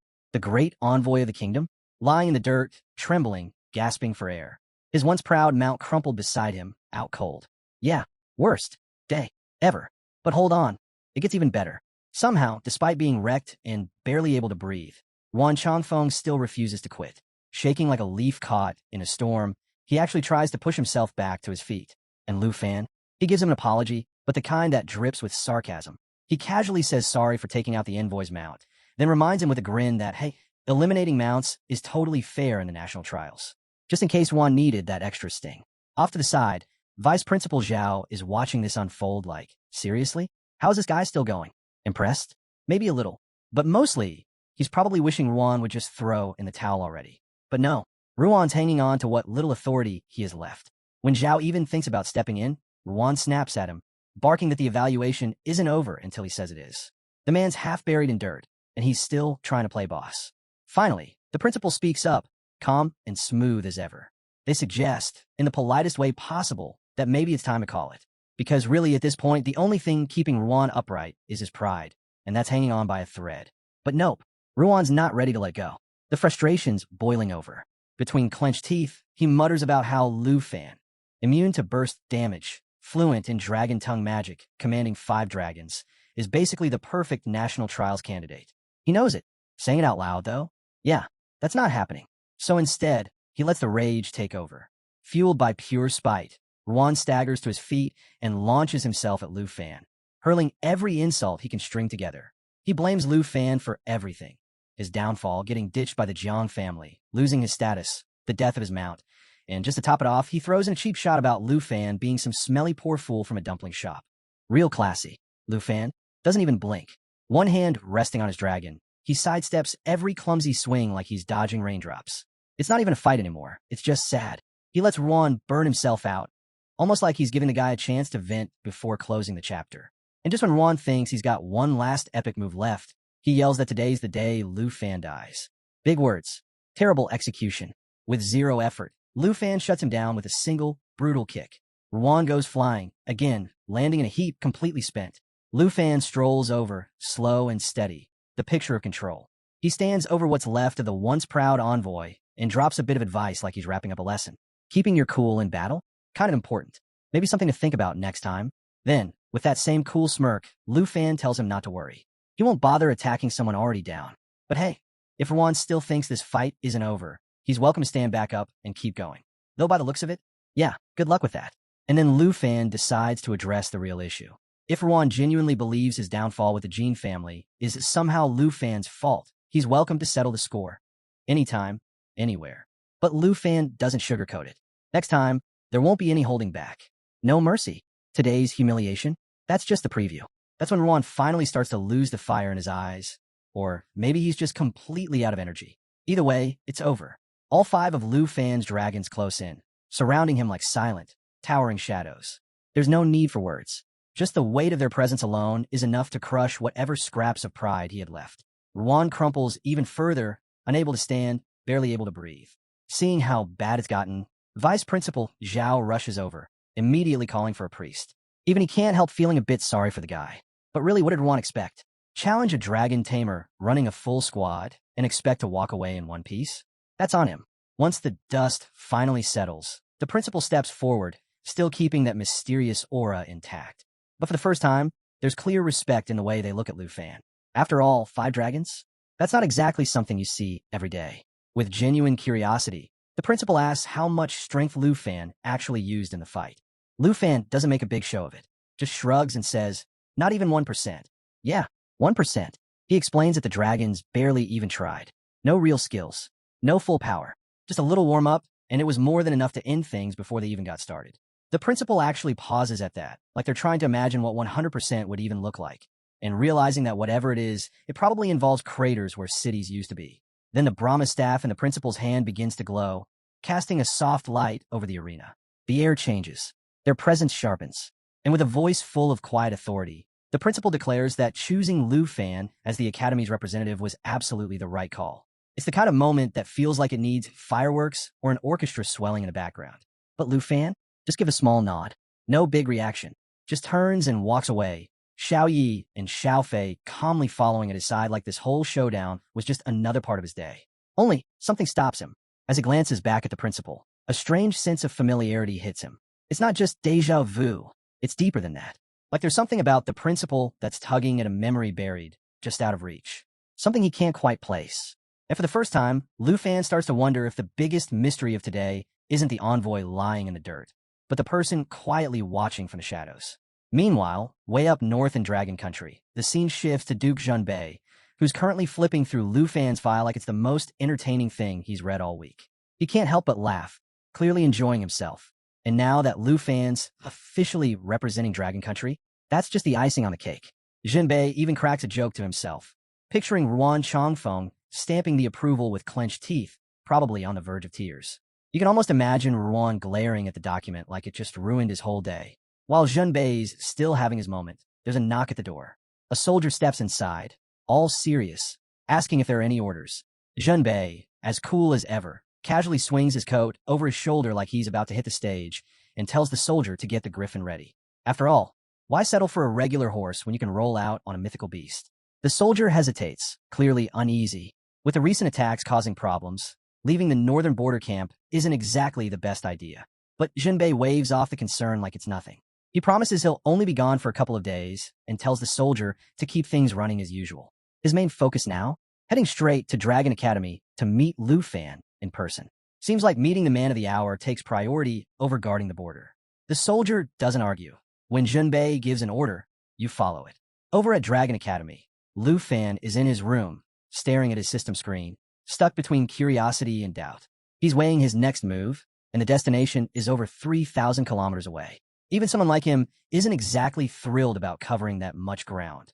As he scrolls through the updates, one detail jumps out. Ruan Chongfeng has officially cleared his national trial qualification. You'd think that would ease his mind, but something still feels off. For a moment, Lu Fan thinks about going treasure hunting to take his mind off things. But then that 3,000 kilometers journey flashes through his head, and he second-guesses it. This isn't the kind of trip you take on a whim. You need to prep like you're heading into the unknown. Before he can get too deep into it, his phone rings. A quick chat later, he turns down a wizard offering teleportation. Way too pricey. Looks like shortcuts come with luxury fees, even in this world. Just as the call's about to end, his system lights up with an unexpected alert. A divine-level treasure map just dropped into his hands. It's like he hit the jackpot out of nowhere. But before he can fully process the win, the person on the other end asks if he's still there. Lu Fan quickly snaps out of it and answers, but now his thoughts are spinning. Where did this map come from? And what's waiting for him next? Then, boom, out of nowhere, a massive fireball rockets straight toward Lu Fan's villa. Yeah, you heard that right. 1 second, he's all hyped about his new treasure map, and the next, his entire place is under attack. The fireball smashes into Villa Number 1, setting off an explosion so intense it shakes the whole Dragon Academy. So much for a quiet evening. Up in the sky, a cloaked figure hovers, watching the chaos below like he just pulled off the ultimate power move. He's gripping some strange stone, looking pretty pleased with himself. At least until the flames get ripped apart by the claws of Lu Fan's legendary black dragon. That's right, Lu Fan isn't just fine. He strolls out of the wreckage without a scratch, along with everyone else from the villa. We've got a dragon on standby. Surprise attacks hit a little different. Lu Fan looks up, locks eyes with the cloaked intruder, and calls out, telling him to freeze and forget about teleporting. But before any reply can come, his dragon surges forward, slamming into the figure and knocking back his hood. And who is it? None other than that teacher who was standing next to the principal during the envoy assessment. Yeah, didn't see that one coming. Even with the villa still smoldering, Lu Fan keeps his focus. He calls down to have someone contact the fire department while the rest of the crew checks to make sure everyone's all right. Priorities, right? Save the day, handle the paperwork. Chinchou doesn't waste time pointing out the obvious. This was no random attack. The guy came in hot, aiming to wipe them out in one hit. No warnings. No introductions. Just straight to the kill switch. And now, with his cover blown, the teacher fully leans into his villain moment. He glares at Lu Fan and declares that since the plan's out in the open, the only option left is to bind him. Because, of course, when you get caught mid-crime, magical fire chains are apparently the answer. With a quick cast, the flames swirl around Lu Fan, locking him in place. It's like getting tossed into a burning cage. And to make things worse, if Lu Fan manages to break free, his speed and casting are going to tank by 90% for 4 seconds. Yeah, not ideal. Meanwhile, the teacher isn't done. His body starts bulking up like he's gearing up for the final boss battle. He activates Ultimate Blaze, a suicide move that burns through his own life force to supercharge a flame core, cranking out a ridiculous 1,250% of his mental strength as raw firepower. This guy's not even trying to win anymore. He's just trying to take everyone down with him. Even Lu Fan knows this one's serious. Ultimate Blaze isn't some flashy trick. It's the kind of move you pull when you're ready to turn the entire battlefield into ashes, including yourself. Qinxiu and Jianying don't waste a second. Weapons out, they charge forward, shouting that they've got Lu Fan covered. But just as they move, the system drops the worst kind of news. Flame core charging, already at 59%. Yep, it's officially a countdown now. Above them, the teacher turned fireball grins, throwing out some classic villain talk, bragging that there's no way out and Lu Fan's finished. Gotta love the confidence, even when you're seconds from self-destruction. At 72%, Lu Fan doesn't flinch. Staying cool as ever, he orders his Jade Dragon to activate Eternal Guardian. Instantly, the Jade Dragon launches into action, raising a massive shield that wraps around Qinxiu, Jianying, and a legendary Black Dragon. Protect the team first, that's the rule. But there's just one problem. Lu Fan's still locked up, stuck in those crimson chains without a way to move. Now the flame core's at 96%, and it's clear the old man's about to turn the place into a crater. Still bound, Lu Fan summons his big black machete, glaring at the guy and calling him insane. Honestly, that might be putting it lightly. And then, just as the explosion is about to hit, everything changes. Out of nowhere, a golden flash pierces right through the old man's stomach. The Brahma's staff. Just like that, Ultimate Blaze gets cut short, and the battlefield falls silent. Even Lu Fan blinks in surprise, realizing the principal just stepped in and saved them all with one perfectly timed move. Who knew school faculty came with that kind of firepower? The old man, clearly not ready to give up, tries to spark the plan back to life. But the principal doesn't give him the chance. One more strike from the Brahma staff, and it's over. The old man drops, his final gamble crashing and burning along with him. Game over. As the dust settles, Lu Fan lands smoothly, right as teacher Gu and his aunt, Hank, rush over. Hank's got tears streaming down her face, completely shaken, clinging to Lu Fan like she thought she'd lost him. Explosions, dragons, fire mages, none of it matters when family's involved. But Lu Fan calms her down with a quiet smile, telling her it's all okay now. Qinxiu runs over, worry written all over her face. She cuts straight to the point. Who was that guy? Lu Fan doesn't hesitate. It was the fire mage from the envoy assessment. Looks like this story just got a whole lot deeper. Nearby, Vice Principal Zhao stands over what's left of the old man, looking completely blindsided. He admits he never saw this coming. An honorary professor turning full-blown assassin, right in the middle of the academy. Even Lu Fan's at a loss, trying to wrap his head around how someone with that much status went off the rails like this. But Hank isn't here for shock and confusion. Furious, she demands Zhao launch a full investigation immediately, reminding him loud and clear that her nephew nearly lost his life. Qinxiu backs her up, pointing out just how far the professor was willing to go, blowing himself up instead of facing the fallout. That's dedication to losing, if nothing else. Zhao, still clearly shaken, does his best to reassure them. He promises they'll get to the bottom of it. By the next morning, we're in the principal's office, and for once, the man who usually has all the answers looks completely worn down. He sits in silence, replaying the attack in his head. Even though he stepped in just in time, he knows this isn't the end. It's got all the makings of something bigger. More enemies, more danger, and definitely more chaos. The fact that the traitor had been hiding inside the academy for years without raising suspicion, that thought sticks with him. If he'd been even a second slower, well, they wouldn't just be patching up the villa. His thoughts are cut short when Duke Junbei strolls in like he owns the place. First thing out his mouth?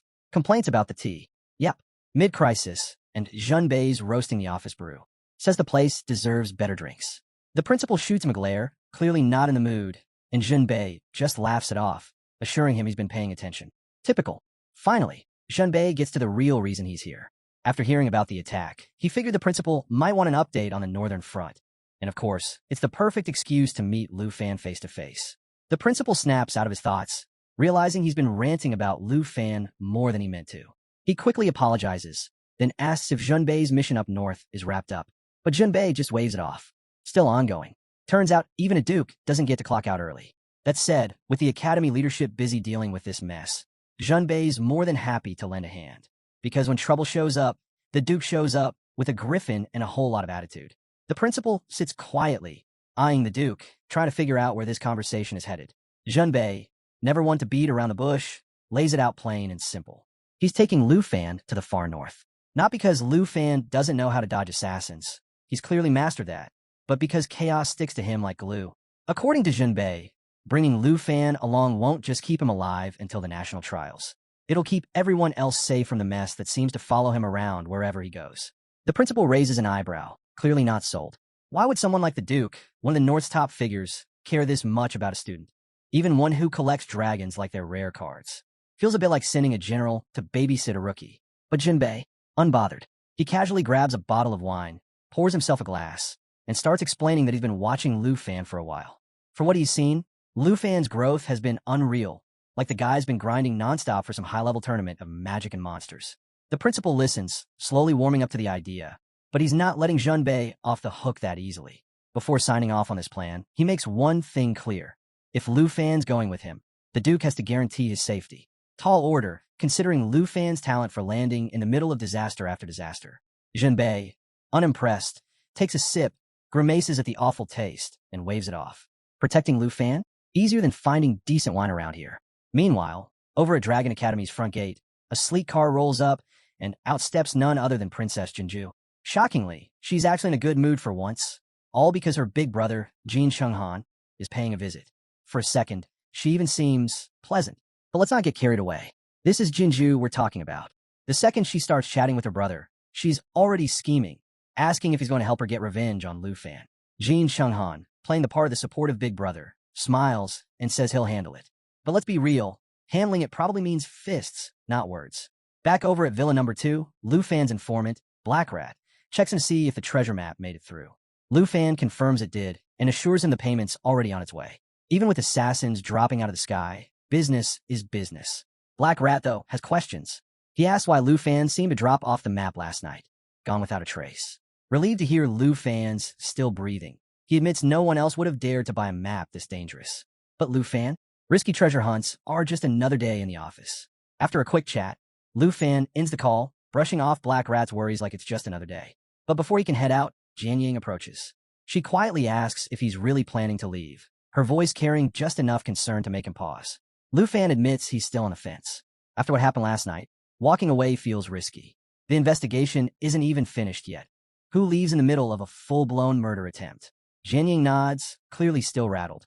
She tells him the whole group barely slept. Everyone stayed upstairs, too anxious to relax, waiting for who knows what to happen next. Before heading off, she asks Lu Fan to keep them updated if he decides to leave and takes a moment to say her goodbyes. Lu Fan thanks her for holding things together when everything was falling apart. Then, right on cue, the doorbell rings, breaking the moment. Figuring it's probably Vice Principal Zhao with some updates, Lu Fan heads over to open the door.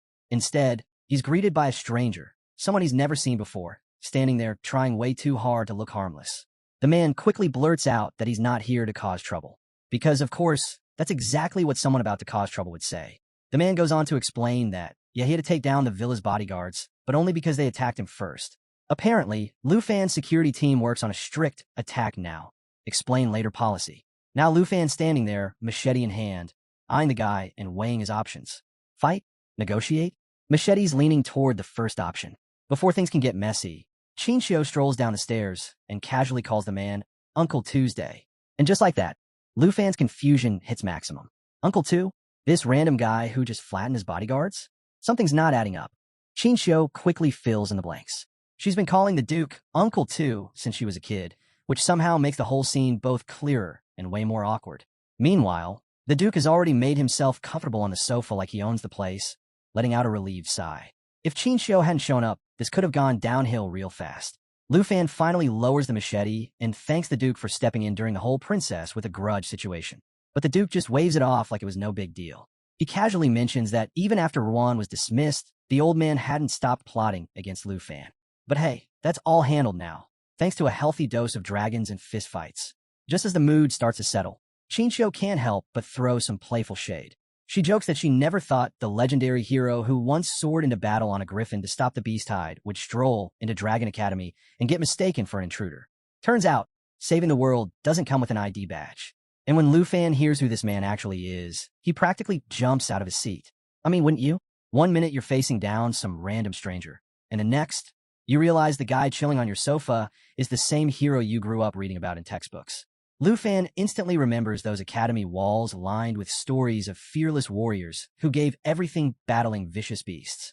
And leading them all, Duke Shinbei himself. The Duke just waves off the praise with an easy smile, saying every era has its legends, and right now, Lu Fan's one of them. Hard to argue when the guy has a dragon collection and keeps surviving assassination attempts like it's a hobby. But Junbei didn't drop by just for introductions. He explains that he's here to personally take Lu Fan to the extreme north for some serious training. Because, really, what's life without throwing a deadly training arc on top of everything else? The Duke mentions he's already cleared it with the principal, and this trip isn't just about leveling up for the national trials. It's also a solid way to keep Lu Fan away from the constant threat of people trying to take him out. Practical and productive. The moment the ladies hear this plan, they're not exactly thrilled. Chinchou is the first to point out that the extreme north isn't some casual retreat. It's wild, dangerous, and barely mapped. Definitely not vacation material. Jianying backs her up, reminding them all that Lu Fan represents Dragon Country now, and they kind of need him alive. The last thing they want is for him to get frozen, mauled, or worse before the big event. But the Duke stays calm, reassuring them that the danger is exactly the point. Pushing Lu Fan into the harshest conditions is what's going to make him stronger. Plus, taking him far from the academy means fewer innocent bystanders getting caught up in whatever disaster decides to follow him next. Think of it as a tactical getaway, just with blizzards and monsters instead of beaches and drinks. Now Lu Fan's left debating his next move. On one hand, the treasure he's been tracking is hidden somewhere in the extreme north, so this could actually work out perfectly. On the other, he's got a house full of powerful, beautiful women who've already been through one attack, and the thought of leaving them behind with danger still lurking isn't exactly easy. Turns out, locking up a dragon-proof villa and walking away is harder than it sounds. Before Lu Fan can get too lost in his own thoughts, Jianying steps in and makes the decision for him. She tells him there's no question. He has to go. With all the women in the villa having advanced to the second level, she assures him they're more than capable of handling whatever comes their way. Chinchou jumps in too, promising to personally keep his aunt safe. And just like that, Lu Fan feels the weight lift. If they're confident, so is he. With a grin, he shrugs and mutters to himself. Guess no fan service for a while, finally committing to the trip. The Duke, clearly satisfied, suggests they kick things off with some wine and a feast. But before the celebration can get started, Chinchou reminds him that strong liquor is banned on academy grounds. Rules are rules, even for war heroes. And if that wasn't enough of a buzzkill, Jianying admits her villa's cupboards are completely empty. No wine, no food, so much for dinner plans. Lu Fan, always ready to take charge, volunteers to make a grocery run. Because what's a little shopping trip squeezed between assassination attempts and extreme survival training? He also figures it's a good time to swing by the academy to say goodbye to his senior. But first, there's the small problem of the unconscious bodyguards still lying around, thanks to the Duke. When the Duke asks if Chinchou can heal them, Lu Fan suggests something even better. He leaves his J-Dragon behind to handle the job. After all, why call a medic when you got a dragon on standby? Later, at the academy's training hall, Lu Fan finds himself still replaying everything in his head. The Duke of the Beast Tide, sitting in his living room? Unreal. Meeting a hero from the history books and realizing the guy's somehow even cooler in person? Definitely not something you expect to check off your daily to-do list. While he's standing there, his senior shows up, waving and asking why he's hanging around so late. She mentions how slammed she's been with work, but says she can spare some time for close combat practice if he's up for it. Before she can finish, Lu Fan cuts her off, explaining that he's actually here to say goodbye. She tries to play it cool, pretending she doesn't know about his trip to the extreme north, but Lu Fan fills her in. He tells her he'll be gone for an entire month. She smirks, teasing him as she grabs his cheeks, saying fighting dragons in the freezing wild will probably teach him more than sparring with someone as pretty as her. Lu Fan blushes so hard he might as well be on fire. But underneath the jokes, there's real concern. She warns him how dangerous the extreme north really is and urges him to be careful. Lu Fan nods, cheeks still burning, and starts to head out. But just as he's turning away, she surprises him by pulling him into a hug from behind. Before he can even process what's happening, she presses a protective band into his hand. With a playful grin, she slips the protective band into Lu Fan's hand. telling him to use it to stay safe, and throws in, bring back some unmelting ice as a souvenir. Before Lu Fan can even think of a reply, she vanishes, leaving behind nothing but magic, mystery, and that usual hint of mischief she's known for. Classic senior lady move. On his way back to the villa, bags of groceries in hand, Lu Fan can't shake the feeling that something's off. Sure enough, someone's tailing him. Without slowing down, he casually calls out, telling the shadow to quit sneaking around and show themselves. And stepping into the open, none other than Jin Chung-han, the bratty princess's big brother himself. Judging by his expression, he's not thrilled Lu Fan spotted him so easily. Stealth clearly isn't a family skill. Still not sure who this guy is, Lu Fan asks straight up for his name. That's when Jin Chung-han, in full dramatic fashion, adjusts his cape like he's prepping for some big, final boss reveal. He smirks and says that while Lu Fan may not know him, he knows Lu Fan very well. Then he drops the name, Jin Chung-han, brother of Jinju, and he's here to personally deliver a thank you for how well Lu Fan's been taking care of his sister. The sarcasm in his voice makes it pretty clear this isn't exactly a friendly visit. Lu Fan narrows his eyes, reading the situation instantly. He asks if this arrogant newcomer is the famous top recruit from the Tai Chi Kingdom. But Lu Fan knows exactly why the guy's here, and it's not to chat.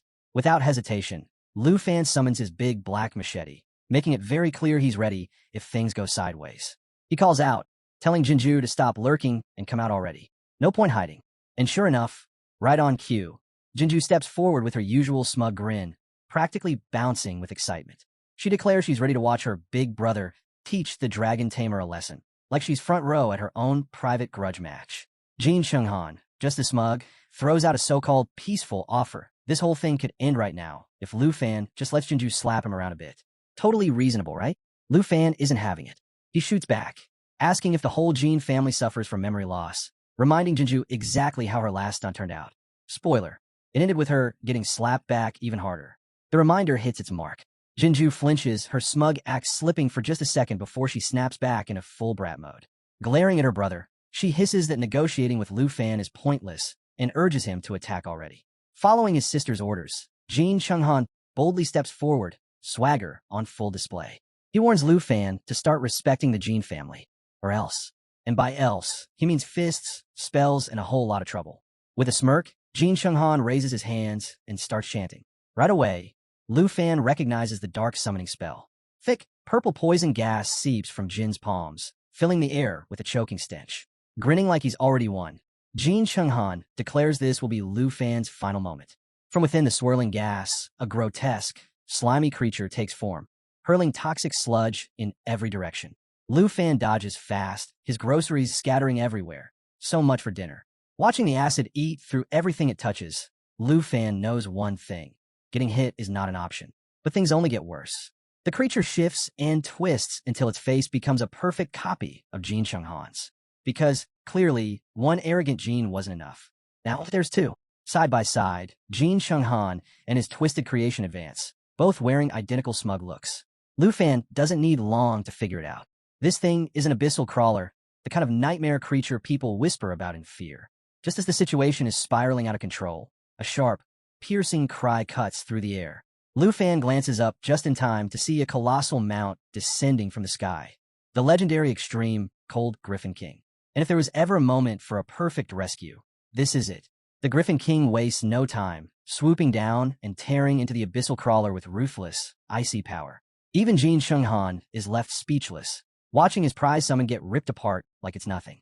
Before anyone can react, a figure leaps from the Griffin King and lands with effortless grace. It's Duke Yunbei, stepping in like the unstoppable force everyone knows him to be. He doesn't waste a second on greetings. His voice is cool and sharp as he demands to know why Jin Chung-han is trespassing outside his territory. Jin Chung-han instantly recognizes him, and the flash of fear in his eyes says it all. This isn't someone you challenge. This is someone you escape from. But escaping? Yeah, that's not happening. The Duke lifts his staff and extends it in a single, smooth motion. Panic hits Jin Chung-han all at once. He shouts at Jinju to move, and for once, even she knows better than to argue. Frozen in fear, she stays put. Too late. The Duke's staff drives straight through Jin Chung-han's chest with deadly accuracy. Dark blood spills from his mouth, and even with the scene toned down by magic filters, one thing's crystal clear. Jin Chung-han is finished. The Duke, as composed as ever, withdraws his staff, his gaze icy and indifferent. He calmly informs Jin Shenghan that not even an abyssal crawler can break free from the Griffin King's grasp. After all, when you've got a legendary, ice-breathing beast at your command, there's no room left for negotiations. Off to the side, Jinju crumples into a corner, sobbing loudly. Classic move. Whenever things fall apart, she's always ready with the waterworks. But just as the dust seems to settle, something unexpected happens. Jin Shenghan's body starts dissolving into sludge. The Duke doesn't even blink. He explains the twist. This wasn't Jin's real body. Turns out Jin Shenghan's an abyssal summoner, and thanks to his third-tier skill, Abyssal Symbiosis, he's got a cheat code for survival. As long as his abyssal beast is still breathing, so is he. The Duke doesn't bother playing along. With his usual calm, he warns Jin Shenghan to come out now or watch his precious abyssal crawler get torn to pieces. And when Duke Yunbei gives a warning, it's never empty. Realizing things are unraveling fast, the abyssal crawler contorts and shifts until, boom, Jin Shenghan is back, though he's clearly worse for wear. Hard to act tough when your backup plan is already falling apart. Meanwhile, Jinju stares in horror, realizing that her brother's grand return isn't exactly turning the tide. Seeing brute force has officially failed, Jin Shenghan switches gears. If he can't win with power, maybe threats will do. He reminds Duke Yunbei that he represents the Tai Chi Kingdom, and attacking him before the national trials could trigger retaliation from all 23 nations. When poison gas and summon monsters flop, there's always political blackmail. But Duke Yunbei, not even slightly impressed. His expression stays colder than the northern winds. Lu Fan, standing at the side, is stunned, watching someone cheat death like it's just part of the routine. Unbothered, the Duke calmly points out that defending a national trial representative from an attack is completely within the rules. In other words, Lu Fan was well within his rights to fight back. Jin Shenghan's attempt at playing the victim just fell flat. And that's when reality hits Jin Shenghan like a falling mountain. Lu Fan isn't just some random bystander. He's the Dragon Kingdom's national trial representative. The moment sinks in hard, leaving Jin Shenghan to silently curse his luck and, of course, his sister for not shutting this down sooner. At this point, the Duke is over it. He makes it clear he's not here to skewer people for fun. But with the Tai Chi Kingdom hosting the trials this year, maybe it's time for certain people to quit stirring up trouble. Subtle? Not exactly. Cornered and out of options, Jin Shenghan has no choice but to back down. But the Duke isn't letting him slink off without a parting shot. He makes it perfectly clear that he's never had any patience for the Jin family, a revelation that shocks absolutely no one. Then, with a single, effortless strike, the Duke lands a final blow on the abyssal crawler, sending a message louder than words. Stay away from him, and stay even farther away from Lu Fan. When the Duke gives a warning, it's not advice, it's a guarantee. Defeated and humiliated, Jin Shenghan drags his weeping sister away in retreat. But even while leaving, he can't help himself. He spins around and throws one last threat at Lu Fan, claiming that his safety won't last beyond the national trial. It's almost impressive, getting crushed, resurrected, and still finding time to brag. Lu Fan can't help but find it hilarious. Who talks tough after barely escaping with their life? Before the mood gets too light, the Duke brings everyone back to reality. He reminds Lu Fan it's time to head back to Villa Number 2. After all, the women inside have probably been pacing the floors, imagining worst-case scenarios. But just as they start wrapping things up, the Duke pauses and casually asks about the groceries. That's when it hits Lu Fan. Everything, the food, the drinks, the precious stash of alcohol, was wiped out by the abyssal crawler's acid. The Duke takes the news like a dagger to the heart. Turns out, losing dinner hurts more than taking down monsters or scaring off royals. Later that night, they finally sit down for the long-overdue meal. It's less about the food and more about shaking off the chaos of the day. Jianying quietly nurses her drink while the Duke and Xiaoman trade stories, laughing and filling the room with rare, easygoing energy. Lu Fan's aunt, unable to hold back, dabs at her eyes between reminders for him to stay safe. It's classic aunt behavior, equal parts love and worry. Across the table, Qin Xiu stays silent, tears slipping down her cheeks as she struggles to say goodbye. She doesn't need words. Her quiet sadness says everything. Lu Fan, ever the one to keep spirits high, gives them all a reassuring smile. He promises to return in a month and insists that leaving is the only way to protect them. It's one of those moments that's both heavy and hopeful, where walking away is the only way to keep the people you love out of harm's way. The next morning, Lu Fan soars through the skies beside the Duke, riding high on the back of the extreme cold Griffin King. After everything he's been through, gliding over the endless landscape feels like a reward in itself. Below them stretch the untouched lands of the extreme north, filled with level 60 dangers and treasures beyond imagination. To Lu Fan, it feels less like a trip and more like the start of something huge. Just as Lu Fan is taking in the breathtaking view, something unusual catches his eye. A blood-red moon hanging low and ominous in the sky. It's unsettling, like a warning you can't quite shake off. Curious, Lu Fan asks the Duke about it, but Yunbei just gives one of his trademark cryptic smiles. He hints that the blood moon is part of the reason they're headed north, leaving Lu Fan with more questions than answers. When they finally arrive at the extreme north military camp, it's obvious this trip is anything but casual. The entire camp is alive with movement, and the elite Griffin squad is front and center. These aren't your run-of-the-mill soldiers. They specialize in aerial combat, the fantasy world's version of high-speed dogfights. The Duke explains that the camp has been charting the area for a while now, with 114 exploration routes already mapped out. But the real prize, the Blood Moon, has stayed just out of reach. No matter what they try, it's like chasing a boss that refuses to spawn, and the frustration around the camp is impossible to miss. But with Lu Fan now on the team, the Duke seems hopeful. Having a Dragon Tamer on board changes the game, and Lu Fan immediately spots the opportunity. He sees how this mission aligns perfectly with his own goals. High-level training and a shot at the Divine Treasure. Looking over the map, two routes stand out, Route 77 and Route 78. Both paths lead closest to where the treasure is rumored to be. Without wasting any time, Lu Fan points them out and asks to join the next exploration team. For once, the Duke's laid-back attitude disappears. He levels a serious look at Lu Fan, like he's trying to decide whether to talk him out of it or just let him learn the hard way. Route 78, he explains, is no joke.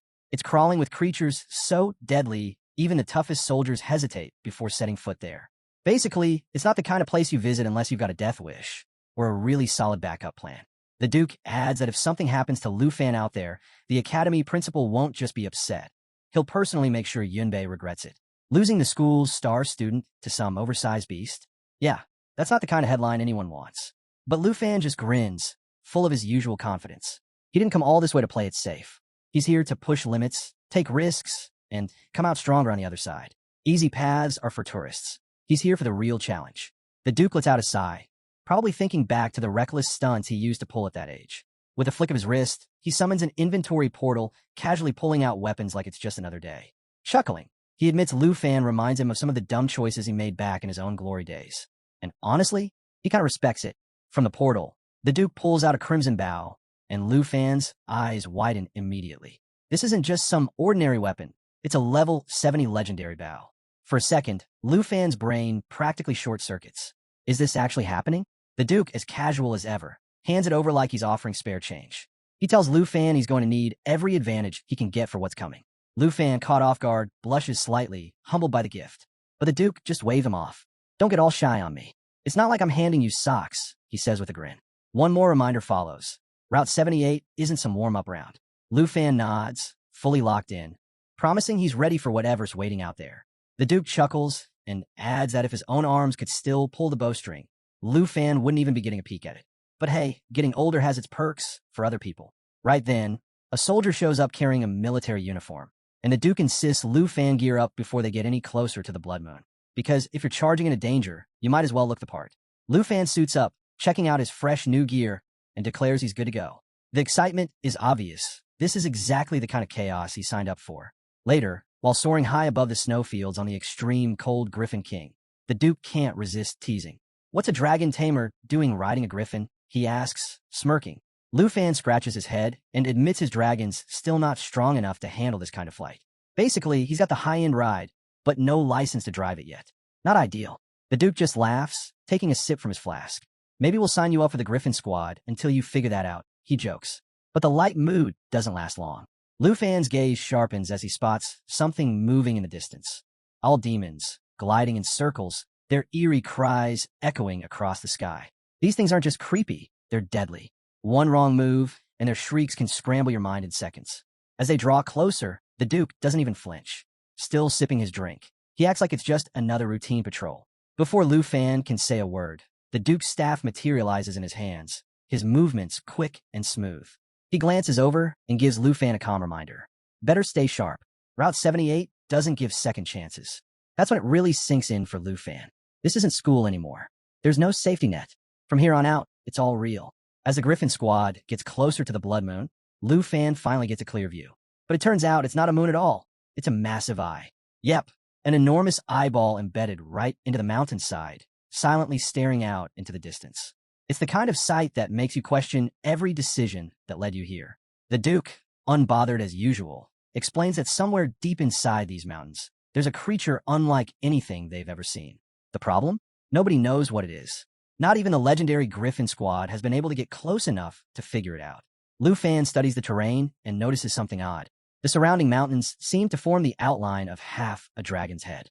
He starts to wonder if the creature could actually be a dragon, but with no proof, it's anyone's guess. Whatever it is, it's so massive and terrifying that even the Duke's own griffin refuses to fly too close. And if a legendary beast won't go near it? Yeah, that's not a good sign. Hoping for answers, Lu Fan pulls up his system window, but comes back blank. No data, no information, nothing. Even his reliable system is stumped, leaving Lu Fan more intrigued and unsettled than ever. Catching on to Lu Fan's curiosity, the Duke breaks the silence. He reminds him that their world is still packed with places no one has dared to explore, filled with creatures humans can barely begin to understand. Most of these mysteries are just waiting for someone crazy enough to poke around. And if that person happens to enjoy flying legendary mounts and sipping whiskey while doing it, well, all the better. The Duke drifts back into memory, recounting the first time he encountered the giant eye. What should have been a routine rescue mission, just pulling out a few teammates from an owl demon ambush, turned into chaos. Mid-battle, an avalanche hit, and right when they thought things couldn't get worse, the mountain cracked open and that massive eye appeared, staring them down like something out of a nightmare. So much for a simple extraction. That was over a year ago, and since then, scholars and experts from every corner of the land have tried to figure out what it is. They've all come to the same chilling conclusion. It's alive. And the Duke knows one thing for sure. If that thing ever fully wakes up, humanity's in for the fight of its life. Because an ancient monster hiding in the mountains isn't the kind of problem you can just ignore.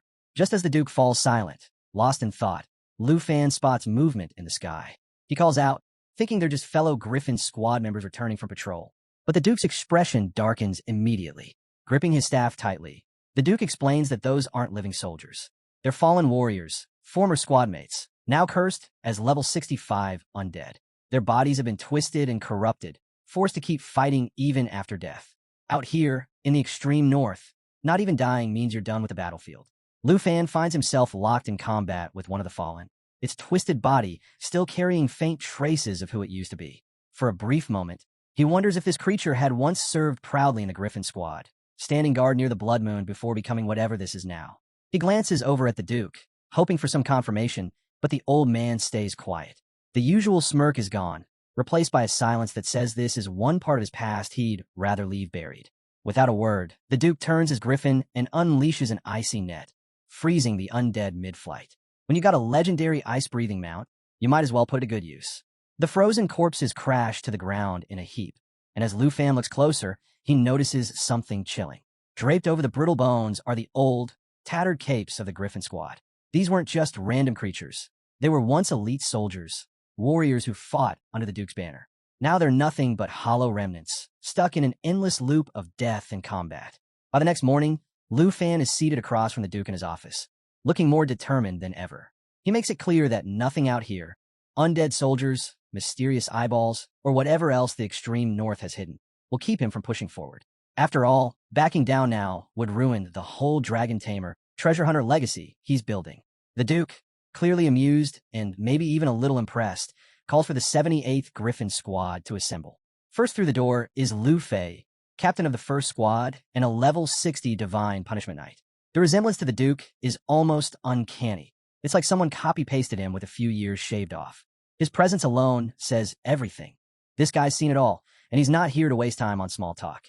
Next comes Lu Chongkong, a blonde-haired level 60 Holy Shield Knight, who steps forward with the most practical question of the day. What's the mission? Judging by his tone, he's probably hoping it's not another round of giant eye-watching duty or corpse cleanup. No such luck. Last in is Shun Kai, a sharp-eyed level 60 Soaring Eagle Knight, glasses perched perfectly in place like she's about to lead a strategy session and a fashion show at the same time. With his usual pride, the Duke introduces Lu Fan as the newest member of the squad. And when he throws out the title of #1 student from Dragon Capital Academy, it definitely gets their attention. Lu Chongkong perks up immediately. Turns out he's an alumnus from the prestigious Qingyun class. It's like discovering the new guy not only went to your school but survived the same brutal training grounds. Except here, It's less about comparing lunch spots and more about swapping war stories. Lu Fan, feeling a bit starstruck, shakes hands with Lu Chongkong and humbly asks him to look out for him. Chongkong flashes a grin and tells him not to worry. It's got that perfect big brother vibe. Equal parts I've got your back, and I might sneak you a snack if things get rough. But just as the atmosphere starts to ease up, Captain Lu Fei steps forward, clearly less impressed. He glances at the Duke, voicing the question on everyone's mind. What's a college student doing on a mission in the extreme north? And honestly, it's a fair point. Tossing an academy kid into this kind of danger is basically the battlefield equivalent of sending an intern to disarm explosives. Lu Fei makes his stance crystal clear. The squad doesn't have the luxury of babysitting, and this mission is way too serious for deadweight. The Duke shuts that down immediately. His usual laid-back attitude vanishes as he locks eyes with Lu Fei. Turns out, they're not just squad mates, they're brothers. And while the Duke might joke about a lot of things, his decisions, not one of them. He reminds Lu Fei that Lu Fan's survival is his own responsibility. No hand-holding, no guarantees. The battlefield doesn't pause for anyone, not even promising students. And with that, the Duke makes it official. Lu Fan is part of the 78th Griffin Squad now. No special privileges. No easy outs.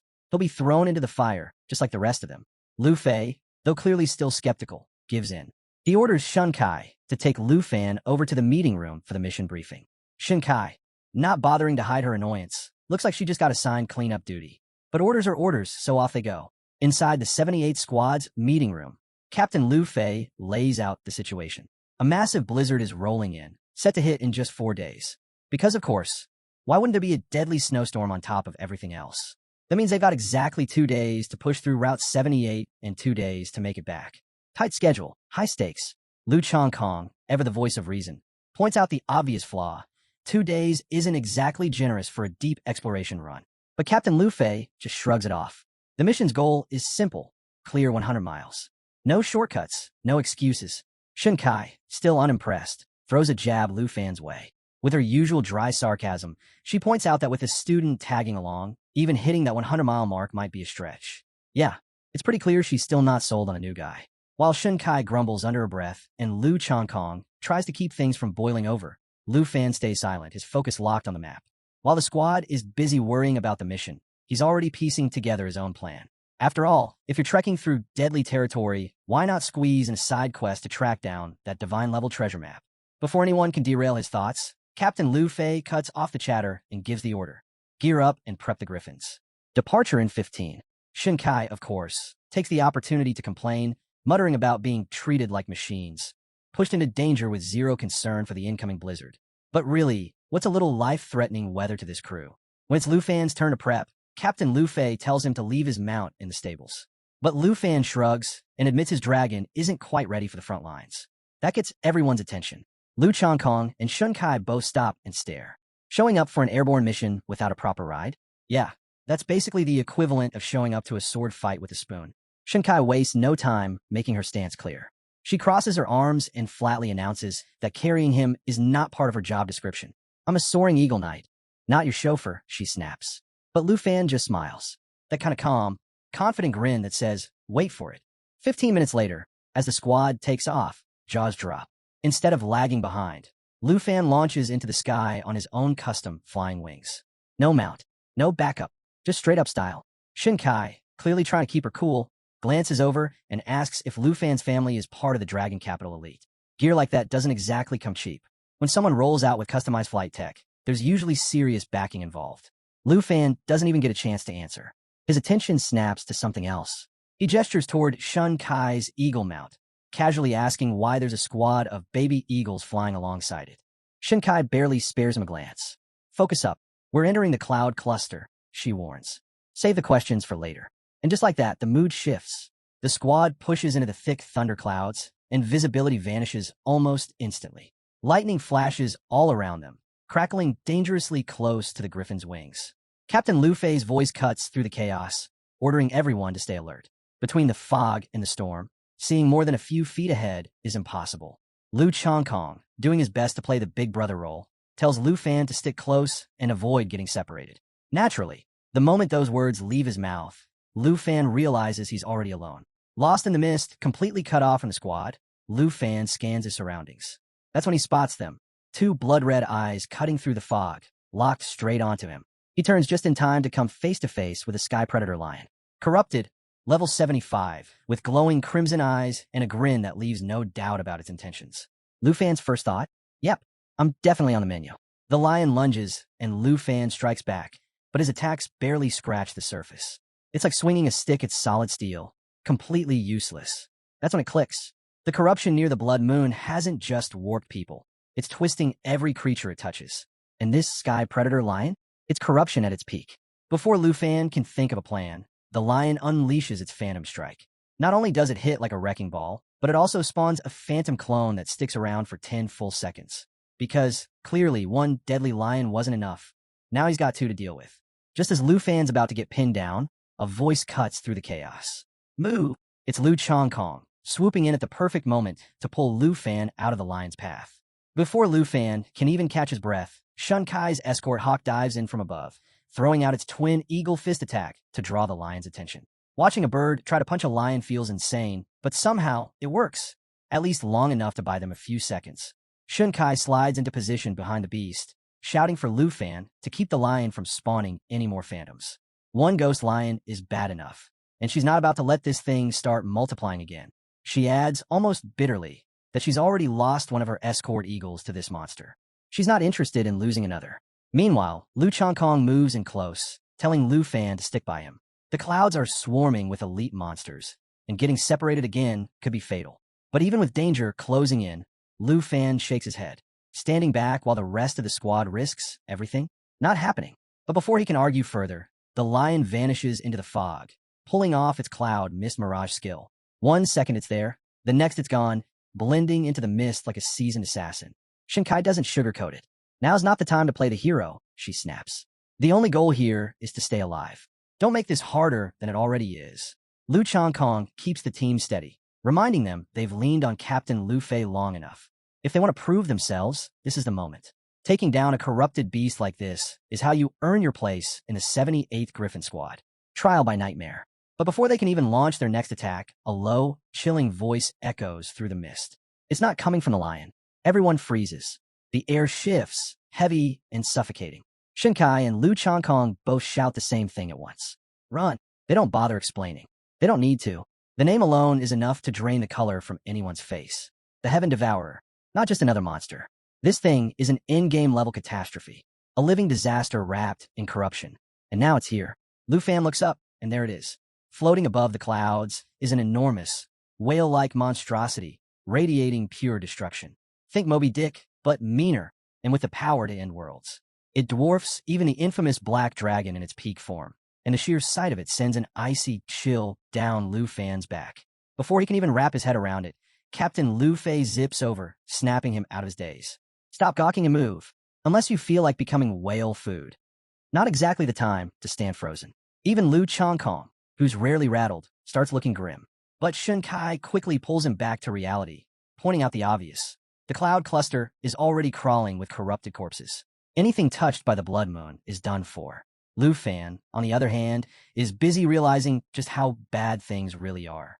The Heaven Devourer isn't even alive in the normal sense. Its presence alone twists reality, turning the battlefield into something straight out of a nightmare. And then things take an even darker turn. The creature's massive jaws open, and Lu Fan feels his health bar drain like a leaking bucket, 1.77% vanishing every second, just from being near it. There's no escaping this thing. Out of options, Lu Fan thinks about summoning his dragon, though he's not sure it could survive in the blood moon's grip. But Captain Lu Fei shuts that down fast. Save the hero routine. Stick with us. Even Shun Kai, of all people, backs him up. Stay focused. We're almost clear. Moments later, they break free of the clouds. Shun Kai exhales, calling it, storms over. But Lu Fan can't shake one thought. Why did the Heaven Devourer suddenly give up? Captain Lu Fei fills him in. Once that monster leaves the cloud cluster, it can't hold itself together. Open air is its weakness. Once it's out, gravity does the rest. Right on cue, the Heaven Devourer begins its final act, nose diving straight to the ground. Captain Lu Fei doesn't miss a beat. Here it comes. Whale fall. And fall it does, crashing with enough force to leave a massive skeleton behind, the kind of landmark future adventurers won't be able to ignore. Even in death, the beast makes sure no one forgets it was here. After landing to regroup, Lu Chongkong glances over at Lu Fan with a sly grin. He jokes that Captain Lu Fei was so locked in on the mission, he went ahead and dragged a rookie straight into a death trap. Lu Fan starts to apologize, admitting his lack of experience might have slowed them down. But Lu Changkong just waves him off, saying it's all part of joining the Griffin Squad.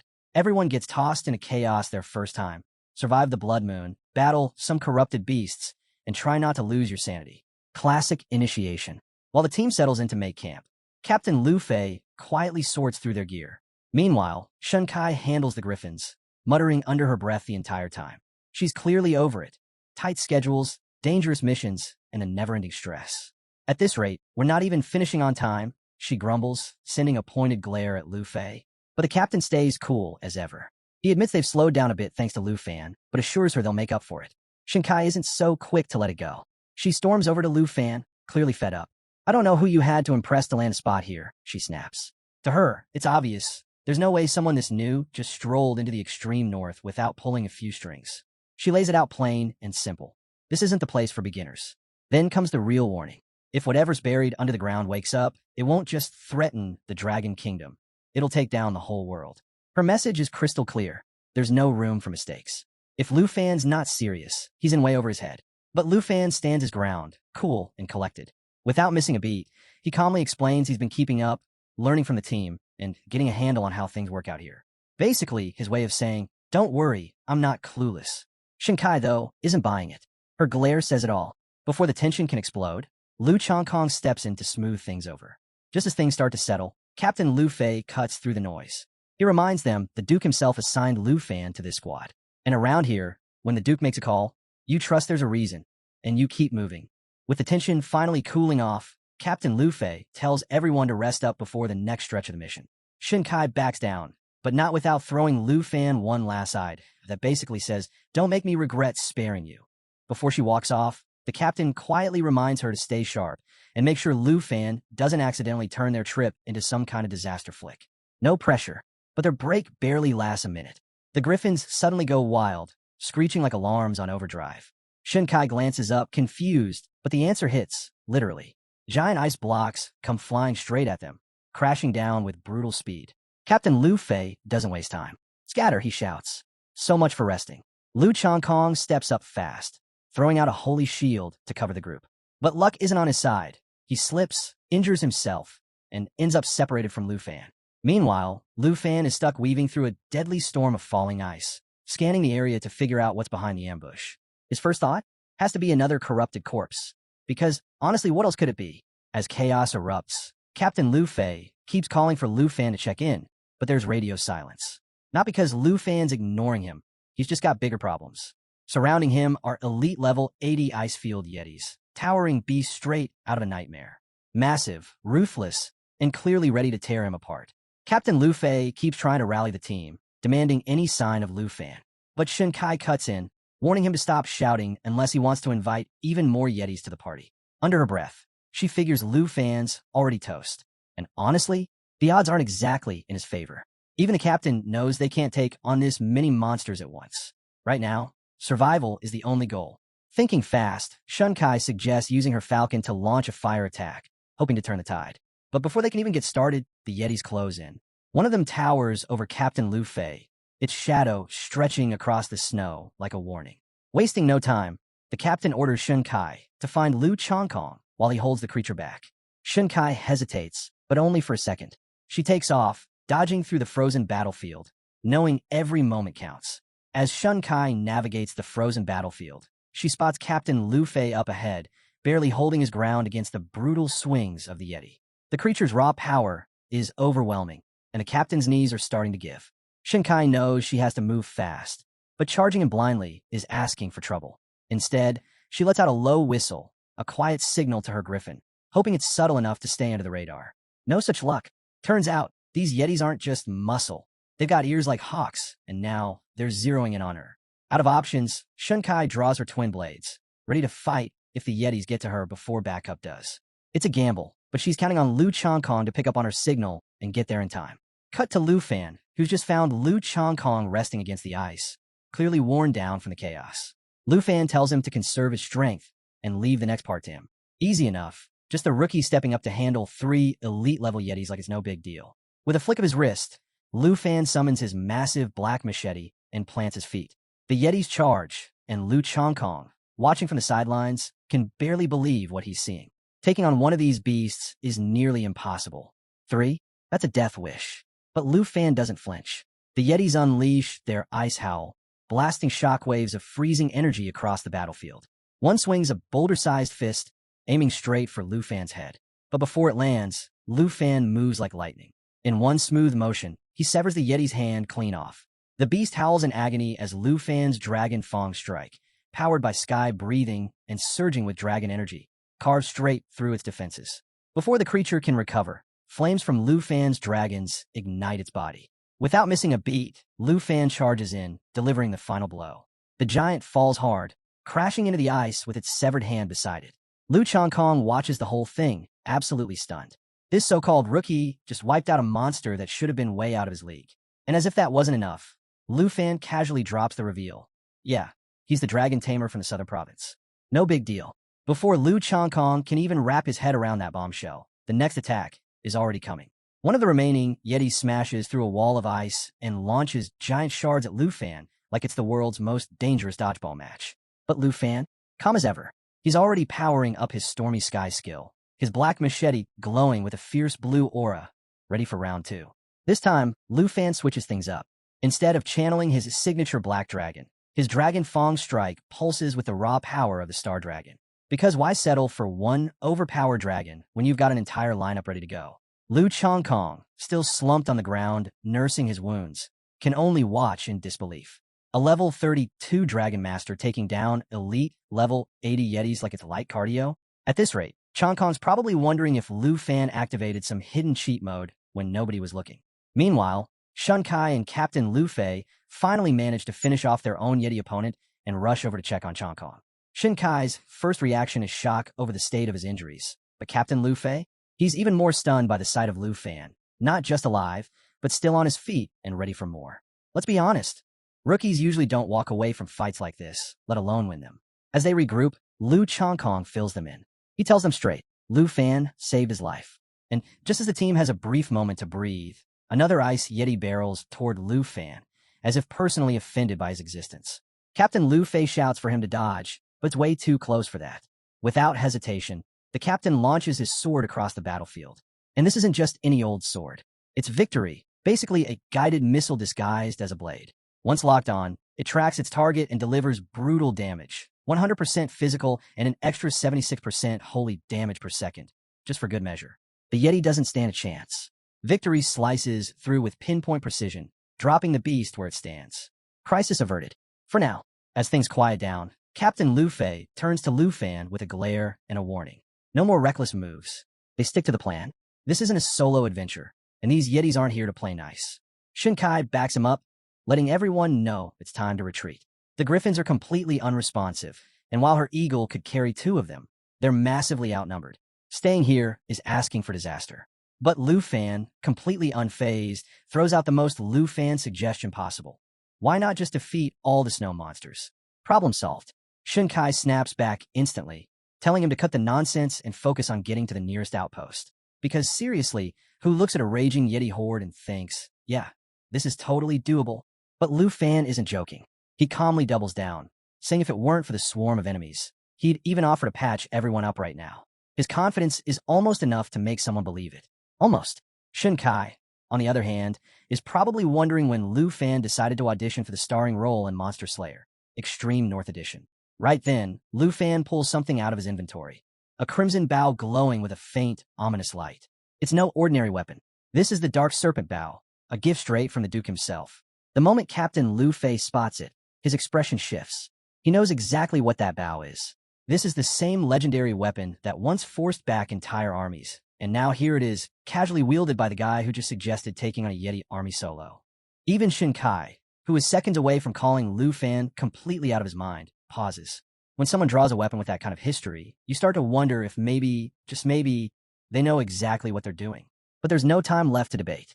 The captain gives the order, and they leave Lu Fan to hold the line alone while they get the injured to safety. If Lu Fan wants to go full hero mode against a horde of snow beasts, who's going to stop him? As the trio flies toward the nearest outpost, Shun Kai can't shake the feeling they just made a huge mistake. The image keeps replaying in her head. Lu Fan, standing alone, surrounded by yetis like an all-you-can-eat buffet. Meanwhile, Lu Changkong tries to keep her calm. He tells her straight up, after what he just witnessed, he's convinced Lu Fan isn't going down. At this point, Changkong might as well be the president of the Lu Fan fan club.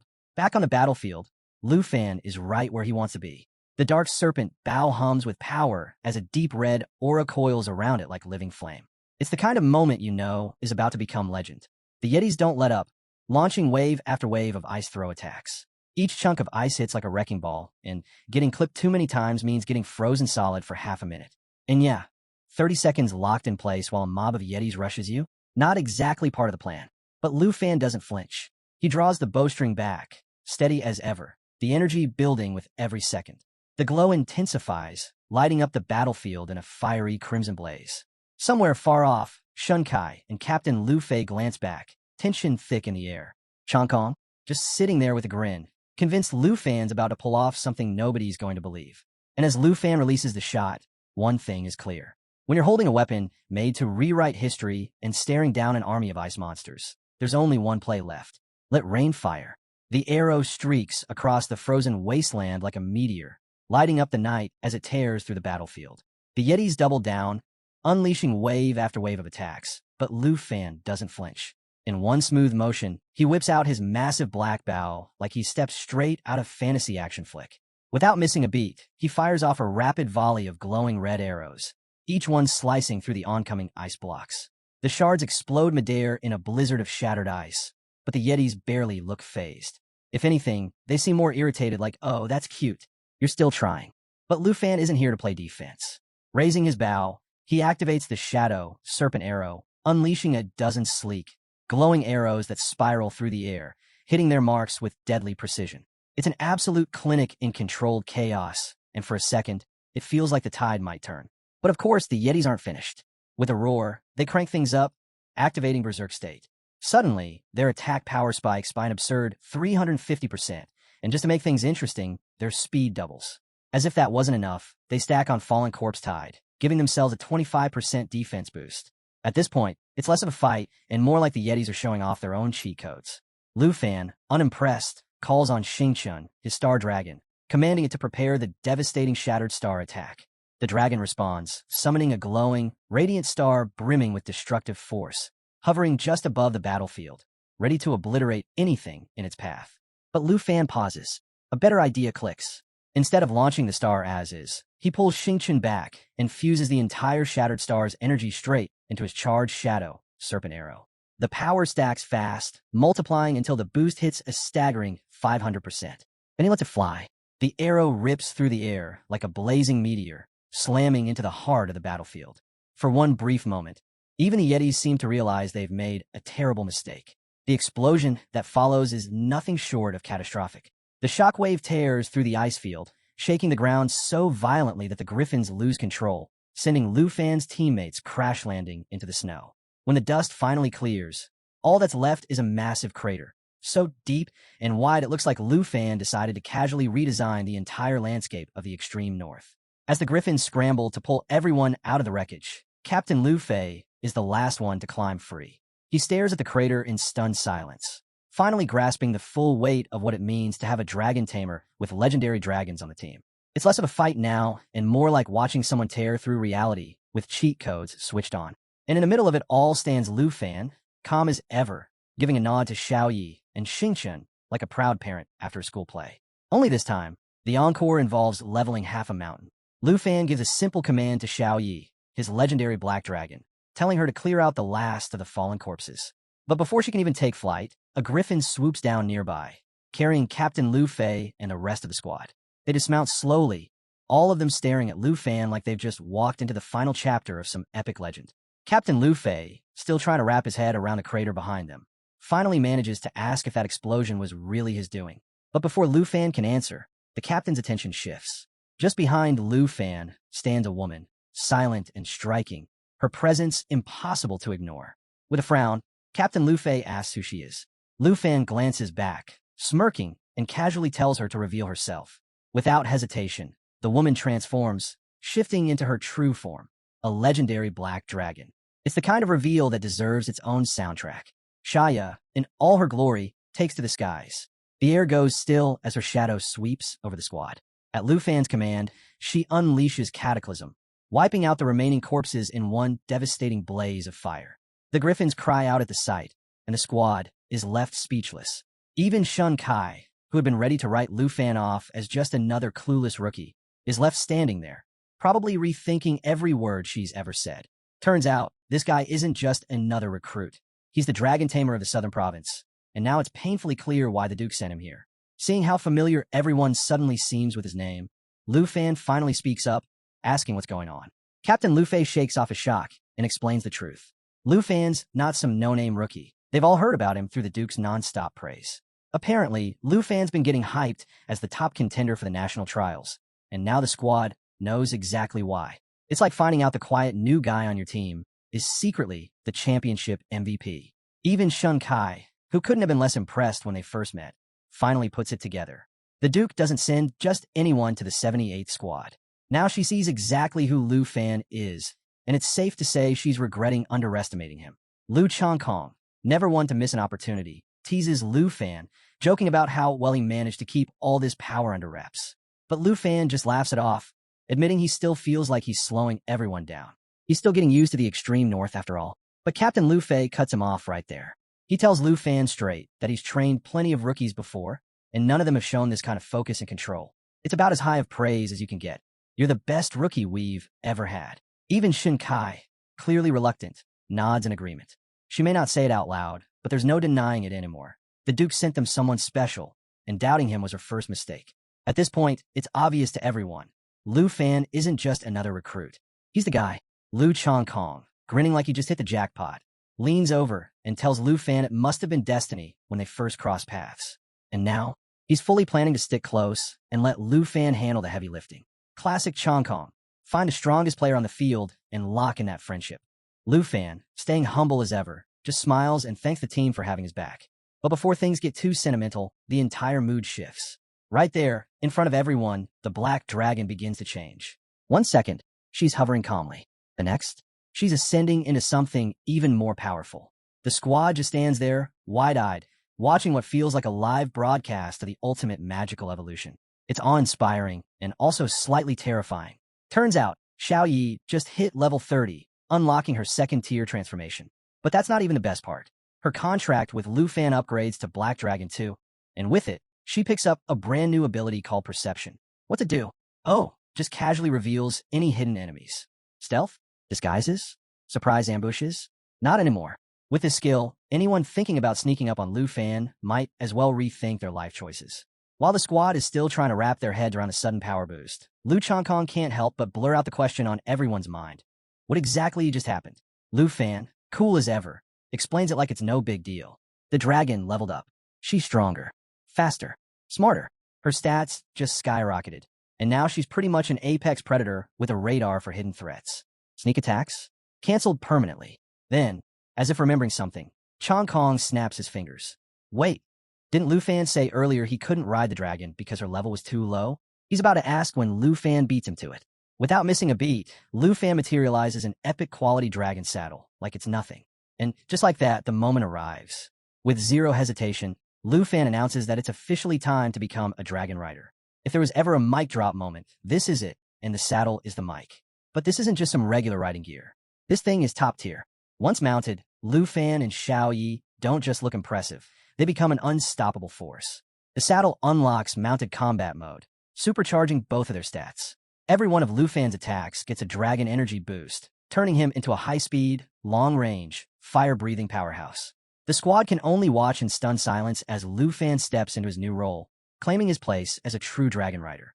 Then it happens.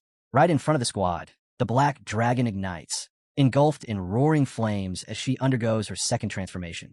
The sky lights up like a battlefield at sunrise, casting an eerie glow over the ice fields. When the flames die down, she's not just a dragon anymore. She's a full-grown, fully awakened black dragon, radiating sheer, unstoppable power. Even Captain Lu Fei, who's usually impossible to rattle, just stands there speechless. One look, and it's clear, this isn't just impressive. This is game-changing.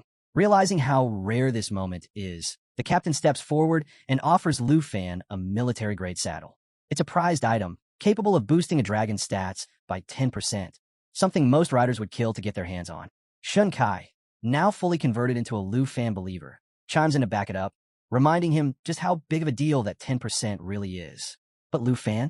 He just smiles and politely declines. He casually explains that he's already equipped with a custom saddle that transfers 100% of his attributes directly to Xiaoyi, designed specifically for legendary dragons. The squad falls silent. Shun Kai, who'd finally stopped doubting him, now looks like she's questioning her entire existence. Captain Lu Fei blinks, processing the fact that Lu Fan's been casually flexing gear most people only hear about in stories. Meanwhile, Lu Changkong just laughs to himself.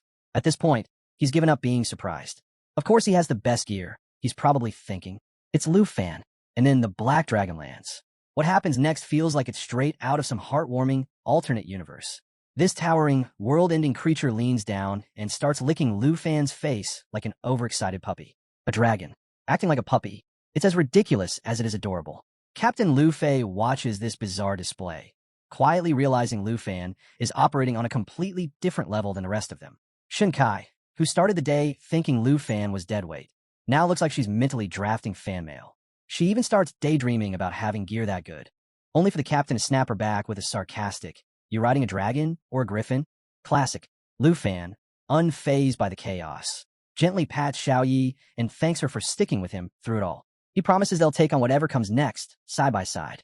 It's a surprisingly wholesome moment, quickly broken by Lu Changkong, reminding everyone to stop bickering and appreciate what they're witnessing. The rise of the world's first true dragon rider. With the saddle secured, Lu Fan mounts up, and the shift is immediate. Power floods through him, like flipping the switch on a storm. This isn't just about riding anymore. The saddle connects him directly to the Dragon Clan's strength, supercharging every stat he's got. His basic attacks, now laced with pure dragon energy, turning them into long-range, high-impact strikes that no enemy is walking away from. The captain watches from below, completely stunned. Even Lu Changkong, who spent years honing his strength, can't deny it. He's nowhere near this level. Seeing Lu Fan reach such heights makes him rethink everything he's ever done. It's like watching someone effortlessly eclipse your life's work. But instead of jealousy, there's admiration. He knows he's witnessing something legendary. High above, Lu Fan sits steady atop his black dragon, soaring through the sky like it belongs to him. But this isn't just a scenic flight. The dragon senses trouble, and when she picks up on danger, Lu Fan doesn't hesitate. With a quick command, she activates perception. Her gaze sharpens, scanning the area until, sure enough, hidden threats come into focus. Snow moths. If you've never dealt with them, here's the deal.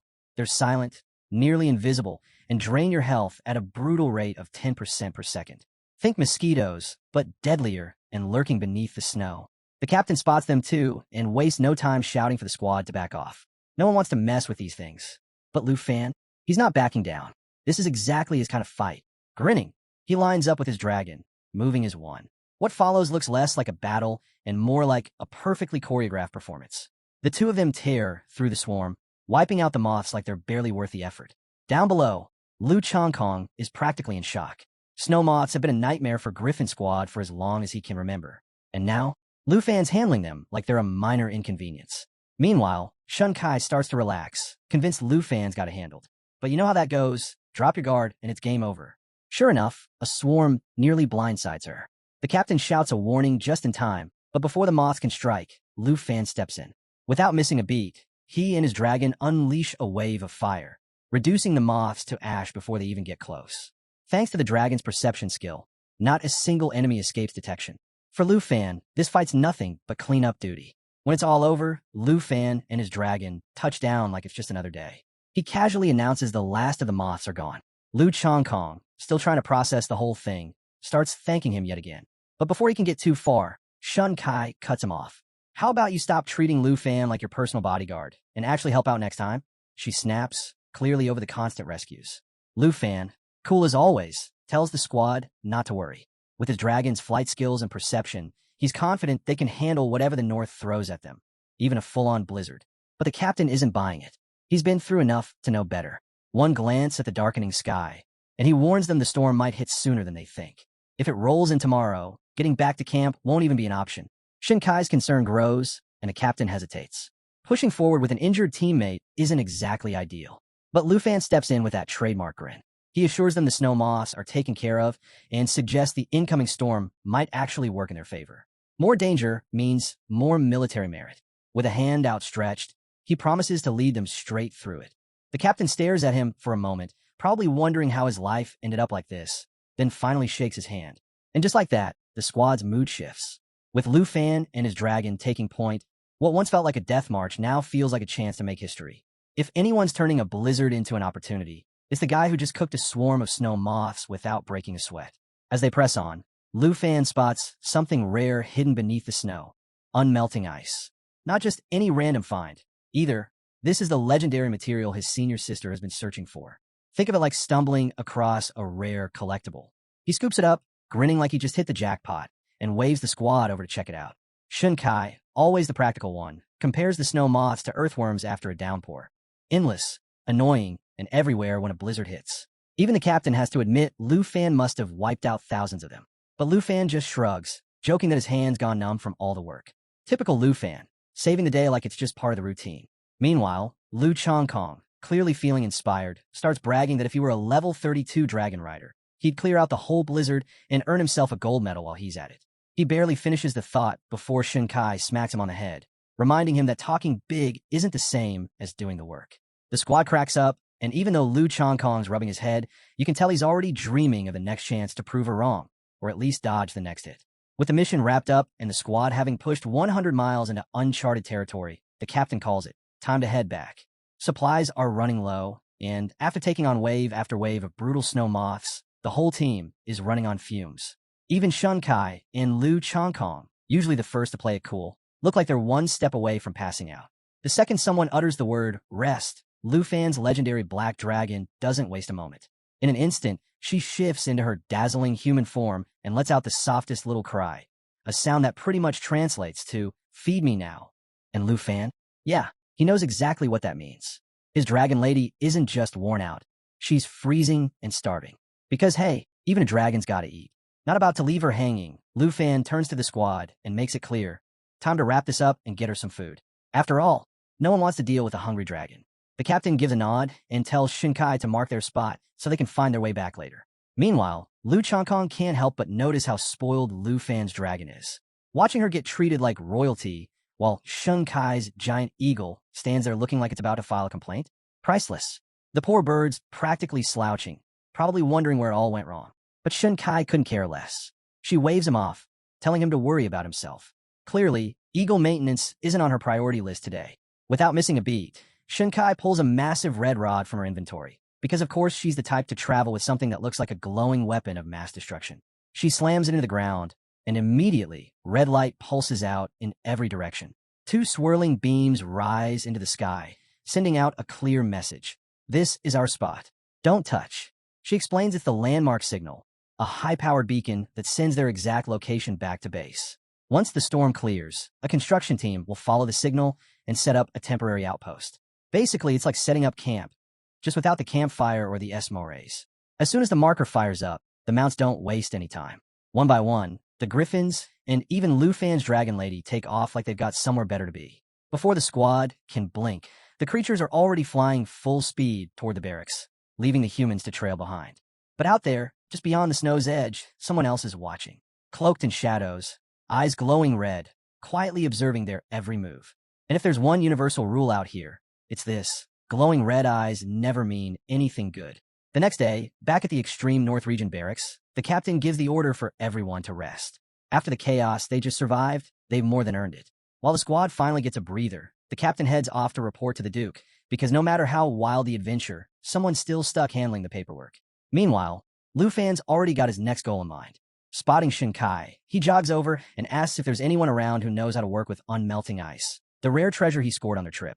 Shunkai smirks, pointing him toward the blacksmith at the supply office. But of course, she can't let him off that easy.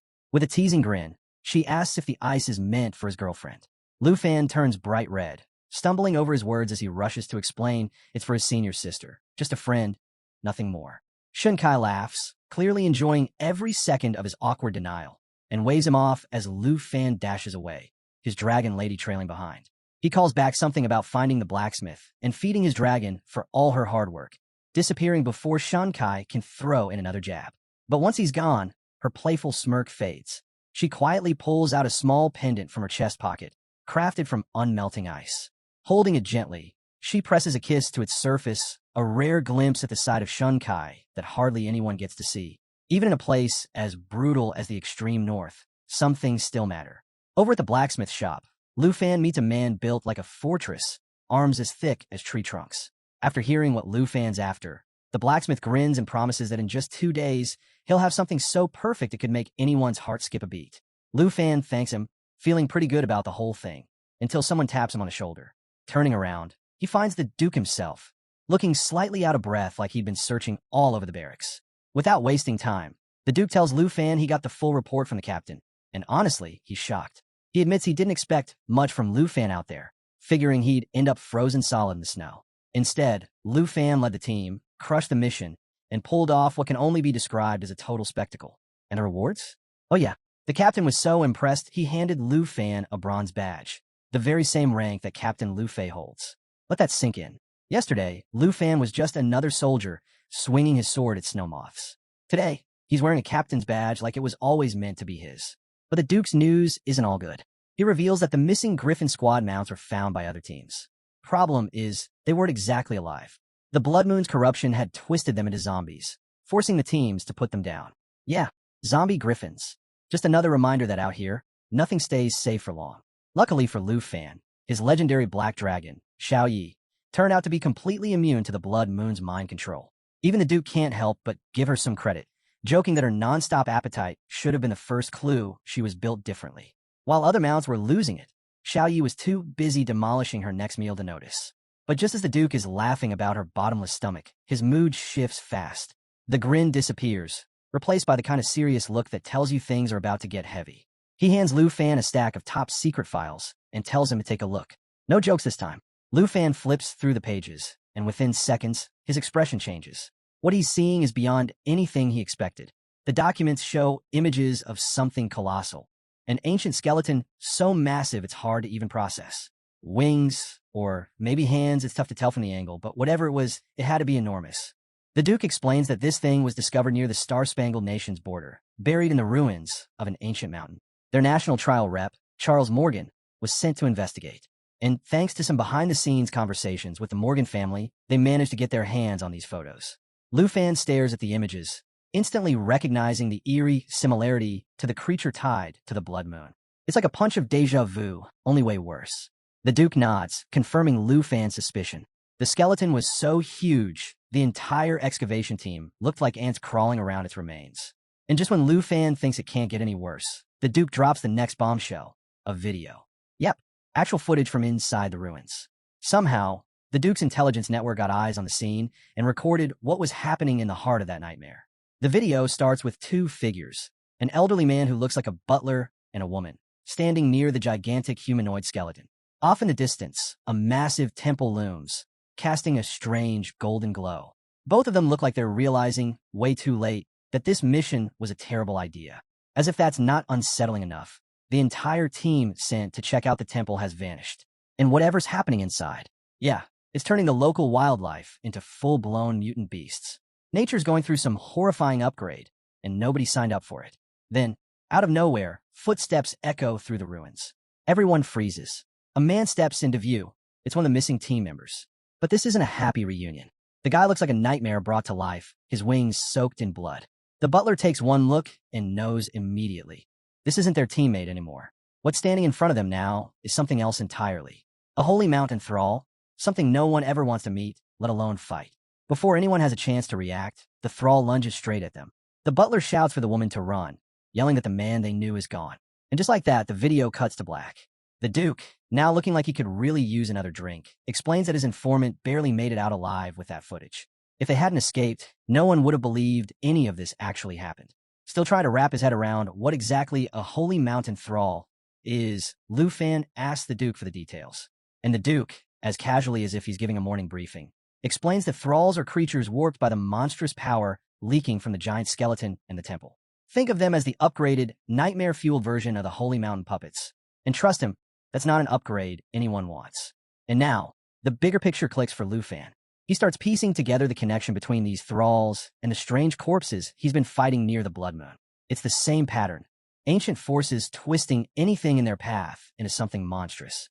The Duke takes a slow sip from his flask, like the weight of all this madness is just routine now, and says the scholars at the Academy have started calling these creatures the ancient gods. Yeah, gods. Turns out the skeletons in temples are so old nobody can trace where they came from and whatever power they're hiding. It's on a scale that's way beyond human understanding. Lu Fan's thoughts are spinning. Where do these things come from? Why now? And what kind of disaster are they sitting on? But before he can spiral too far, the Duke just shrugs and drops the simplest answer possible. Nothing about the ancient gods is known. That's it. That's all anyone's got. And the Duke says it like he's long accepted the fact that some mysteries are never getting solved. Then he breaks it down. The creatures twisted by these ancient powers fall into two groups, puppets and thralls. Puppets are the grunt-level undead, slow, mindless, the kind you hack through without thinking twice. But the thralls? They're on another level. Faster, smarter, deadlier. Lu Fan, connecting the dots, cuts in. So those fallen corpses we've been dealing with are not all the same? There are puppet fallen corpses and thrall fallen corpses too. The Duke nods, giving him a look like, finally, someone who's paying attention. Then he warns both Lu Fan and the captain that up until now, they've only really faced the basic, low-level zombies. But the real problem, the corpse thralls, they're still out there, and they're just getting started. Lu Fan pushes for answers, wanting to know what happened after the thrall attacked the Morgan family. And that's when things get downright bizarre. The Duke reveals that the thrall wiped out every single member of the Morgan expedition, except one. Charles Morgan himself. That's right, the guy in charge somehow walked away untouched. Why? No one knows. Maybe even ancient undead monsters follow some unspoken chain of command. But here's where it gets really wild. Instead of finishing the job, the thrall and Charles didn't fight. They talked. Yeah, you heard that right. A full-blown conversation right there in front of the ancient temple. What they discussed. Total mystery. And just when you think it couldn't get stranger, the Duke drops the real bombshell. The thrall didn't just spare Charles. It handed him something. Not a warning. Not a threat. No, it gave him the essence of the Holy Mountain. Now Lu Fan's hooked. What kind of ridiculous power-up is this? The Duke explains that Charles, already a powerhouse as a combat priest, used the essence to unlock a completely unheard-of profession. Holy Priest. A class so rare it doesn't even show up in any records. Basically, Charles stumbled into an exclusive upgrade that no one else even knew existed. Hidden boss-level stuff. Naturally, the Duke's spies tried to dig deeper, but the Morgan family locked things down tight. Their estate turned into a fortress overnight, and getting any more intel was impossible. So now, the Duke warns Lu Fan to keep his guard up during the trials of nations. With the ancient gods backing him, Charles is shaping up to be the kind of opponent no one wants to cross. But Lu Fan, not the least bit concerned. He brushes it off like Charles is just another speed bump on the way to his next win. Titles, power-ups, secret professions, none of it matters. If someone's standing between Lu Fan and victory, they're getting knocked aside like everyone else. 2 days later, back at the blacksmith shop, Lu Fan finally picks up his commission. The blacksmith hands over the freshly crafted necklace, grinning like he just delivered his finest work. Lu Fan beams, calling it flawless, easily top tier. But he doesn't just leave it at a compliment. Nope. Lu Fan pulls out a bottle of the Duke's favorite strong drink and gifts it to the blacksmith as thanks. The man's face lights up like he just hit the jackpot, clearly not expecting such a rare and thoughtful gesture. Before he can celebrate too long, though, Lu Changkong and Shun Kai show up, crashing the moment like a couple of troublemakers. They drop the news that a new exploration mission's already on the table, and it's time to suit up. Lu Fan bids farewell to the blacksmith, who's already mentally putting Lu Fan at the top of his VIP list. And just like that, it's back to business. As Lu Fan steps outside, Lu Changkong nearly chokes when he spots the bronze badge gleaming on Lu Fan's uniform. After grinding for a year, just to level up, he's now watching Lu Fan climb the ranks like he's speedrunning the entire system. Even Shun Kai, usually cool as ice, can't help but wonder if Lu Fan's secretly got some divine sponsorship deal going on behind the scenes. By the next morning, the squad assembles near the outpost. Captain Lu Fei announces they're fully stocked with supplies to last 15 days, and for once, everything seems under control. That is, until Lu Fan, flying overhead on his dragon, catches sight of something that throws the whole plan off. The landmark signal rod from their last mission? Gone. Shun Kai spots it a few blocks away, but it's not just misplaced, it's shattered. Completely trashed. And no way a random snowstorm did that. Lu Fan feels in his gut. The air's too still. The kind of silence that means trouble is seconds away. Right on cue, Lu Changkong, full of confidence, strides ahead without a second thought. But Lu Fan's instincts are already flaring. He shouts for everyone to pull back, his voice slicing through the cold. Too late. Lu Changkong steps right into the danger zone. The snow crunches beneath his boots, the air thickens, and then, boom, out of nowhere, a swarm of monsters erupts around them. It's like someone flipped a switch and summoned an entire army straight to their doorstep. Lu Chongkong freezes as the squad realizes they're boxed in on all sides. The numbers are insane. This place was clear the last time Lu Fan checked. Now it's crawling with puppets. But here's the weird part. None of them move. They just stand there, staring, watching, like they're waiting for something. Lu Fan quickly pieces it together. He tells the captain these puppets aren't acting alone. There's a thrall nearby, pulling the strings. The captain's face darkens. He remembers exactly what the Duke warned them about. And that's when it happens. A deep, mocking voice cuts through the wind, low and sharp as a blade. Being a thrall is no shame. For the fallen thralls are the glorious thralls of God. The squad spins around, searching for the source, and from the shadows, a pale figure steps forward. Same uniform as theirs. Same squad markings. Lu Chongkong, never one to stay quiet, demand to know who this guy is. But Captain Lu Fei and Shin Kai, the second they get a good look, the color drains from their faces. They know exactly who it is. Li Luo, a former squad mate, a hidden class spear knight. And now, something far worse. The entire squad stands frozen, unable to process what they're seeing. But for Shun Kai, the shock cuts the deepest. Her eyes fill with tears as she realizes the man standing in front of them isn't just some random fallen thrall. It's Li Luo, the man she thought she'd lost forever. This wasn't just a teammate. Li Luo was the one who brought Shun Kai into the regiment. He trained her, believed in her, and before long, they were engaged. But then, just like that, he vanished on a mission tied to the Blood Moon. Gone without a trace. And now here he is, back from the dead, literally. Just not exactly how she pictured their reunion. Lu Chongkong, as blunt as ever, has zero patience for the moment. Yeah, can we not turn this into a therapy session right now? He snaps, already over the emotional breakdown playing out in the middle of what is very much still a battlefield. Meanwhile, Shun Kai falls to her knees, sobbing as everything crashes down on her. The man she loved, the one she waited for, is standing right there, but as an undead puppet. Off to the side, Lu Fan's just standing there, awkward as can be, thinking, so, are we just letting this happen? Shin Kai cries out Li Luo's name, begging for answers. Why didn't he come back? Why did he leave her behind? Her voice echoes through the frozen air, and then something strange happens. She looks up, and there he is, Li Luo, looking like his old self again. For a split second, it's as if none of this nightmare ever happened. Before anyone can stop her, Shin Kai throws herself into his arms, crying like the world's finally been put back together. Lu Fan watches from the sidelines, completely unsure whether to cheer or cringe. Do we just let them have this moment? Shin Kai clings to Li Luo, rambling through her tears about how no one's going to believe he's alive, how the squad will be so relieved, how everything will finally be okay. But then the air shifts. It hums with dark energy, thick and suffocating. Li Luo's voice changes, turning cold and empty. Whatever hope Shin Kai had vanishes in an instant as he calmly declares he's not coming back. And then, with zero warning, he drops the real bombshell.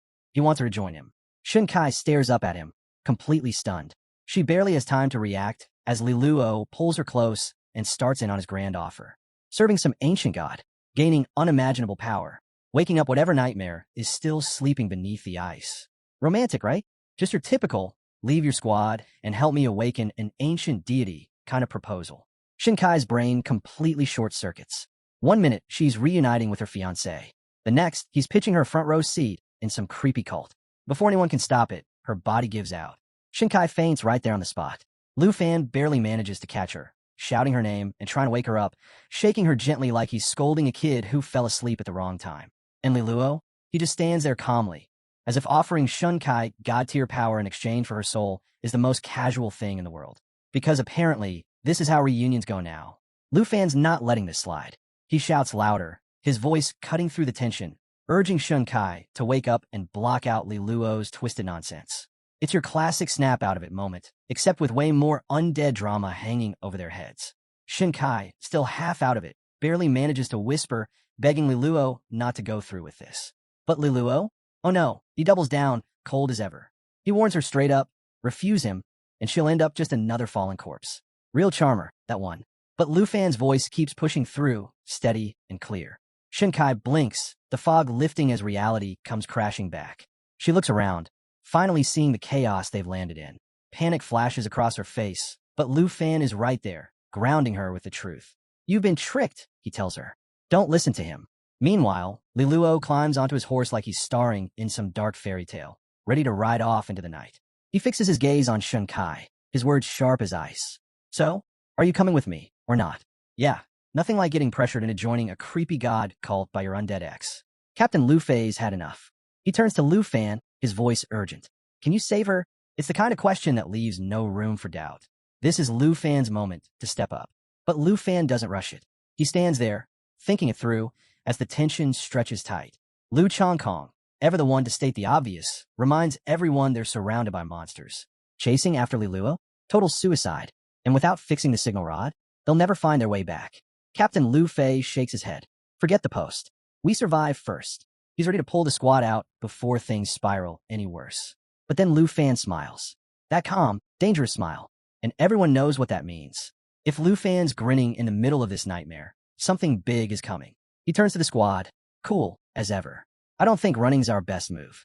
All eyes lock on him, the tiniest flicker of hope lighting up. Without hesitation, Lu Fan raises his hand, and just like that, boom, power flares to life, swirling like a storm ready to be unleashed. Lu Chongkong nearly loses it. You're not about to cause another massacre, are you? And Lu Fan? Oh, he just grins wider. Exactly. Watch this. Out comes the divine bow, radiating enough energy to make the air hum. It's glowing like it's ready to steal the spotlight in the biggest battle scene of the year. Lu Fan doesn't hesitate. If they've got weapons, if they've got strength, there's no point holding back now.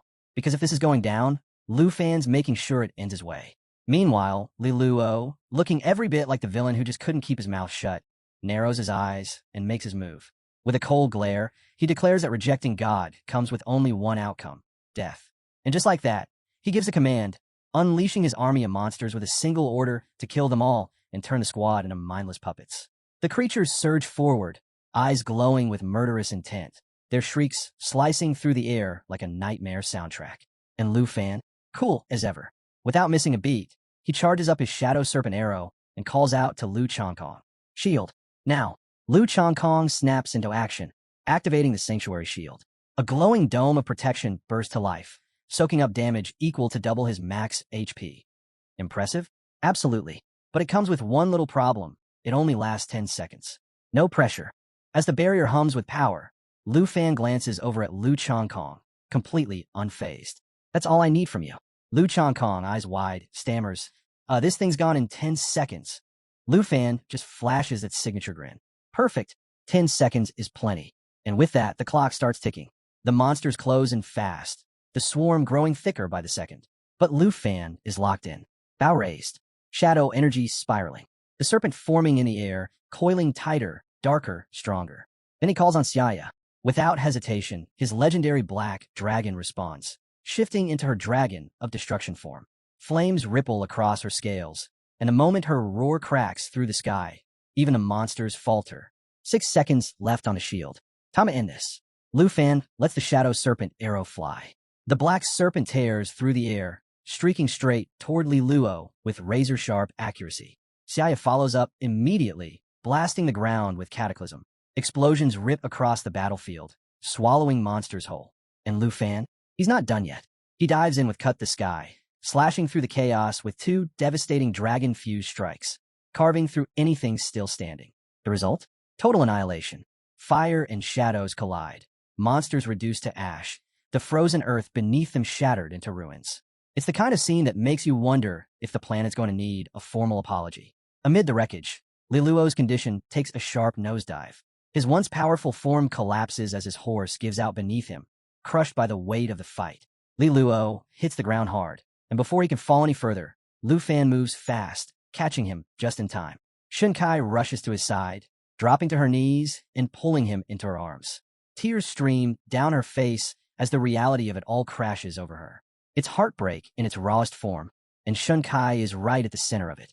Through broken sobs, she whispers his name, asking if it's really him. Her words are barely louder than the wind, filled with all the love and sorrow she's been carrying since the day he disappeared. She clings to the memory of the man who brought her here, the one who trained her, believed in her, loved her, before the curse tore it all apart. For a moment, it's like time freezes around them. But then the air shifts. A strange purple aura begins to rise from Li Luo's body, swirling thicker and darker by the second. Lu Fan's instincts spike. This is bad. Really bad. That energy isn't just some lingering magic. It's a warning. Whatever they thought was over isn't. As everyone watches, holding their breath, Liluo's eyes flutter open one last time. His voice is weak, barely holding on, but there's urgency behind it. He begs him to go, tells him worse things are coming, things they aren't ready for. Shinkai shakes her head, gripping him tighter, desperate to believe it's not too late. She pleads with him to stay, promising they'll fix it, that he'll be okay, that somehow this nightmare will end with him still here. But the fight is already over. Liluo's strength slips away. His hand, once wrapped around hers, falls limply to the ground. And just like that, he's gone. Shinkai's scream cuts through the air, raw and jagged. It's the sound of someone breaking from the inside out. She clutches his body like she can hold him here if she just tries hard enough, but nothing changes. He's not coming back. Through the tears, her voice drops to a whisper. She says that, even if it was only for a moment, she got her Liluo back. Just for a few precious seconds. And that's all she's left with. A goodbye that came far too soon. Shinkai was completely wrecked, sobbing over Liluo's body. Lu Fan stayed close, quietly trying to comfort her. But Captain Lu Fei wasn't about to let his guard down. Scanning the area, he shot Lu Fan a serious glance and said, "Look, we appreciate you and Black Dragon Xiaoyi saving us. But Li Luo's situation is way off. We need to get back to camp. Fast." But Lu Fan wasn't in a rush. He knew Shinkai needed a moment to grieve. He told Captain Lu Fei as much, explaining that she was mourning hard over Li Luo. Before they could even think about moving, a strange purple glow started pulsing from Li Luo's body. Yep, just when they thought it was over, Li Luo stirred up more trouble. Captain Lu Fei's eyes widened. "You're telling me he's still alive?" Lu Fan wasted no time. Sword in hand, he zeroed in on the problem. The energy of the fallen corpse was still clinging to Li Luo and was now racing straight toward the blood moon. No way Lu Fan was letting that happen. He dashed forward and, with a single clean strike, split the energy apart. What dropped next? A crystal, dark, eerie, and giving off an odd sense of gratitude. Holding the crystal, Lu Fan couldn't help but wonder, was this the same sacred essence Charles once had? And if so, did it mean hidden power or something worse? Becoming a servant of the ancient god? Maybe? Captain Lu Fei wasn't thrilled about the idea either. He shot a glance at the crystal and asked if hauling around something that creepy was even safe. But Lu Fan's mind was already spinning. Was this what happened to Charles? Did he swear loyalty to the ancient god too? And Li Luo's last words kept echoing. "Serve me, and I'll grant you power beyond imagination as a servant of the gods." Shaking off the thought, Lu Fan came to a decision. They'd hand the crystal over to Duke Jinbei. Better in his hands than theirs. Captain Lu Fei agreed. But first, all eyes turned back to Shinkai. She was quietly digging through the snow, carving out a grave for Li Luo. Captain Lu Fei suggested they give her some time, but Lu Fan stepped in. "No," he said. "Let's help her." And together, they worked in silence, digging a resting place. Shinkai gently placed Li Luo inside, setting his necklace and badge with him before covering it up. When it was done, Shinkai stood back, pushed her glasses up, and straightened her posture. "Strong sister Shinkai," she said, as if reminding herself who she was. The mood lifted. Captain Lu Fei gave the signal, and just like that, the team took off on their eagles, soaring back toward Team 78's camp. Things took a wild turn the next afternoon when Lu Fan met up with Duke Junbei to hand over the crystal. The moment Duke Junbei laid eyes on it, he froze. He knew exactly what this was. Lu Fan laid out his theory. The ancient god servants weren't just random people. There were rules. The corpse's essence could create mindless slaves out of anything, but actual servants? Only beings with intelligence could fill that role. That meant when Li Luo fell under the corpse's control, he wasn't just some puppet. He had basically become a servant of the ancient god itself, with the god having the final say. Duke Jinbei leaned in, clearly interested. He added his own piece to the puzzle. Lately, there had been whispers about cults spreading through over a dozen countries. Fanatics claiming they had the god's blessings, working from the shadows, all gearing up for some kind of awakening. That hit Lu Fan hard. If the rumors were real, then that meant over a dozen ancient gods might be waking up. Not exactly the kind of news you want over afternoon tea. Without missing a beat, Lu Fan started connecting the dots. First question on his mind, how many members of the Griffin squad were still missing? Duke Junbei confirmed there were quite a few they hadn't been able to track down. That was all Lu Fan needed to hear. His theory? Those missing soldiers might already be corpse slaves. To prevent total disaster, he suggested putting out a bounty to find them before things spiraled out of control. The reality of it all weighed on Duke Junbei. These weren't just soldiers. They were his brothers, men who had fought beside him. Now, they might be the enemy. Lu Fan placed a hand on his shoulder and said what needed to be said. There weren't any good answers, only necessary ones. Then came the big question, what were they supposed to do with the crystal? Lu Fan already had a plan. He wanted to run a little experiment. But don't worry, no humans involved. His test subjects? His dragons. Duke Junbei immediately shot him a look. You're planning to use that thing on your dragon? Lu Fan just smiled. Relax, senior. I'm not talking about my 5 dragons. That got Duke Junbei's attention. Hold on. You mean you have more dragons? Cut to a wide, open field where Lu Fan and Duke Junbei set up their little experiment. Of course, Duke Junbei couldn't help poking at Lu Fan, pressing him for details about these other dragons. Lu Fan explained it casually, like it was no big deal. 2 of the 5 dragons aren't exactly mine in the usual sense. They're more like summons that show up when my dragons call on them. That stopped Duke Junbei in his tracks. Wait, so your pets come with backup? Mind blown. Without wasting time, Lu Fan called over Jade Dragon Xiaofei and asked her to summon the twin Flying Dragon Kings.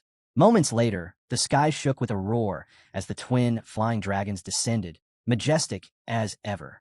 What made them special? They had the ability to summon identical versions of themselves, perfectly matching the summoner's level. Duke Junbei could hardly believe it. Xiaofei didn't just summon them. They were completely loyal to her. The whole thing was next level. Still, Duke Junbei wasn't sold on the plan. Seriously? Why not test this on something a little less dangerous? Lu Fan just laughed. Relax. These Flying Dragon Kings are actually the weakest of the 5 dragons. If something goes sideways, we can handle it and bring them back later. With that, Lu Fan held up the crystal, thinking through his next move. The plan was simple. Have one of the dragons swallow it. He tossed the crystal toward one of the twins, and without hesitation, the dragon snapped it up. Within seconds, things changed fast. The dragon's scales darkened, a sinister purple glow wrapped around its body, and the ground trembled under its roar. Even Xiaofei looked caught off guard. Duke Junbei wasn't about to wait around and see what happened next. He drew his weapon, ready to step in. Lu Fan, we deal with it now, or we're in serious trouble. But Lu Fan raised a hand to stop him. Hold on, not yet.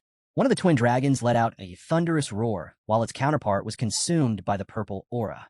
Lu Fan quickly picked up on it. The transformation wasn't complete. Ending them now wouldn't solve anything. Then things escalated. Duke Junbei saw the change speeding up and pushed Lu Fan again to act. Instead, Lu Fan turned to Xiaofei. It's your move. See if you can pull them back. Xiaofei wasted no time. She unleashed Emerald Light, a powerful blessing that cleanses, debuffs, and boosts her allies' strength. Radiant light flooded the field, clashing against the dark energy wrapping around the dragons. For a few tense moments, no one moved. The purple aura held strong, but Xiaofei didn't let up. Bit by bit, her divine light pushed back, steady and relentless. Duke Junbei watched closely. You think this is actually going to work? Before Lu Fan could answer, the dragons let out another roar. But this time, they weren't raging. They lowered their heads, bowing to Xiaofei. Just like that, they broke free. The power of the ancient god was still inside them, but they hadn't lost themselves. They weren't mindless slaves. They had absorbed the strength without surrendering their will. The system update rolled in, and with it came some crazy news. The Fallen Corpse Demon Dragon had hit level 22, unlocking some seriously overpowered abilities. Elemental Dragon Breath Demon, a magical breath attack that could revive fallen enemies as demon dragon puppets. Soul Charge Demon Dragon, aura armor that blocked 99% of incoming damage and bounced enemy skills right back at them. Dragon Tongue Magic, a devastating spell that replaced the standard dragon breath with something even more destructive. Duke Junbei was floored but also relieved. Turns out, Lu Fan's theory about the ancient god's essence was right on the money. The experiment worked. Thanks to Jade Dragon Xiaofei, the twin dragons were back under control, and the ancient god's influence had been wiped clean. Lu Fan, always looking for his next move, was already itching to test out these new skills in action. But before he could get too far ahead of himself, he checked in with Duke Junbei. So, we still got that mission to handle? Duke Junbei nodded. The job wasn't finished. They still had to investigate the ruins tied to the ancient god's awakening. The following morning, the squad pushed on through the snow. As they left the worst of the blizzard behind, Shunkai pointed ahead, her curiosity piqued by a glow on the horizon. Sure enough, the storm gave way to a breathtaking scene. A massive, crystal-clear lake under open skies, the whole area shining like something out of a dream. As they touched down, Captain Lu Fei noticed something half-buried nearby. A giant chain stretched out under the snow, and no one could tell what it might be connected to. Lu Chongkong suggested they follow it. With any luck, it would lead them straight to the ruins Li Luo had mentioned. Meanwhile, Lu Fan felt a familiar tug from his system. The signal was clear. They just stumbled onto a treasure map location. Digging through the snow, Lu Fan uncovered a blue dragon egg. The 4th egg, still perfectly intact. Safe. But that wasn't all. His sharp eyes caught sight of something else tucked beneath the snow. He brushed it off, popped it open, and there it was, a box holding an epic-level skill book, Dragon Language Resonance Magic. Not your average loot. This was next level. The skill required level 35, but Lu Fan was already scheming. With this, his magic would hit a whole new tier, and once the blue dragon hatched, game over. On top of that, he was already making mental notes to contact Sister Diakyu from Tianhua Auction House. He needed a pet slot expansion scroll, and she was just the person to make it happen. Later, while the rest of the group kept moving, Lu Fan lagged behind, admiring the egg and daydreaming about his future dragon lineup. Shinkai and Lu Changkong noticed him falling back and wandered over. Shinkai raised an eyebrow and smirked. What's got you so distracted? Lu Changkong chimed in with a grin. Enjoying the view all by yourself? Caught red-handed, Lu Fan quickly tucked the egg and book out of sight, flashing a nervous smile. Oh, nothing. Just taking in the scenery. But Lu Fan, being Lu Fan, couldn't leave it at small talk. He shifted the mood, glancing out over the endless glacial lake and wondering aloud if there might be an entirely new region waiting on the other side. Captain Lu Fei jumped in, reminding everyone just how enormous the far north really was. The place stretched for miles inland, with the Blood Moon mountain range running over 1,000 miles long. Lu Fan tucked that detail away, piecing together a theory. What if the Blood Moon wasn't just some natural phenomenon? What if it was under the control of the ancient gods, or worse, a weapon forged by them? Shinkai tried to picture it, joking about some colossal ancient god, chained to the moon like a mountain come to life. Before the mood could turn too grim, Lu Changkong clapped Lu Fan on the shoulder and grinned. Enough guessing. Let's follow this chain and find out what's waiting on the other side. But Captain Lu Fei wasn't about to let them charge in without a second thought. He shot Lu Changkong a look. Careful. Remember what happened last time you acted on impulse. Lu Fan stepped up, offering to scout ahead. Captain Lu Fei hesitated, but eventually nodded. Fine, but don't take any unnecessary risks. With that, Lu Fan summoned Black Dragon Xiaoyi in her full destroyer form, radiating molten lava energy that lit up the snowy landscape. The squad couldn't help but be impressed. This was no ordinary dragon. This was a force of nature. As the team set up camp to rest, Shinkai called out to Lu Fan, telling him to watch himself out there. Lu Fan gave a quick nod. I'll signal once the coast is clear. Then he was off, flying over the vast lake with Xiaoyi. 2 hours passed, but the chain they were following still didn't end. Just as Lu Fan was wondering how much farther it stretched, his system hit him with a warning. You have entered the Fallen Corpse Ruins realm. Yeah, not exactly comforting. Right away, Lu Fan recognized the place from the Star-Spangled Kingdom's research. The clues all lined up. This had to be connected to the sacred temple and the people who had turned into sacred slaves. The puzzle pieces were coming together, and none of it looked good. That's when Black Dragon Xiaoyi stopped cold mid-air, letting out a deafening roar. Lu Fan scanned the ground and spotted it. A massive black coffin buried beneath the snow. His system had nothing to say, except for a single line of text. The mystery of the Fallen Corpse Ruins. Whatever was down there, Xiaoyi could feel it. She thrashed, roaring wildly, clearly disturbed by the shadow creeping around the coffin. Lu Fan knew immediately. This wasn't just some forgotten relic. Whatever was inside that coffin, it was alive, and it had noticed them. No hesitation. Lu Fan ordered Xiaoyi to fall back, activating his spiritual wind ring to crank up their speed. They tore through the skies, the shadow lingering behind them like a threat they couldn't shake. It was a close call, but eventually the lake came back into view, and Lu Fan finally breathed a little easier. They made it out. For now. When Lu Fan finally made it back to the group, it was clear something was off. He looked rattled, and Lu Changkong rushed over, eager to hear what he'd found. But Lu Fan didn't waste time sugarcoating anything. His voice was flat, serious. He told them about the Fallen Corpse Ruins and the terrifying presence buried deep beneath the snow. The whole team went quiet, trying to process what they'd just heard. Lu Fan didn't leave any room for doubt. They needed to get out. Now, Lu Changkong blinked, stunned. What could be so dangerous that even you had to back off? Whatever answer he expected, it wasn't this. After Lu Fan laid it all out, nobody argued. They activated the teleportation system and got out of there as fast as they could. The tension followed them all the way back to camp. Once they landed in the office, all eyes turned to the big screen. Duke Shunbei wasted no time breaking it down. Black coffin, shadows under the ice, chains running through the snow. None of it was good. He reminded the team what had happened to the Morgan family. If they poked the wrong thing out there, not a single one of them would make it out alive. Lu Fan backed him up. He explained how the whole area felt locked down by something ancient, something that shouldn't be disturbed. Even Black Dragon Xiaoyi, who normally never flinched, was barely holding it together. That alone was enough to tell them how bad this really was. Duke Junbei didn't hesitate. He marked the frozen lake as a forbidden zone and shut down every special route in the region. Captain Luffy got his orders to alert Dragon City's scholars immediately. Team 78? Their isolation mission was officially over. Their new job was supporting the scholars who'd be researching the ruins. Then Duke Junbei turned to Lu Fan and dropped the real surprise. In front of everyone, he praised Lu Fan for leading the team to such a major discovery in under a month. As a reward, he presented him with the Griffin Corps Silver Military Merit Medal. No small thing. This was one of the highest honors out there, and only a select few had ever earned it. Lu Fan tried to brush it off, saying he hadn't been in the Griffin Corps long enough to deserve something that big. But Duke Junbei shut that down fast. He told Lu Fan to take the medal. Someday, after graduation, it might just open doors for him if he decided to stick around. Lu Fan finally accepted, and the whole squad couldn't help but cheer him on. Captain Lu Fei laughed, joking that if Lu Fan joined up, he might end up taking orders from him. Lu Chongkong crossed his arms, pretending to sulk. Man, now I'm getting jealous. How do you get promoted this fast? Shun Kai just shook his head with a grin and muttered, TC, what a shame. The celebration didn't last long. Once the team dispersed, Duke Junbei quietly pulled Lu Fan aside. He handed over a thick book, telling him it was time to start preparing for the national trials. With barely 2 weeks left on the clock, Lu Fan knew it was time to shift gears and get ready to head back to Dragon City Academy. Meanwhile, trouble was already stirring across the border in Taichi Nation. Deep in the forest, Jin Chenghan, brother of the princess, was up to something twisted. By his side slithered an abyss crawler, not even fully grown but already terrifying.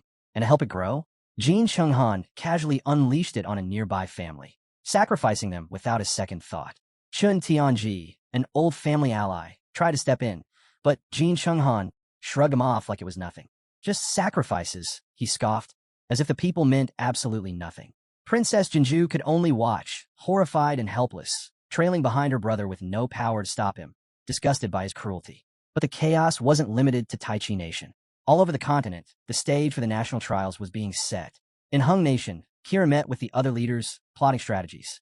Alongside him were Wei Ji of Han Nation and Yasenlai of South Nation. Together, their four-nation alliance felt unbeatable. This year, they were aiming straight for the top. Over in Snow Nation, Andre was finishing up some light training by slaying a demon near an active volcano.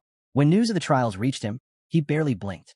With a smirk, he welcomed the challenge, ready to show the world what he was made of. And on the ruins of Sacred Mountain Temple, Charles Morgan of Star Stripes Nation stood tall, looking down over the wreckage as if the whole world already belonged to him. Invincible, he declared. That's what I'll be at the trials. Back at camp, 2 days flew by while Lu Fan dove into the materials Duke Junbei had given him. When it was finally time to leave, the team gathered to see him off. Lu Chongkong couldn't resist poking fun. So what's the plan? Going for first place. Shun Kai laughed, promising to cheer him on from afar. Captain Lu Fei gave him a firm nod. Time to move on. The team's in good hands, thanks to you.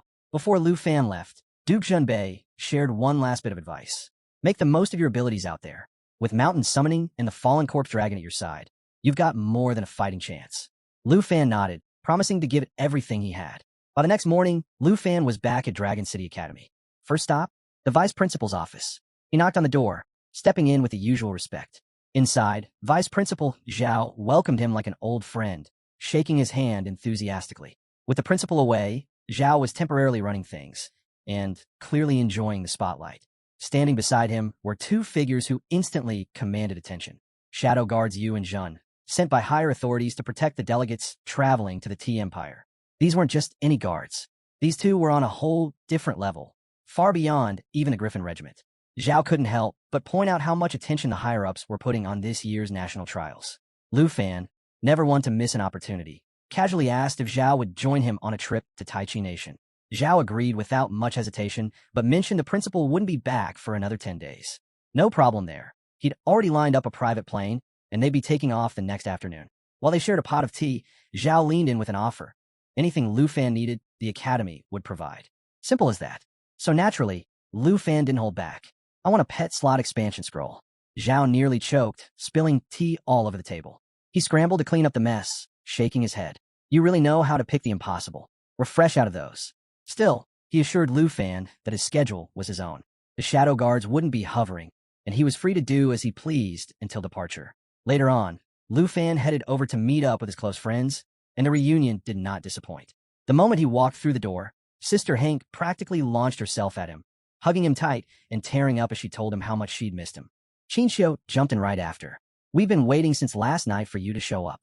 Lu Fan scratched his head, a bit embarrassed, admitting that Vice Principal Zhao had probably let it slip he was back.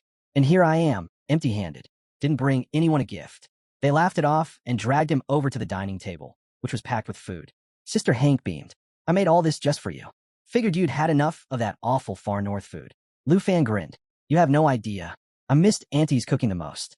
As they ate, Qinxiu kept the questions coming, wanting every detail about his time in the far north. Lu Fan didn't hold back, sharing story after story, demon battles, forbidden ruins, everything they'd been dying to hear. At some point, Lu Fan pulled out a bracelet he'd been working on. It was meant as a gift for his senior sister. Xiaoman spotted it immediately. "Oh, who's the lucky girl?" Caught off guard, Lu Fan fumbled to hide it. It's nothing like that." Kim smirked. Sure. We all know it's for your senior sister." The teasing kept going until Aunt Hank stepped in to rescue him. "Enough of that. Lu Fan, make sure you're back early tomorrow night. We're all going out." Later that evening, Lu Fan found himself standing at the old training grounds where his elder sister had once pushed him to his limits.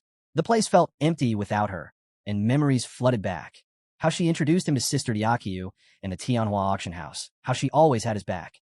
Feeling nostalgic, he pulled out his communicator and called Diakiyu. She picked up with a teasing tone. "Calling me this late? You must be blushing over there." Lu Fan chuckled. "Come on, I just want to know if there's been any news about my senior sister." Diakiyu paused for a moment before answering. "She left for some personal matters. But don't worry, she didn't forget about you. Left something behind at the auction house.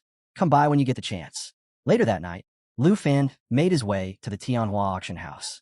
Sister Diakiyu welcomed him with her usual playful grin, immediately poking fun at him. "Look at you, rolling with shadow guards now. Someone's moving up in the world." Lu Fan just shrugged it off. "They're just doing their job. They don't get in the way." Diakiyu led him to a private room, and without much build-up, revealed the real reason he'd come. A gift left behind by his senior sister. She carefully presented a flowing meteorite sword, and the moment Lu Fan laid eyes on it, he knew it wasn't ordinary. Level 30, 256 strength, 204 agility. And the kicker? Flame enhancement, boosting fire skills by 50% while storing up damage for an extra, devastating attack. Lu Fan picked it up, and the power practically hummed through his hands. One look at the craftsmanship, and he knew this had been made just for him. Diakiyu couldn't help but smile. She really put some thought into this one, but she wasn't finished. Next came a magma burst skill book, another rare find. The skill was brutal, turning targets into molten magma and dishing out massive damage. A perfect match for his arsenal, especially with the national trials coming up. Then came the final piece, a letter. Diakiyu teased, "What's this?" "A love letter." Lu Fan smirked and unfolded it. His senior sister's words were simple but carried weight. She explained she'd left unexpectedly, but hoped these gifts would push him forward in the trials. She reminded him of his promise, to give her something that could melt the ice. Lu Fan carefully folded the letter and thanked Diakiyu for taking care of it all. Before leaving, he tossed out a hopeful question. "Any chance you've got a pet slot expansion scroll lying around?" Diakiyu shook her head. "Those are super rare. Hunters pick them up fast. We barely ever see one come through." Lu Fan wasn't too bothered. "No scrolls for now. Guess it's time to focus on leveling up Xingqian and hold off on hatching the blue dragon egg." Diakiyu promised to keep an eye out for any scrolls or dragon-related spellbooks and would contact him the moment something popped up. With that, Lu Fan headed out into the night, shadow guards trailing quietly behind. But his mind wasn't resting. If he wanted to stay ahead in the national trials, he'd need more than strategy. He needed levels, and Xingqian needed serious training. The far north sharpened my military skills, he thought, but now it's time to push my power even further. As he approached home, he spotted someone waiting under the moonlight. Jianying stood on the path, arms crossed, smirking. "Wow, you look pretty relaxed for someone with a big competition coming up." Lu Fan grinned right back. "What are you doing out here alone?" Jianying didn't waste time. "Simple. Before you head overseas, I want a sparring match. Just you and me." Lu Fan, never one to back down from a challenge, agreed without hesitation. Perfect timing, he thought, eager to put the flowing meteorite sword to the test. They made their way to the training hall at Dragon Capital Academy, where Jianying wasted no time drawing her blade, her eyes sharp and ready. Lu Fan unsheathed his new sword, the fiery glow instantly filling the room. Jianying smirked. "Don't get too comfortable just because you've got some fancy new gear. Let's see what all that far north training really did for you." The match kicked off fast. Jianying launched a series of quick, precise strikes, but Lu Fan's new weapon responded like it was reading his mind. Every movement felt effortless. "This sword, it's on a whole different level," he thought. Activating Wicked Surge, Lu Fan surrounded the blade in a layer of burning energy, boosting his attack with every swing. Jian Ying raised an eyebrow, noticing the power stacking with each hit. Big Sister really nailed it, Lu Fan thought, locking into the rhythm of the fight. This sword's a perfect match. Might be time to retire the permanent dragon scale sword for good. Jian Ying pushed back with Army Breaker Great Squad, her heavy strikes forcing the pace, but Lu Fan kept control, deflecting each blow with ease. No matter how hard she pressed, he stayed ahead. Finally, he decided to end it. With one move, Mountain Shaker erupted, a crushing attack that slammed into Jian Ying, draining her health and leaving her on the ground, breathless but grinning. "You're on a whole new level," she admitted, catching her breath. "First place to the national trials? I'm calling it now." The next morning came faster than anyone wanted. Lu Fan's friends and family gathered to see him off. Sister Han hovered nearby, fussing like usual. "Don't forget to eat properly, and stay safe out there." Xiaoman smiled. "We'll be cheering you on from here. You're not alone." Aunt Hank sent him off with a wave and a wish for smooth travels. Lu Fan thanked them all, feeling the weight of their support as he boarded the transport with Vice Principal Zhao. As they made their way to the airport, Zhao reminded him what this really meant. "This is your shot, Lu Fan. The national trials are your stage to prove yourself. Make it count." Lu Fan nodded, already locking in his mindset. "This is my chance. I won't waste it." When they arrived, Zhao casually mentioned that the Dragon Nation Overseer was already waiting for them. That caught Lu Fan's attention. "The Overseer? Who is it?" Zhao explained how every nation assigns an Overseer, not just to enforce the rules, but to make sure everything behind the scenes stays in check. As they entered the terminal, Lu Fan noticed it immediately. The air shifted. Shadow guards knelt without hesitation. Respect, fear, pressure. Something wasn't normal. Zhao leaned in quietly. "Careful. Watch your words. And your attitude." The Overseer stepped forward, commanding the entire room with just his presence. He raised a hand, signaling everyone to rise. His gaze locked on Lu Fan. "Dragon Nation's representative," he said, as if measuring every part of him. For a moment, Lu Fan felt it, a tension he couldn't quite place. This Overseer wasn't just here to watch the trials. There was more to this story. Much more. Vice Principal Zhao's eyes widened in shock when he noticed Overseer Han himself waiting to receive them. Recognizing the rare honor, Zhao quickly stepped forward to express his gratitude. But Elder Han simply smiled, brushing it off as a gesture of respect owed to representatives of the state. With a wave toward Lu Fan, Zhao introduced him as a second-tier professional from the prestigious Dragon Capital Academy, also pointing out Lu Fan's rare dual roles as both a beast rider and tamer. Hearing this, Lu Fan stiffened, a flicker of recognition crossing his mind. He'd met Elder Han before. Zhao was clearly surprised, but Elder Han just laughed softly, confirming they had indeed crossed paths. He praised Lu Fan, mentioning the impressive dragon now under his command, and compared him to the legendary figures of old. With a nod of approval, Elder Han said he believed Lu Fan would surely bring honor to the Dragon Empire during the national trials.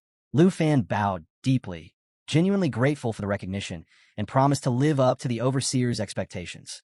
Before leaving, Elder Han shared a bit of advice, reminding Lu Fan that he had a good relationship with Tu Jing. If anything ever went wrong, Lu Fan should seek Tu Jing's help first, and if that didn't solve it, Elder Han himself would step in. With that, Elder Han got into his car, his bodyguard holding the door open. Just before the vehicle pulled away, he reminded them to get ready for the evening banquet. As the car disappeared down the road, Lu Fan turned to Vice Principal Zhao. "Is Elder Han really one of the 3 elders of the Dragon Empire?" he asked. Zhao nodded. "That's right. His influence runs deep across the entire empire." The confirmation left Lu Fan stunned. The 3 elders held power greater than even the dukes, making decisions that shaped the fate of the nation. But what puzzled him most was how Elder Han carried himself. There was none of the overwhelming aura or sharp edge of a top-tier fighter. Still curious, Lu Fan voiced his thoughts, wondering aloud if Elder Han might be hiding his true strength. Zhao chuckled and explained that Elder Han's strength wasn't about combat. His true power came from his unmatched wisdom and the vast network of influence he controlled. Though still in his early 40s, Elder Han had enough sway to change the future of the entire Dragon Empire. Zhao continued, explaining that while combat strength earned admiration, it wasn't the only kind of power that mattered. Among the 3 elders, only one was rumored to have a combat profession, and even that was whispered to have reached the rare 5th tier.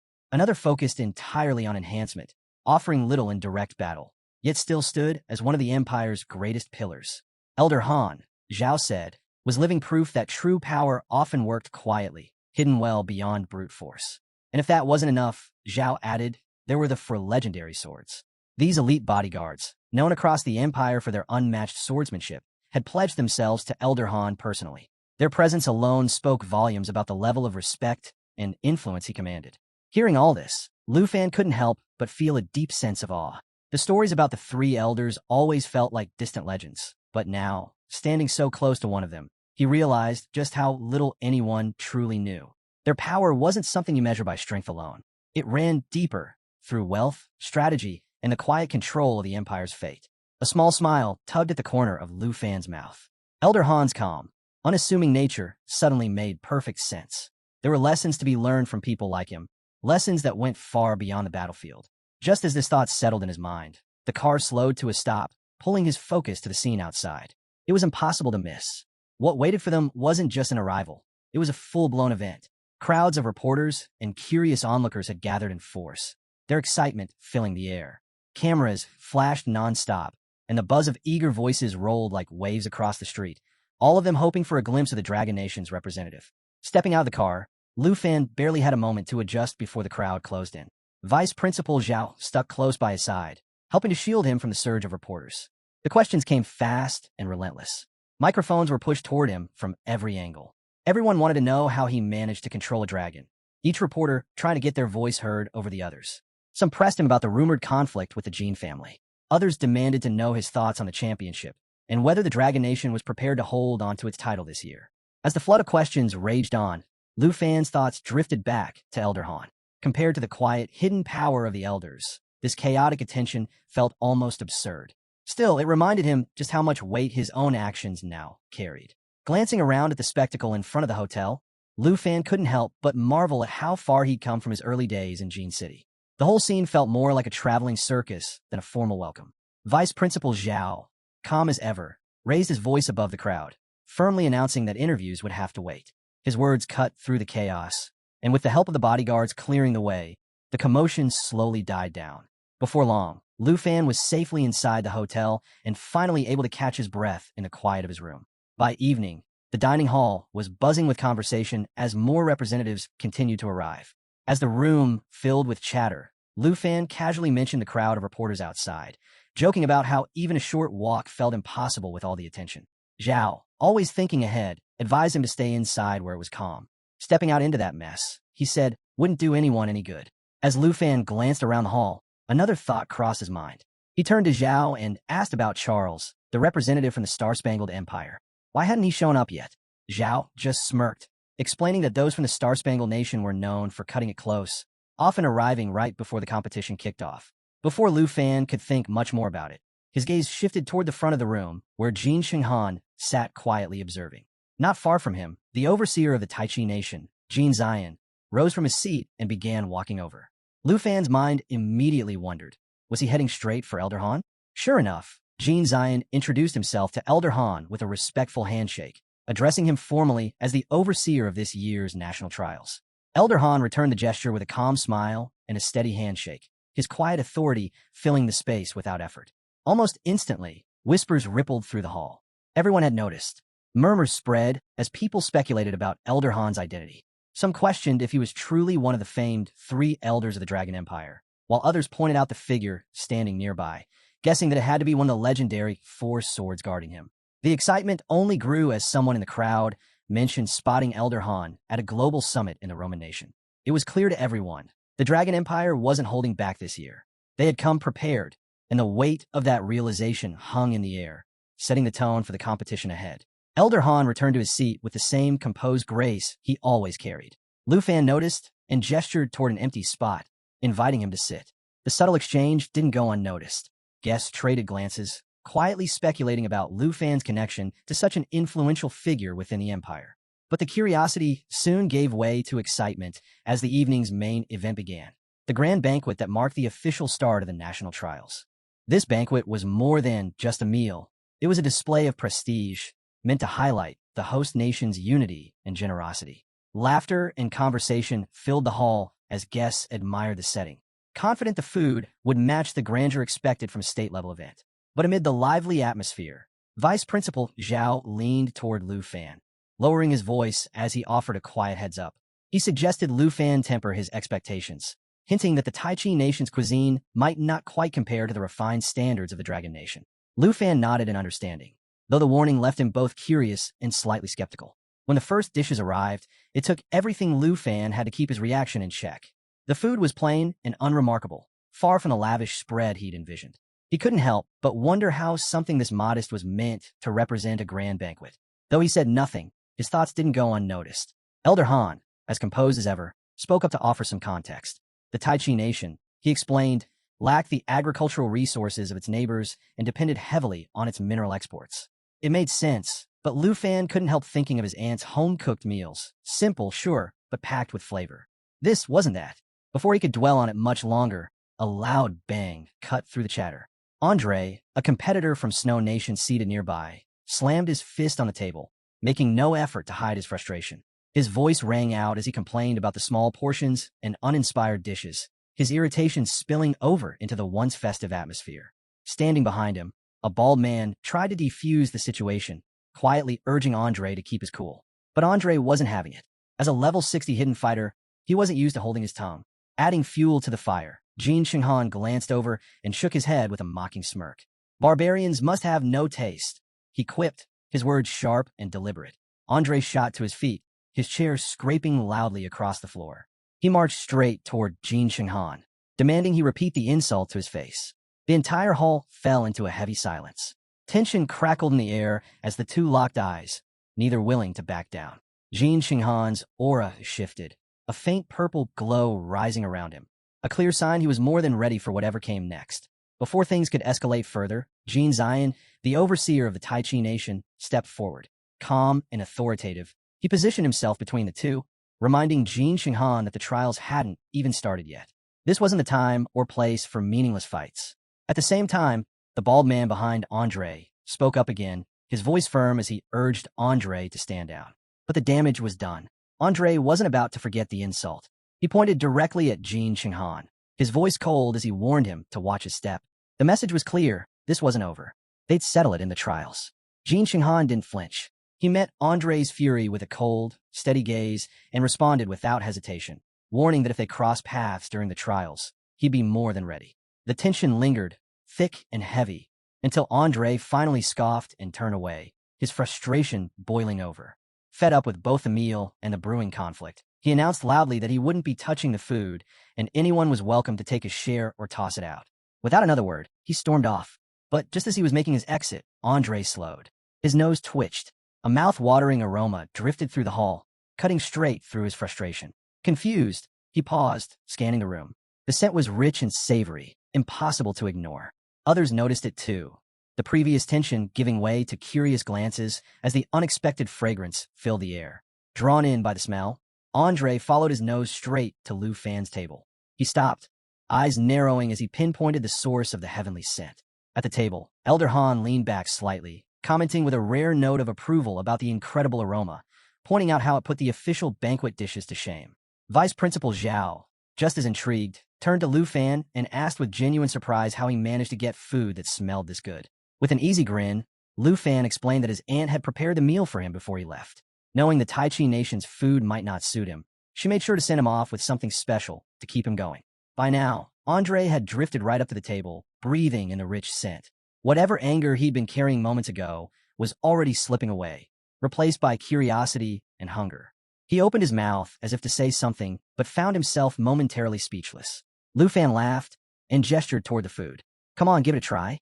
I promise it's miles better than whatever this so-called royal feast was supposed to be. Andre didn't need to be asked twice. Nodding eagerly, he accepted Lu Fan's offer. With a grateful grin, Lu Fan handed him a freshly steamed momo. Andre lifted it to his nose, inhaling deeply as the warm, savory aroma hit him full force. His eyes widened in surprise. This smells like happiness, he muttered half to himself. Lu Fan chuckled. No need to hold back. Eat as much as you want. Andre didn't hesitate. He took a seat beside Lu Fan and dug in, his mood improving with every bite. The flavors were everything the banquet had failed to deliver. Between mouthfuls, he couldn't stop praising the food, clearly savoring every taste. As they shared the meal, Lu Fan turned to Elder Han and Vice Principal Zhao, inviting them to try it too. Elder Han, amused by the growing excitement, decided to indulge his curiosity. He took a bite, and with the first taste, even he couldn't hide his satisfaction. From a spot nearby, Jin Chenghan watched the scene unfold, his irritation steadily growing. Seeing Andre, who had been ready to start a fight moments ago, now happily devouring Lu Fan's meal, while others whispered in approval, was enough to make his blood boil. The fact that Lu Fan's homemade food was stealing the spotlight from the Tai Chi Nation's carefully prepared banquet only made it worse. His clenched fists rested tightly on the table, barely containing his frustration as he glared at the lively group. Meanwhile, Vice Principal Zhao, thoroughly enjoying each bite, couldn't help but sing Lu Fan's aunt's praises. He declared her a culinary genius, deserving of the highest recognition for her incredible cooking. The comment only deepened the scowl on Jin Chenghan's face, his mood darkening by the second. Jin Ziyan, noticing Chenghan's rising temper, quickly intervened. He leaned over, placing a steady hand on his shoulder, quietly urging him to stay calm. The last thing they needed was another scene. With the tension threatening to bubble over, Jin Ziyan acted fast. He rose from his seat and cleared his throat, the sound cutting through the noise and drawing everyone's attention. But just as he was about to speak, a sharp beep from the sound system echoed through the hall. The sudden alert shifted the entire room's focus, signaling that something important was about to begin. Conversations died down, and anticipation filled the air. All eyes turned toward Jin Ziyan as he confidently stepped forward. With a quick press of a button on a remote, a large screen lit up, revealing the map and official rules for this year's national trials. The room quieted, every gaze locked on the detailed display as Jin Ziyan began his explanation. Lu Fan leaned in, studying the map closely. It was massive, far bigger than he'd expected. 9 unique regions, each crawling with dangerous beasts, sprawled across the display. His pulse quickened as he realized just how intense and long the competition would be. For him, this was the perfect opportunity to sharpen his skills and push himself to the next level. Jin Ziyan pointed out the details, explaining that this year's map was the largest in the event's history. The Tai Chi Nation had handpicked 9 regions from around the world, each one filled with powerful beasts ranging from levels 50 to 80. Points would be awarded based on the strength and rarity of the creatures defeated. The more dangerous the beast, the greater the reward. But that wasn't all. Jin Ziyan then revealed a new twist: mission points. In addition to hunting beasts, each region would have its own unique missions. Completing these tasks would earn extra points, adding another layer of strategy to the trials. As the announcement sank in, murmurs of excitement spread through the hall. Lu Fan's expression hardened with focus. The random nature of the missions meant no one could predict what challenges lay ahead. And with only one mission allowed at a time, every choice would count. The tension in the room spiked when someone raised a pressing question. Had the demon in this trial been weakened, as was customary in past competitions? Jin Ziyan's response stunned the crowd. This time, the demon would appear at its full, original strength. Even the beast army guarding the Dark Tower remained untouched, making this year's trial the deadliest on record. A long-haired girl voiced the fear many were suddenly feeling. She nervously asked what might happen if the demon and its forces managed to escape the test zone, recalling the disaster decades ago when the same creature unleashed havoc on Tai Chi Nation, claiming millions of lives. Her words sent a ripple of unease through the hall. Andre, visibly shaken, tried to do the math in his head. As a level 60, even he figured they'd need at least 10 high-level fighters working together to stand a chance against something like that. But with all 23 participants focused on outmaneuvering one another, the idea of forming such a team felt like a fantasy. Just as the unease was about to swallow the room whole, Lu Fan calmly raised his hand. His question cut through the tension like a blade. With complete seriousness, he asked Jin Ziyan if defeating the Demon of the 9 Realms would come with a large point reward. For a moment, the hall fell into stunned silence. Eyes darted toward Lu Fan. Some thought he was joking. Others wondered if he really grasped just how impossible that task was. Jin Ziyan looked at him, a faint smile tugging at the corner of his mouth. Whether he took Lu Fan's words as genuine curiosity or an attempt to lift the mood, he answered plainly. Yes, the demon was worth an extraordinary number of points, far more than anyone might expect. Every beast in the trial would award points, but the Demon of the 9 Realms? That was on an entirely different scale. With that, Jin Ziyan signaled the end of the session. If there were no more questions, the meeting was officially over. Slowly, the participants rose from their seats, many exchanging uneasy glances as they tried to process the overwhelming reality of what lay ahead. As the hall emptied, Elder Han turned to Vice Principal Zhao, suggesting it was best for Lu Fan to rest up. With a faint smile, he added that they'd reconvene tomorrow. Zhao agreed, and after a respectful bow, he and Lu Fan took their leave. Elder Han watched them go, his gaze lingering on Lu Fan. A quiet chuckle escaped him as he thought back to the bold question about the demon. It had been a long time since something or someone had caught his interest like this. This young man, he murmured to himself, might just make things interesting. Later that night, Lu Fan lay in his room, thoughts racing. The trial was shaping up to be far more dangerous than he had ever imagined. Between the ancient beasts and the brutal reality that participants could eliminate each other for points, it was clear this wasn't just about winning anymore. It was about making it out alive. And while Jin Xinghan's next move remained uncertain, Lu Fan was almost sure of one thing. Kim Sung-han wouldn't hesitate to act first. Seeking answers, Lu Fan grabbed his phone and opened the trial rankings, hoping to size up the competition. As he scrolled through the predictions, his eyes widened in disbelief when he spotted his name. Right there under Dragon Nation, listed next to T1, was his own. For a moment, he just stared at the screen, stunned. He couldn't begin to understand how he'd ended up ranked that high. By the time morning sunlight slipped through the curtains, Lu Fan was still mulling it over. The faint glow of his phone lingered beside him, the rankings still pulled up from the night before. Stretching with a groggy sigh, he glanced at the list again. Seeing both his name and Jin Xinghan's sitting at the top felt ridiculous. He scoffed and shook his head, scrolling through the app with growing disbelief. For a list coming from a so-called reputable source, the rankings felt more like a bad joke than an actual prediction. But as he scanned through the names, one stood out. Musashi 10 from Sakura Nation. The moment Lu Fan saw it, a chill ran down his spine. That was a name he hadn't forgotten. Musashi wasn't just another contender. He was someone to keep an eye on. The thought stayed with him as he got ready, settling like a quiet warning in the back of his mind. Later that morning, the trials officially began. Energy buzzed through the air as participants gathered at their designated positions. A booming voice echoed across the arena, announcing the start of the national trials hosted by Taichi Nation. The crowd shifted, anticipation crackling as everyone waited for the competition to unfold. "Look to the sky," the voice commanded. Lu Fan and the others glanced upward, spotting a swirling blue vortex forming high above. It shimmered with streaks of light, spinning like a spiral of raw energy. The portal to the secret area was ready. Then, out of nowhere, the voice returned with an unexpected announcement. "The trials will not begin until everyone has liked this video." For a moment, silence hung in the air. Then, as if on cue, the entire group mimicked the action in unison, whether out of compliance or sheer amusement. The voice echoed again. "Perfect. Now that you've all liked it, the portal is open." With that, the participants moved forward as one. Lu Fan kept his focus, calm and steady. His mind was already turning, strategy after strategy, falling into place. The portal shimmered ahead, the true starting line to the trials. Without hesitation, he stepped into the vortex. Elsewhere, in a quiet villa, Lu Fan's teammates, Jianyang, Qinxiu, Xiaoman, and Hank, watched the broadcast closely. They tried to hide their nerves, but the tension was impossible to shake. They believed in Lu Fan's strength, but when the stakes were this high, even the most confident couldn't help but feel the weight of what was coming. Meanwhile, Captain Lu Fei, Lu Changkong, and Shun Kai watched the scene unfold, their eyes shining with anticipation. Their faith in Lu Fan is absolute, and they can't wait to see him take the lead.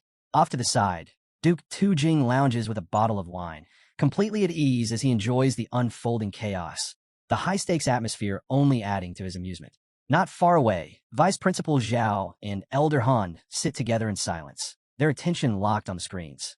Both are focused, quietly assessing every move. They know the real game begins the moment all participants step into the secret realm, and the rankings are about to shift at any second. As Lu Fan enters the secret area, a sharp, freezing wind greets him. The vast, icy landscape stretches endlessly in every direction. It's a place he knows all too well. The Far North National Testing Secret Area. He murmurs, recognizing the terrain immediately. The frozen wasteland may be brutal, but it's familiar ground. Glancing down at his watch, he checks the map and smirks. Right in the middle of the ice field. Not a bad starting point, he thinks. The cold is relentless, but at least he knows how to navigate this place. Still, a thicker jacket wouldn't have hurt. Looking around, Lu Fan notices something interesting. The rankings haven't moved yet. No one's earned any points. The field is wide open. It's like staring at a blank score sheet, and he's ready to fill it in on his own terms. With that thought, he takes his first step forward. The real challenge is just getting started, and he's more than ready to turn up the heat in this frozen land. His attention shifts back to the map on his watch. A task point lights up in the lower corner of the ice field. Target locked. He wastes no time, already piecing together his plan. A quick check of the live rankings and survivor count reminds him that the hunt is on. High scores make you a target, but Lu Fan isn't worried. If anyone comes looking for trouble, They'd better be ready for what he has in store. With a swift motion, Lu Fan launches into action. Power surges through him, his aura igniting as energy ripples around him. He calls out, and his two dragons, Xingqian and Xiaoya, respond immediately. Xingqian appears in a brilliant flash, while Xiaoya lets out a thunderous roar, shaking the ground as it makes its entrance. Lu Fan's eyes gleam with certainty. This is exactly the moment he's been waiting for. With his dragons by his side, everything is falling into place. Approaching them, he quickly runs through the plan in his mind. Turning to Xingqian, he asks if it's ready to sync up and evolve alongside Xiaoya. But before the words are even out, Xingqian leaps onto his shoulder without hesitation, its shimmering scales catching the light as it settles in. Lu Fan lets out a quiet laugh, shaking his head. "Do you ever listen?" he mutters, though there's no time to argue. In one smooth motion, he climbs onto Xiaoya's back.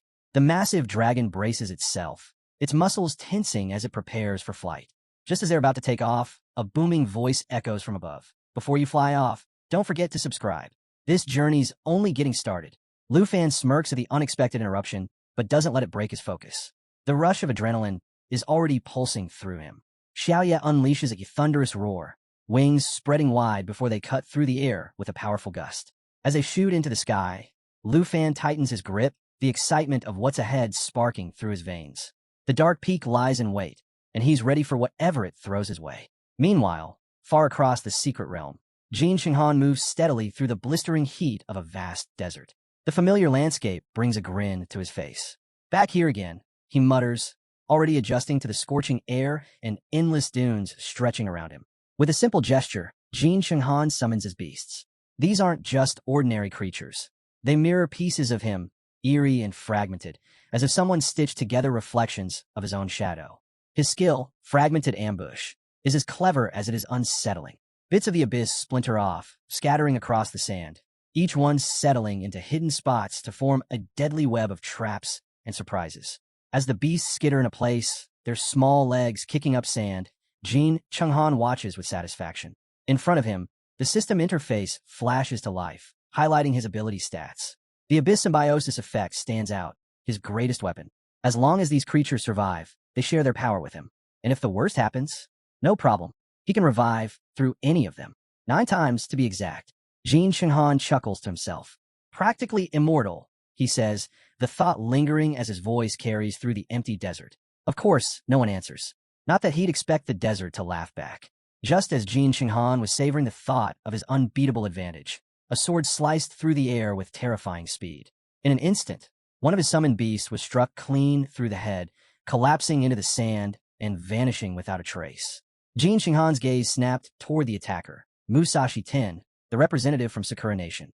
With a smug grin, Musashi called out mockingly, "Looks like you're down to 8 lives." Jin Xinghan's expression darkened. His hands clenched at his sides as he stared at the scattered remains of his fallen summon. The audacity of the attack left him speechless for a moment. Weren't they supposed to be allies? What was Musashi thinking? Grinding his teeth, he demanded an explanation, accusing Musashi outright of breaking their agreement. A system notification popped up, flashing Musashi's details. Musashi 10, Sakura nationality, level 61 class, Demon Samurai. But Jin Xinghan barely glanced at it. His focus stayed locked on Musashi, who stood there as if nothing out of the ordinary had just happened. Completely unfazed, Musashi slid his sword back into its sheath and shrugged. He claimed he was just testing whether killing one of Jin Xinghan's summons would net him any points. Like it was nothing, like it was some casual experiment. Jin Xinghan let out a sharp scoff and pointed directly at him. "If you're so eager for points, why didn't you go after Lu Fan?" he snapped. His frustration boiled over as he reminded Musashi that taking out one of his summons wasn't just a cheap shot, it directly chipped away at his survival chances. He jabbed an accusing finger at him, demanding to know what kind of nonsense was running through his head. But Musashi stayed as calm as ever, barely blinking at the outburst. "You've still got 8 left," he replied with a shrug, like it wasn't even worth the argument. Then, as if that wasn't enough, he tossed out a half-hearted offer to make up for it. Something about a boss fight as compensation, as though that would somehow even the score. Jin Xinghan exhaled slowly, forcing himself to let it go. Arguing was pointless. With an irritated wave of his hand, he told Musashi to move aside. But Musashi wasn't going anywhere. He tagged along without a hint of shame, grinning as he reminded Jin Xinghan not to leave his teammate behind. As they pressed on, Musashi dropped an unexpected bit of info. Apparently, Jin Zion had secretly teleported him into this area, slipping past the Overseer's radar just to keep their alliance intact. With a mischievous grin, Musashi added, "So you better protect me." Jin Shinghan shot Musashi a sharp glare, warning him to keep his voice down before the Overseer caught wind of their conversation. Lowering his tone, he laid out the plan. Their alliance wasn't just for show, it had been arranged by the committee. As for Lu Fan, Jin Shinghan made it clear he'd take care of him personally. Musashi's job was to handle the Black Dragon, Xiaoya. Then, shifting to a more serious note, Jin Shinghan finally revealed something he'd been keeping to himself. "There's one detail Jin Zion didn't share about the Dark Spire," he said. He explained that the spire wasn't fixed in place. It moved randomly across the map. Worse still, if it detected a participant, it wouldn't hesitate to attack. Musashi's smugness vanished in an instant. "And you just now telling me this?" he snapped. Realization hit him fast. "So that's why you've got all those extra lives." Jin Shenghan just grinned, the kind of grin that didn't need an explanation. Musashi scowled, muttering under his breath. "So let me get this straight. If you die, you come back no problem. But if I'm the one who falls while fighting the demon of the Nine Realms, what happens to me?" Jin Shenghan turned toward him, raising his hand as a swirling purple aura formed around it. "Don't worry," he said with a cold smile. "We're allies. I'll keep you safe." Before Musashi could react, Jin Shenghan unleashed a surge of power straight at him. The sudden blast caught Musashi off guard, but he held his ground. Confused, he asked what Jin Shenghan was trying to pull. In his usual flat tone, Jin Shenghan explained, "It's an abyss contract." The dark energy wrapped around Musashi, sinking deep into him. In seconds, Musashi let out a scream of agony, the pain ripping through him. He barely managed to stay on his feet, forcing himself to endure until the power finally settled. Once it was over, Jin Shenghan laid out the terms. From now on, Musashi could also revive through his abyss beasts. But there was a catch. If Jin Shenghan died, Musashi would die right along with him. Still catching his breath, Musashi pushed himself up, wiping the sweat from his face as he glared at Jin Shenghan's back. Gritting his teeth, he called out after him, accusing him of holding back and acting like he couldn't be trusted. He swore there was no betrayal coming from his side. But Jin Shenghan didn't even glance back. "Working with Tai Chi Nation suits me just fine," he replied coolly. "Once this trial is over, the Abyss contract ends." Not wanting to lag behind, Musashi quickly caught up and suggested they hunt down Lu Fan together. But Jin Shenghan stayed locked on his plan, his voice cool and deliberate. There was no rush. They'd let the demon of the Nine Realms clear out the competition first, wiping out the other delegates. Only when the field was empty would they make their move. "The less effort we spend," Jin Shenghan said calmly, "the better." As they continued forward, Musashi spotted a mission point up ahead and pointed it out, suggesting they claim it. Jin Shenghan shot him a cold glance. "That's a trap mission," he said flatly. Jin Zion marked those on purpose. "Once you accept one, you're locked out of the rest." Musashi scowled. "And how exactly is a trap?" Jin Shenghan met his glare without flinching. "You'll see soon enough," he replied, his voice low and sharp. "No one can complete it." Time passed, and back at the monitoring station, the overseers kept a close watch on the feeds. Jin Zion leaned back in his chair, a smirk tugging at his lips as he glanced at the rankings. "Looks like the so-called Big Three, Dragon Nation, Star Nation, and Snow Nation, aren't making much noise this time," he said mockingly. One of the other overseers turned toward him, intrigued. "And what's that supposed to mean?" Jin Zion pointed toward the rankings on the screen. "Take a look at Dragon Nation." Lu Fan was hyped up as Tier 1 by the media, but he's sitting dead last with just 257 points. The overseer raised an eyebrow. "That's surprising. Dragon Nation usually puts up strong numbers. Guess it's all talk this year. Maybe people just bought into the dragon hype." Jin Zion laughed. "Overrated. Even clearing a few weaklings should have gotten him more than that." A few seats away, Elder Han quietly sipped his tea, the faintest chuckle escaping him. He didn't bother correcting them. Let them keep talking. Watching them eat their words later would be far more enjoyable. Meanwhile, in the secret area, Lu Fan wandered through the frozen terrain, frustration building with every step. He checked his watch again. 257 points. Still no change. The silence of the landscape only made the tension worse. He muttered under his breath, questioning where the peak of darkness was supposed to be. He'd been searching endlessly and hadn't found the slightest clue. As if on cue, the wind picked up, carrying a chilling sound through the air. Then, out of nowhere, a massive beast appeared before him. Its lion-like body radiated raw power, the system quickly flashing its details. Sky Hunting Flying Lion, level 60. Beating it would net a decent chunk of points. Before Lu Fan could react, the creature lunged, moving with deadly speed. But Xiaoya was faster, leaping back in a smooth motion, narrowly dodging the first strike. Lu Fan studied the creature in front of him. quickly assessing the situation. Compared to the fallen cloud zombies, this sky-hunting flying lion barely posed a threat, and the reward wasn't worth the effort. It was clear to him, if he wanted to climb the rankings, the real strategy was taking on missions and clearing bosses. Wasting time here wasn't an option. Tugging gently on Xiaoya's reins, he gave the signal to move out. Before long, a mission point appeared on his map, marked just ahead inside a nearby cave. Without hesitation, he directed Xiaoya toward the entrance. As they descended, Lu Fan spotted another participant locked in combat, just outside the cave. The man moved with sharp precision, finishing off a massive snow bear in a single, crushing blow. As the beast hit the ground, the man let out a breath, muttering to himself about the grind of life as a second-tier professional. Still, securing the mission point seemed to make it worthwhile. Just as the man turned to head into the cave, the sound of footsteps made him pause. He glanced over his shoulder and froze. His eyes widened as Xiaoya came into view, towering over him with an unmistakable, commanding presence. His body tensed immediately, readying for a fight.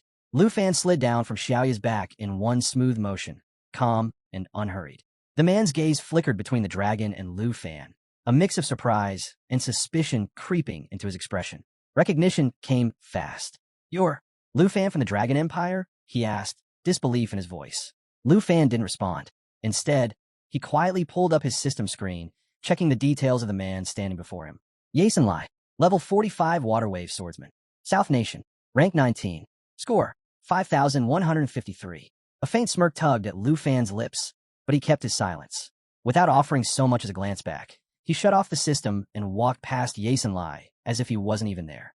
The dismissal hit hard. Yasen Lai's face darkened, his pride stung by the blatant disregard. He watched Lu Fan's figure move further away, his mind racing with resentment. Old tensions between the Southern Empire and the Dragon Empire came flooding back. He remembered the disgrace his nation had suffered when Tu Jing of the Dragon Empire humiliated their king, nearly toppling their rule. Now, standing here with Lu Fan ranked dead last at level 32, Yasen Lai saw his moment. Taking out the Dragon Empire's representative would earn him fame and bring honor to his country. In his eyes, this wasn't just a fight. It was the perfect chance for payback. And judging by the rankings, it looked like an easy one. Without a moment's pause, Yasen Lai unsheathed his sword, his determination razor-sharp. Water surged from the blade, swirling into a tight cage that locked around Lu Fan. Confident he'd already won, Yasen Lai smirked, his voice dripping with arrogance. "You're out of your depth if you think you can take me." But Lu Fan didn't so much as flinch. His calm, steady silence only fueled Yasen Lai's irritation. Muttering under his breath, Yasen Lai prepared to finish the job, raising his sword for a decisive strike. Before he could land it, Xiaoya moved. In a blur of motion, the black dragon's massive claws tore through the air, smashing into Yasen Lai with brutal force. He flew back like a ragdoll, crashing into the ground with bone-jarring impact. A sharp, searing pain shot through his arm, and when he looked down, the truth hit him hard. His arm was broken. Gritting his teeth against the agony, he tried to push himself up, but the pain was relentless. Humiliation settled over him like a weight. So this was the strength of the Dragon Empire. The difference between them wasn't just skill, it was world apart. Lu Fan stepped effortlessly out of the water cage, as if the technique had been nothing more than a breeze brushing past him. Approaching the fallen swordsman, Lu Fan finally spoke, his tone light but cutting. "If you thought you could swoop in for an easy gain, you've got it all wrong." He paused, then added with a shrug. "Honestly, sparing you saves me the trouble. You're not worth the points." Yasen Lai's mind spun. He couldn't believe what he was hearing. Level 32, and Lu Fan was this strong? How was that possible? Rage and disbelief tangled in his chest. Even if he couldn't take the top spot in these trials, taking down Lu Fan, the pride of the Dragon Empire, would still earn him fame. Recognition, a chance to reclaim his name back home. But before he could make another move, Xiaoya let out a thunderous roar that shook the air. Yasen Lai stumbled back, heart pounding, as the black dragon advanced. Flames crackled at the edges of her maw, her eyes locked on him with terrifying focus. For one dreadful moment, he was sure this was it, that she would end him right there. But Lu Fan barely spared him another glance. With an easy, cool smile, he offered one final warning. "Don't push your luck. This mission belongs to me. Stay out of it." And just like that, Lu Fan turned his attention back to his system, leaving Yasen Lai standing there, shaking, with nothing but fear and failure to keep him company. A new notification flashed across Lu Fan's screen. Mission accepted. Current task, defeat the epic boss, Demon of the Nine Realms, level 85. Lu Fan glanced at the message, his expression steady and focused. The challenge ahead was clear. Beside him, Xiaoya stood tall, embers glowing deep within her chest, flickering with a heat that seemed ready to ignite at any second. The black dragon towered over the battlefield, a force of pure destruction waiting to be unleashed. Nearby, Yasin Lai collapsed to the ground, his entire body trembling. His sword slipped from his grasp as he struggled to breathe through the weight of the pressure crushing the air around him. He couldn't understand it. Why wasn't Lu Fan attacking? Was this some twisted setup? Before the thought could settle, a shadow fell over them. A monstrous figure plummeted from the sky, slamming into the earth with bone-rattling force. Ice cracked and exploded outward from the impact. Xiaoya reacted in a flash, charging forward and striking the beast with a powerful blow that sent it staggering back. But the shockwave shattered the ice beneath them, sending Yasin Lai sliding helplessly across the slick surface. Scrambling to stop himself, Yasin Lai managed to catch hold of a jagged rock. His eyes shot to the creature, now towering over the battlefield. His breath caught. "Wait, is it the Guardian Boss?" he whispered, the words barely leaving his lips. A system prompt answered for him. Ice Yeti King, level 75. Defeating it will earn 245 points. A spark of hope flared in his chest. Watching the Yeti King roar and stomp forward, he allowed himself a grin. There was no way Lu Fan could handle this. This beast would crush him, and Yasin Lai wouldn't have to lift another finger. With Lu Fan gone, the trial would be his for the taking. But that hope shattered as the Yeti King's blazing red eyes swung toward him. One step, then another. Each stomp split the frozen ground as the monster advanced. Not toward Lu Fan, but straight for Yasin Lai. The grin vanished. Panic seized him as the realization hit like ice water. No, this isn't right, he thought desperately, backing away as the beast closed the distance. The ice beneath him cracked. He slipped, hitting the ground hard as the Yeti King loomed overhead, its fury burning hot and focused solely on him. There was nowhere to run. Just as the creature raised its massive arms to strike, a burst of red light tore across the sky. The Yeti King's attention snapped toward the flare, its roar growing louder as it locked onto the new threat. Xiaoya didn't hesitate. In a blur of motion, her claws slashed through the air, cutting deep into the Yeti King's side. Green blood sprayed across the ice as the beast reeled from the blow, collapsing to one knee with a ground-shaking crash. But it wasn't finished yet. Before the Ice Yeti King could regain its footing, Xiaoya launched forward, claws aimed to end the fight. But the beast wasn't finished yet. With a wild swipe of its massive arm, it intercepted Xiaoya mid-air, slamming her back with raw force. Lu Fan didn't hesitate. In a single motion, he surged forward, unleashing Break Sky, one of his signature Dragon Key techniques. Twin strikes tore through the air, sharp and devastating. As if on cue, Xiaoya mirrored the attack, her own claws slicing through the Yeti's defenses with perfect synchronization. Overwhelmed by the relentless assault, the Ice Yeti King couldn't hold on. Its grip on Xiaoya failed, and with one last shuddering groan, the beast toppled over, crashing into the ice with a deafening thud. Lu Fan landed softly beside the fallen monster, brushing the dust from his sleeve as if the whole fight had been nothing more than a warm-up. "Big, sure," he said casually, but not much else. Behind him, Xiaoya stood victorious, letting out a roar that echoed across the frozen expanse, her dominance impossible to ignore. A system alert pinged in Lu Fan's watch, plus 245 points. Total score, 502. The ground still trembled from the impact, and nearby, a jagged crack split through the ice, creeping dangerously close to where Yasin Lai lay. Still reeling from everything he'd just witnessed, the swordsman could only stare, his thoughts spinning.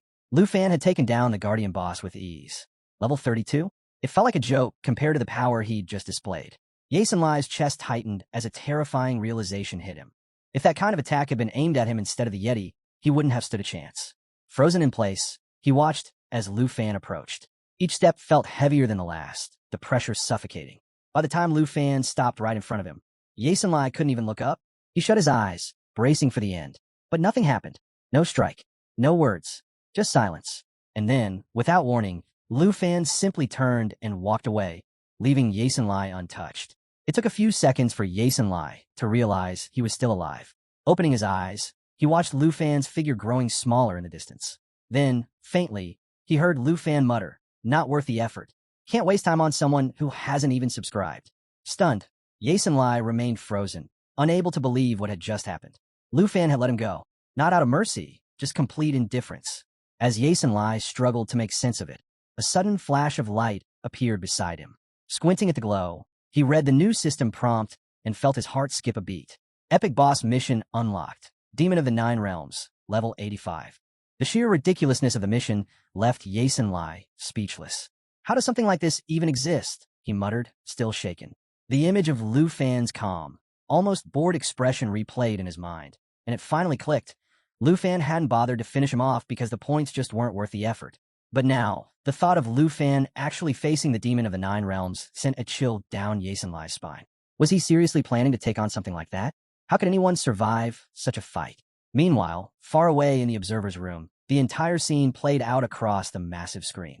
Vice Principal Zhao watched with growing disbelief, his face paling as the details of the mission became clear. He shook his head, muttering under his breath, "How is this even possible? Why would a mission like that appear in the secret area?" The tension finally snapped. Zhao turned sharply toward Jean Zion, his frustration boiling over. "This mission is insane," he shouted. "The risks are outrageous. What if the mission card malfunctions? What points could he even hope to get from something like this? It's absurd." But Jean Zion barely reacted. A smug grin tugged at his lips as he leaned back, answering in the same relaxed, mocking tone. "Calm down," he said, clearly enjoying every second of Zhao's anger. That was it. Zhao lost what little patience he had left, grabbing Jean Zion by the collar. His face flushed red with fury as he snapped. "This whole mission setup is a disaster. I'm filing an appeal. I'll see it canceled myself." But Jean Zion didn't even flinch. His grin only widened. "Appeal all you want," he replied coolly, "but your title doesn't give you the power to stop this." And just like that, Jean Zion clamped his hand around Zhao's, shaking it with a firm grip that made his meaning crystal clear. "Push any harder, and you'll be shown the door." Off to the side, Elder Han watched the heated exchange unfold, his expression as calm as ever. He set down his cup of tea with a soft clink and turned toward Zhao, his voice quiet but steady. "Don't waste your energy getting upset," he said, breaking the silence. Zhao blinked, surprised by the lack of outrage. He'd expected Elder Han to back him up, but instead, the overseer poured himself another cup of coffee with the same easy calm.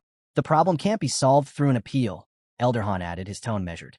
Zhao frowned, clearly not understanding. He leaned in, searching Elder Han's face for an answer, trying to make sense of why everyone else seemed so composed while he felt like the only one seeing how wrong this was. Leaning in, Elder Han lowered his voice, revealing something that instantly thickened the air in the room. Tai Chi Nation, he explained, had been quietly manipulating the trials all along, stacking the odds to give their own representatives every advantage while setting traps to hold the others back. And this wasn't some new scheme. It had been happening right under their noses for years. Zhao's fist clenched. "If you've known this, why not step up for Lu Fan?" he shot back, his frustration boiling over. But Elder Han only offered a knowing look, his voice calm and steady. "Even the cleverest people get blindsided when power runs this deep," he said. "An appeal won't fix this. We're playing against forces way bigger than us." Instead, Elder Han tilted his head toward the screen, a rare glint of confidence in his eye. "But maybe this is exactly the kind of challenge Lu Fan's been waiting for. You should trust him." Zhao stared, stunned into silence. Elder Han's unexpected support caught him off guard, leaving him wondering if the overseer knew something he didn't. But before he could press for answers, his attention was yanked back to the broadcast. There, clear as day, was Lu Fan, calm, steady, and already marching straight into the most dangerous part of the secret area, like it was just another stroll. "He's really going through with it," Zhao muttered, unable to believe what he was seeing. Back in the icy wasteland, Lu Fan pressed forward, a quiet smile tugging at his lips. The magnitude of the mission didn't weigh on him in the slightest. With Xiaoya at his side, her breath steaming in the cold air, they pushed ahead. The system pinged softly in his ear. Tower of Darkness detected ahead. Lu Fan's grip on Xiaoya's reins tightened, his eyes fixed on the path. Whatever came next, he wasn't slowing down. As they advanced, hordes of demonic beasts emerged from the shadows. But even as the danger grew, Lu Fan didn't so much as falter. Xiaoya roared beside him, shaking the frozen ground, her presence a thunderous reminder of their unstoppable force. Another system alert followed. The demon army is awakening. The air filled with the shrill, piercing cries of hundreds of killer bats, all of them level 60, surging toward Lu Fan like a black wave. The system flashed again. Defeating each bat rewards 84 points. Lu Fan smirked, completely unbothered by the swarm closing in. "The precious mountain of Ruan Changfeng," he mused with a grin. "Looks more like a mountain of free points to me." With a glance at Xingchun, whose small form pulsed with raw energy, Lu Fan gave the order. "Your time to shine." Xingchun growled low, ready for the chaos. Then, turning to Xiaoya, Lu Fan issued his next command without hesitation. Destroyer form. Now, in an instant, Xiaoya's massive body shifted, her muscles surging with power as her stats skyrocketed. Strength, 5,124 agility, 9,431 stamina, 10,474. The battlefield was set, and Lu Fan wasn't backing down. In her destroyer form, Xiaoya unleashed a thunderous roar, the force of her transformation crackling through the air. Without hesitation, she charged straight into the swarm of killer bats, ripping through them at lightning speed. One after another, the bats fell, their cries fading as Lu Fan's points steadily climbed. Though pleased with Xiaoya's dominance, Lu Fan's attention quickly shifted. His sharp gaze caught something new brewing below. "Watch the ground," he warned. Bursting from beneath, a fresh wave of burrow demons emerged. The system's prompt followed right on cue, 127 points per kill. Lu Fan was already on the move, scanning the battlefield with practiced precision. A confident grin tugged at the corner of his mouth. Clearing the field? No problem. And Xiaoya, always in sync, didn't miss a beat. Shifting forms again, she activated dragon control. Power surged around her, merging brutal dragon strength with a relentless stream of attacks. In seconds, monsters were wiped out in waves, leaving nothing but dust in their wake. But there was no slowing down. Without pause, Xiaoya launched into her lava inferno. Rivers of molten fire exploded out, pouring across the battlefield and swallowing everything in sight. Flames tore through the enemy, burning with unstoppable force. The air shimmered with heat, destruction all around. Yet even with all that power, Xiaoya wasn't limitless. The strain began to show, her energy dipping as she worked to keep herself standing, healing through the chaos. Then, Lu Fan's focus snapped skyward. Above, a new threat loomed. A fresh horde of airborne monsters descended, each radiating a dangerous, unmistakable aura. Lu Fan's expression tightened, picking them off one by one. Way too slow. He needed a better plan. Without hesitation, he triggered Dragon's inspiration. A golden light burst around him and his dragons, flooding them with power and boosting their stats by 30%. Feeling the surge, Xiaoya roared again, her body now glowing with a molten aura. Her stats shot through the roof. Strength, 6,661. Agility, 12,260. Mental power, 26,728. Stamina, 13,614. She was an unstoppable force. Lu Fan narrowed his eyes and raised his divine bow. "Let's turn this into a massacre," he said under his breath. With a signal to Xiaoya, he drew a snake arrow, its dark energy twisting and swirling with deadly intent. Nearby, Xingqian shifted restlessly, practically shaking with the urge to dive into the fight. Lu Fan's mind worked like clockwork. Without missing a beat, he ordered Xiaoya to get ready for her ultimate move, Cataclysm. At the same time, he took aim and released the snake arrow from his divine bow. The shot was flawless, slicing through the air with deadly precision. Powered by the underworld snake bow, the arrow charged for 3 seconds before unleashing total destruction. From it emerged a shadow serpent, its power amplified by 500%, tearing through everything in its path like a force of nature. Meanwhile, Xiaoya's molten form surged as her mental power shot past 26,000. She climbed higher, preparing to unleash Cataclysm. With a deafening roar, she ascended, leaving a fiery streak across the sky. The energy building inside her pressed down on the battlefield, heavy and unstoppable, as if even the heavens were bracing for impact. Then chaos erupted. In a single devastating blast, Xiaoya obliterated everything below her. The ground vanished under a wave of searing fire. Monsters wiped out in an instant. Before the next wave could even close in, she unleashed a surge of molten flames, turning the battlefield into a blazing sea that consumed anything still standing. As she climbed higher, more explosions rippled out around her, swallowing the battlefield in fire and smoke.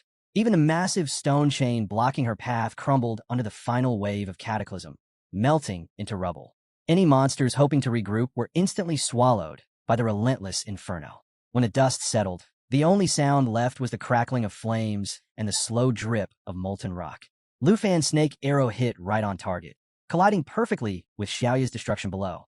The moment of impact triggered a raging firestorm, swallowing the battlefield whole. With Xiaoya's mental power behind it, the damage multiplied, reaching a staggering 500%. Flames roared, and the air thickened with the stench of burning flesh. A final, earth-shaking explosion marked the end of it all. Then came the system's alert. Dragon Nation's Lu Fan has earned 22,758 points. Current rank, number 1. Lu Fan stood at the center of the scorched battlefield, his eyes scanning the remains of the fallen demon army. Not a single enemy left standing. A faint smile tugged at his lips as the system delivered the latest update. Xingqian had advanced to level 12, and Lu Fan himself had climbed to level 33. The momentum was his, and the progress spoke for itself. Meanwhile, at the monitoring station, the atmosphere shifted from disbelief to shock. Murmurs spread through the room as Lu Fan's name shot to the top of the rankings. The three great families had reclaimed their place at the front, with Lu Fan now holding the #1 spot. Amid the chatter, someone blurted out, "We never thought he'd actually pull it off." In the background, Charles and Andre's names remained frozen in place. Their scores hadn't moved. Vice Principal Zhao watched the scene unfold, part stunned, part impressed. Maybe Elder Han had been right all along. What once seemed like an impossible trap now looked like a warm-up round for Lu Fan. Elder Han observed the feed, the corner of his mouth lifting in quiet amusement. "Look at that worn-out black dragon of his," he said casually. "And to think, Lu Fan hasn't even brought out his full lineup." Zhao paused, unsure how to respond, then awkwardly offered to prepare tea. Elder Han waved him off. "Save it. The real show is just getting started. We can't afford to miss what happens when Lu Fan faces the demon of the Nine Realms." Jin Zion, watching from his seat, smirked to himself. Everything was unfolding exactly as he had hoped. The true threat hadn't even appeared yet, and once it did, Lu Fan would have his hands full recovering his dragons and surviving the next stage. Back on the field, Lu Fan's brief moment of satisfaction didn't last. The ground shuddered violently as the stone chain snapped apart, sending a shockwave ripping across the terrain. Above him, a massive pyramid-like structure began to collapse at alarming speed. Lu Fan's expression hardened. The fight was far from over. With a deep groan, the earth split open as a towering door swung wide, unleashing a new horde of savage beasts. These weren't like the others.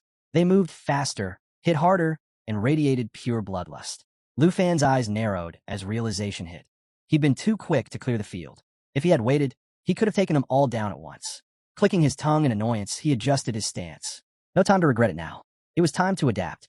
Sword in hand, Lu Fan braced himself as the system rapidly updated with a new wave of threats.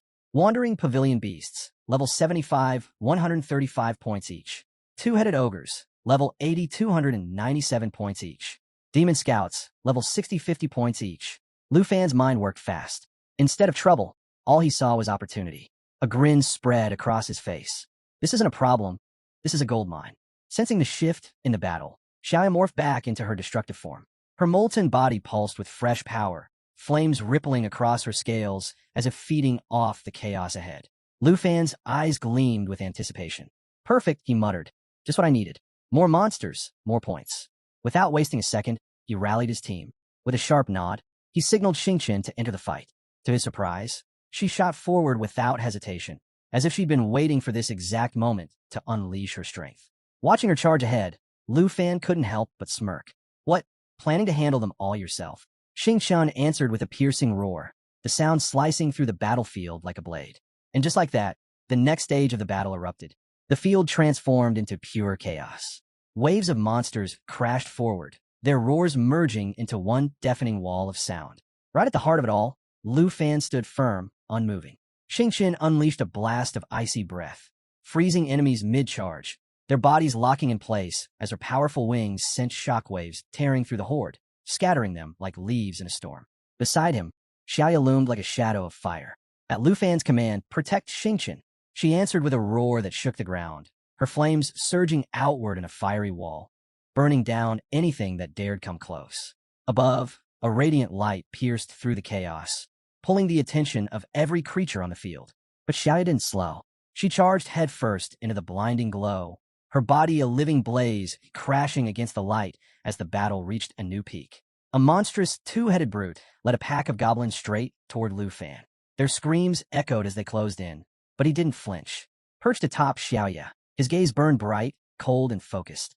Flames whipped around them, the dragon roaring loud enough to shake the skies, clearing a path of destruction ahead. Then Lu Fan's attention shifted. Xingqian had broken through the front lines, moving with sharp precision, her true power finally surfacing. Blue energy pulsed from deep within her, growing brighter, stronger, until it radiated out in waves. Now Lu Fan thought, his excitement building. Xingqian surged forward, her entire form glowing with a fierce blue aura. As the energy peaked, the temperature around her plummeted. The air froze, signaling the activation of her star armor. an ability that would absorb every hit for the next 60 seconds and hurl that damage right back at her enemies. The real fight had only just begun. The battlefield erupted as Xingqian unleashed a surge of pure energy, blasting through the waves of goblins and sending them flying like leaves in a storm. Their ranks crumbled instantly, shattered into frozen fragments scattered across the ground. But in the midst of the chaos, the towering two-headed brute let out a thunderous roar. Gripping its massive club, it charged straight through the icy tempest, its determination unshaken. With a single swing, the brute unleashed a crushing shockwave, ripping through the battlefield, scattering debris, and shaking the earth. Above the chaos, Lu Fan hovered on Xiaoya, the fiery glow of their flames lighting up the sky. The brute's glowing red eyes locked onto him, its fury radiating like a challenge issued in silence. Lu Fan met its gaze, cold and unfazed. His flames flared higher, ready to strike, but then he caught something in the corner of his eye. Signaling Xiaoya to hold back, he spoke calmly, "Looks like we don't have to worry about that one." The system confirmed it. Every bit of incoming damage had been absorbed and was waiting to be unleashed. Lu Fan's smirk returned as he watched Xingqian take full control of the battlefield. The brute roared again, raising its weapon to crush everything in its path. But Xingqian moved before it could act. Without hesitation, she unleashed a storm of icy blades, tearing through the air and freezing the ground beneath her. Her wings glowed like twin beacons, slicing through the chaos as her Xingqian armor reflected every attack back in a devastating shockwave. Enemies were sent flying in every direction, their formations destroyed, their numbers dwindling with every second. The battlefield began to glow under the chilling blue aura spreading from Xingqian. Her power climbed higher, and the two-headed brute roared once more, its rage boiling over. But before it could strike, Xingqian was already ahead. From deep within her core, a radiant crystal emerged, its light blinding as it hovered over the field. Then, without warning, it shattered, unleashing an enormous wave of destruction that swept across the battlefield. The energy tore through everything in its path, scaling with the strength of the enemies it consumed, leaving nothing behind but silence. Watching Xingqian unleash her full strength, Lu Fan felt a deep sense of pride. "She's not holding anything back," he said quietly. Deciding not to interfere, he ordered Xiaoya to ascend, pulling back to give Xingqian the room she needed to finish what she started. With a deafening roar, Xiaoya soared higher, her flames burning brighter, her crimson eyes locked on the chaos below. Far beneath her, Xingqian was still in motion. With precision and power, she activated Frost-Laden Fury. Her icy aura expanded, forming a glowing sphere of frozen destruction. Enemies were locked in midair, frozen solid before exploding into shards of ice that rained down over the battlefield. Then came the final blow. A colossal wave of freezing energy surged out, sweeping across the field, erasing the last remnants of the horde. Every movement, every strike flawless and unstoppable. Xingqian had become a storm. The two-headed brute roared in defiance, but Xingqian's freezing surge left it no chance. Ice engulfed the massive beast, locking it in a prison of frost until it shattered under the crushing cold. Above the frozen wasteland, Lu Fan and Xiaoya sliced through the sky, her blazing flames carving a path of fire against the swirling blizzard below. On the ground, the battlefield shook as Xingqian's power surged. A vortex of frost spiraled around her, pulling enemies into its grip mid-flight.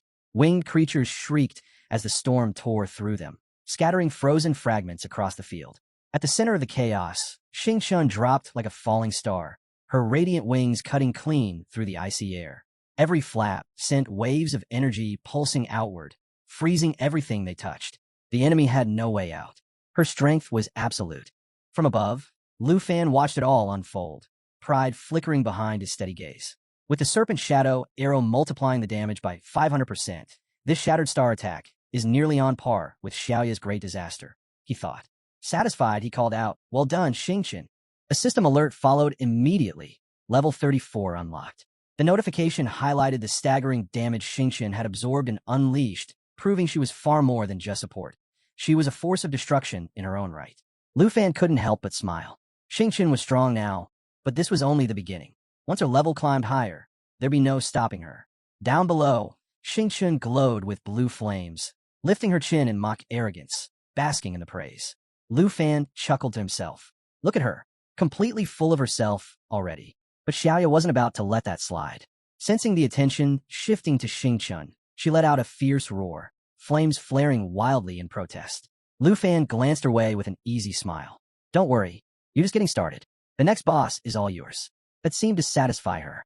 Xiaoya's flames simmered down, her focus shifting forward, ready for what was next.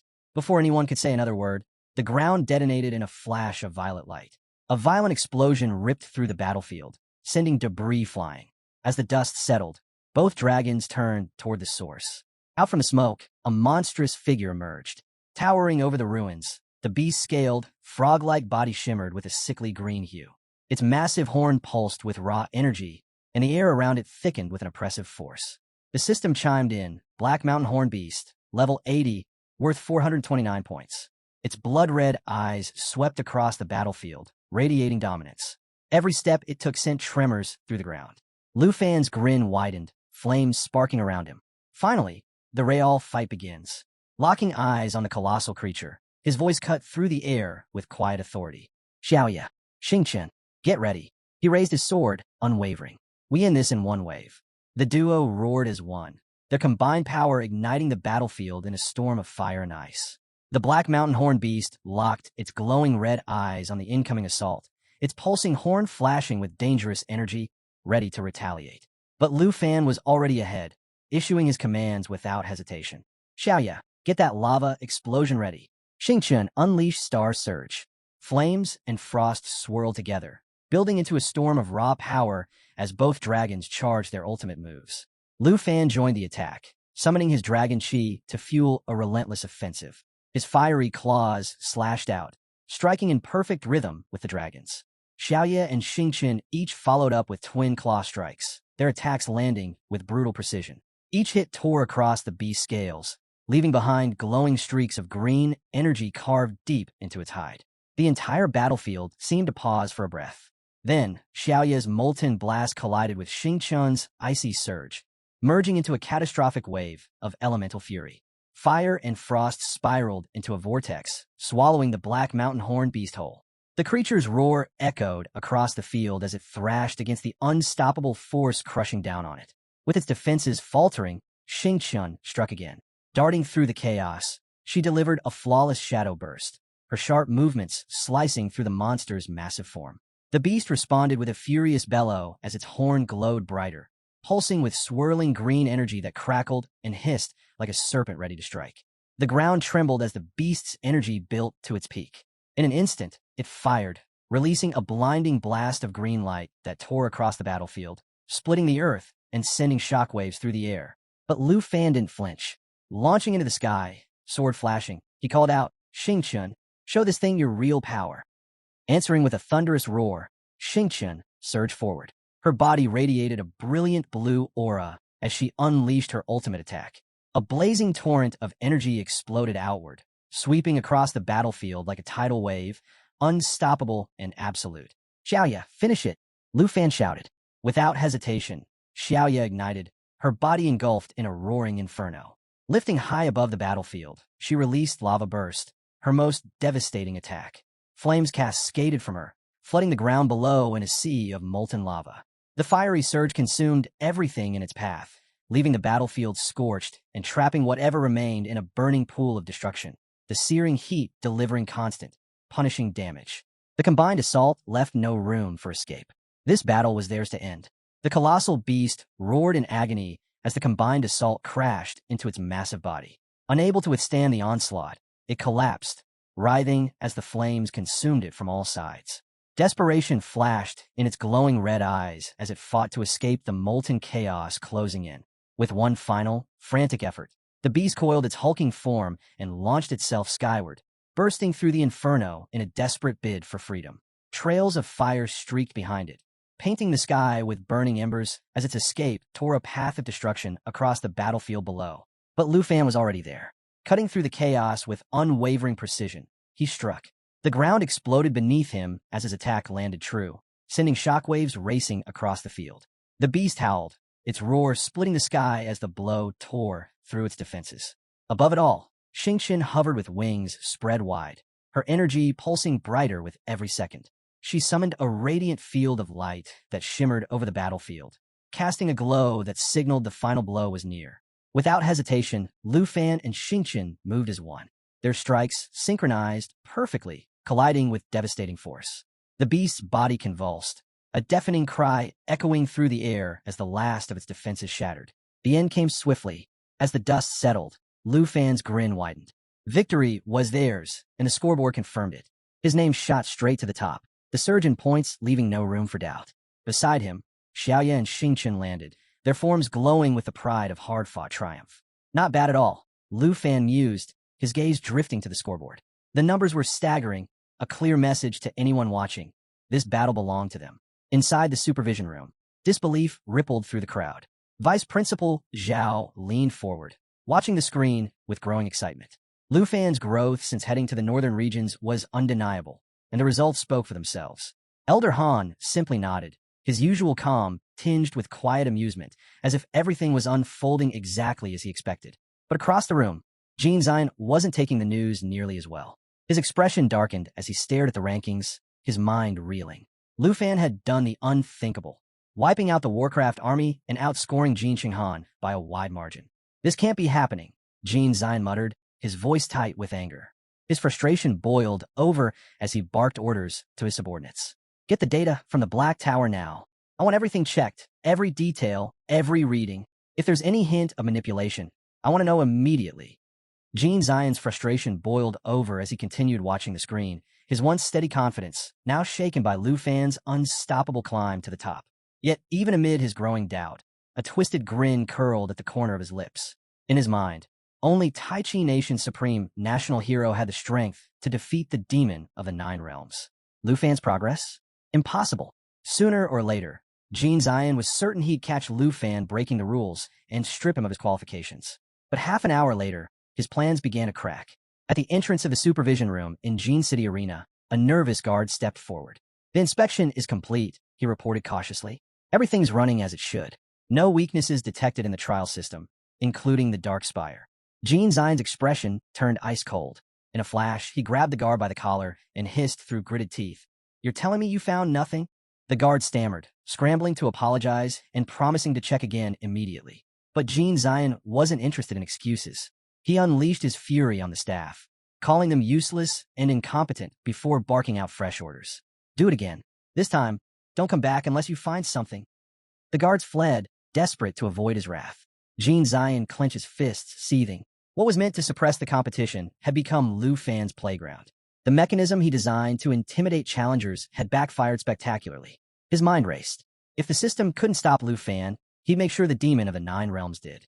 Quietly, he made the call to manipulate the boss stats, cranking them up with the intent to force Lu Fan into submission. His last hope now rested on Jin Qinghan and Musashi Ten. Both had crossed level 30, armed with second-stage classes, and in his eyes, they were the only ones left capable of regaining control. Without another word, Jin Zion stormed back into the supervision room. Elder Han sat quietly in the corner, sipping tea, watching the chaos unfold with barely a glance. Jin Zion felt his anger spike, but his attention was yanked back to the screen, and what he saw stopped him cold. No, impossible, Jin Zion shouted, his voice cracking. On the display, Lu Fan had nearly wiped the entire field clean. The arena blazed with fire. Flames twisted through the battlefield, shadows dancing across the wreckage as soldiers struggled just to stand. In the middle of the chaos stood Lu Fan, his body wrapped in a radiant blue aura. His weapon pulsed with relentless energy, casting a blinding light that sliced through the smoke and ash. Behind him, Xiaoya hovered like a phantom in the flames, her dark figure blending into the inferno, her eyes locked on the horizon, fierce and unblinking. And then the next threat revealed itself. From the darkness emerged a wave of demonic creatures, their crimson eyes glowing with bloodlust. At the front of the legion stood a towering armored figure, radiating a dark, suffocating aura. Its massive blade crackled with black energy, humming with pure menace. The system announcement rang out clearly. Boss identified, level 86. Lu Fan's eyes narrowed as he assessed the situation. This wasn't some random skirmish. Xiaoya alone wouldn't cut it this time. Without wasting a second, he made the call. There was no avoiding it. Splitting the experience was the only path to victory. Xiaofei, it's your turn. In an instant, the battlefield erupted. A brilliant surge of green light tore through the chaos as Xiaofei, the Emerald Dragon, descended in her Eternal One form. Towering above the fray, her arrival shifted the air itself, her blade humming with a force that felt almost untouchable. Lu Fan positioned himself, ready to take command, as Xiaofei tapped into her Emerald Dragon bloodline. The effect rippled across the field, supercharging every allied dragon skill. Then came Life Pulse. Emerald World Blessing spread like wildfire, coating the entire area in a radiant glow, boosting their powers by an overwhelming 400%. Momentum swung hard in Lu Fan's favor. Xiaofei let out a thunderous roar, unleashing Emerald Blessing. Instantly, Lu Fan, Xiaoye, and Xingqian were surrounded by 32 layers of dragon energy, pushing the damage of their next strikes to terrifying heights. But she wasn't finished.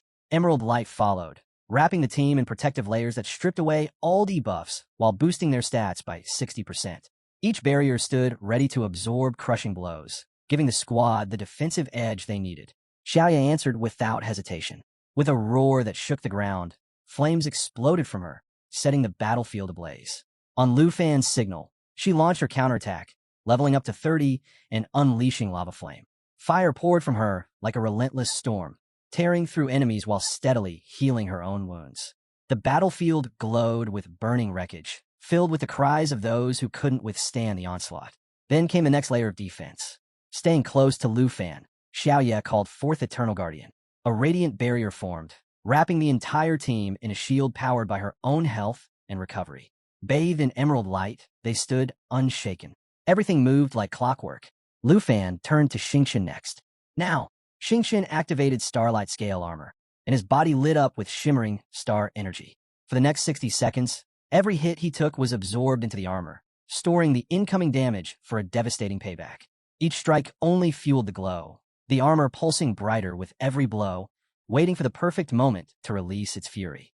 Finally, Lu Fan hit level 35, and with it, an ace up his sleeve. He summoned the Dragon Language Magic Book. Power surged as the artifact hovered, glowing with raw energy. The moment it disintegrated, its force transferred into Lu Fan, activating Dragon Resonance, a passive skill built to sync dragon riders and their dragons when casting the same magic.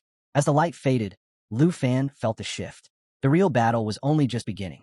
Flames spiraled around Lu Fan as he locked in perfect sync with Xiaoye, their combined strength surging through the battlefield. With Dragon Resonance in full effect, their power soared, and in an instant, a blinding red beam tore across the sky. The impact ripped through everything in its path, sending shockwaves that left enemies reeling in fear, their formations shattered like glass. Xiaoye roared, her crimson eyes burning through the inferno.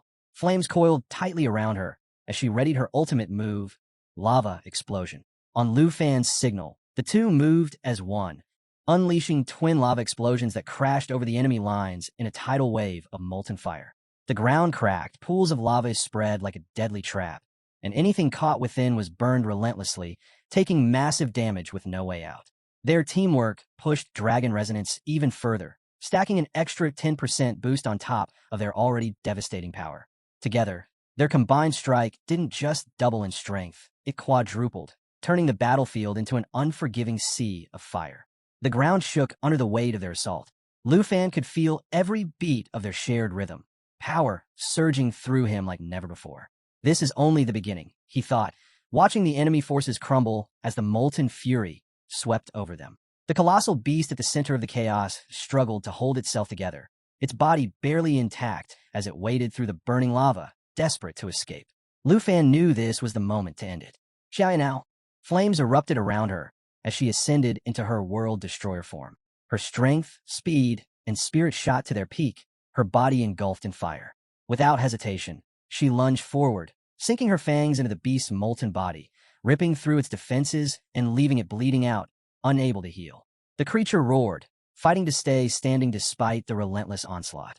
But Lu Fan was already moving in, his blade alive with crackling energy, ready to put an end to it. Before he could land the final blow, Xingqian flashed past, her attack striking like lightning. Swift and ruthless, she hit the beast with brutal precision, catching it completely off guard. The force of her strike sent a shockwave tearing through the field. Casting a glance at the crumbling monster, Xingqian smirked. Just dropped dead already.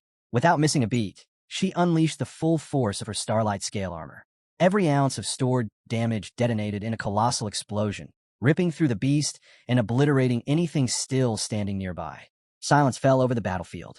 The army that once seemed unstoppable was gone, reduced to nothing but ash. With the battle finally over, the dust settled, and the spoils showed themselves. Xiaoya climbed to level 31, her power soaring, while Xiaofei hit level 23, her abilities sharper than ever. Xingqian stood tall, her aura pulsing with fresh energy as she reached level 15, unlocking her long-awaited form transformation. Lu Fan glanced her way with a playful grin. Since when did you start stealing kills? Xingqian didn't bother hiding her smug satisfaction, clearly savoring her moment of glory. She looked different now, gone with the traces of her baby dragon days. The change wasn't just in her appearance. Lu Fan knew the real upgrade was hidden in her stats and skills. Curious, he pulled up Xingqian's updated attribute panel. Level 15. Strength 4,656. Agility 1,031. Mind 5,418. Endurance 1,543. Forms. Baby form. Lowers energy use by shrinking the body. Battle form. The go-to mode for fighting. Starlight form. Cranks up physical strength by 5x for 60 seconds, turning Xingqian into a short-term powerhouse. Skills. Starlight Annihilation. LV1 fires off all stored starlight power in a single laser blast that ignores defenses and can't be blocked. Lu Fan's eyes lit up as he read through the list. Xingqian had officially hit her evolution stage, and her stats shot way past what he'd expected. At just level 15, her power already crushed Xiaoya's numbers at the same level. It was clear now, Xingqian was built to dominate the battlefield. What really grabbed Lu Fan's attention, though, were her new forms, especially Starlight form and the even more intriguing Galaxy Overlord form. Starlight form was risky but devastating. 5 times the strength for a full minute, perfect for crushing enemies in short bursts. And pairing it with Starlight Annihilation, that combo alone could wipe out nearly anything in her path without even giving defenses a chance to react. But Galaxy Overlord form? That opened up a whole new level of destruction. Starfall, passive automatically attacks any enemy nearby, non-stop. Nebula Star, locks down enemies, keeping them from moving. Neutron Nebula Annihilation, an all-out attack that might even top Shatterstar in raw power. Lu Fan couldn't help but grin. The potential here was unreal. He was already itching to find some high-level monsters just to see how far Xingqian could push these new abilities. Looking over at her, he noticed the change wasn't just physical. There was something in her gaze now, a sharp, knowing look that practically dared anyone to challenge her. Gone was the innocent baby dragon vibe. Now, she carried herself like someone who'd seen too much and wasn't about to take orders lightly. Lu Fan sighed to himself. At this rate, she might not even let me ride her anymore, he thought, half amused, half worried about what she'd be like at full maturity. Still, one idea lingered in his mind. If Starlight form could push Xingqian to such insane levels, maybe the dragon saddle could help him tap into that power too. He made a mental note to try it later. But for now, his focus shifted ahead. Hell Demon Peak was waiting, and something told him they were just getting started. The Dark Castle gate stood wide open, yet not a single demon had shown itself since the Demon General's fall. The eerie stillness wasn't lost on Lu Fan. Something wasn't right. The Hell Demon's still hiding inside, he thought. Refusing to face me directly? Fine. If you won't come out, I'll drag you out myself. Before advancing, Lu Fan gave the order. Xiaoya, activate Qi Perception. Light flared from Xiaoya's eyes, scanning the area in a radiant sweep. The skill exposed anything concealed, stripping away stealth, and leaving no place for enemies to hide. At the same time, Xiaofei activated her own detection ability, bathing the battlefield in divine light. Lu Fan stayed sharp. The Hell Demon was waiting, no doubt planning to strike when the moment was right. But Lu Fan wasn't about to give it the chance. He'd flush it out on his own terms. Without hesitation, he led the charge straight into the looming dark castle. The moment they crossed the gate, the air turned heavy, thick with the weight of something unseen. His dragons stayed close, their towering forms slicing through the oppressive darkness. Inside, Lu Fan dismounted and stepped forward. Shadows clung to every surface, smothering the space in near-total darkness. But thanks to his perception skill, no presence could escape his notice. They hadn't gone far when a faint flicker of fire caught Lu Fan's eye. He slowed, watching the flames dance unnaturally. Then the whole scene shifted around him. He crossed into a hidden area. The place was empty, vast and barren, just like the castle outside. Torches floated in the distance, casting light over the massive, hollow chamber. It was easily large enough to hold the army of 10,000 demons he had wiped out earlier. Lu Fan moved cautiously, every step echoing through the silence. At the far end of the chamber, an enormous throne loomed. Its size was overwhelming, radiating pure menace. Behind him, the dragons growled low, their senses on high alert. Something was here. Lu Fan focused on the throne just as a figure emerged from the shadows. The system's notification rang out. Earth's Shadow Demon, level 85 Nightmare Boss. Stats: Strength, 37,551. Agility, 39,034. Spirit, 30,582. Endurance, 40,658. Abilities: 1. Shadow Layers. Attacks pierce through up to 5 layers of defense, with each layer adding 4% more damage. 2. Phantom Walk. Full stealth mode, undetectable until making a move or landing a hit. 3. Bloodblade Claw. A brutal strike that deals massive damage and temporarily boosts strength by 200% for 2 seconds. The demon's voice echoed through the chamber, cold and dripping with contempt. A human and a dragon, it sneered. I remember. Long ago, your kind ended me. I lost everything, my body, my power, and now I'm rotting in this place that isn't even mine, sealed away like some forgotten relic. The shadowy figure drifted closer, the clinking of chains echoing with every step. Thick shackles bound its hands, and from its chest, a single sinister eye glared with unsettling intensity. Pathetic, it sneered. Humans, you've gone so far as to guard my very soul. Its voice dripped with mockery. I am one of the demons of the 9 realms. Even in death, you couldn't destroy me. Instead, you locked me away, made me your plaything. How pitiful.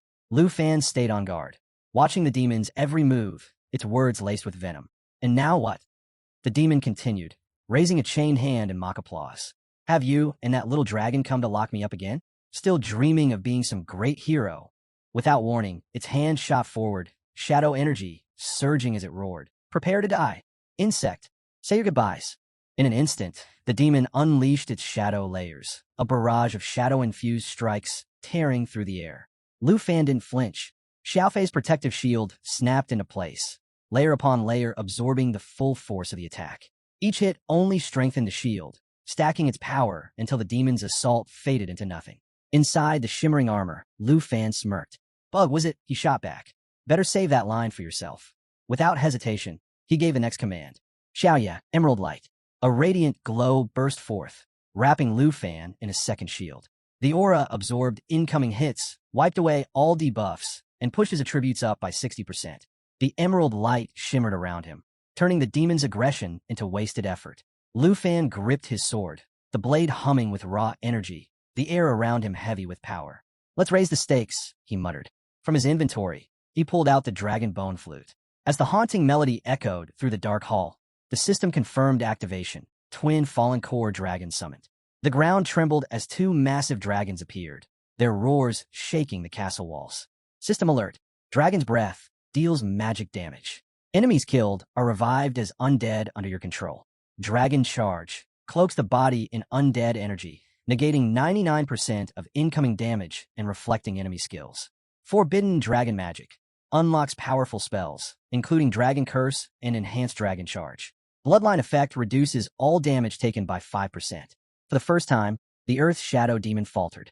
Its voice dropped, laced with unease. What were those creatures? What power is this? Lu Fan's expression stayed cold and steady. You don't need to know.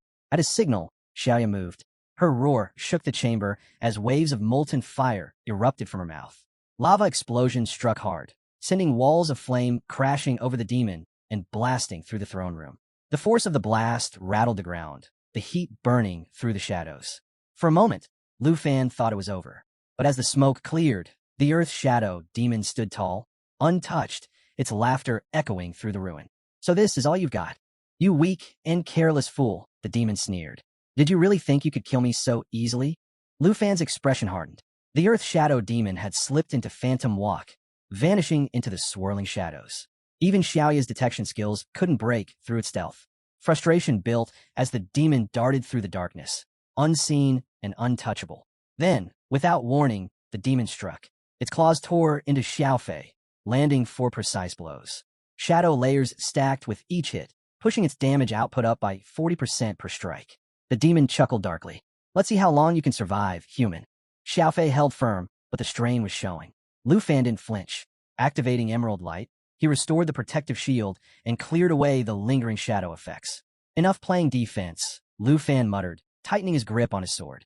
The Earth Shadow Demon lashed out again. Your turn now, human. Its claws swelled with Earth Shadow energy, slamming into Lu Fan's blade, blocking his counter. More shadow layers built with every swing, but with each stack, the demon's vulnerability increased. And that's when Lu Fan struck back. "Now you can't hide anymore," he said, a confident grin spreading across his face. Above them, radiant light cascaded down, slicing through the darkness. The demon recoiled as the blinding glow shattered its stealth, leaving it fully exposed. Lu Fan gave the signal. "Xing Chun, take over. Show me what you've got."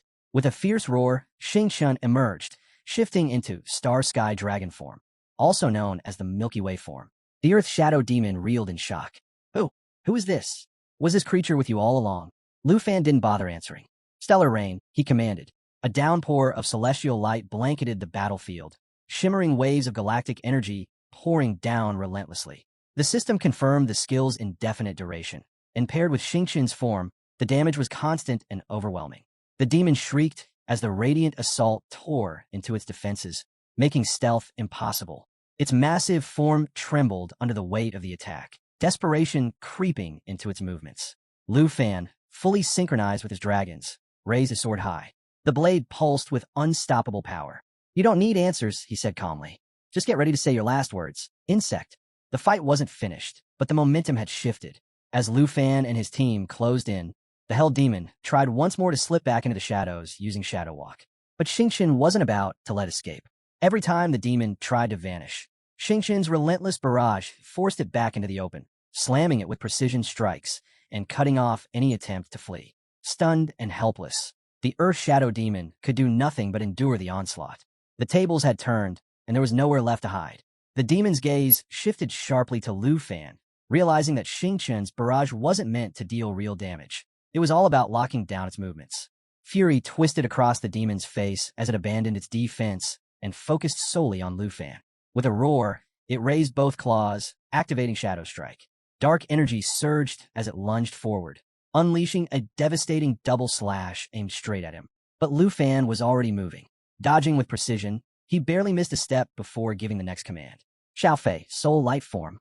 In an instant, Xiao Fei's form shimmered, turning translucent as she shifted into her invulnerable state. The demon's claws tore right through her without leaving a scratch. Its killing blow had landed on nothing but air.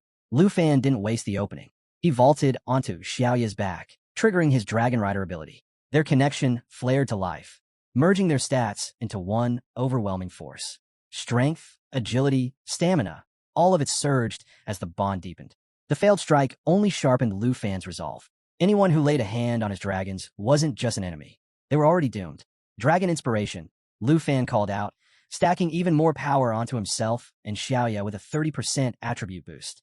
Xiao Fei responded in sync, activating her Emerald Dragon bloodline. A surge of power rippled through the battlefield, enhancing every dragon and anyone linked to dragon blood. The entire team felt a rush as their strength skyrocketed. But Xiao Fei wasn't done. She activated Soul Protection, linking her soul light to Xiaoya, layering her with even more defense and pushing her attributes to brutal new heights. Fueled by the overwhelming support, Xiaoya's eyes burned with unstoppable fury. She roared, sending waves of searing heat across the dark spire. In that moment, the battlefield belonged to her. Dragon Chi, intensified by the stack of abilities, rained down on the Hell Demon.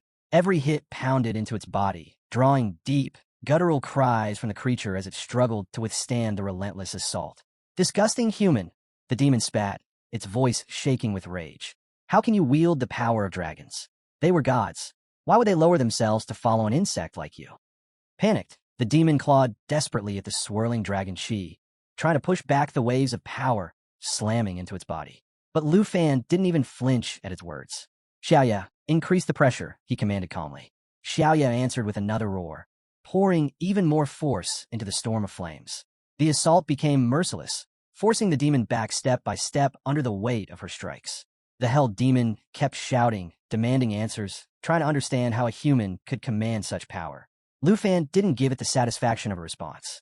He simply drew the underworld serpent bow, its dark energy pulsing in sync with the chaos around him, ready to end this once and for all. At that exact moment, the twin fallen corpse dragons charged into the fight. Undead energy wrapped around their massive bodies as they activated Dragon Charge, creating a shimmering shield that absorbed nearly all incoming damage. With unstoppable force, they barreled straight into the demon, slamming it hard into the ground. The Hell Demon roared, its disbelief cutting through the chaos. "Why? Why would creatures with such ancient power submit to a mere human? Lu Fan, growing tired of the endless whining, glanced over at Xingqian with a smirk. Well, what do you make of that? Without needing another word, Xingqian leapt into action. A sharp twang rang out as a blazing star shot across the battlefield like a meteor, hurtling toward the hell demon with pinpoint accuracy. Sensing the danger, the demon let out a furious roar and charged, claws ready for a desperate final strike. But Xiaoya was already there. She intercepted perfectly, blocking the attack with her shadow claws and throwing the demon off balance, leaving it stunned just long enough. From a spot atop Xiaoya's head, Lu Fan gave a nod. Nice work, he said, his focus never leaving the target. With calm precision, he began charging the underworld serpent bow. Dark energy built with every passing second, layer upon layer, stacking as the air pulsed with power. Hold the line, Lu Fan commanded. Xiaoya and Xiaofei answered without hesitation, keeping the demon pinned while the bow gathered strength. As the fourth layer locked into place, Lu Fan activated Snake Shadow, pushing the bow's power even higher. Realizing the danger, the hell demon unleashed Bloodblade Claw, aiming directly for Lu Fan. But Xiaoya dodged effortlessly, then countered in a flash, wrapping her claws around the demon's arms and locking them in place. Release me, the demon screamed, panic overtaking its rage. Too late. Lu Fan let the arrow fly. A brilliant streak of energy tore through the air like a comet, burning with unstoppable force. At the same moment, Xiaoya unleashed lava flame, drowning the demon in molten fire. The flames roared across the battlefield, consuming everything in their path. But the assault didn't stop there. Still in galactic form, Xingqian activated Energy Shockwave. 10 layers of power spiraled around the nebula star, pulsing as they neared critical mass. Lu Fan's arrow struck the nebula star mid-flight, the timing flawless. The impact supercharged the energy, turning it into a force beyond control. The Hell Demon, already writhing in the middle of Xiaoya's inferno, looked up just in time to see the final blow coming. Frozen in shock, it couldn't move. The nebula star detonated, unleashing a massive explosion that shook the entire dark spire. The shockwaves ripped through the air, the force of the blast echoing out in every direction as the battlefield trembled beneath the weight of the destruction. Inside the observation room, the tension was suffocating. Deputy Chief Zhao and Elder Han stared at the screens, locked onto the unfolding battle. Even without being on the field, the sheer scale of the fight left them speechless. Zhao muttered under his breath. Did Lu Fan actually pull it off? Did he kill the Earth Shade demon? Jin Zion, usually calm and collected, looked rattled for the first time. The idea that some kid from Dragon Nation could push a 9 realms demon, something only national-level heroes should face, was impossible to swallow. His frustration simmered as a dark thought formed. If this keeps up, Jin Zion clenched his fists. I might have to reset the Earth Shade demon's stats myself. But before he could move, a voice cut through the room. The explosion's over. The Earth Shade demon, it's still alive. Jin Zion's lips curled into a cold smile. Still alive, he whispered, a low chuckle escaping as if the real fun had only just begun. Back in the secret realm, the smoke began to clear. From the heart of the blast, the demonic hell demon emerged, body torn and scorched, but far from finished. A guttural snarl ripped through the silence. You filthy insect!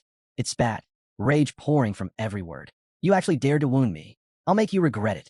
Black energy exploded around its form, wrapping the demon in a violent aura as its strength shot up. Its power climbed fast, but Lu Fan didn't so much as blink. Spare me, Lu Fan replied, his voice dripping with amusement. Maybe worry about yourself first. With a casual flick of his hand, Lu Fan pointed to the sky. The demon froze, an uneasy chill crawling down its spine. Looking up, its eyes widened as the twin fallen corpse magic dragons descended from the heavens. Blue-black flames devoured their colossal bodies, and the ancient language of dragons rippled through the air like an omen. Their presence alone made the ground tremble, the weight of their power choking the battlefield. As they dove, the dragons activated Downfall, a forbidden ability reserved for their final stand. Willingly sacrificing themselves, they unleashed an attack that magnified their total power by a staggering 2,000%. Realizing the threat, the demon lashed out, fury masking its panic. Reckless beasts, it roared, reduced to pets for a human. And this is how you choose to die? Claws glowing with blood energy, the demon struck out with everything it had, desperate to tear them down before they could collide. But the downfall had already been set in motion. A blinding flash consumed the cavern as the dragons detonated mid-dive, their combined force slamming into the Earth Shade demon with unstoppable intensity. The explosion tore through the dark spire, light swallowing everything, followed by a deafening blast that shook the entire realm to its core. And at the center of it all, The demon was lost in the storm of their final, devastating sacrifice. The dark castle burned on, flames raging in every direction. Amid the inferno stood the king of the 9 realms, the Hell Demon.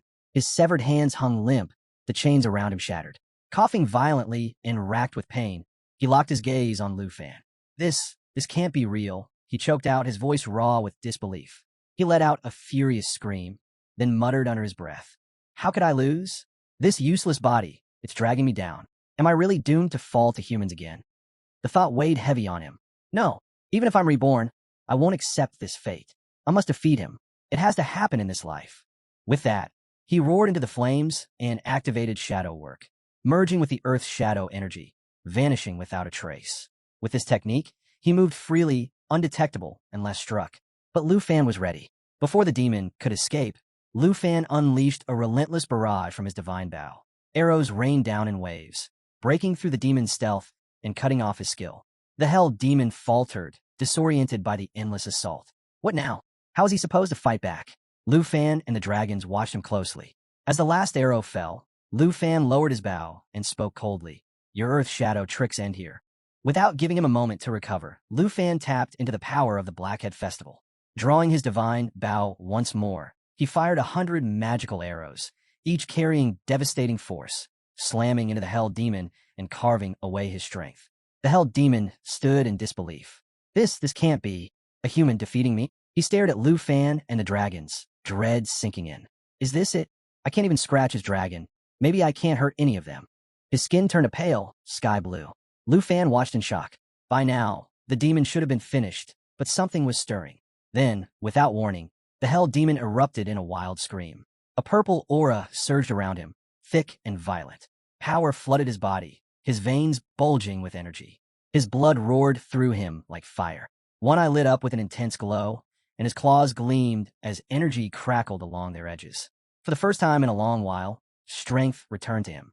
Lu Fan couldn't believe what he was seeing. His gaze locked on the demon, his own eyes growing pale with shock. Quickly, he opened his system, desperate for answers. But nothing made sense. By all logic, the battle should have been over. So why was this happening? What was this power? And where was it coming from? A strange wave of clarity washed over him as he studied the system. There, displayed clearly, was a massive eye icon. He tapped on it, thoughts racing. Is this the second form of the Earth Shadow Demon? Or maybe the 9-person demon still holds some hidden force? The heroes of the Tai Chi Empire must have sealed something even greater than anyone realized. Even with the system's info, Lu Fan was left in the dark. None of it added up. As the demon's second form took shape, his eyes lit up with a ghostly glow. His tongue slithered between jagged teeth. And for a moment, Lu Fan noticed the eerie connection between the grotesque eye and that writhing tongue. Then came the laughter. Cold, mocking, still growing in strength. The demon sneered at Lu Fan. What? You thought this was the end? You're nothing. A bug. You can't touch me. Lu Fan glanced back at his system. The Earth Shadow Demon's stats were spiraling out of control. Its level climbed past 85, still rising with no end in sight. Strength, agility, spirit, endurance. Every attribute was spiking. What is this? Lu Fan thought. How is this even possible? The level, it's unknown and still increasing. This shouldn't be real. Meanwhile, back at the academy, Vice Principal Zhao stared at the monitoring screen, stunned. What on earth? How is its power still climbing? The transition stage has already begun, but these numbers, it just won't stop. The readings continue to spike, higher and higher. Zhao frowned deeply. This is bad. If it keeps going like this, that demon really might become unstoppable. Turning quickly to the overseer, he called out, Old Han, look at these stats. If this doesn't stop, Lu Fan's life is seriously on the line. We need to step in. Should we send a priority recall and pull him out now? Old Han sat quietly for a moment before replying in a calm, low voice. Vice Principal, have you already forgotten the promise you made me? He leaned back slightly, his expression unreadable. Once Lu Fan finishes off the Earth Shadow Sorcerers, we'll sit down for some fresh tea together. Vice Principal Zhao was stunned by Old Han's words. He turned to him, his expression serious. Lu Fan's life is hanging by a thread. The Earth Shadow Demon's behavior is getting more and more unpredictable, and its stats are about to break past 100,000. Do you really think it's the right time to sit around talking about tea? How can you stay so calm? But Old Han didn't flinch. His face remained firm as he replied. From the very start, Lu Fan's performance has shown his sharp instincts and battle experience. You don't come across talent like as often. I won't let him die here. No matter how high these 9 region demons push their power, I have complete faith in Lu Fan. He won't fall to them. Then, turning his gaze directly at Zhao, Old Han asked, "Tell me, do you still believe in Lu Fan?" Zhao paused, then nodded. "Of course, I still believe in him. But Old Han, as long as you can guarantee Lu Fan's survival, I'll have nothing more to worry about. Dragon Capital Academy has given him everything we could in training. Forgive me for my earlier reaction." Old Han gave a faint smile. "No need to apologize. I get why you're worried about him." Meanwhile, sitting quietly nearby, President Jean overheard their conversation and couldn't help but chuckle under his breath. Amused, he thought to himself how neither of them had caught on. Perfect, he mused. They have no idea what's really coming. Secretly, Jean had already sent the order. Through a quick message on his phone, he'd commanded the officials to boost the power of the 9 world wizards and escalate the monster's strength. Listening to the others talk, he could barely hold back his grin. These two have no clue about the danger ahead. Even the heroes of the Tai Chi Empire couldn't handle the 9 world wizards. How could Lu Fan? They're just sitting here, waiting for his death. Smirking to himself, Jean kept laughing softly, satisfied with the chaos unfolding. Back on the battlefield, Lu Fan stood face to face with a monstrous demon. Watching its growing power, he quickly pieced the situation together. "So that's how it is," Lu Fan muttered. "Still, I don't get why your transition stage has gone completely off the rails. Your power just keeps climbing." He smirked, tightening his grip on the divine bow. "But I wouldn't celebrate too soon if I were you." Without wasting another second, Lu Fan steadied his aim, thoughts sharp and focused. "I can't let these stats climb any higher. If I don't stop this now, it'll be over." Surveying the battlefield, he knew there was only one option left. "Looks like it's time for the ultimate weapon." Without wasting a moment, Lu Fan summoned the twin fallen dragons. Using the power of natural assimilation, he unleashed the dragon's Ming flute, calling them forth to match his level. The 2 dragons roared, circling high above him, their wings stirring the burning air. "Xiao Fei with me," Lu Fan commanded. Xiao Fei responded instantly, summoning another fallen dragon. A brilliant light burst from within him, and the grains of the 9 worlds activated at full force. His nails shimmered, and the glowing eyes on his tongue locked onto Lu Fan. "Ah, worm," the demon sneered, his voice dripping with arrogance. "You won't last much longer." With that, he shot forward at terrifying speed. As the monster charged, a thunderous roar echoed across the battlefield. Lu Fan leaped onto his black dragon and gave a swift order. "Xiao Yi, world destructive roar." Xiao Yi responded, releasing the devastating roar. The ground trembled as the blast tore through the air, dealing massive damage and weakening everything caught in its range. But the demon barely flinched. With a cold glare, he growled, "You and that dragon of yours are worthless. Nothing you do can stop me." Unbothered by the taunt, Lu Fan unleashed Dragon Unleashed, activating the full power of dragon language magic. The demon dragon's breath shifted into pure dragon language spells, and the usual attacks transformed into forbidden dragon magic. Raising his sword, a golden circle flared around the blade, while a purple aura pulsed before the dragons. "The fallen dragon has unlocked dragon language magic," Lu Fan shouted. Without hesitation, he triggered the Forbidden Husband Dragon mantra. Dark energy erupted in a massive wave, thick with the stench of death and the screams of lost souls. The demonic force slammed into the 9 realms demon, dealing catastrophic damage and unleashing rare effects. The demon howled in agony, thrashing as the energy ripped through him. Rage filled his eyes. "That's enough," he roared. "You dare humiliate me like some ancient beast? Now you'll pay for it. For the pride of the 9 realms demons. You must die." But just as he prepared to retaliate, something strange happened. A mysterious force wrapped around him, locking him in place. Shock flashed across his face. What is this?" he stammered, struggling to break free, but the power was too strong. Lu Fan glanced at him with a calm smile. "Too bad," he said. "Looks like class is in session." The star dragon had fully shifted into his true form, soaring high into the sky as a fierce, radiant light exploded from within him. Lu Fan watched closely and smirked. "Now you'll understand what happens when you underestimate a dragon tamer," he called out. "Your end has come. No one can save you now." At that moment, the system alert appeared, Starlight form active. Time remaining, 59 seconds. The star dragon, now at level 15, surged with newfound power. His strength skyrocketed from 4,656 to 23,280. His agility shot up to 548.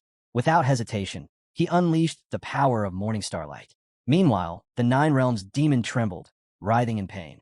He looked up at the young dragon and muttered, What is this monster?" The star dragon let out a thunderous roar, and from his mouth erupted an unstoppable force, Starfall Buren. The light of countless stars focused into a devastating beam, cutting through everything in its path. Defense meant nothing. There was no way to block it. The damage fed directly off the dragon's strength and level. The beam struck the Nine Realms demon head-on. His body began to dissolve instantly, his limbs breaking apart and melting into the air. Realizing there was no escape, the demon could only accept it. So this is my fate. As the dragon's power climbed even higher, pushing past 349,200, the destruction became unstoppable. The demon's body melted away piece by piece until nothing remained. I can't believe it, the demon whispered in his final moments. I just got my power back, and I lost again. Moments later, the last traces of his body vanished. Only his eyes lingered for a brief moment. Then they, too, melted into nothingness. Silence fell over the dark castle. Lu Fan and the dragons stood frozen, staring at the empty space where the demon had been. For a brief moment, the battlefield felt completely still. But as Lu Fan glanced upward, something felt off. Wait, it's not over, he said. The Earth's shadow demon is trying to take us down with him. The entire peak is starting to collapse. Without wasting any time, he shouted, Xiao Yi, get everyone out of here.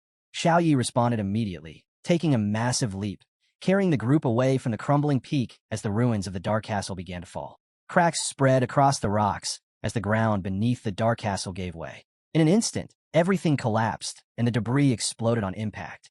Sensing the danger, Lu Fan reacted immediately, soaring into the sky with all the dragons close behind. As they rose above the destruction, the system flashed new updates. The Emerald Dragon had reached level 24. The Star Dragon leveled up to 16. Lu Fan himself had climbed to level 36. Seeing the updates, Lu Fan couldn't hold back a grin. The Black Dragon, Zio, had also reached level 32. Not bad at all, Lu Fan thought. Even after such a massive explosion, there was more than enough space to escape. Flying up saved us from taking any damage. He glanced down at the ruins below. This battle dragged on for so long, but I finally took down the Earth Demon. With back-to-back level-ups and the system rewards coming through, it felt completely worth it. Last I checked, I had around 459,792 points. With everything that's happened, it's got to be way higher now. Sure enough, as he opened the system, the notification glowed on the screen, mission complete. 9 regions clans land demon eliminated. His total points had skyrocketed past 500,000. Now that's what I call peace of mind, Lu Fan thought with a satisfied smile. Meanwhile, back at the office, the entire room was left speechless. Nobody could believe what they'd just witnessed. The Nine Worlds demon was dead, taken down despite his endlessly rising power. As the shock faded, the room filled with chatter. He's a genius. There's no other way to put it. He's outscored rank 2 by over 440,000 points. Did you see how perfectly he coordinated with his dragons? That final laser strike was flawless. Of course, his battle instincts are next level.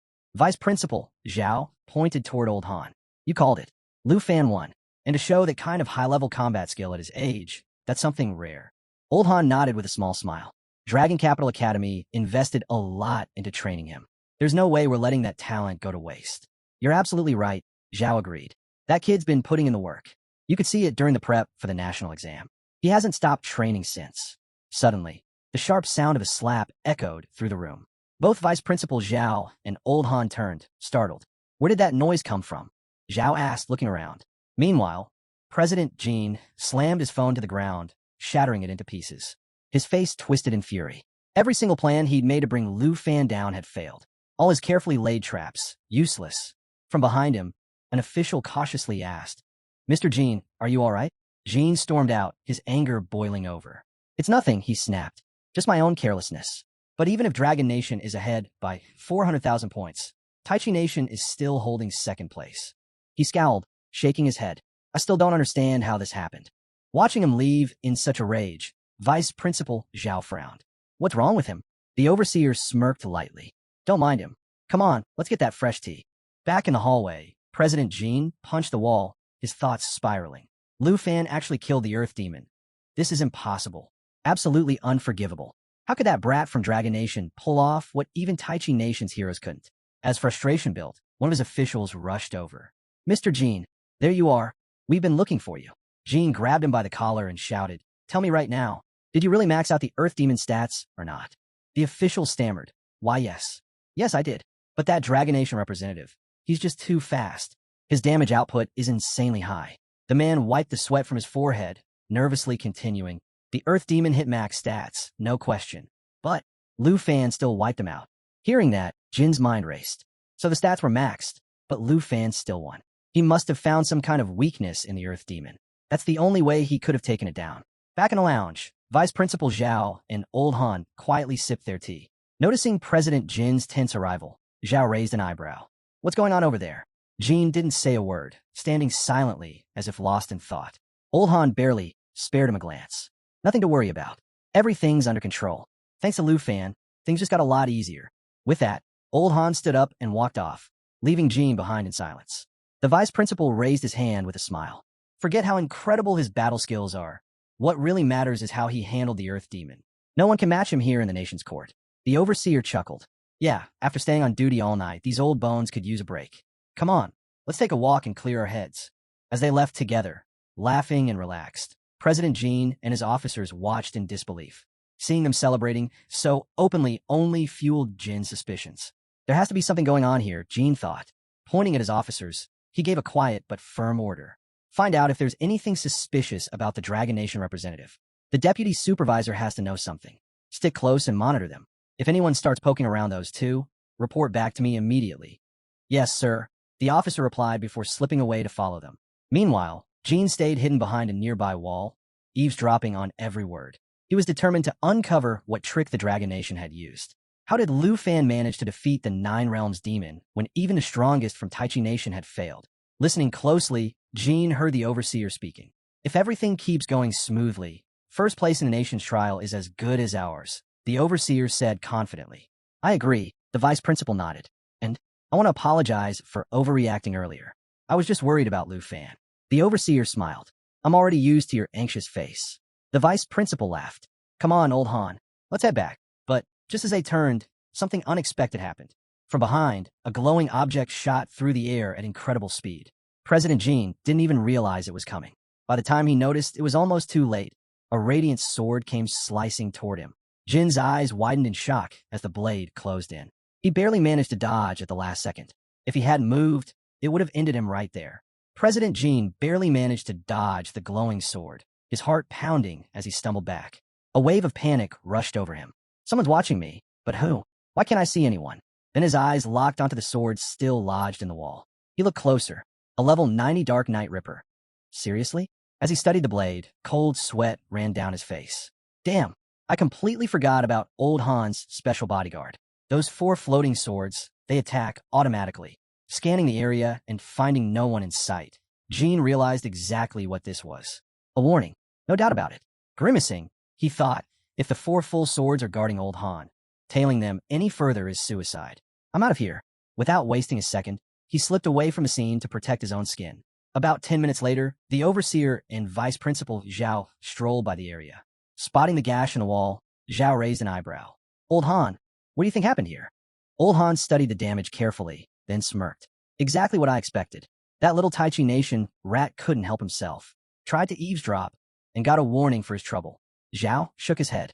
Shameless. Anyway, let's head back to the commander's room. I want to see more of Lu Fan's performance. I can't wait to watch what he does next. Old Han nodded, and the two of them left, unfazed. Back in another room, President Jin finally returned, still rattled from the close call. His officers rushed over as soon as they saw him. Mr. Jin, you're back. We were looking everywhere for you, one said, handing him a new phone. Your backup device, sir. You've got non-stop calls coming in. Another added, Sir, are you all right? You look pretty upset. Jin snatched the phone out of their hands, his glare sharp enough to cut steel. What are you staring at? Get back to monitoring the situation. Now. Why, yes, sir. Right away. They stammered before hurrying off. Jin checked his phone. Dozens of messages had piled up. Updates flooded in about Lu Fan's battle, the Earth Demon's defeat, and reports from furious judges demanding answers. Messages flashed on the screen. Verify the data immediately. How did the Dragon Nation representative defeat the Earth Demon? Judges from Taichi Nation are furious. They're asking if Dragon Nation cheated. Why aren't you answering? Call back now. Jin clenched the phone tightly, his mind spinning. This isn't over. Not by a long shot. Just as President Jin read the next message, his expression turned grave. Public opinion is exploding online. People are demanding Dragon Nation's disqualification. What are you doing? Find proof of cheating by the Dragon Nation representative immediately. Jean clenched his jaw, muttering under his breath. You think I don't want Lu Fan out of here? I'm searching for evidence. If he cheated, I'll find it, no matter what. Meanwhile, crowds were still watching Lu Fan's performance, whispering amongst themselves. Is Lu Fan really playing fair? Could he be faking his way to those points? This Dragon Nation guy, he's something else. Hearing the chatter, Jin's curiosity spiked. He stepped closer to the leaderboard to check Lu Fan's score himself. The moment his eyes landed on the screen, his heart skipped a beat. What? His points went up again? Lu Fan's total had already soared to 529,035. How is this happening?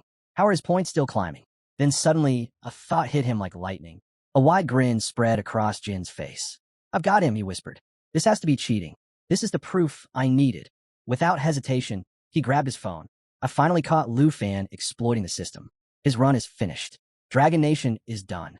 As excitement rushed through him, his phone rang. Hello, hello.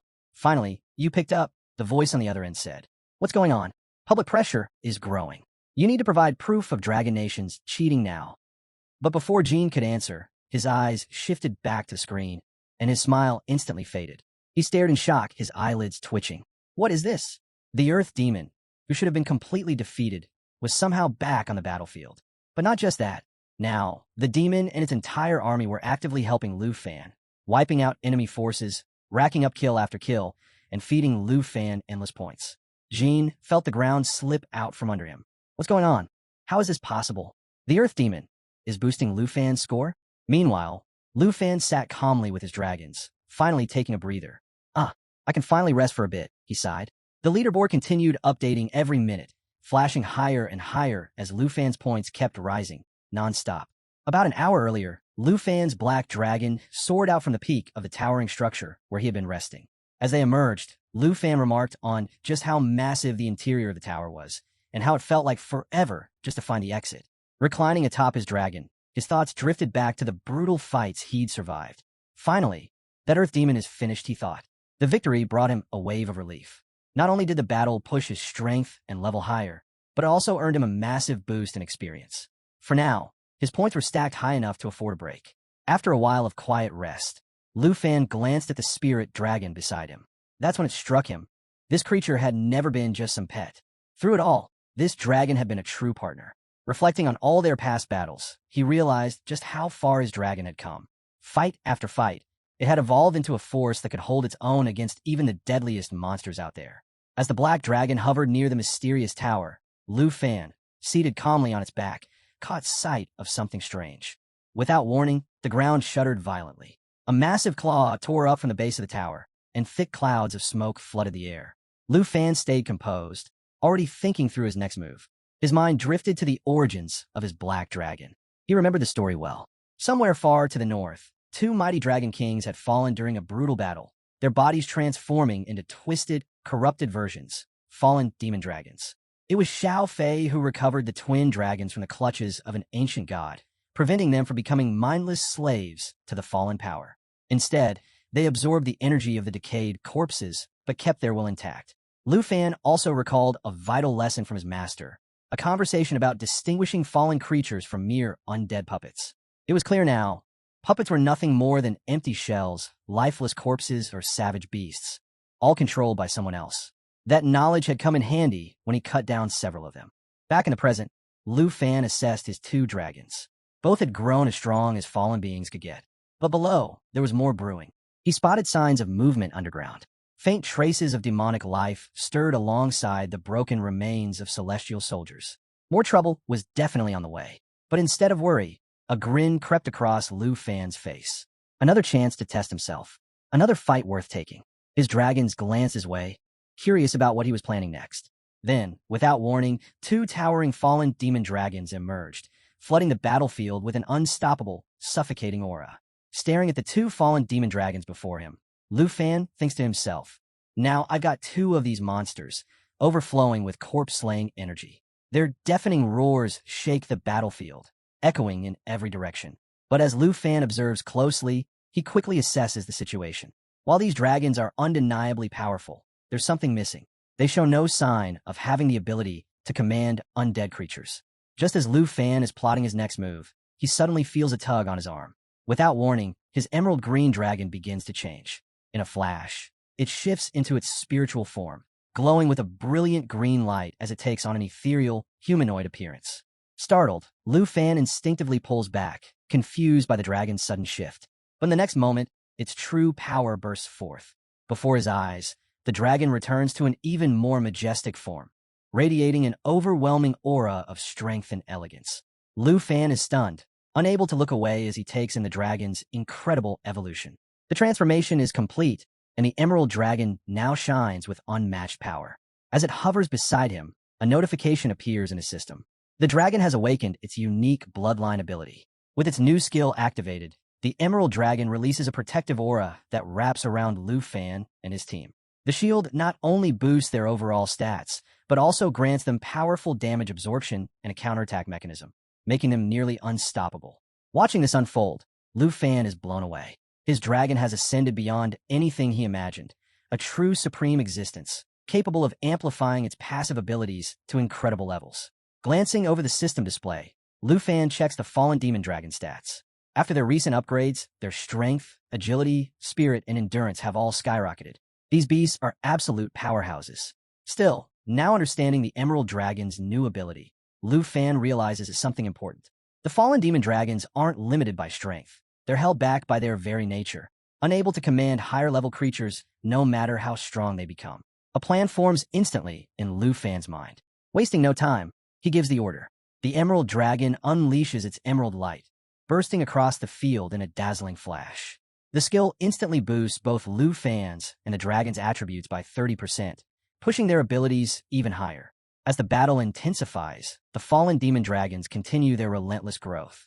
Their stats surge to terrifying new heights, strength, agility, spirit, and endurance all climbing higher and higher. But the emerald dragon holds its ground, its emerald light flooding the battlefield, blanketing everything in radiant energy. Its aura expands, forming a powerful 12-layer shield around Lu Fan and his allies. Every buff is enhanced, resistance to damage is doubled, and the system screen updates again, confirming the massive boost the emerald dragon skills are providing. Even as the fallen demon dragons become more fearsome by the second, the emerald dragon's radiant shield keeps their side standing strong. The balance of power is shifting, and Lu Fan knows it. The emerald dragon's strategic abilities keep Lu Fan's team nearly untouchable. Their defense is layered so heavily that even the fiercest attacks barely make a dent. As the battle rages on, Lu Fan shifts his focus to the stats of a massive demonic creature marked as the Earth Abyss Demon, sitting at level 85. While its level seems capped, its attributes have been pushed beyond imagination. Meanwhile, the fallen demon dragons, still holding at level 24, are displaying remarkable combat readiness, especially after soaking up the buff from the emerald dragon's emerald light. Seeing how the battle is escalating, Lu Fan wastes no time. With a sharp command, he orders the emerald dragon to ascend into its eternal form. Without hesitation, it releases its next ultimate move, Life Pulse Bond, setting the stage for a comeback that could flip the entire fight. The transformation is explosive. The emerald dragon's eternal form radiates unmatched power, amplifying all dragon-related skills to extraordinary levels. Then Life Pulse Bond activates, fortifying the team with even stronger defensive layers and boosting everyone's stats by up to 4 times. Empowered by this surge, the fallen demon dragons roar violently as the buffs flood through them. Their strength skyrockets, armor stacks thicker, and their damage output soars, turning them into an unstoppable force tearing through the battlefield. Now seeing the perfect moment, Lu Fan issues his next order. It's time for the fallen demon dragons to go all out. His plan is clear. Crush the Earth Abyss Demon and claim it as his puppet. Fueled by unwavering determination, Lu Fan drives his team into the final stage of his strategy, pushing them past every limit. The Earth Abyss Demon unleashes a ground-shaking roar, but it's already too late. Lu Fan's dragons are dismantling its defenses with devastating blows, shaking the entire battlefield with the force of their attacks. But just as victory seems close, movement stirs from the shadows. A swarm of dark knights emerges, bodies cloaked in purple flames. These corrupted warriors advance with wicked grins, their malice practically spilling into the air. Laughing darkly, the horde grows larger with every step. Reinforcements, called in by the Earth Abyss Demon, ready to slam into Lu Fan's team with relentless aggression. Lu Fan quickly checks the stats of the newly formed undead army. These transformed divine soldiers have climbed to level 75, each with special abilities that make them even harder to kill. Their defenses stack higher with every undead they control, and they've unlocked the power to convert deadly blows into shielded damage, massively increasing their endurance in the fight. Satisfied, Lu Fan can't help but smile. His gamble paid off. He successfully turned the divine army into loyal undead puppets. Now, with this force under his command, they can keep the battle going on their own, earning points for him without him lifting a finger. Relaxed and confident, Lu Fan knows the tides have fully turned in his favor. A system notification suddenly pops up, alerting Lu Fan of a newly unlocked skill, Undead Control. With this, he now holds full command over all his transformed undead puppets. Realization hits immediately. He can now summon and recall his entire army, even inside secret areas. This newfound power is nothing short of game-changing. Looking over his growing forces, Lu Fan can't help but comment on the sheer potential of his undead army. With complete confidence, he knows he can now carry this force into the secret zones. Wasting no time, he sets them in motion to reenact a legendary battle from 50 years ago, one that had once shifted the balance of the demon heiress. And now, with his ambitions rising, Lu Fan's sights are set on something far bigger. But before his plans can unfold, the ground splits open with a violent tremor. Out of nowhere, a colossal claw slams down from above, barely missing Lu Fan and his dragons. From the shadows, a monstrous demonic beast emerges, its terrifying figure radiating pure rage and malice. With a roar that shakes the skies, the beast steps forward, ready to face Lu Fan and the armies now standing behind him. Without hesitation, Lu Fan checks the latest stats on his newly transformed Earth Abyss Demon puppet. The numbers are staggering. This creature now wields a unique skill that marks enemies with shadow layers, causing them to take increased damage. Even more deadly, its power surges by 200% whenever it suffers a critical hit, turning it into a relentless offensive weapon. Grinning, Lu Fan admires his latest victory. To think such a powerful, ancient demon beast has been reduced to a loyal servant under his control. It's almost unbelievable. Meanwhile, an hour later, inside the control room, news of Lu Fan's achievements hits hard. Lin stares at the reports in disbelief. He can hardly process it. How could an Earth Abyss demon, famous for its refusal to obey anyone, now serve Lu Fan without question? Panic sets in. His phone slips from his hands, crashing to the floor as the weight of the situation sinks in. Their carefully laid plans are in ruins. Online, chaos erupts as the news spreads like wildfire. Discussions flood every platform, theories flying as everyone scrambles to understand how Lu Fan pulled this off. Old Han just chuckles, declaring Lu Fan the top contender without hesitation. Meanwhile, Han Luo calls for calm, reminding the group to stay focused on strategy. With a thoughtful smirk, he points out that balance is key. If the other nations can't keep up, the entire competition risks becoming dull. Leaning back, Han Luo finishes with a knowing grin, dropping a sly remark that leaves the room silent. Meanwhile, Lin feels the weight of the accusations, the online chaos, and the growing threat to the Jean family's reputation. Gritting his teeth, he clenches his fists in frustration, realizing there's no way around it. With a grim expression, he admits defeat. He has no choice but to hand the critical mission over to Lu Fan. The situation has spiraled beyond his control. Back on the battlefield, Lu Fan finally allows himself a moment of ease. His strategy worked perfectly. With everything falling into place, he gives the order. The Emerald Dragon calls forth the fallen demon dragons, who in turn direct the Earth Abyss Demon to deploy another wave of celestial troops. As Lu Fan's companions unwind beside him, the system keeps ticking upward, their points climbing higher and higher, a clear sign of their complete dominance. Reflecting on the battle, Lu Fan can't help but admire the depth of the plan. The layers of strategy might be complex, but the payoff is undeniable, maximizing their rewards at every turn. Just as things begin to settle, a new notification flashes across his screen. Lu Fan quickly checks his communicator and pulls up the map. Sitting at the top, rank number 1, a new mission marker appears, this time signaling an even greater challenge ahead. Another test is waiting for him, and it promises to be bigger than anything he's faced so far. In a snow-covered region, the next country test quietly unfolds. A boy hides behind a tree, holding his breath as a beam of light shoots down from the sky, signaling the appearance of a new mission. Relieved, he whispers to himself that his task is complete. Smiling, he thinks, finally, some luck. I didn't run into Lu Fan at the checkpoint, and no one else has made it this far. This one's all mine. But his confidence doesn't last. The moment his grin starts to settle in, his eyes catch something terrifying, a massive dragon approaching through the sky. Something about its presence feels off. Moments later, Lu Fan arrives, soaring in with his black dragon, its menacing aura spreading across the mission zone like a storm. The boy's stomach drops. All hope drains from his face as he realizes Lu Fan has shown up again. Watching Lu Fan land with his usual calm stride, the boy mutters in frustration. Out of all places, why here? What felt like an easy mission is now spiraling out of control. Seeing Lu Fan only confirms the worst. If he's here, that must mean he already finished his last mission. Did he really take down the Earth monster? The thought makes the boy's frustration boil over. What was supposed to be a clean, quiet success has turned into another nightmare. As Lu Fan steps forward, scanning the misty landscape, he pauses. Sensing something unusual, he turns his gaze over his shoulder. The boy freezes. Caught. A cold sweat runs down his back as Lu Fan locks eyes with him. Scrambling to recover, he blurts out, sorry, I was just being a little loud. Total mistake. Nothing serious. Please pretend I'm not even here. But Lu Fan has already made his move. With a flick of his hand, his Dragon Kai surges forward, fiery energy swirling and intensifying the air around them. The force zeroes in on the boy, hitting him like a crashing wave.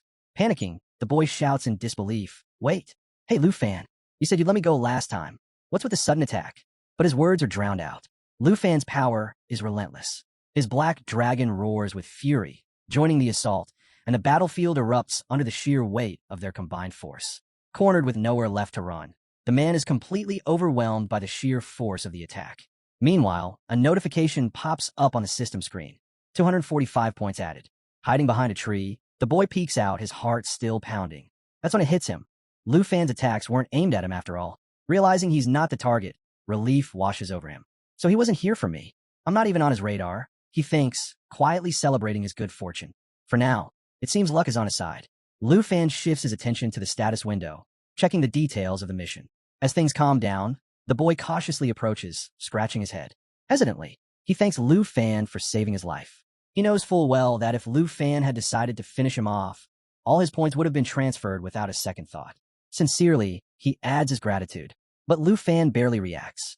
It was just teamwork, he replies flatly. Don't overthink it. Temporary help, that's all. With that, he brushes off the conversation, his focus already back on the next task. The boy stands there awkwardly, feeling both grateful and a little unsettled.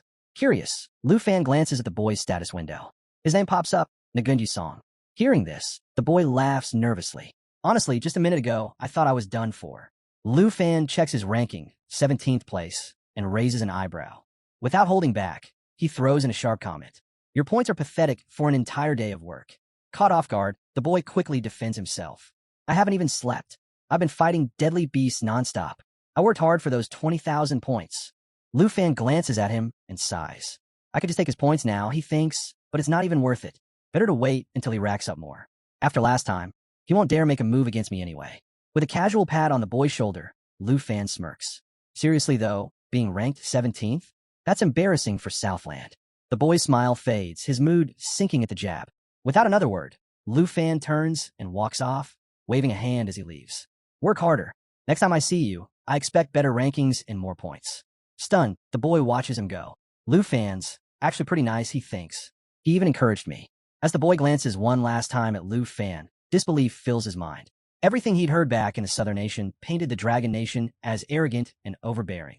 But now, standing here, none of that matched the man before him. Lu Fan wasn't anything like the rumors. He was straightforward, calm, even encouraging. This is the same Lu Fan who defeated the Demon of Nine Realms, the boy thinks. Not only did he spare me, but he cheered me on. And yet, I actually want to take him down? What a joke. I'm the foolish one here. Regret creeps in. I've been so narrow-minded. Watching Lu Fan prepare for his next mission, something shifts inside him.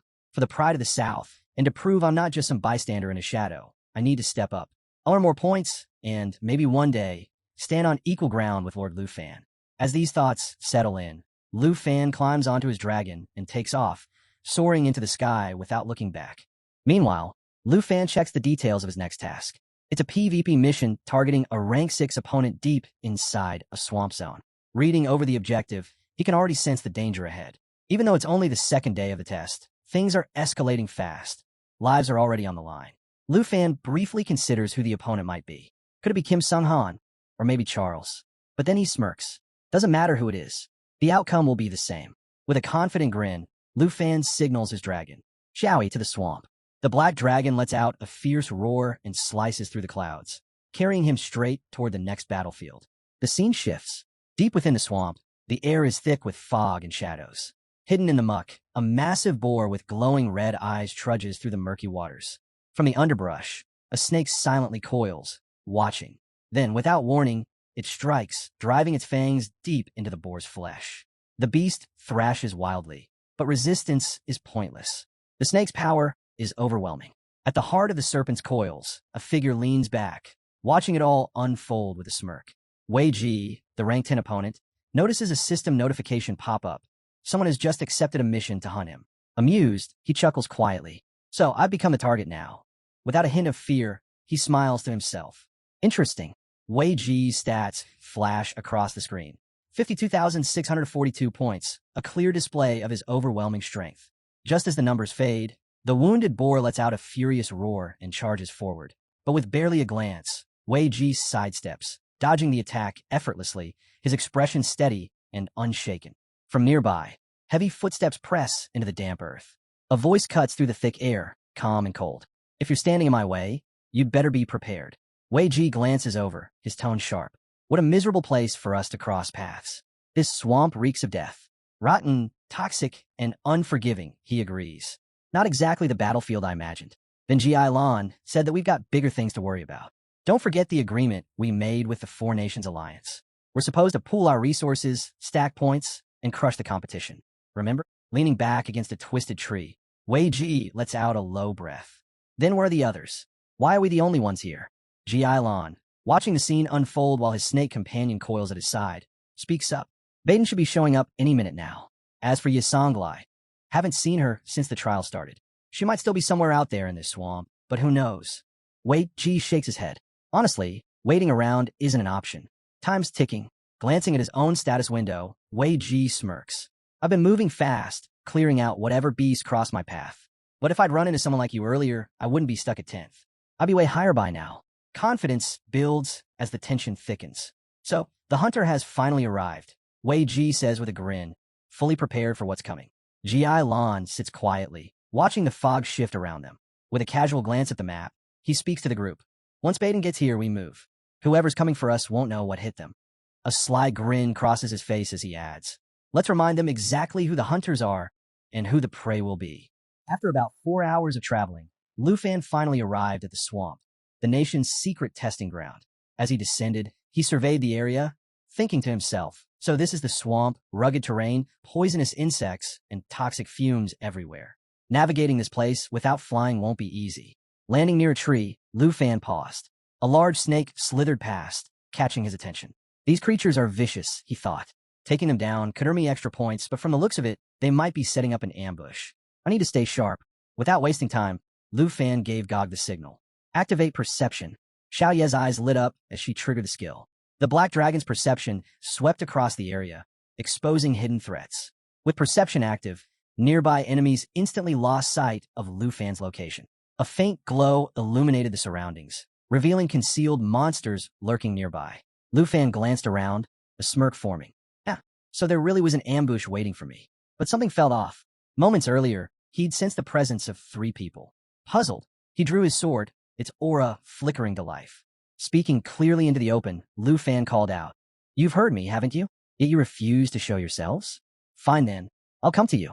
The black dragon hovered beside him as Lu Fan took aim at the massive snake lying in wait.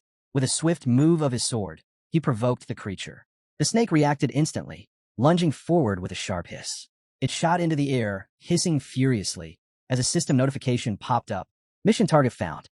The enormous beast reared back, mouth wide open, venom dripping. Just then, a figure seated atop the snake looked down at Lu Fan and chuckled. Well, Lu Fan. Didn't expect you to track me down through my snake bubble concealment. Seems you're more capable than I thought. Lu Fan scanned the opponent. Name, Ji Lan. Nationality, Hanggu. Level, 60. Class, Poison 5. Score, 67,375. Rank, 6. Lu Fan let out a sigh.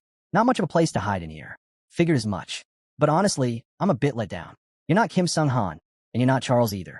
Ji Lan glanced at the status window, checking Lu Fan's details. His initial assumption shattered the moment he read the information.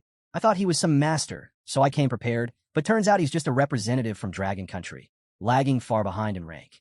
Even as the system warned him about facing a skilled hunter, Ji Lon ignored it. His focus still locked onto the status window. But the instant he properly examined Lu Fan's stats, his expression shifted dramatically. Name, Lu Fan. Nationality, Dragon Country. Level, 36. Occupation, Dragon Tamer. Points, 5,550,000. Rank 1. Ji Lan's eyes widened in disbelief. 5.5 million points? The last time he checked, this so-called Dragon Country representative didn't have anywhere near that many. Now, he finally understood why the system had warned him.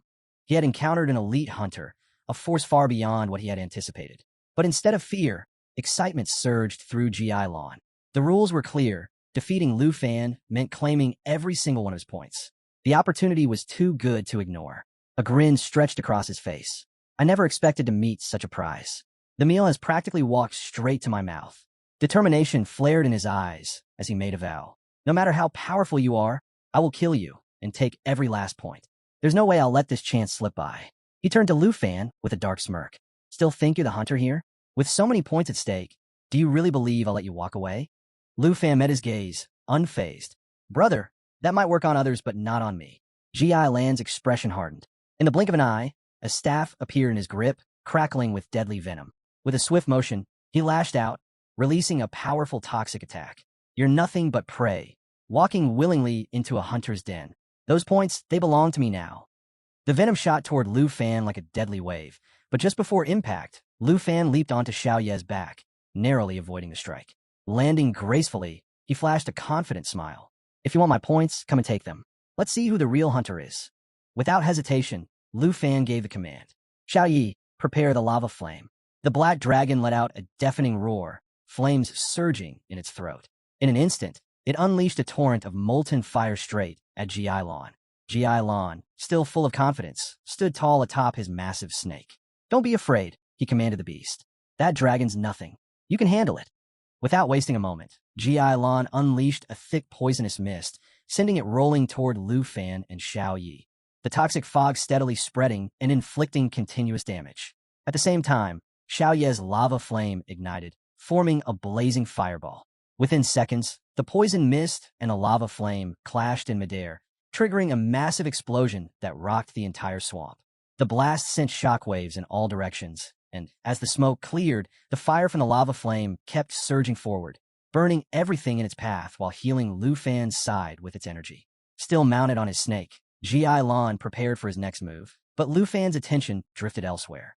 Strange, why did the others back off? 2 enemies are still missing, Lu Fan thought, scanning the area. Just as the thought crossed his mind, a shadow crept up behind him. A woman, swinging heavy chains like spinning boulders, launched a sudden attack. Lu Fan reacted instantly, leaping aside to dodge the strike. But Xiao Yi wasn't having it. With a swift, brutal swipe of her claws, she struck the woman down, slamming her into the ground. The force of the blow left the woman coughing and bleeding from her mouth. Staring at the dragon in disbelief, she thought, how is he this strong? He's only level 30. This can't be real.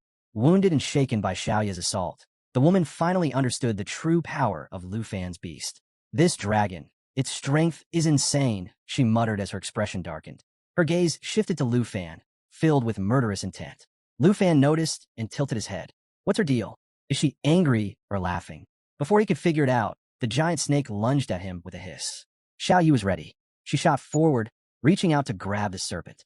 The snake struck first, sinking its fangs into Xiao Ye's hand. Unfazed, Xiao Yi clenched the snake's neck with her free hand, squeezed hard, and with a powerful lift, slammed the massive creature into the ground before unleashing a thunderous roar. Ji Lan's eyes widened in shock. Hey, get up. Are you okay? He yelled, panicking at the sight of his snake getting tossed like nothing. And just then, the third enemy stepped into view. Ah, missed my mark again, the man said casually. This newcomer, from Jingu Country, was a level 57 Dark Hunter with a total score of 34,831. The woman quickly gathered herself and muttered, honestly, this isn't looking good. We might actually fail, or worse, get killed. Baden scoffed. Yeah, this guy's no joke. He doesn't feel like some level 36 rookie at all. Ji Lon chimed in. Tough or not, we're not backing down. If we take him out, his points alone could push us straight into the top 3. Meanwhile, Lu Fan stood watching them, still wearing that same calm smile. Really? This is your big ambush? Looks more like a bad joke, he said. Honestly, if you keep sneaking around like that, you'll end up hurting yourselves. And if you're after my points, what chance do you really think you have? The woman glared back. Don't get ahead of yourself. You might be stronger than we expected, but this fight's far from over. We'll see who's still standing at the end. Lu Fan lifted his sword, ready for battle. Perfect. Let's settle it with a melee and find out whose body ends up buried in this swamp. Ji Ailon wastes no time. With a sharp command, he orders his massive serpent to unleash a poisonous mist at Lu Fan. The giant snake instantly obeys, filling the air with a toxic fog aimed straight at its target. This venomous cloud isn't just for show. It inflicts serious damage while poisoning anyone caught in it. But Lu Fan senses the threat and quickly shields himself. Without hesitation, he turns to Xiao Yi. Take down that snake. Now, he commands. With the poison's effects fading, the black dragon taps into its bloodline power. This ability is no joke. It cuts incoming damage in half, blocks all negative effects, and boosts its healing rate by a staggering 500%. Xiao Yi lunges, her claws sinking into the enormous serpent. With a single, brutal move, she slams it to the ground and tears it apart. Green blood splashes everywhere as the snake's body is shredded. Watching his prized beast fall, Ji Ailon erupts in rage. You kill my snake. You're finished, he roars. Off to the side, another figure takes note of the shift. Seeing Lu Fan gaining the upper hand, he decides it's time to strike. Drawing his bow, he lines up a shot and calls out, I'll cover you. Move forward. The sudden declaration catches Lu Fan off guard. What is this guy up to? Why is there white light surrounding him? Before Lu Fan can fully process it, he reacts on instinct. He raises his wand, activating its power. Lu Fan, my magic circle's ready. Just hold on a second, someone warns. Within moments, Ji Ailon summons his next move, a terrifying formation known as the 10,000 Snakes. Hissing fills the air as the deadly swarm appears. This is no ordinary spell. It's one of the most powerful techniques among the 5 world magicians. After a full minute of preparation, it unleashes billions of venomous serpents, dealing devastating damage equal to 750% of the caster's spiritual strength and poisoning anything they touch. The horde of snakes surge forward, closing in on Lu Fan from every direction. For a split second, he's thrown off, but with a steady breath, he tightens his grip on his sword and starts cutting down the endless waves of snakes. Lu Fan keeps tearing through the endless wave of snakes, their hissing echoing all around him. As he fights, he realizes just how many there are. This is going to take forever, he thinks. There's no end to them, but he doesn't slow down, biting and slashing his way through the swarm. Meanwhile, Ji Ailon raises his hand and smirks. Lu Fan's finished. My 10,000 snakes will make sure of that. Now, you too, get in there and take down that black dragon. Baden, standing behind, hesitates. Wait, seriously? How are we supposed to hurt that massive black dragon? And if we go in there, won't we get caught up in the poison too? He looks over. You're not about to let these snakes attack us, right? The woman cuts him off. There's no time to overthink it. What's in this now? By now, the swarm has completely buried Lu Fan. Not even a glimpse of him is visible under the sea of writhing snakes. Then, out of nowhere, Xiao Yi releases a blazing fire that scorches a huge chunk of the snakes into ashes. Ji Ailon's face twists in shock. What is this? But even with the flames clearing a path, Ji Ailon sneers. You still can't run. Don't think you're safe. Just then, Xiao Yi lets out a mighty roar. The sound shakes the entire battlefield, and the special power of the roar sends devastating damage through everything in range. Flames erupt everywhere, burning through the snakes as Xiao Yi roars on. And as the fire clears, Lu Fan steps out of the chaos, his body glowing with a fierce red aura. His hand has shifted into a dragon claw, and in one swift motion, he shreds through several snakes like they're nothing. This formation? Please, it's just an eyesore, Lu Fan says, his voice steady and cold. He activates his dragon claw ability, chaining together rapid strikes from a distance, while working in perfect sync with Xiao Yi. Ji Ailon glares at Lu Fan. Fine, then suffer the full punishment. You won't escape me. Without wasting a second, Ji Ailon lifts his staff high. Energy crackles above him as a massive circle appears, drawing the sliced remains of the snakes upward. Hurry up, now, Ji Ailon shouts. Wei Ji responds, launching a chain circle straight at Lu Fan with full force. The attack hurtles toward him, but Lu Fan doesn't flinch. He raises his dragon claw and effortlessly stops the attack midair. Wei Ji's eyes widen. How did he block that so easily? And Lu Fan is still standing there, holding the chain like it's nothing. Xiao Yi moves closer to Lu Fan, watching him closely. But before Lu Fan can say anything, he feels a strange tremor beneath his feet. Is that an earthquake? No, the sound is different. That's when Ji Ailon, smirking from a distance, reveals his next move. Come back to life, he shouts. In an instant, the bodies of the 10,000 dead snakes begin to twitch. One by one, they rise, merging together into a single monstrous serpent. Poison seeps from every part of its massive body, filling the air with a deadly fog. A quick glance at the status window confirms Lu Fan's worst fear. The so-called crazy dragon has been resurrected, formed from the spiritual power of the 5 wish magicians. This creature can't truly die as long as its master lives. If it's ever destroyed, it can be revived again with spiritual energy. Even worse, if its body shatters, it splits into multiple giant pythons. Lu Fan stares in disbelief. But that's not all. Another terrifying detail flashes on the status screen. The millions of snakes summoned by the 10,000 snake spell can still attack after death. Their bodies blend into the world itself, launching area-wide assaults. And the worst part? These attacks drain a target's mental energy by 900% per second. Realizing what he's dealing with, Lu Fan quickly pieces it together. This giant python is basically a living weapon built from G.I. Land's abilities. But if he can slice it just right, he might be able to force it to split and weaken it. Wasting no time, Lu Fan calls out, "Xiao Yi, get over here." By now, the poison is spreading fast. Even Wei Ji, caught up in the fog, starts to choke. "What? Are you attacking your own ally now? What's wrong with you?" she shouts, struggling for air. The status window blares again. The snake's poison is intensifying. Wei Ji's condition takes a sharp turn for the worse. Ji Lan leaps onto the back of the massive snake, laughing. "Your dragon might be immune, but you? Once that poison hits you, Lu Fan, you're done." Wei Ji clutches her throat, gasping. Her body trembles, pain shooting through her limbs. "Hurry, please, finish this. Help me," she cries out desperately. But Ji Lan doesn't even glance her way. He just sneers and keeps his eyes locked on Lu Fan. "Forget her. You're the one who's going to die in this poisonous fog." Ji Lan glances over at Wei Ji, thinking to himself, even if they both drop dead from the poison, who cares? More points for me. Meanwhile, Wei Ji collapses, still pleading for help as her body trembles violently. Ji Lan stands tall atop his massive serpent, watching from above. Baden rushes to her side. "Hey, are you okay?" "Ji Lan, help her," he calls out. Wei Ji's face starts to rot, the poison eating away at her skin. But just as things look critical, a white aura suddenly appears above her. Within moments, her face begins to heal, and the decay fades. She sits up, slowly recovering as the status window flashes an update. She's been saved by hemolytic protection, which completely neutralizes the poison. It turns out Ji Lan stepped in, canceling the poison effect himself. "My bad," Ji Lan admits. "That was a mistake. Next time, I'll make sure my allies have full poison immunity before we start. As an apology, I'll send you an extra 10,000 points from Lu Fan's account." The status window confirms it. Hemolytic protection grants total immunity to poison for 6 minutes, and if the target is already poisoned, it clears the effect completely. Ji Lan quietly thinks to himself, "Andre, Charles, it's not time to pull out of the 4-nation alliance just yet." Waving his hand, Ji Lan says, "All right, you're safe now. Go check if Lu Fan's finally finished." Wei Ji stands up, brushing herself off. "We'll deal with you later. First, let's see if Lu Fan's actually dead." Baden nods. "Yeah, I'm coming too."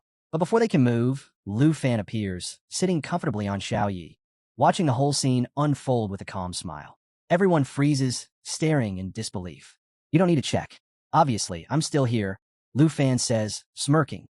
They all stare at him, barely able to process what they're seeing. The status window updates. Lu Fan's level has shot up to 36 plus 32. Making a relaxed gesture with his hand, Lu Fan grins. "Honestly, this whole thing has been pretty entertaining." "Your alliance?" "We."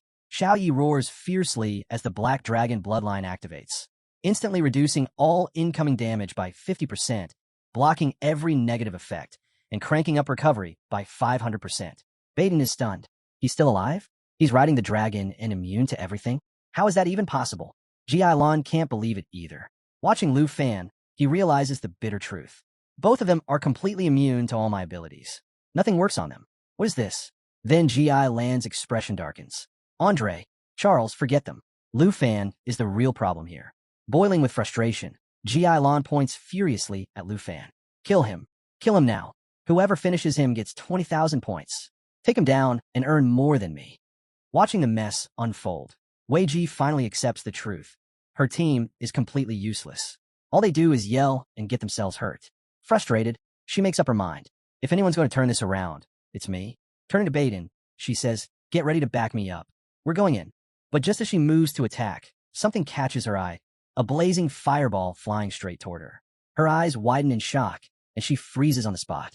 Lu Fan notices the incoming fireball, thinking, could it be one of my allies? Wei Ji, now hesitant, wonders to herself, wait, is that Yasenlai? Coming in that fast. Before she can react, the fiery figure collides with her.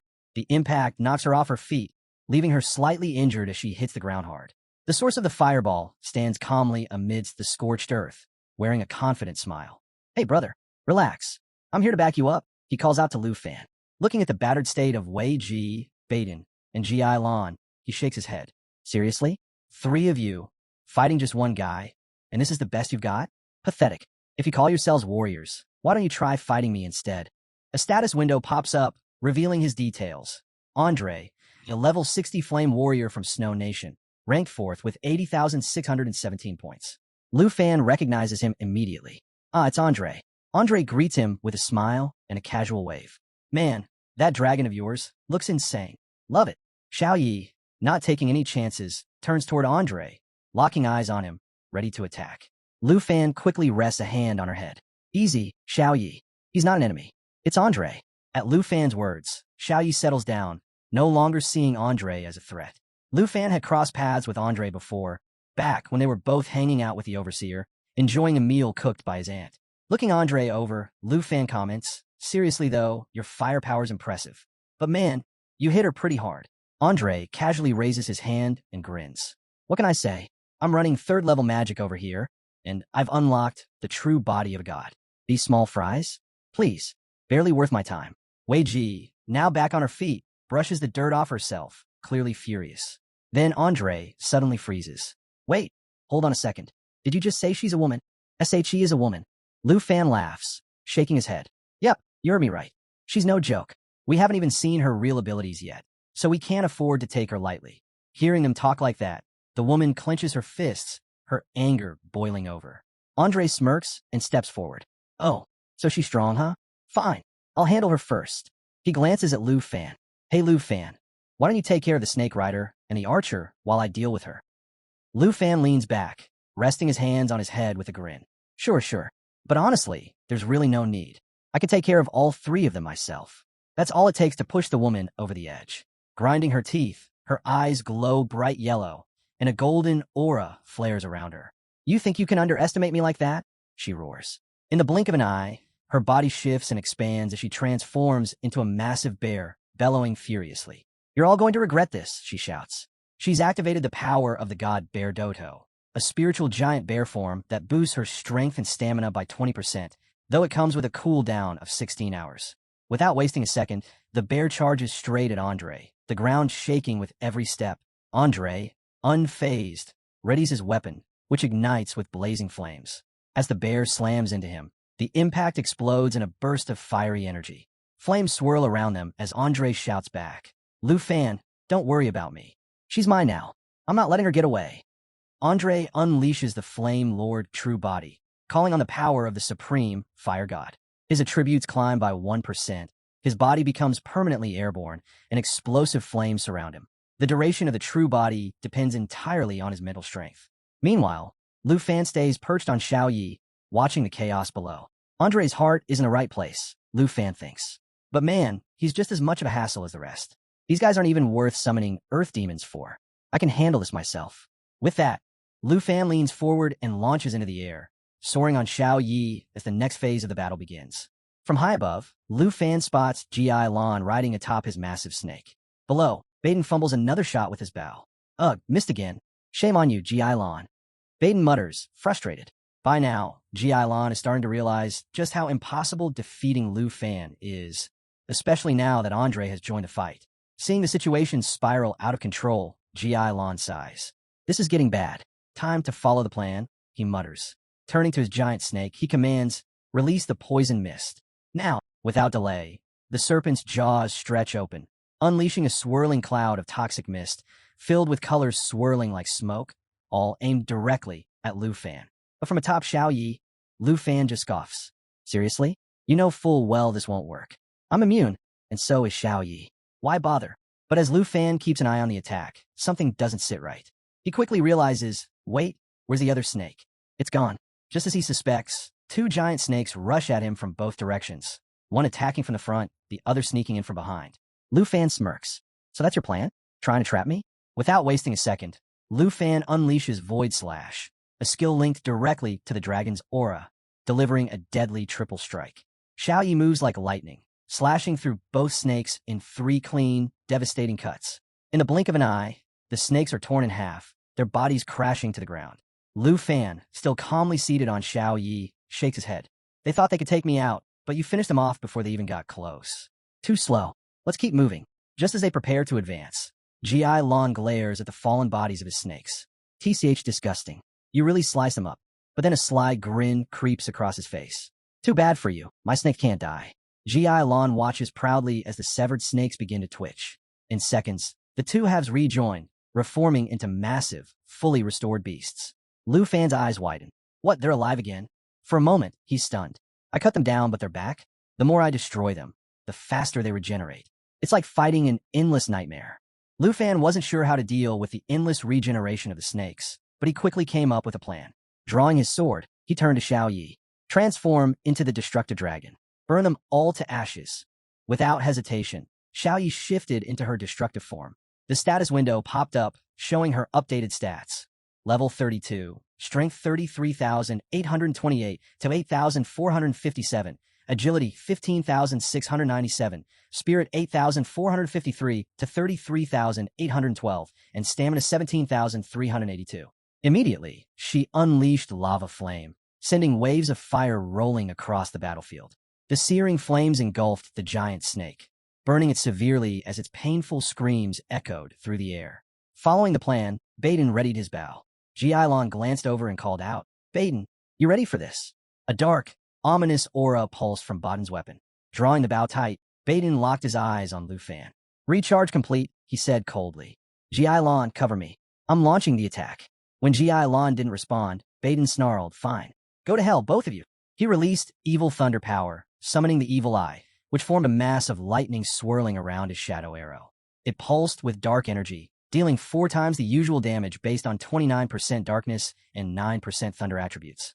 Meanwhile, Xiao Ye's flames were still pouring across the battlefield, relentless and wild. Watching Baden's attack charge up, Lu Fan smirked. Lightning skills? Please. I know those tricks inside and out. That won't touch me. Then he raised his hand and said calmly, time to show you real power, the magic of the dragon language. With that, he unleashed the roar of the Azure Dragon King, releasing a devastating shockwave of power. The force crashed forward, dealing massive damage and causing paralysis. From that moment on, Lu Fan's attacks carried a 20% boost to the thunder attribute, with every strike having a chance to paralyze the target. Up until now, Lu Fan hadn't realized that attacking the snake wasn't the real solution. The creature's life was tied directly to its master. But none of that mattered anymore. The sheer force of the dragon language magic left G.I. Lon rattled. Wait, he has thunder attribute magic too? G.I. Lon muttered, panic creeping into his voice. That's dragon language magic, the rarest kind. As the magic surged, Lu Fan stepped forward, and the roar of the Azure Dragon King echoed over the battlefield. Purple energy whipped through the air, wrapping around everything in sight. The overwhelming power left Baden and G.I. Lon frozen in fear. Even the giant snake began to thrash wildly, losing control as G.I. Lon shouted in desperation. Lu Fan's light energy spell surged forward, crashing into both G.I. Lon and Baden. The pressure was too much for Baden to handle. He faltered immediately, yelling for G.I. Lon to cover him. But G.I. Lon, seeing the writing on the wall, made his move. Without a word, he activated Shao Qi's Serpent's Breath Sleep and vanished beneath the earth. Wait, don't leave me, Baden shouted in panic. But G.I. Lon was gone. The Serpent's ability, Ash, Giant Serpent, dragged him underground, entering stealth mode for 22 minutes while passively regenerating 2% of his max HP every minute. It was a clean escape, but one that left Baden exposed. Left behind and defenseless, Baden became Lu Fan's next target. Without giving him a chance to recover, Lu Fan launched a barrage of attacks, engulfing him in flames. It didn't take long before the system message popped up. Ju Baden has finally died. Lu Fan let out a cold laugh. Betray your teammate and run? That's your alliance? You're not getting away either, G.I. Lon. He turned to his dragon, signaling it to prepare dragon language eco. The sky blazed as the dragon's firestorm swept down, incinerating the swamp below. Nothing was spared. Lava bursts took full effect, Fire erupted in all directions, turning the terrain into a molten pit that dragged anything nearby into its fiery pull and dealt continuous, searing damage. Winddragon Whisper is used in sync by both knight and dragon. The spell's power is amplified. The battlefield turned into a furnace. Lu Fan watched the scorched ground. This is your grave, Ji Lan. The relentless inferno didn't just burn the land. It annihilated anything hiding beneath it. Even the stealth ability of Zaoki, the serpent, couldn't save him. Another notification appeared. Ji Lan has been eliminated. Only 21 of 23 eliminations remained. His Dragon Nation point soared. Total mission score, 700,000. A jump of nearly 160,000 from the last encounter. It was brutal, but the PvP rewards spoke for themselves. Lu Fan had taken the top spot in the Dragon Nation rankings. Just as he was savoring the win, a thunderous roar came from behind. Through the flames emerged the trial of the World Nation Swamp, a towering beast with glowing yellow eyes. Standing in front of it was Giant Andre, now fully berserk, ready to end it. With one massive swing of his axe, Andre brought it down on the beast, killing it instantly. As the body reverted to its original form, Andre sneered, "Those who hide in the shadows and scheme, they don't deserve forgiveness." Lu Fan didn't waste time. With his dragon at his side, he stepped forward and asked calmly, "Are you handing over your points?" Trial of Nations rules are clear. Take out a representative, and their points are yours. While Andre dealt with the aftermath, Lu Fan stood off to the side, calmly readying his underworld serpent separation. The magic arrows hovered around him. No need for a bow, and each one landed with a guaranteed 20% damage output. Eyeing the situation, he muttered to himself, hard to turn down an offer this good. With every move, Lu Fan's Dragon Nation points continued to climb. The momentum pushed him forward, but Andre took a moment to pause. He seemed hesitant, then gave in with a short nod. He clarified his intentions. He hadn't come to start a fight. In fact, he admitted he originally thought he'd be triple-teaming Lu Fan, only to realize it was a necessary alliance. Lu Fan just smirked, unbothered. "Honestly, I wouldn't mind doing this kind of thing a few more times, even for free." Andre chuckled. "No big deal, especially after tasting what you fed the Dragon Nation." The battlefield had quieted, the dust slowly settling. Standing side by side, the two looked out over the scorched terrain. Andre turned toward Lu Fan, still chewing thoughtfully. "You got any more of those tasty meals?" He sat down, relaxed, devouring another Dragon Nation dish like it was a delicacy. Completely satisfied, he tossed out an offer. "Tell you what, I'll give you 5,000 points for a piece of that chicken." Lu Fan shook his head with a grin. "Keep your points. If you're hungry, eat." Not far off, Lu Fan's dragon, now in a female humanoid form, was enjoying the same feast, stretched out in total comfort. The mood was calm, almost too casual for a battlefield. But Henry stood frozen, unable to believe what he was seeing. There's no way. Each piece is worth at least 2,000 points. His disbelief only deepened as Lu Fan casually pulled up his professional stats. Over 700,000 points. Henry stared, speechless, struggling to process how anyone could rack up that much. Lu Fan, meanwhile, glanced at Andre's status screen and caught something that caught his attention. Andre had also been given the task to defeat the demon of the 9 realms. Andre let out a low sigh. "If you've got this many points already, then taking down the Dark Tower might trigger something big." Lu Fan cut in immediately. "That's the plan. I've been after the Dark Tower from the start. Stronger beasts mean more points. It's the perfect grind zone." Henry shook his head in disbelief. What even is Lu Fan? Without his pro features, not even Andre could have made it past the 3rd monster wave at the Dark Tower. And this guy's been using it to farm like it's nothing. Andre stood quietly, a wave of relief washing over him. Deep down, he was just glad he hadn't ended up on Lu Fan's bad side. The more he thought about it, the clearer it became. Charles and the others still stuck in this mission didn't stand a chance if they crossed paths with Lu. He shook his head and let out a dry laugh. "I was going to ask you how to boost my points, but yeah, that's clearly not happening." Lu Fan grinned. The Dark Tower's no joke. Clearing out the demons of the 9 realms took serious effort. Andre let out a sigh. Makes sense. Having a dragon pet changes everything. No wonder dragon riders ranked among the top 3 hidden classes. His eyes drifted toward Lu Fan's dragon, who was now glaring at him with an intense stare. A shiver crept up his spine. "That thing's terrifying." Lu Fan let out a short laugh. "Tried your hand at the Dark Tower yet? Or did it kick you out?" Andre gave a resigned nod. "I barely made it out alive. Worst part is, I'm stuck. Can't pick up any new quests while that one's still active." Lu Fan paused, then smirked. "Then let's clear it together." Andre was just about to answer when he caught another glimpse of the dragon. Its teeth were showing now, sharp and bared, and still staring right at him. "Why does it look like it wants to eat me?" he asked nervously. Lu Fan waved him off. "Don't worry. Dragon bats don't trust strangers." but as long as I'm around, it won't bite. Of course, that wasn't the real reason.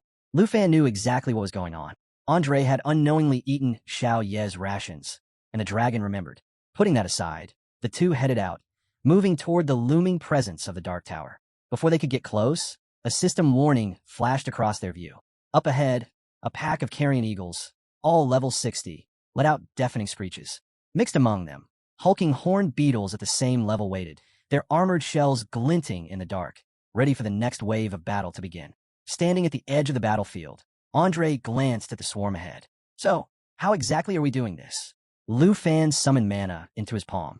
Simple, he replied. You fight your way, I'll fight mine. With a flash, a glowing sword formed in his hand. Let's rely on our own strength. The air trembled as the monsters hovered above, screeching and circling. Lu looked up, a smirk tugging at his lips. For us, dealing with carrion eagles and dead men shouldn't be a big deal. Andre shook his head. Maybe, but even if their stats are low, the sheer number makes the first two waves overwhelming. Lu gave a brief nod. Then I'll leave those two waves to you. As he spoke, blue mana erupted from his body like a storm, and in its wake, his dragon burst forth. Lu turned toward the tower. I'll head inside and clean out whatever's waiting. Andre blinked. Wait, was Lu seriously saying he'd solo everything inside the Dark Tower? Before he could say anything, Lu raised his voice. Xing Chun, Starlight mode now. The dragon transformed instantly, its body surging with radiant power. It expanded, glowing brighter, and with another pulse of blue energy, launched forward using sky, crossing to tear through the air, shooting straight into the tower. In Starlight mode, the dragon's strength was multiplied fivefold, entering a form known as Star Shatter. Unstoppable for the next 60 seconds. Lu grinned. No point waiting for the monsters to come out. I'll save time and go wipe them all out at once. He activated the Starlight Struggler, an ability that ripped space apart to create a rift gate. This portal led straight to his target zone and couldn't be affected by magic seals or blocking spells. It would remain open for 1 minute. As he prepared to enter, Lu glanced back. Watch your back out here. I'll take care of the monsters inside and wrap up the Dark Tower as fast as I can. Andre could only watch as more dragons began to swirl around Lu Fan. He muttered under his breath. How does one person have this many dragons? The moment Lu stepped through, the rift shattered behind him. Inside the tower, darkness reigned, until the flickering light of mana revealed the ambush waiting ahead. Deep dagger moths flitted through the shadows. Cryptic devourer centipedes slithered along the walls. Dark thorn knights stood ready. Carrion-devouring insects clicked and crawled, filling the air with an eerie hum. A cold voice echoed from the gloom. A foolish human dares enter this domain. A massive, centipede-like creature slithered into view, its tone laced with malice. You've stepped into your grave, but since you're here, I'll let you choose how you die. This was no ordinary monster. It was an earth demon, classified as a nightmare tier boss. Its skill, Deathbind, a horrific blend of paralyze, poison, and stun, wrapped in a storm of slicing limbs that tore everything apart on contact. Lu Fan's lips curled into a smirk as a green aura surged around him. What a shame, you don't seem to value gifts. Let me offer one you'll wish you never received. A massive emerald dragon spiraled around him. It wasn't strong by stats or level, but its ability was unmatched. It doubled the effectiveness of all dragons and bloodline-linked allies. Xiao Fai, Serpent Shelter. In an instant, his power spiked. The skill boosted his attributes by 100 to 200%, and each hit he took was absorbed and stored as air control layers. Once 10 layers stacked up, they would unleash a counterattack equal to the total damage absorbed. With just 30 seconds left on Starlight mode, Lu charged forward. Sheer numbers won't stop me. The Black Dragon too roared and unleashed its power. Enemies surged in from all sides, but Lu stayed focused. 5 seconds left before Starlight mode ended. Final clear now. He activated Sky-Cutting Dragon Strike. In sync with his dragon, he launched a flurry of dragon-infused attacks. A massive shockwave exploded outward, shaking the tower walls. The destruction dragon stormed through the enemy horde, annihilating anything in its path. Then came the finisher, Star Crush, a high-damage ability that scaled directly with the Dark Tower's level. Xing Chun, Starlight Crush. With a 2-second charge time, Lu switched techniques. Snake Shadow technique activated, and the Dark Snake Bow was drawn.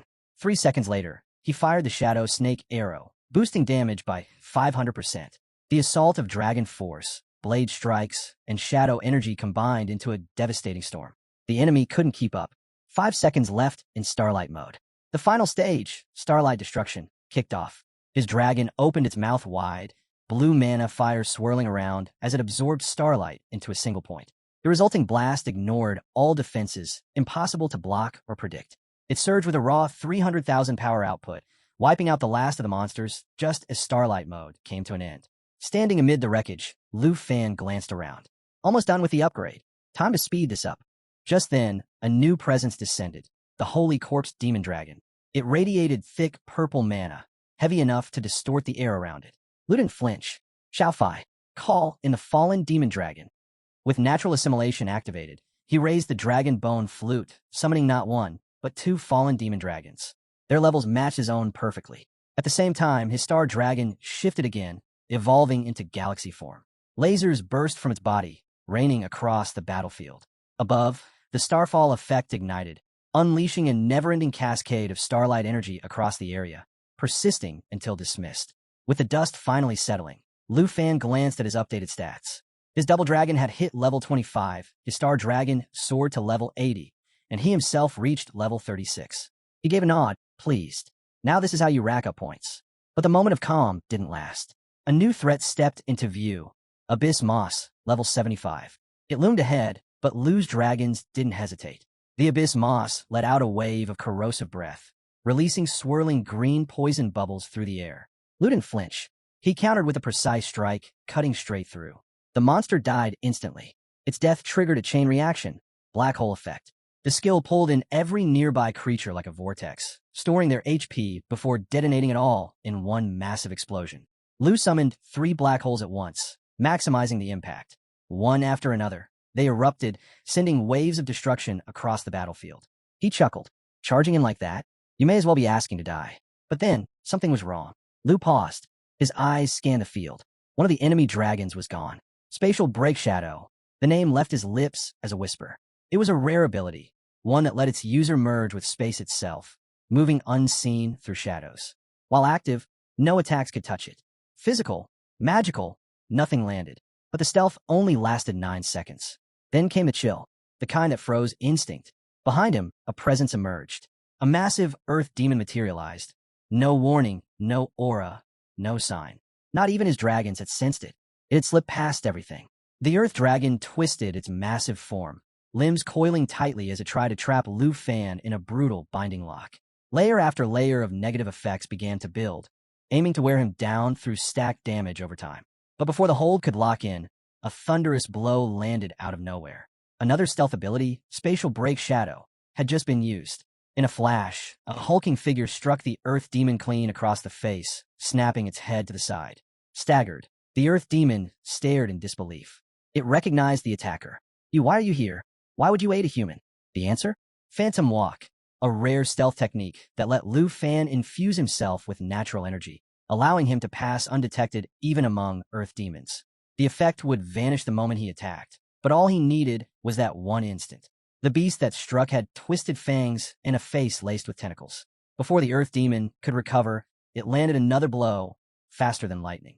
With its claws soaked in blood, it delivered a vicious strike. The hit cost it, temporarily reducing its own strength by 200% for the next 10 seconds. But it didn't flinch. Lu Fan raised his hand, calling forth Great Calamity, a colossal destructive dragon. It soared overhead, detonating the battlefield with violent blasts that shattered the tower's stone and wiped out waves of monsters. Smirking, Lu looked up. A reunion with an old friend. What do you think of my welcome gift? Before the earth demon stood what was once an ancient demon god, feared and revered, but now brought to its knees, forced to serve the very humans it once towered over. Twice defeated, now disgraced. Fury surged in the earth demon's voice. How dare you? You think you belong on my level? You and your pathetic beasts. None of you deserve to exist. With rage boiling over, it activated Shadow Split. In a flash, 3 clones materialized. Each one could last 5 seconds, boasting 60% of the original's health and power. They spread out, absorbing attacks and dividing enemy focus. The earth demon's eyes narrowed. That aura, something about Lu Fan's presence was wrong, dangerous. He couldn't be allowed to live. It unleashed Deathbind, aiming to paralyze and cripple its target. But just as the effects started taking hold, the attack was cut short, broken before it could fully lock in. At the same time, the clones began to multiply, but then, unexpectedly, the demon god followed suit. It too split, mirroring the earth demon. Each demon god clone rushed to engage an earth demon clone in brutal one-on-one combat. Lu Fan laughed, his voice sharp through the chaos. Looks like you're enjoying my gift. Let me sweeten the deal. He raised his hand, summoning his demon forces. His dragons roared, their cries shaking the tower. Using corpse manipulation, he took control of the corpse demon dragons, transformed puppets. With a simple command, he could summon or withdraw them at will. And just like that, half the earth demon army inside the tower turned. Now under his control, they turned on their former allies without hesitation. Swords raised, they launched a merciless assault, tearing through the earth demon ranks from within. Just as the earth demon began to realize the tide had turned, the demon god struck again. Another crushing blow that left it pinned between two unstoppable forces. Surrounded, outmatched, and overwhelmed, it had no room to breathe. From a distance, Lu Fan watched the chaos unfold, a small grin tugging at his lips. Two ancient monstrosities, once feared, now locked in savage combat, while his dragons roared above, ready to strike at a moment's notice. With every second, more enemies fell under Lu's command. His army grew. The battlefield spiraled further into madness. The earth demon looked around, stunned. A human, a mere human, had turned everything upside down. Lu Fan took a step forward, his gaze locked on the towering beast. Your turn, ugly, he said coldly. The earth demon snarled, defiant. You think you can defeat me? What nonsense! Suddenly, it released a thick green aura that spread like poison across the battlefield. The pressure from the wave of energy cracked the ground and shook the air. Even the tamed monsters struggled to stay upright. Thinking it had found an opening, the earth demon tried to slip away in the chaos. But Lu Fan was already ahead of it. With a wave of his hand, he summoned Dragon's encouragement, cloaking himself in a golden aura that surged through his body like lightning. His power surged, stats amplified, attack increased by 30%. His dragons felt it too, unleashing furious cries as they shook off the earth demon's suffocating presence. There's nowhere left to run, Lu declared. In perfect sync, Xiao Fai and Xing Chun attacked. Xing Chun activated Starlight Destruction, transforming once more into Starlight mode. The timer began ticking, 60, 59, 58. At the same time, Xiao Fai launched Lava Burst, sending molten flames cascading across the battlefield. Then something shifted. A surge of ancient energy rippled through the air as dragon language magic awakened. Dragon Breath evolved. No longer a standard attack, but a forbidden spell accessible only to dragon demon dragons. Sensing the moment, the other two dragons activated Fall Drum, a brutal technique that burned their own life force to soar skyward before slamming down with devastating force. As Starlight Destruction charged into a blinding beam of concentrated energy, the other dragons followed up with twin lava bursts, the flames rising higher, hotter, unstoppable. Then came the resonance. When Dragon Knight and Dragon Pet cast the same dragon language spell, their power surged. Dragon language resonance pushed their combined attack beyond anything seen before. The Earth Demon didn't stand a chance. The fire, light, and raw force of impact tore through its body, splitting its massive form down the middle, the blast echoing through the tower like thunder. And yet, even shattered, it roared in defiance. I'm not done yet. It screamed, its voice ragged but filled with rage. It refused to fall quietly. Even in ruin, it fought. Outside the dark spire, the skies roared as a monstrous bird dove down, flames pouring from its beak. Andre didn't flinch. He raised his hammer and swung with force, smashing the creature midair and sending it spiraling into a heap of lifeless monsters below. He hovered above the battlefield, scanning the area. Why hasn't the third wave shown up yet? He muttered. The answer came moments later. A massive explosion erupted from inside the spire. A blinding surge of power burst forth, tearing across the sky like a blazing comet. Andre's eyes widened. What the hell is happening in there? 5 minutes later, at the National Trial Secret Realm, Lu Fan descended, victorious, holding the severed head of the Earth Demon in one hand. His dragon landed beside him with a heavy thud. Andre turned, stunned to see him alive, let alone holding the head of the nightmare they'd all feared. Around them, the battlefield lay in ruin, monster corpses scattered in every direction. With a single toss, Lu's dragon dropped the Earth Demon's head at Andre's feet. A system message flashed. Upon death, the Earth Demon can recover 10% HP from its corpse after 10 minutes. After revival, attack plus 100%, defense minus 200%, and constant HP drain.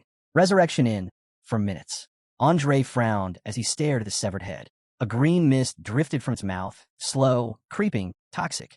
Before he could react, Lu dismounted and waved a hand in front of his face. Stop gawking. This thing's called the deviant head. We've only got a few minutes before it revives. Andre blinked. Wait, you're giving me the kill. Lou smirked. Yep, all yours.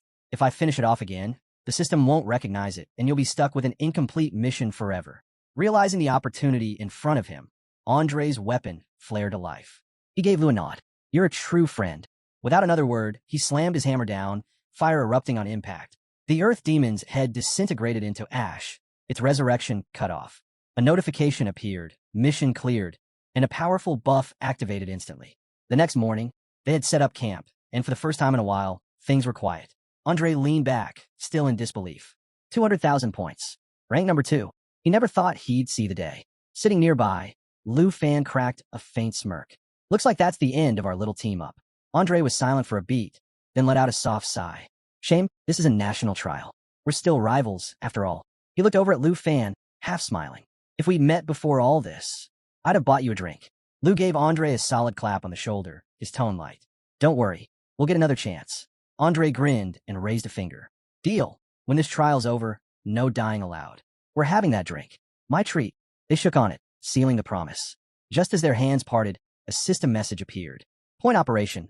Current points transfer in progress. Andre paused mid-step. Wait, does Lou need to accept those points first? He turned to him, eyes on the shifting numbers. He hesitated, then said, I've eaten all your food, barged into your PvP fights, and now you help me finish off a nightmare boss. I know these points don't really matter to you, but at least take them. Otherwise, I'd feel like a freeloader. Lou Fan chuckled, seeing Andre all bashful over points. That was new. Still smiling, he accepted the transfer without a word. Before leaving, Andre turned back with one final question. Hey, something's been bugging me. Why even waste time with those weaker players? With your power, you could have wiped them out instantly. Lou shook his head. Those so-called weaker players are the new elites from other nations. A lot of them have rare or hidden classes I've never seen before. It's not about the kill. It's about seeing how they move, how they fight. Every battle teaches me something. Andre blinked, then broke into a laugh. That's actually pretty cool. With a short wave, he said, I'm off. Gonna clean up a few side quests, cash in some more points. He took off into the sky, leaving Lou standing alone. Lou watched him go. Andre's all right. Let's just hope I don't pull a PvP task that puts me on his trail. He exhaled, then turned his gaze forward. Time to get back to work. The newest member of his fallen puppet army had just joined the ranks, the Earth Demon. The scene shifts to the nation's trial arena command room, where the atmosphere is electric. All eyes are locked on the updated rankings flashing across the central screen. Andre has officially climbed to second place, overtaking both Star Nation and Taki Nation. Excited voices ripple through the room. Some cheer, convinced that Andre must have achieved the impossible, defeating the Nine Realms demon. Whispers turn into loud speculation, but not everyone's buying it. Others argue that such a feat couldn't have been done alone. No way he got out of there without help. One strategist mutters. Only explanation is Dragon Nation's Lou Fan had something to do with it. A bald man near the center cuts through the chatter. Show some respect for Snow Nation's rep, he says firmly, turning to Mr. Han. Andre's always been the kind to help others. He deserves this. Meanwhile, off to the side, another observer quietly takes note. Taki Nation's slipping fast, he murmurs, eyeing the rankings. At this rate, they'll fall to third. Across the room, Mr. Jean stands silently, lips tight, eyes narrowed. He hasn't said a word since the update, but the tension around him is obvious. His target? Andre, a man he's repeatedly dismissed as lacking both tactical sense and intelligence. Now that same man had just outpaced Jean Han. Most around the room suspect Dragon Nation's involvement. Lou Fan's influence can't be denied, and if the trend continues, Star Nation may be next to fall in the rankings. Mr. Jean suddenly snaps into motion, fingers flying over a keyboard. His message is sharp. Task manipulation hasn't worked. Adjusting the Nine Realms dragon count? Useless. Only one option left. Right then, a door bursts open. An assistant rushes in, slightly out of breath. Sir, this is urgent. I'm busy. Mr. Jean cuts him off, irritated. The assistant doesn't back down. It's about the final protocol. It's ready. That stops everything. Mr. Jin's expression hardens. The air in the room shifts. He turns slowly, eyes cold. Prepare the team. Take me there now. Without another word, he leaves, his footsteps echoing behind him, headed toward the last option. Mr. Jean moved quickly toward the concealed back door he had personally built into the design of the secret realm. Right behind him, his assistant caught up and handed over a critical one-time use item. They hadn't had the luxury of fully vetting it. There could be risks, but a top-tier enhancement specialist had signed off on its usability. It was a scroll, one of the Trial of Nation consumables. Once activated, it would open a gateway to a set location inside the secret realm, but it would only remain active for 90 seconds. Jean examined it closely. The energy around it was clearly unstable. That's when his assistant gave a report. Back-end monitoring had picked up odd activity from Lu Fan. Jean wasn't surprised. He had been anticipating this. At this point, the only way to catch Lu Fan in the act was to step in himself. There was no time to hesitate. The final contingency plan had to be carried out. He turned to his team and ordered them to hold the hallway. No one gets through until he returns. His secretary looked uneasy and asked if he really intended to go through with it. Jean nodded. He would deliver the message himself. With that, he activated the scroll, setting the destination to a remote desert zone inside the trial. A system warning immediately popped up, alerting him that the portal's stability was dangerously low. His secretary stepped in again, cautioning him about the risks. This was untested tech, and if international rivals caught him on a live feed, the fallout could be serious. Jean remained calm. He'd already notified the main controller and the director. No footage from the desert would be broadcast until he came back. As the portal began its 90-second countdown, Jean gave one final reminder. This mission was classified. If word got out, the Taichi Nation's image could take a massive hit. Just before stepping into the portal, he issued his last command: activate the ultimate mission. Lu Fan was already tracking new Nine Realms damage missions, and they were running out of time. Back in the desert, Lu Fan scanned his surroundings in silence. His current objective: take down the Earth Demon, a top-tier boss. But unlike before, there was no need to locate the Dark Spire first. Missions with this level of reward weren't supposed to appear so frequently. Yet he'd been offered 3 so far, all linked to the Nine Realms demons. That couldn't be a coincidence. Something didn't sit right. The setup felt too convenient, almost staged. To test his theory, he contacted Xiao Yi and told him to head for the Dark Spire. Soaring through the air, Lu Fan began connecting the dots. The Taichi Nation, hosts of this entire event, clearly had some schemes in play. Monsters had been positioned across multiple zones, as if waiting for him. No time to waste. He summoned Xiao Yi and Xingchen, telling them their break was over. It was time to activate the Star Shuttle. In an instant, the Star Dragon morphed into its starlight form and unleashed a fierce roar. The timer started. 90 seconds left. The Star Shuttle ripped through space, opening a portal straight to their destination. It would stay open for 60 seconds and couldn't be blocked by any formation or curse. Without delay, they jumped in, arriving directly at the Dark Spire. Inside the cavern, a towering level 9 Earth Demon sat unmoving, until Lu Fan stepped in. Instantly, the demon roared, shaking the chamber, demanding to know who dared intrude upon its domain. All around, the lesser monsters stirred, hissing and snarling, ready to strike. Lu Fan didn't flinch. He offered a calm apology, but made one thing clear. He wasn't the one who'd be dying today. He glanced at his dragons. One command was all it took. It was time to end this. No delays. With a wave, he activated his puppet control. The undead forces, all once turned by the fallen corpse's Imperial Dragon, moved on his command. Even if they were destroyed, their essence returned to the fallen dragon, fueling its core. That meant Lu Fan could endlessly summon fallen dragons into the fight, keeping the pressure on without pause. Far across the desert, a hulking tribal warrior was on his knees, begging for mercy. Before him stood a swordsman, blade in hand, eyes filled with amusement. Musashi grinned, clearly entertained by the pitiful sight. He traced the edge of his sword just beside the warrior's face, voice dripping with mockery. "So, tell me, how exactly do you plan on begging?" The warrior, Upson, cracked under the pressure. He offered everything, his points, his rank, even the match itself, as long as he lived. But that wasn't enough for Musashi. Killing him would give him the points anyway. He wanted more. With a wicked smirk, he lowered the sword closer and gave a humiliating order. Lick his boots and scream that everyone from the Micronation were pigs and dogs. Upson froze. His pride clashed hard with his fear. Musashi caught it right away. His smile faded, voice cold. "What's this? You're not actually willing." Left with no way out, Upson gave in. Swallowing his pride, he bent down, licked the boot, and started to mutter the words. "Not good enough." Musashi demanded he shout. Trembling, Upson obeyed, raising his voice and repeating the insult while still licking the dust off Musashi's boots. Musashi burst into laughter. "Wow, you really would do anything to survive." But before he could take it any further, everything changed. A sudden strike landed squarely on Upson. A system alert flashed. Upson had been killed. Blood poured from his body as he slumped over, dead on the spot. Musashi's smile dropped. He turned sharply, eyes burning. "Jin Shenghan, what the hell are you doing?" "I wasn't done." Jin Shenghan, ranked 3rd and representing the Taichi Nation, didn't even blink. He was going to die anyway. Don't tell me you actually planned to let him walk. Musashi scowled. You're missing the point. I was supposed to finish him off. Those points were mine. Jin Shenghan didn't bother entertaining the complaint. You were too slow. I didn't take him out for the points. I did it to push the mission forward. Musashi let out a sharp breath, then finally slid his sword back into its sheath. Before either of them could say more, a faint blue light flickered behind them. Both turned immediately. Jin Shenghan's face tightened. He recognized the signal. It was a priority transmission from the Overseas Command. And just as the glow began to fade, Mr. Jin stepped out of thin air, appearing right in front of them. Musashi's eyes narrowed. What had just happened? Was that teleportation? He couldn't believe what he'd just seen. Bolts of lightning tore through the battlefield as the Earth Blood Demon activated Phantom Tiger Step. In a flash, it split into countless semi-transparent tiger forms that darted unpredictably, each illusion bursting apart upon impact. With Thunderclaw Strike and Soul Hunting Tiger unleashed, the demon lunged at Lu Fan. Its claw, charged with thunder, slammed into the ground, winding up for a devastating blow, only to be caught mid-attack. Lu Fan's death coil struck just in time, binding the demon tight and locking in place. The Earth Demon let out a stunned cry, demanding to know why the Earth Blood Demon had turned against it.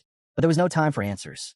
Another of Lu Fan's summoned demons stormed in, landing a brutal hit with Blood Claw. The Earth Demon wailed again, this time accusing the Earth Fiend Demon of betrayal too. Lu Fan stood unfazed, watching the chaos unfold. With just 2 9-realm demons on his side, the tide had shifted dramatically. He wondered what it would look like if all 9 joined the fight. The answer echoed behind him as more demonic roars shook the battlefield. The schemes of the Tai Chi Kingdom had clearly backfired, and Lu Fan had reaped all the rewards. As the Earth Demon fell, Lu Fan stood tall, his strength greater than ever. The thought of unleashing his full demon army stirred something in him. And now, another powerful demon was his to command. Soaring high in the sky atop a strange magical sphere, Musashi shouted over the wind, urging Jin Shenghan to slow down. He was frustrated. If the Overseer had already revealed the ultimate mission's location, why weren't they heading there now? Jin Shenghan shrugged it off. I don't need it yet, he said coolly. He then reminded the Overseer that the teleportation ray was unstable. He had to pass along the information quickly before he vanished again. Musashi growled under his breath, cursing the Tai Chi Kingdom's shamelessness. Sending an Overseer into the trial? With the way points were being handed out, why not just eliminate their rep outright? He turned to Mr. Jin for an answer. Mr. Jin explained that the secret realm was functioning normally. There were no technical issues, no loopholes being exploited. That meant there was no valid reason to kick anyone out. Grinding monsters and clearing standard quests wouldn't be enough to break through the ranks. If they wanted real points, they had to understand how the Dragon Nation's rep was farming the Darkspire. If Lu Fan could do it, so could they. As the teleportation ray grew increasingly unstable, the Overseer made his exit, leaving behind a final reminder. The ultimate mission had been triggered, and Jin Shenghan needed to use it wisely. For a moment, silence hung in the air between him and Musashi. Then Jin Chung spoke. The mission wasn't meant for Lu Fan. No, its true purpose was to eliminate Charles Hsien. Using it now would be a waste. First, they needed to find Darkspire and uncover Lu Fan's method for taking down the 9-realm demons. He understood one key detail. The ultimate mission automatically locked onto the top-ranked player. To use it against anyone but the strongest would be a tactical blunder. Musashi, still bitter about the Tai Chi Kingdom's shady moves, kept his grumbling to himself and followed. But mid-thought, the magic sphere jolted to a stop, throwing him down hard. Furious, he accused Jin Sheng of sabotaging the ride over a harmless comet. Jin Sheng ignored the complaint and pointed forward. Musashi looked up and froze. Lying before them were the fallen corpse's elite demon soldiers. The air was thick with Darkspire's oppressive energy. But Jin Sheng stayed calm. We can handle this, he said. A dark purple aura spiraled around his hands as he narrowed his eyes. Something didn't add up. Why was the 9th realm demon army so small? Before he could investigate further, Musashi stepped in, unsheathing his blade with a twisted grin. What's the matter? Don't tell me you're afraid of a few remnants from that so-called legendary demon army that tore through Tai Chi. He swung his sword wide, unleashing a brutal ghost scythe slash. The spinning wind blade shredded through the front line of demon soldiers like a buzzsaw. Not to be outdone, Jin Sheng cast a spell, scoffing at Lu Fan's overdependence on dragons. Without those system bugs, would he have even stood a chance? He grabbed a cluster of demon soldiers with his magic, tearing them limb from limb and hurling the remains aside. If Lu Fan can do it, so can I. When the dust cleared and the demon soldiers were gone, Musashi frowned. No point in crease. What's going on? Jin Chung didn't like it either. Something was off. They moved into Darkspire cautiously and were met with eerie silence. The place had already been cleared. Tension gripped them. Their instincts screamed at them to turn back. But it was too late. In the next instant, a towering earth demon emerged, flanked by two monstrous elites. The air turned cold.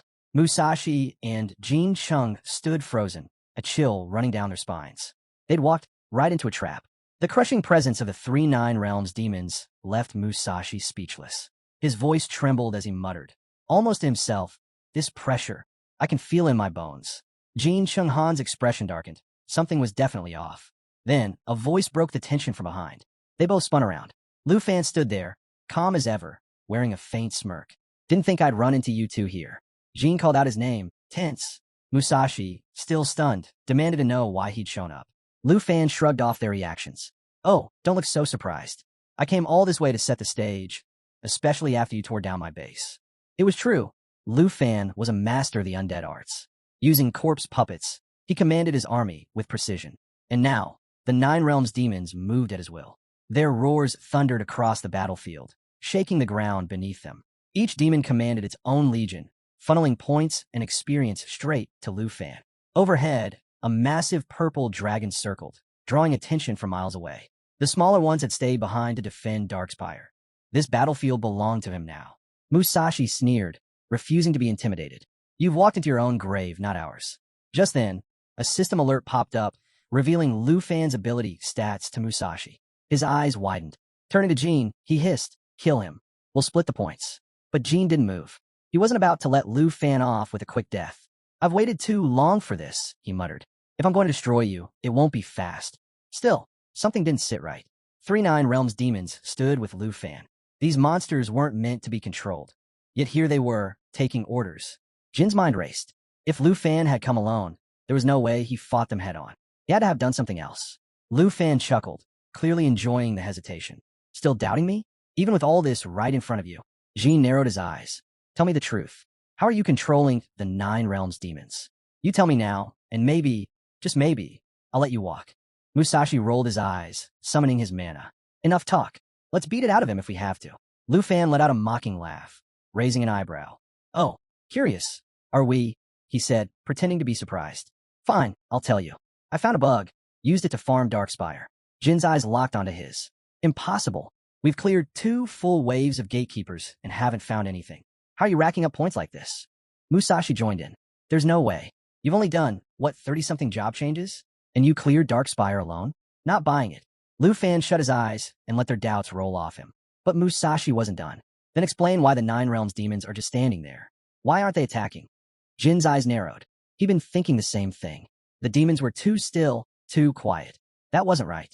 Could Lu Fan really be commanding them? No, it should have been impossible. Lu Fan let out a laugh. "If a system like that existed, don't you think your precious Tai Chi kingdom would have abused it already? You think I can just rewrite quests whenever I want?" Jin's face darkened. There was only one explanation. Lu Fan had discovered their interference in the trial. Worse, he might have actually figured out how to command the Nine Realms demons. Musashi had had enough. "I'm done listening. We're ending this now," he shouted, his aura flaring. Lu Fan's smirk deepened. "TCH, you're both disappointments." Still not convinced, he raised his hand, fingers twisting once. That was all it took. The Nine Realms demons roared and surged forward. The battlefield exploded into chaos. Jin's eyes widened in disbelief. "Run," he screamed. "It's a trick. It has to be." But even as he shouted, fear crept in. These demons were supposed to be untouchable assets of the Tai Chi kingdom. Yet now, they fought under Lu Fan's command. It couldn't be real, could it? The roar of incoming mana shattered his thoughts. Red energy locked onto his position. System notification, death coil activated. A dark blast struck Jin like a hammer, hurling him into the dirt. He cried out, body twisting from the hit. His vision blurred. Another shadow loomed above him. He couldn't move. His legs refused to respond. System notification, abyssal entangler summoned. Bloodblade claw activated. Terror surged through him. This power, it was enough to shake a nation to its core. Still, he clenched his jaw. He couldn't die here. He was Tai Chi's pride. Damn it, I won't lose like this. He forced himself up, heart pounding, only to be smashed back into the earth by a crushing blow. From above, Lu Fan watched it all unfold. He leaned back, sitting comfortably. "I told you," he said, smirking. "I didn't cheat. I just worked hard enough to make them mine." Off to the side, Musashi's rage boiled over. Purple mana exploded from him like a wildfire. I can't die here, he roared. I'm the pride of the Sakura Nation. A powerhouse. He charged, swinging wildly. System notification. Ghost Scythe activated. A violent blast shook the ground. Musashi staggered, blood on his blade, but the monsters didn't slow. He couldn't believe what he was seeing. Lu Fan tilted his head slightly. You all dream of greatness, but with moves like that, you're nothing but easy points. He pulled up his status window, waiting for the flood of rewards. Nothing. His expression shifted. No point increase, he muttered. Then the realization hit.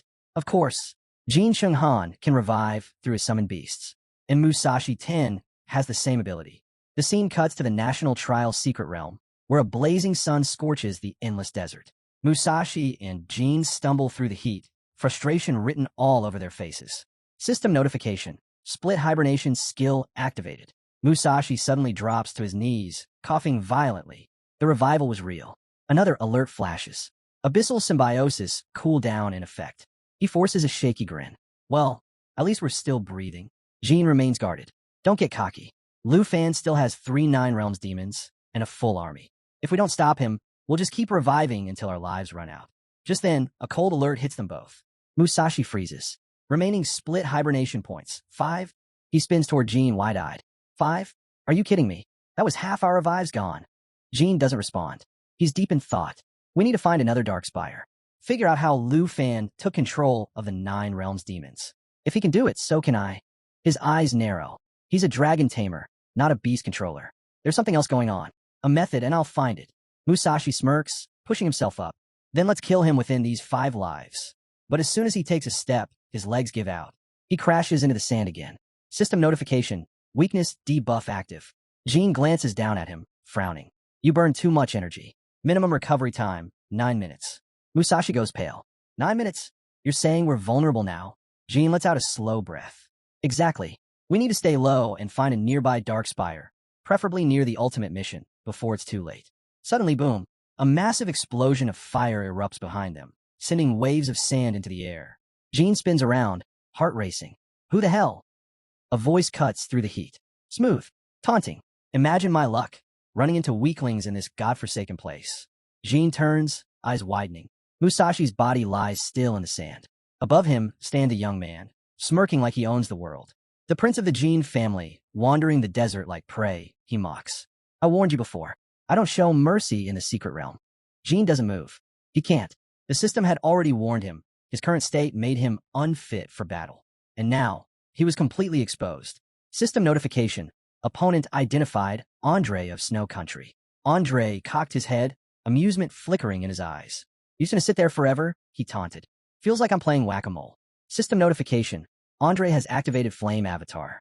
Temporary flight and blazing wings enabled. With a smirk, fire burst around him as flaming wings erupted from his back. He shot into the sky like a blazing comet. Whack-a-mole's fun, don't you think? He called down, voice full of mockery. Jin's mind spiraled. He had nothing left. No strength, no skills, no time. Still seated in the sand, he tried to push himself away. Too late. Andre hurled a fire-infused strike straight at him. Boom! The explosion shook the entire battlefield. Flame and smoke surging in every direction. Andre touched down lightly, checking his status window, only to frown. No point gain. His smile faded. That's not right. 2 downed enemies, yet nothing to show for it. 10 days later, day 14 of the national trial. Inside Jade City's National Trial Arena, analysts covered the unfolding chaos. Taichi Kingdom's live broadcast fed constant updates to viewers across the world. At Dragon Capital Academy's Villa No. 2, a group of girls huddled around the screen, murmuring about the high mortality rate. The trial wasn't just competitive, it was brutal. Elsewhere, in the Academy's combat class, a blue-haired girl leaned in as the commentator's voice echoed through the room. The numbers were stark. Out of 23 participants, 11 were confirmed dead, 10 remained in the field, and 2 had chosen surrender. The top 5 reps had secured their ranks, for now. But the trial had already gone far beyond expectations. She leaned forward, eyes fixed on the rankings. This wasn't just a challenge, it was survival. At the northern border, inside Tu Jing's office, a man reviewed system logs. Demon hunting might not be directly linked to level rankings, but it clearly played a major role in point accumulation. Back inside the searing heat of the lava volcano in the secret realm, Musashi clashed with another monster. Not far off, his fellow Sakura Country representative, Makashi, had climbed to 5th place with 460,000 points. Just ahead of him, Prince Jean held onto the 4th spot, 510,000 points. Out across the lush grasslands, Andre from Snow Country rested on the cool ground, savoring a rare break. His 3rd-place position held firm, but he knew it wouldn't last. For days, maybe less, before someone overtook him. Meanwhile, within the depths of the volcano, Charles of Star Strip Country stood in silence. He'd secured 2nd place by eliminating 5 players. Bowing respectfully to his master, he voiced his confidence. His goal was within reach. But standing at the top, undisputed and unmatched, was Lu Fan. Over 7 million points. The volcano itself had become the dark spire of the Earth Demon, and the system lit up. System notification. Final targets eliminated. All 9 realms monsters defeated. The last of the demons fell. Surrounded by towering creatures, Lu Fan stood quietly as they knelt before him. His voice was low, almost a whisper. The army's nearly ready. The system chimed again, updating his rank. Then came a final alert. New skill unlocked. Lu Fan's eyes gleamed with quiet satisfaction. Everything was falling into place. Lu Fan raised his hand, checking his watch just as a system interface blinked into view. It detailed the Dragon Realm, where dragons and their kin gained over 50 exclusive traits, while everyone else was stripped of their powers. No summoning, no skills, just silence. As he read through it, Lu Fan quietly acknowledged the overwhelming influence of the Dragon Clan's territory. He felt reassured, knowing Little Phi would thrive here with every advantage at her disposal. Still, a thought lingered. Non-dragons couldn't survive in this place. If someone like Kim Han got dragged in, he'd be cut off from his abyss entangler. Stuck and powerless, he'd be easy to eliminate. Lu Fan glanced at Phi and commented on how they could now easily deal with that annoying pest. But before the moment could settle, a system alert popped up. Someone had just flagged him as a target. He chuckled. More points for the taking. Meanwhile, deep inside a volcanic cave within the National Trial Secret Realm, a man gripped a glowing blue orb. Everyone around him stared in disbelief. None of them had seen anything like it. A mission confirmation flashed, locking in a new task. Charles eyed the orb intently. This was the very tactic that had secured him the #1 rank before. The others looked to him, questioning if he really intended to move forward with the plan. Charles reminded them of his power. His presence alone was enough to sway them. Off to the side, Jean observed silently, memories stirring. He and Musashi had struggled against the lava giant, needing 3 strikes just to bring it down. Yet Charles had destroyed it in 1 hit. Targeting Charles under the current mission? Borderline suicidal. Jean admitted he trusted Charles, but doubted they could do anything if Lu Fan got involved. Musashi nodded, remembering how hopeless things felt when they'd faced Lu Fan's army and the 9 realms demons. They never stood a chance. Charles, unfazed by their hesitation, smiled and waved off their worries. He revealed something surprising. Lu Fan didn't actually control the 9 realms demons. He was simply borrowing someone else's power. Jean froze, caught off guard. He immediately pressed Charles for more information. Charles, anticipating his curiosity, reminded Jean how obsessed he'd been with exposing Lu Fan's loophole. Then, with a grin, he promised to lay it all out. Just give him 3 minutes. Inside the arena's control center, 2 staff members sat glued to their screens, keeping tabs on the live feed. One leaned over, uneasy. Mr. Kim hadn't shown up since the teleport sequence.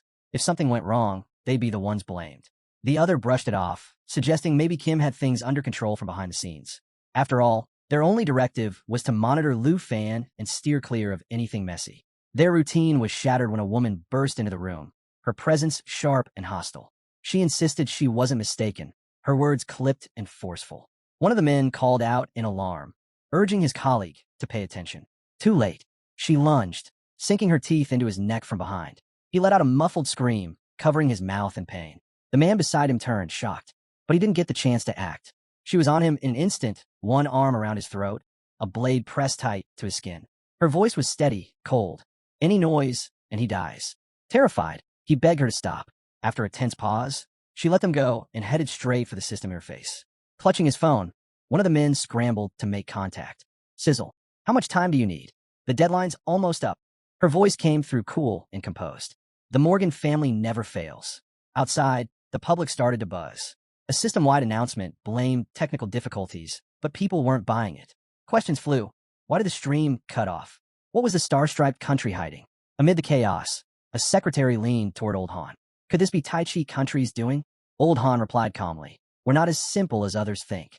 Nearby, an official turned to Mr. Kim for answers. He was supposed to be handling this. But Kim was gone. Someone mentioned he had just stepped out, called away by someone. At the end of a dim corridor, Kim finally came face to face with Morgan. What do you want to talk about? Kim asked flatly. Morgan checked his device and gave a casual shrug. 3 minutes. That's all I needed. Now I'm done here. Kim's eyes narrowed. I don't have time for your games. Morgan smirked as he turned his back. Then don't waste any more. Time's up. This is goodbye. Back inside the volcano arena, Musashi broke the silence with a question. Could Lu Fan's control over the Nine Realms demons actually come from an ancient god's power? Jean scoffed at the idea, brushing it off as a fantasy. Stories like that were just myths to him. Charles didn't blame them for doubting. He admitted it sounded far-fetched, but insisted the power of the gods was no legend. Even the slightest trace of it could unlock overwhelming strength. To prove it, he summoned his mana, and a golden glow radiated from his body. This was holy mountain power, he explained, passed down to him by his master. Musashi immediately felt its immense pressure, while Jean, intrigued by the display, asked if the power came from some kind of special essence. He even noted it felt more potent than the Nine Realms demons themselves. Charles confirmed it and told them they could gain it too. Jean asked whether this force could change them fundamentally. Musashi chimed in, skeptical that something so powerful would come without a price. Charles clarified, it wasn't a gift, but a pact. Accept the power, and in return, the Morgan family would continue their pursuit of the ancient gods across Taichi and Sakura. Jean took a moment to consider. As royalty, he knew they wouldn't dare deceive him. And the thought of combining divine power with the essence? It could catapult their strength to a whole new level. Musashi, clearly tempted, asked if they could make the arrangement official. Jean nodded firmly, but he added one condition. Once Lu Fan is gone, the Morgan family must come to terms with the Kim family. No exceptions. Musashi was surprised by how serious Jean had become, but Jean didn't waver. He wouldn't let Lu Fan rise any higher. This was his shot to seize the ancient god's strength for himself. Charles handed Musashi a portion of the essence and asked if he was ready to move forward, to witness what lay beyond. Musashi accepted without hesitation. Charles warned him, don't fight the change. The more his mind shifted, the stronger he'd become. Then Charles turned to the final piece of essence, a sly grin forming. This one's for Lu Fan, he said, to make him the next holy mountain puppet. Inside the control center of the National Trial Arena, 2 bodies lay lifeless on the floor, blood pooling beneath them. A staff member reported grimly that all security footage had been wiped. Nothing from the live feed, nothing from the war room. The killer had left no trace. The secretary turned to Mr. Kim, asking if they should file a formal report. He shook his head firmly. No, we handle this ourselves. Off to the side, a cameraman silently captured the scene. Kim glanced at the bodies once more, his thoughts racing. This had Morgan's fingerprints all over it. Meanwhile, high above the smoldering volcano in the trial realm, Lu Fan flew across the blazing sky on Xiao Dragon's back. As the competition entered its final phase, he knew it was only a matter of time before participants started hunting each other. And now, it was his turn to be the hunted. He opened his status window and blinked in surprise. The avatar displayed was Nango. A few quick commands later, he locked onto his location. He turned to Xiao. Stay close. I've got someone to meet. With a thunderous roar, Xiao glided across the volcanic sky as Lu Fan descended onto the rocky terrain below. Scanning the area, Lu Fan muttered, no sign of him. From behind a nearby boulder, Nango finally revealed himself. It's really you. I was scared, but now, I'm glad it's you. He stepped forward, voice shaking but sincere. You spared me back then. Gave me the strength to keep going. Lu Fan smirked. Guess you've been lucky to hang on this long. Pulling up the status window again, he noticed something odd. Nango still had only 150,000 points. Nango didn't offer much of an explanation. I've just been trying to stay alive. That's all. But seeing you again, I'm grateful. Lu Fan studied him carefully. You seem way too calm for someone this deep into the game. He paused, then added quietly, don't trust anyone. Not now. As he spoke, he summoned his weapon. Xiao suddenly growled, alert and tense. Her instincts had picked something up, something hidden. Lu Fan immediately scanned the area. That's when he felt it, a massive wave of mana surging all around Nango. From behind, a towering beast emerged, a massive paw raised high in the air. Nango's face drained of color. It was a summon. The creature let out a roar and lunged straight at him. Nango screamed for help, panicking as the monster closed in. Lu Fan recognized it instantly, Kim Sung's work. And not just any creature. This was a holy mountain golem. Acting fast, Lu Fan threw up a barrier and launched his serpent arrow, a guaranteed lethal hit against beasts like this. But he was too late. The golem swallowed Nango whole, silencing his cries in an instant. A system alert rang out through the molten air of the lava volcano. Nango has died. Just then, Jean emerged, a smug grin plastered across his face. "We meet again, Lu Fan," he said mockingly. "Sorry about stealing your points, but don't be mad. Yours are next." Lu Fan narrowed his eyes, scanning them both. There was no mistaking it. Their power had changed. He scoffed. "So, this is what you become. Holy Mountain Slaves." A new window opened before him, displaying the stats of Kim Song and Musashi. Everything clicked. The unusual mana, the summons, the essence. It was all connected. Charles had pulled the strings, and now he was the one leading the hunt. Sure enough, Charles stepped into view, wearing his usual smirk. "You already know, don't you? This power, it's far beyond what you've faced before." A system alert chimed again, hunter encounter approaching. A second followed, showing Charles's status, Holy Mountain Slave. Charles tilted his head. "You don't have to die here, Lu Fan. Pledge yourself to the Holy Master. Serve him, and you'll be granted holy power in return." Lu Fan's eyes flicked to the glowing Holy Mountain essence, and then to his own fallen corpse essence. It dawned on him. Charles had used this same essence to transform Jean and Musashi. Jean and Musashi stepped forward, trying one last time. "You could still join us. There's no need for a battle." Lu Fan burst into laughter. "Join you? Please. You gave up your will for borrowed strength." Charles's face darkened. "You dare mock us?" Lu Fan's smirk deepened. "Even with your holy power, you're no stronger than my dragon summons." Charles clenched his fist. "Then the deal is off." He turned to the others. "He killed you once. Now return the favor." Kim cracked his knuckles, his grin growing wider. "I've been waiting for this moment. I'll make you pay for everything." With a furious roar, he lunged forward, clawed hand ripping through the air toward Lu Fan. Lu Fan moved like lightning, easily sidestepping the attack. He called forth his serpent arrow, eyes locked on the enemy. "You chose slavery, gave up your pride, just for a taste of power." Above, Musashi launched himself off a high ledge, landing with a crash. He adjusted his mask, his tone cold. "I gave you a way out. Now your end begins." A system notification blinked onto the battlefield. Oni mask detected, displaying abilities. At the same moment, Charles raised his hand, golden light spiraling upward as holy essence swirled around his arm. "Don't worry," he said with a twisted smile. "You won't die yet.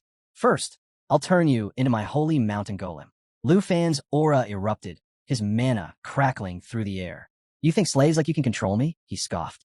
"I faced an ancient god during the Northern War. Compared to that, you're nothing." Musashi studied him closely. Something had changed. His posture, his focus, it wasn't fear but something sharper. "So, you finally learned obedience," Musashi said coldly. "Fear must have gotten to you." Lu Fan ignored the jab. He raised his serpent arrow and gave Xiao a single command. "Transform." A system notification appeared, black dragon form, switching to destruction dragon form. Zhao's body erupted into molten flame, its black scales glowing like lava. Heat radiated off the beast as its wounds healed instantly, the destruction dragon's aura boiling the very air. Musashi let out a low chuckle. "So, that's your answer? Do you really think this form can stop me?" Lu Fan didn't respond. Instead, he slashed forward, his blade slicing the air, a shockwave flying straight for Musashi. The masked warrior raised his guard, feeling the weight of the incoming strike. Kim barked from behind, his tone filled with scorn. "Struggle all you want. It changes nothing." With a command, he sent his beast charging in. Lu Fan soared upward, avoiding the assault with ease. "You're lost in your rage," he shouted back, landing smoothly on Zhao's back. A wave of green mana surged from his body, pulsing with deadly intent. He looked down at Charles, his eyes gleaming. "If I let the fallen corpse dragon devour your holy essence," he muttered, "then all three of you will become mine." In the heart of the lava volcano, a system alert rang out. Lava eruption skill activated. The message detailed the dragon's ability to drag enemies into molten depths while dealing continuous burn damage. Lu Fan gave the command without hesitation. "Lava eruption now." Xiao responded with a thunderous roar, unleashing a tidal wave of fire that poured across the battlefield. The system followed with another update. Dragon language resonance activated, doubling the power of both dragon and rider. Kim Suk's face twisted in panic as the flames closed in. Instinct took over. He turned to flee. Musashi, caught in the firestorm, crossed his blades and tried to hold on, screaming as the heat seared through him. Lu Fan watched their frantic struggle, unfazed. "If you wanted a real fight," he said flatly, "you should have brought beasts worth summoning. This is pathetic." Kim Suk faltered, confused. "That was my strongest, the Holy Abyss Excavator." Lu Fan laughed coldly. "And look at you, gasping for breath from one attack." Musashi clenched his teeth, staring at the dragon in disbelief. How can a dragon that young have this much power?" Lu Fan's smirk widened. Credit where it's due. Thank Charles for handing me free points. Charles's grin disappeared. He drew his holy sword, the blade crackling with divine light. You'll regret mocking me, he hissed. He raised his weapon and began chanting, Flame of Divine Punishment. From the sky, blazing fire rained down. The system broadcasted the stats, 500% base damage, 20% holy burn damage over 10 seconds. Lu Fan remained still, unimpressed. If this is all your master taught you, then he's not worth fearing.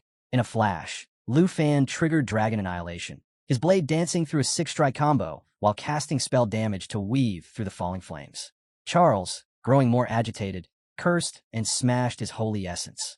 The fragment shattered, releasing a burst of yellow mana that lit up the volcano like a second sun.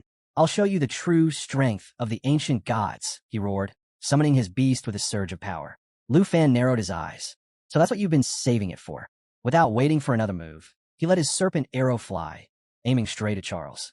The arrow struck, clean hits, but Charles didn't flinch. Lu Fan immediately understood. The ancient god's protection, he muttered, even stronger than the Nine Realms demons. He didn't pause. Dragon encouragement, he shouted, activating the skill. Attack power plus 30%. Time to end this. Xiao Yi let out a roar that echoed across the volcano, and the system lit up, dragon strength boost confirmed. At the same moment, Lu Fan triggered Shadow Serpent Arrow, the system reporting a devastating 500% damage output. Another notification flashed, detailing Xiao Ye's form and charge progression. Without missing a beat, Lu Fan gave the signal, lava eruption. Now, the dragon responded instantly, fire surging forward. The system confirmed a charge level 3 as the simultaneous attacks locked on target. Charles dug in, bracing for the impact. Lu Fan followed up with a barrage of serpent arrows while Xiao Yi unleashed its full power. The system confirmed skill synchronization just before a massive explosion rocked the battlefield. Through the smoke, Charles stood his ground. This is nothing, he declared. My master's power is beyond any of this. He summoned his beast, ordering it to face off against the dragon. In response, Xiao Yi roared again, World Ender form activated, and the system acknowledged the deadly transformation. Lu Fan didn't hesitate. He combined his serpent arrow with Ghost Scythe Demon, and the system read their fusion, combined skill power enhanced. Just as the tide seemed to turn, Musashi countered with surprising force, matching the dragon's attacks blow for blow. Lu Fan quickly dodged, crossing his blades to block each strike, surprised by Musashi's sheer resilience. Then, from behind, Flame of Divine Punishment. Charles had launched it while Lu Fan was focused on Musashi. A massive blast erupted. Lu Fan spun to respond, crossing his sword in a last-second defense, but the explosion overwhelmed him. Kim Suk sneered. Without your dragon, you're nothing. Musashi nodded. It worked. We've separated them. Charles stepped forward smug. He's weakened. This ends now. But then whoosh. Wings cut through the air. Lu Fan soared above them. Wings spread wide, landing with calm defiance. You really thought this was over? The three of them froze. Charles stepped back. What are you talking about? Kim Suk and Musashi shouted. Your arrogance will be your downfall. Lu Fan stepped forward, unfazed. A shift in the air. Then, the Nine Realms demons appeared, surrounding him. All three stared, stunned. Musashi shouted. When did you summon them? Lu Fan chuckled. I've known your plan from the start. I just needed you distracted long enough. He glanced around at the shocked faces. While you were so busy cornering me, I was setting the real stage. Charles raised his holy sword, its tip aimed directly at Lu Fan. These fallen corpse puppets of yours won't be enough, he said coldly. Lu Fan smirked, casually twisting his fingers. You're right, he replied with a shrug. Looks like I'm outnumbered. But in the next instant, he raised his hand, and the ground trembled. With a wicked grin, he summoned every one of his monsters in a single sweeping motion. Still, he said, eyes gleaming, maybe now the numbers are just right? Or maybe there's still not enough to make this interesting. The Nine Realms demons burst forth, lunging at their enemies with violent force. Gasps rang out across the battlefield. Everyone froze, their voices shaky as they called out the demons by name. Charles's eyes narrowed. How did you bind them so quickly? Lu Fan stood calm amid the chaos, his smirk widening. It's over, he said coolly. The result of this fight is already decided. Charles's jaw clenched as yellow mana erupted around him, surging into his holy sword. The blade expanded, radiating divine energy. I don't care how many corpses you throw at me, he snapped. You're nothing before the chosen of the holy mountain god. With a roar, he activated Divine Sanctuary, a radiant mark glowing above his head. The system confirmed the boost, all attributes plus 100% for 60 seconds. Musashi and Kim shouted in unison as divine energy surged through their bodies.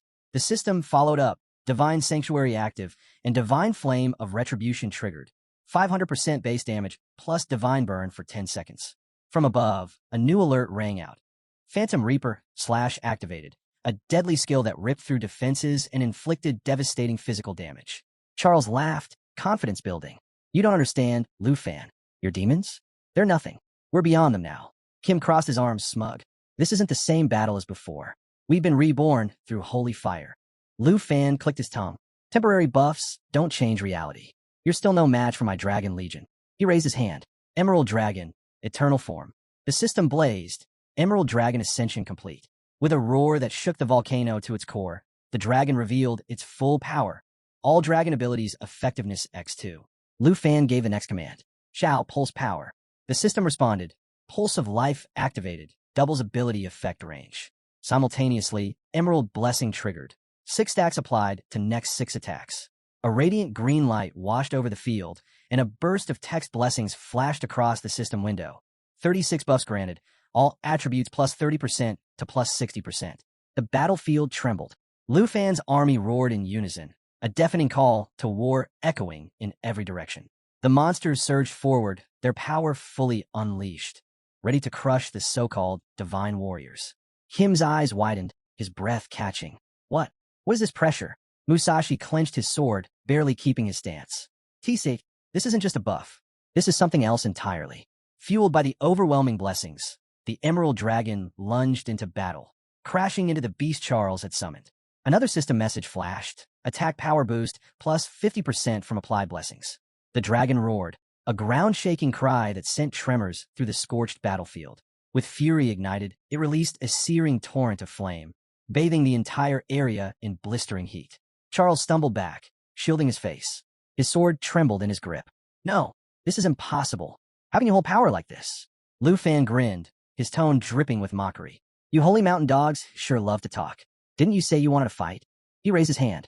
Then let's see how long you can survive. The system rang out, to strike activated.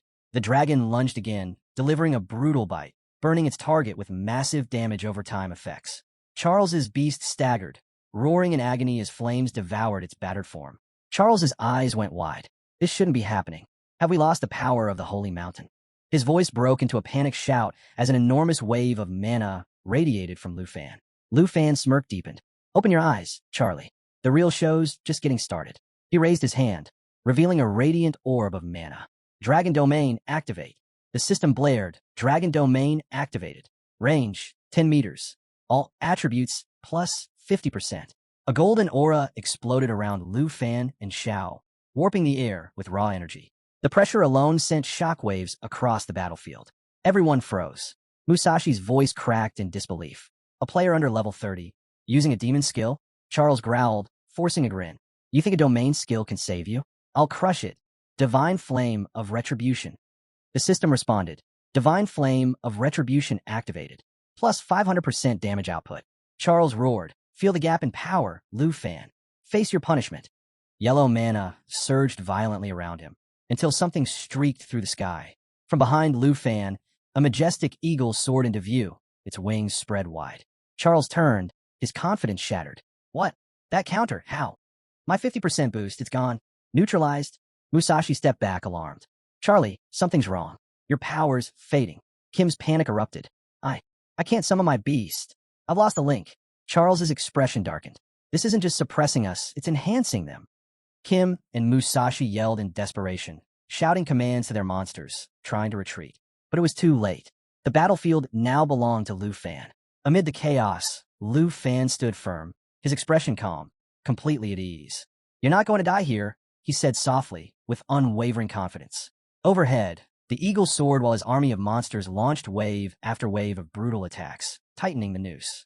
Charles's face darkened. He etched a glowing symbol into his palm and muttered, I wanted to free you, offer you the chance to serve the ancient god of the holy mountain, just like I did. His eyes sharpened. But you're too wild, too dangerous. His mana surged violently, spiraling around him. Then you'll die for my master. You'll be his puppet instead.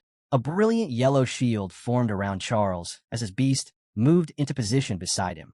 Suddenly, Holy energy erupted from the ground like a geyser, pulling all attention toward him.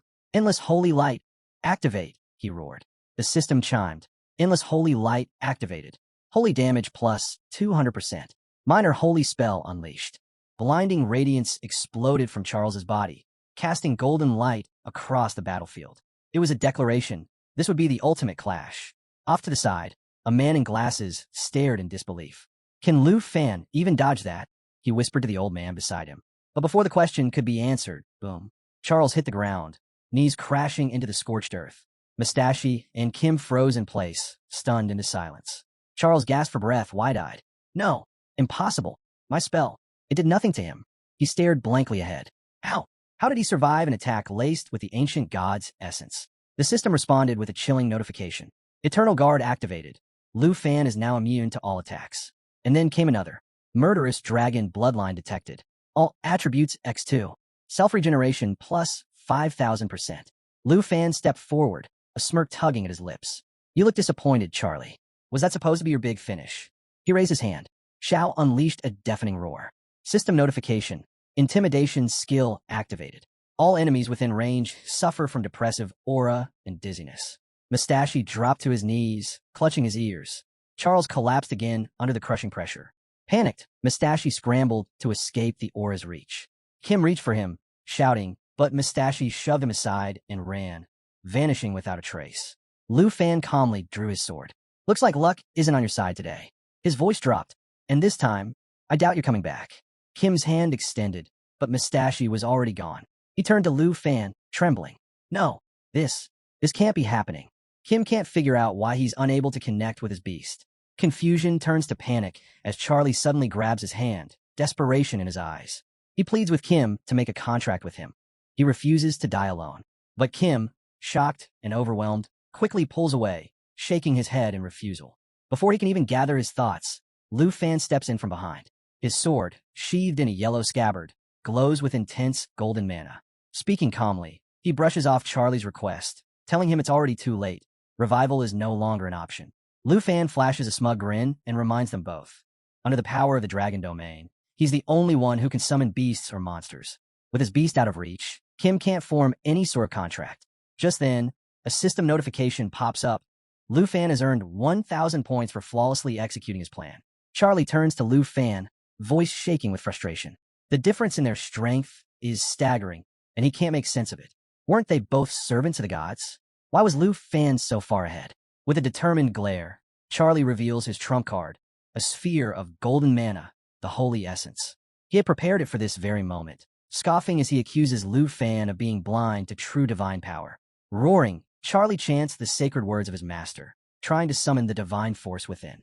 But before he can finish, Lu Fan strikes. His sword cuts through the moment, and he taunts Charlie.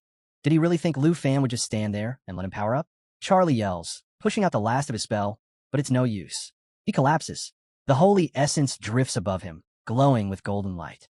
Lu Fan eyes the essence, curiosity flickering in his gaze. He wonders aloud if Charlie's master has already turned his back on him, left him stranded in a fight he can't win. He mentions that Jing Chong has no escape now, then disappears and reappears behind the holy essence, mocking Charlie. Trying to run? With no power of his own? Just a leech, relying on strength that was never his to begin with. His focus stays locked on the holy essence. He's waited a long time for this, a complete piece of the holy mountain essence, finally within reach. Elsewhere, a man watches the unfolding scene on a screen. Turning to the others, he announces that the players from Star Country, Taichi Kingdom, and Sakura Country have all vanished from the rankings. A wave of disbelief ripples through the crowd. Could one player for Dragon Nation really have wiped them all out? A man in glasses turns to Old Han, who stares at the screen, silent and tense. Taking a long breath, Old Han says nothing. The bespectacled man suddenly rushes out of the room, panic written all over his face. How is he supposed to explain this to the Jin family? Their top warrior, gone. The harsh truth hits like a hammer. Jin Xinghan was their final hope. Everything Taichi Kingdom had invested in the trial had centered on him, and now he's gone. Just then, a swirling void begins to form, dark tendrils slithering outward like monstrous limbs reaching through space itself. The man freezes, breath hitching as he stares into the abyss. He whispers a single question. Master, is that you? A deep voice answers, slow and rumbling. Is my son truly dead? The man instantly drops to his knees, head bowed low. His voice quivers as he accepts the blame, swearing to take whatever punishment awaits him. Still kneeling, he stammers, "Master, the Dragon Nation warrior was too strong. I tried to stop him. I failed. Charlie of Star Country, Musashi from Sakura Country. He killed them both." Silence follows, thick and suffocating, until the Void's voice breaks it with a low, bitter chuckle. I had a feeling something was off, and now my instincts have proven right. Without warning, a shadowy limb lashes forward, wrapping tightly around the man's neck. He's hoisted into the air, legs flailing, hands clawing for breath. The figure speaks, voice laced with icy rage. "I gave my word before this trial began, and now my son lies dead, our kingdom disgraced." Choking, the man begs through strained gasps. Please. Master, give me one more chance. I won't fail again." After a tense pause, the tendril releases him. He crashes hard onto the ground, his head slamming against the cold floor. The voice speaks again, calm and deadly. "Do whatever it takes. Lu Fan must not leave Tai Chi Kingdom alive." The man scrambles upright, nodding rapidly, drenched in sweat. "Why, yes, master. I'll gather my men.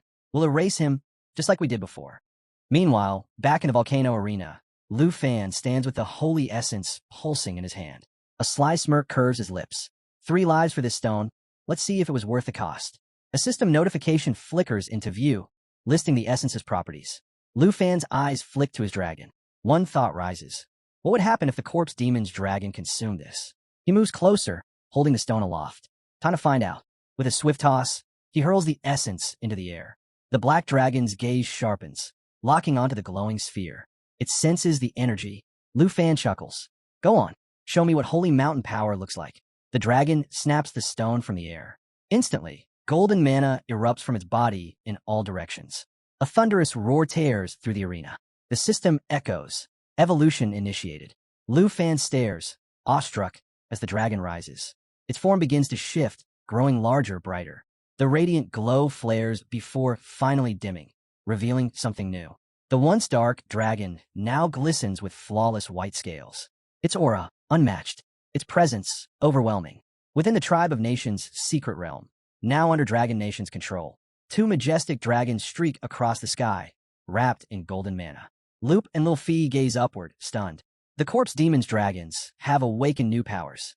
A system alert flashes before them, listing the latest abilities: Holy Light Gate and Holy Light Blessing. More information follows. Now at level 35, the corpse Holy Dragon can inflict up to 99% base damage. But with Holy Light Blessing, that damage spikes to 230%. As for Holy Light Gate, it allows the release of Holy Mountain Essence, slashing incoming damage by 75% while cleansing all debuffs.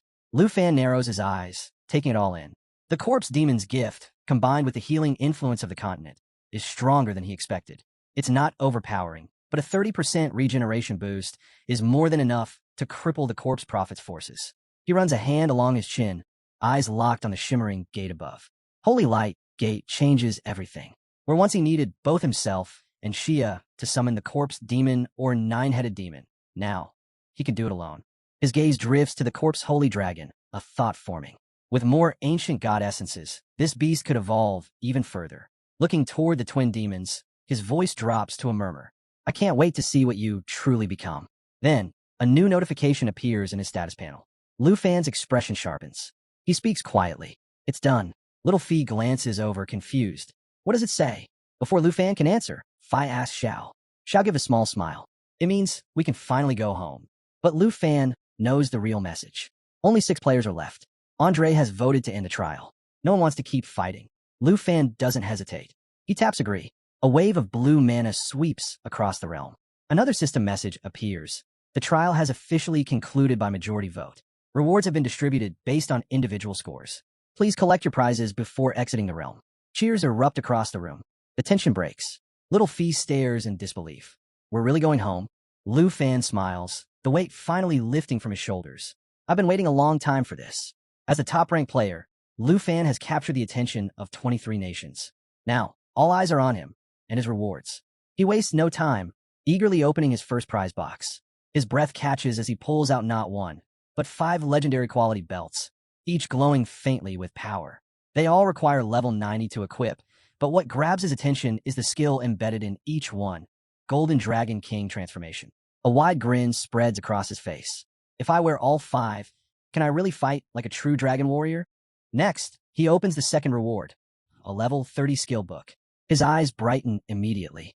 The book grants him the ability to copy dragon language magic. No need to study countless spell dialects. With this, he can mimic dragon abilities directly and unleash powerful spells without delay. Then comes the final prize, a scroll expansion pack, marked as legendary quality. The system explains that it contains 3 scrolls, each guaranteed to be rare or higher. Lu Fan opens the pack slowly, hoping for something big. Come on, let's make this count. 3 scrolls float up from the box, each bathed in a warm yellow glow. One is a skill scroll. The second, an enchantment that upgrades any item's quality by 1 tier. The third scroll allows him to remove level restrictions from equipment. Staring at the glowing scrolls, Lu Fan can hardly believe it. These kinds of items are practically impossible to find, even at elite auction houses.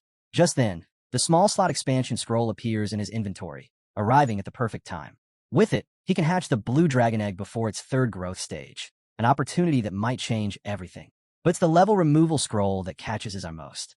Using it, he can equip the legendary belts immediately, bypassing the level 90 requirement.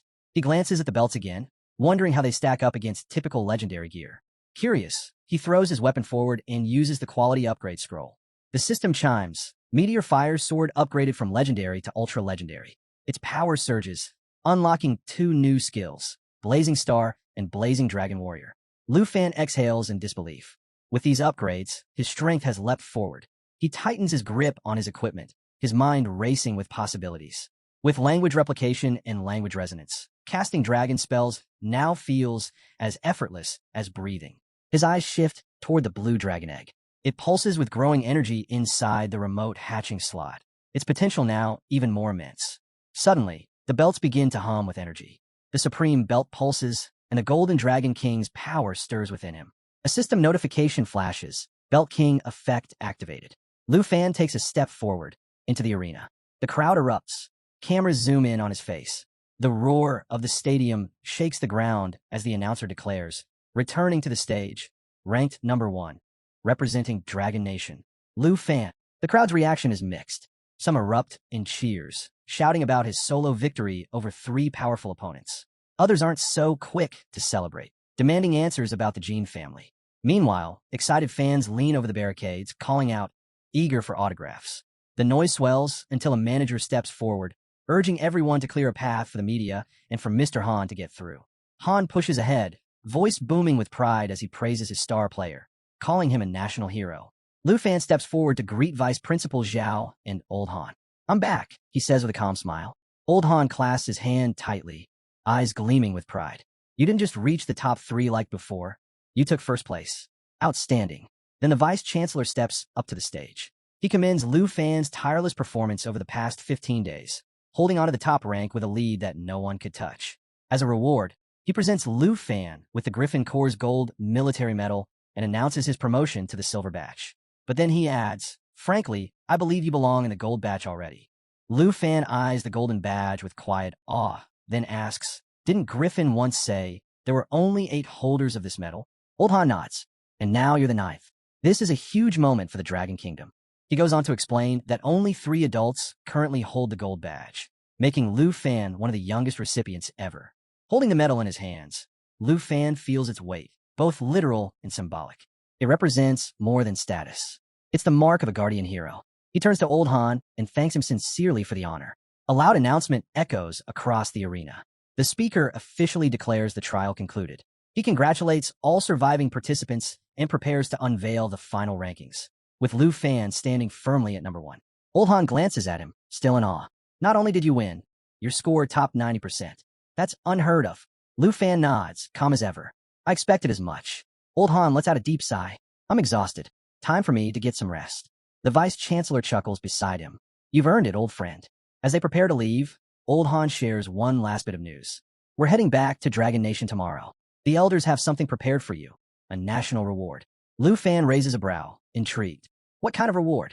The Vice Chancellor just laughs, clapping him on the back. Lu Fan, you've hit the big time. Inside the VIP suite of Genuine City, Lu Fan sits with the 9th gold badge in Syria resting in his palm. He quietly reflects, noting that only Senior 2 ranks above him now. Sprawled across the bed, he lets out a slow breath. Finally, he can start making things right with the people he's let down. Rising to his feet, he carefully stores the gold badge away. But that's just the warm-up. What comes next catches even the dragons off guard. Lu Fan opens a scroll box filled with yellow mana-infused items. His voice is steady, full of anticipation. I've been waiting for this. It's time to unlock the slot and hatch the blue dragon. He turns to the glowing egg, eyes locked on it. The system instantly pulls up its level, flashing across the status window. Around him, everyone leans in, curiosity piqued, ready to welcome a new member into the team. With yellow mana flowing and the dragon teaming technique active, Lu Fan begins the hatching ritual. The egg trembles, cracks forming along its surface before a burst of radiant blue light shoots out. Slowly, the shell breaks apart, and a small dragon with piercing blue eyes emerges. The system kicks in, providing its initial stats and skill set at level 1. Lu Fan stares in wonder before grinning wide. It's a boy. We got a handsome little guy joining the family. The other dragons gather around, looking at the newcomer with warm eyes and quiet approval. Lu Fan extends a hand, gently brushing against the dragon's scales. Its sleek form and sharp features make one thing clear. This creature is going to be terrifyingly strong one day. He can already imagine it, teaming up with the blue dragon and the king's door to deliver crushing attacks. Just thinking about it fuels his excitement. Suddenly, the blue dragon nuzzles up to his hand. Lu Fan smiles, until sharp pain jolts through his fingers. He yelps, startled. Little one watches nervously, while Star lets out a playful laugh. Lu Fan tries to pull away, but the dragon clamps down even tighter. Glancing at the system window, he mutters, this little guy's going to be trouble. He just hopes the blue dragon's not as wild as it's acting right now. And the system outlines its abilities. 2 magic skills are unlocked, Tightening and Roaring Thunder. The latter is especially impressive. Though it deals standard damage, it comes with an AoE tag and control function, a signature of the Blue Dragon King's bloodline. There's also Punishment, a simple lightning attack. But the real game changer is Thunder, a skill that allows the Blue Dragon to cast spells instantly, with no cooldown and 0 mana cost. Lu Fan stares at the newborn in disbelief. No cooldowns, no mana cost? He laughs, both thrilled and slightly concerned. Yeah, this one's going to shake things up. Excited by the Blue Dragon's potential, Lu Fan decides it's time to give him a name. But before he can speak, the dragon suddenly locks eyes with the Starry Sky Dragon and charges straight at it. Startled, Lu Fan shouts, "Hey!" as the 2 dragons clash. The Starry Sky Dragon doesn't hesitate, swatting the smaller one right on the back. Sparks fly as they growl and bark at each other in a flurry of blue and stardust. Lu Fan sighs and shakes his head. Are you 2 really fighting over food again? He steps between them, trying to calm things down. Shin Chang, behave. I'm in the middle of something important here. After finally feeding the blue dragon, Lu Fan turns back to the real challenge, picking a name. He thinks it over, glancing at the dragon's shimmering scales. Little Blue, he offers. The dragon doesn't even blink. Lu Fan raises a brow. Not fierce enough, huh? He tries again. Angry Blue. This time, the dragon reacts immediately, jerking its head and letting out a low rumble. Lu Fan breaks into a grin. There it is. You do like that one. But just as he celebrates, Angry Blue chomps down on his hand again. Ow, seriously? Lu Fan groans. Another bitey one. Great. First Albeo, now this guy. The other dragons exchange looks, clearly unimpressed. Suddenly, a new system notification pops up. A trailer map has been delivered. Lu Fan pulls up the file and studies it closely. He's been waiting for this. Whatever's on that map, it's the next big move. Far away, on the western border of Dragon Nation, inside the Yun family manor, a girl sits alone, eyes fixed on a screen. It flashes the winner of the national trailer competition, Lu Fan. She smirks. Of course it's him. After all, the weapon she crafted for him wasn't just powerful. It was made to give him the edge against anyone who dared challenge him. But then, a sharp cough cuts through the air. She lowers her hand and freezes. Blood. Her eyes widen in shock. The family method rarely manifests with physical signs. But now, she stares at the blood in her palm, realizing something's gone very wrong. A maid steps quietly into the room, bowing low before speaking. Miss Yi, the Huang family has returned. Miss Yi's expression shifts, eyes narrowing, jaw clenched. Again, she mutters, gripping the armrest. They just won't back down. Yunshui Mountain had been under the Yi family's care for nearly 100 years. Yet the Huang family continue to circle like vultures, using old grudges as fuel. The maid chooses her words carefully. Our resources are stretched thin. The Huang family is exploiting past conflicts to pressure us, and the imbalance grows by the day. Miss Yi's hand curls into a tight fist. Ungrateful wolves, she spits. Even the so-called noble families of the Western Territory have no shame when it comes to power. She pauses, eyes distant. Any word from the dragon family? The maid hesitates, then shakes her head. No, my lady. A loud slam rings through the room as Miss E strikes the table in frustration. But her anger is cut short by a sudden cough, violent and deep. She turns away quickly, covering her mouth with a handkerchief. The maid rushes forward. Miss E, please, your condition. Miss E lowers the cloth, catching a glimpse of the red stain, but hides it without flinching. It's nothing, she says firmly, slipping it into her sleeve. Pushing herself upright, she steadies her voice. I'll face the Huang family myself. Let's see if they dare speak so boldly when I stand in front of them. High above the clouds, Lu Fan sits by the airplane window, eyes following the golden sunset bleeding into the horizon. The soft hum of the engines fades beneath his thoughts. Old Han, the rewards, the future ahead. He flips open a digital tablet, pulling up a report on a newly discovered secret realm, a desert zone straddling the Taiji Dragon Nation border. The difficulty rating is high. That alone is enough to grab his attention. Maybe there's something hidden in the sand, something worth finding. The plane touches down at Jinyu City International Airport. Lu Fan steps out with Old Han and a small escort team. The air hums with anticipation. This isn't just any reward. It's a national-level recognition, granting him a rare chance. The right to select hidden challenges. Standing beside Old Han, Lu Fan scrolls through a massive list. 460 secret realms, each with its own mystery, its own danger. But the catch? He can only choose 10. Old Han gestures toward the screen filled with realm listings. These 46 secret realms were collected by Dragon Nation's high authorities from across the globe. Even the richest elites couldn't buy their way into these. Lu Fan scrolls through the names, scanning quickly. His excitement fades slightly. Most of these start at level 60, he mutters. They're not much use to me right now. But then, something catches his eye. The Sea of Death. Its classification, Nightmare Difficulty. The name alone would make most players turn back. But for Lu Fan, it's more than a challenge. It's familiar. Just last night, the Divine Treasure map he discovered pointed to this very location. Old Han sees the shift in Lu Fan's expression. Found something? Lu Fan nods slowly. Yeah, I'll take the Sea of Death. Old Han raises an eyebrow. Just one? You still have 9 picks left. Lu Fan smirks. The rest don't matter. Chuckling, Old Han rubs his chin. Well, it's right on the border. I'll have Vice Principal Zhao assemble a scouting team and set up a teleportation point to get you in safely. One of the men near them steps forward. Old Han, I appreciate everything. I'll be staying back a bit. Andre invited me, and it wouldn't be polite to decline. Old Han nods. Got it. I'll return first and have Zhao fill out the other 9 slots with high experience realms. Lu Fan stays quiet for a moment. Principal Zhao gives his shoulder a light pat. You look deep in thought, he says, smiling. Anyway, we've landed. Time to get off. Lu Fan snaps back to reality, blinking. Already? That was fast. As the aircraft doors open, Lu Fan steps out to the sight of fans cheering from the barricades. Banners wave, and voices call out his name. It's Lu Fan, Dragon Nation's #1. He looks even cooler in person. A reporter rushes forward, mic in hand. Mr. Lu Fan, would you accept a quick interview? Principal Zhao leans over with a grin. You never liked being the center of attention, did you? Lu Fan sighs. Vice Principal, please don't tease me. Just help me get out of here.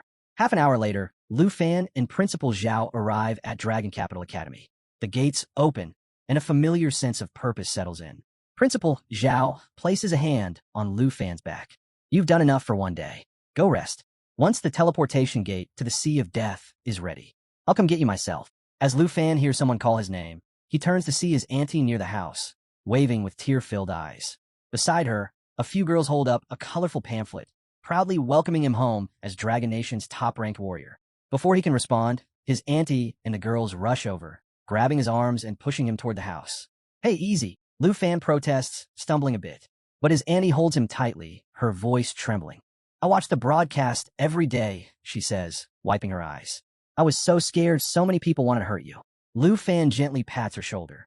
I'm back in one piece, he says with a soft smile. Knowing you were watching over me, it really does feel like I'm home again. As they lead him inside, he turns to wave at Principal Zhao. In the back of his mind, he remembers the list of tasks the vice principal had jokingly given him. Eat well, sleep deeply, take care of your dragon, and spend time with your people. Now seated at the dining table, surrounded by familiar faces, Jianing leans in and asks, Why'd you show up late? We were expecting you hours ago.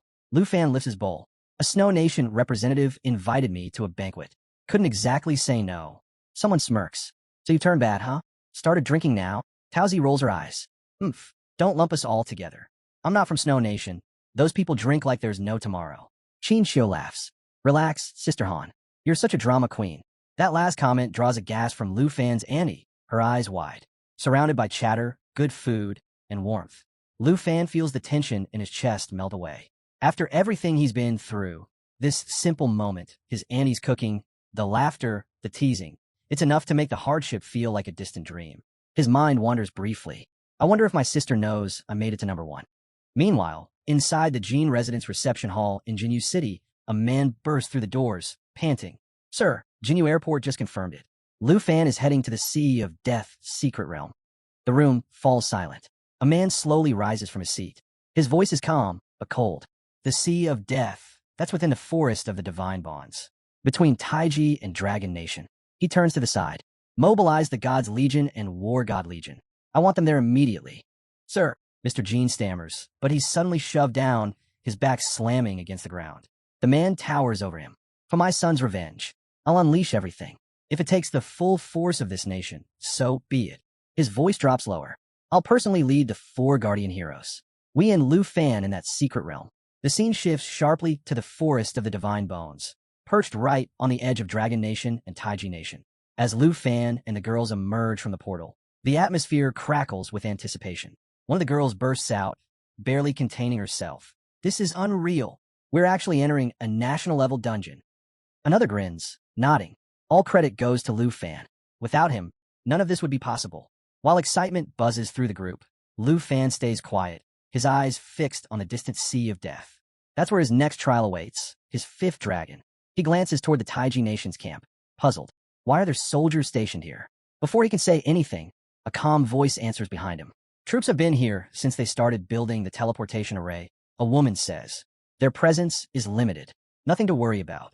They turn to see Teacher Gu standing there. Teacher Gu, what brings you here? One of the girls asks, surprised.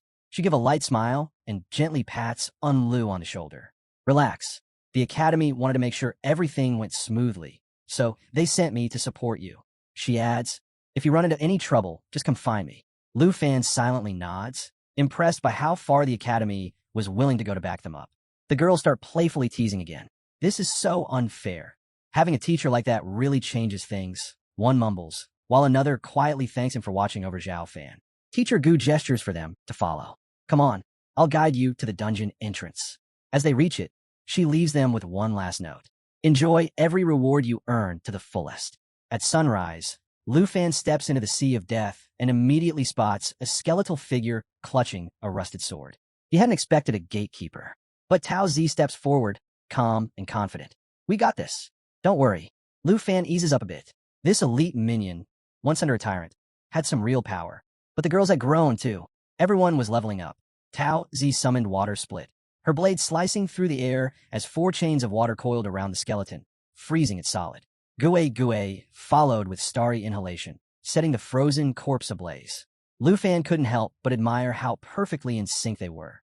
Over the last 2 months, the girls had pushed themselves nonstop to close the gap between them and Lu. Now their teamwork flowed effortlessly. They weren't here to be protected. They were here to fight beside him, as equals. He watched impressed. They had just brought down a level 65 elite, and they were barely in the 30s themselves. Even the top students at Dragon Capital Academy would struggle with that. Then, in a flash, Lu's instincts kicked in. His expression sharpened as he drew his bow and released Serpent's Arrow, a dark serpent technique that launched 12 enchanted shots. The arrows zipped past Tao Zi, who flinched and shouted, Lu Fan, what the hell? But before she could finish, the arrows struck home. 8 skeletons, lurking in the shadows behind them, dropped instantly. The girls froze. They hadn't seen a thing. The shock was written all over their faces. They felt ridiculous for missing such an obvious threat. One of them spoke up, frustrated. If we're your dragons, then bring us into the fight. We need to level up too. Lu hesitated, then admitted, I did bond with a new dragon recently, but his attitude's a problem. Their jaws dropped. A 6th dragon, but instead of backing down, they lit up. Summon him. We want to see his element. Lu sighed, giving in. All right, but if he gets out of hand, I'm sending him back immediately. Suddenly, a bolt of lightning cracked through the sky, making them all jump. Is that normal for him? One of the girls asked, eyes wide. A small blue dragon appeared, its body radiating terrifying magical pressure. They all fell silent. Lu raised an eyebrow. Smirking, could he not show off for once? The dragon roared, summoning a barrage of lightning strikes that created a storm zone, paralyzing enemies and frying anything nearby. It might have been small, but its power said otherwise. This wasn't just any dragon. It was a blue dragon king. Electric currents pulsed off its scales, unleashing shock-infused strikes with every movement. Then came the surge, dragon resonance. With it, both dragon and rider could channel the same ancient spell, amplifying its force. Lu recognized it instantly. Abayo had just used Blue Dragon King's roar. When combined through resonance, the magic surged to a new level. The blue dragon evolved to level 2, turning the battlefield into a lightning storm. A system alert popped up. Dungeon quest triggered. Collect map fragments to trace the tyrant's escape route and uncover his hidden treasure. As Lu pulled out a fragment of the tavern's retreat route map, the others gathered around, curious. So, we're supposed to find the tavern's treasure? One of them asked. Jin Yang nodded. Yeah, if we collect 500 of these fragments, we can piece together the full map and uncover the treasure's location. 500? That number hit hard. They all knew. They didn't have time to waste. Then what are we waiting for? Let's level this desert and start digging, someone shouted, ready to charge ahead. But Lu raised a hand, stopping them. Hold up. This whole place is one giant sand trap. Move the wrong way, and we could set off something we can't undo. Everyone turned to him. So, you got a better idea? Lu grinned. Yeah, and I've got just the scout for it.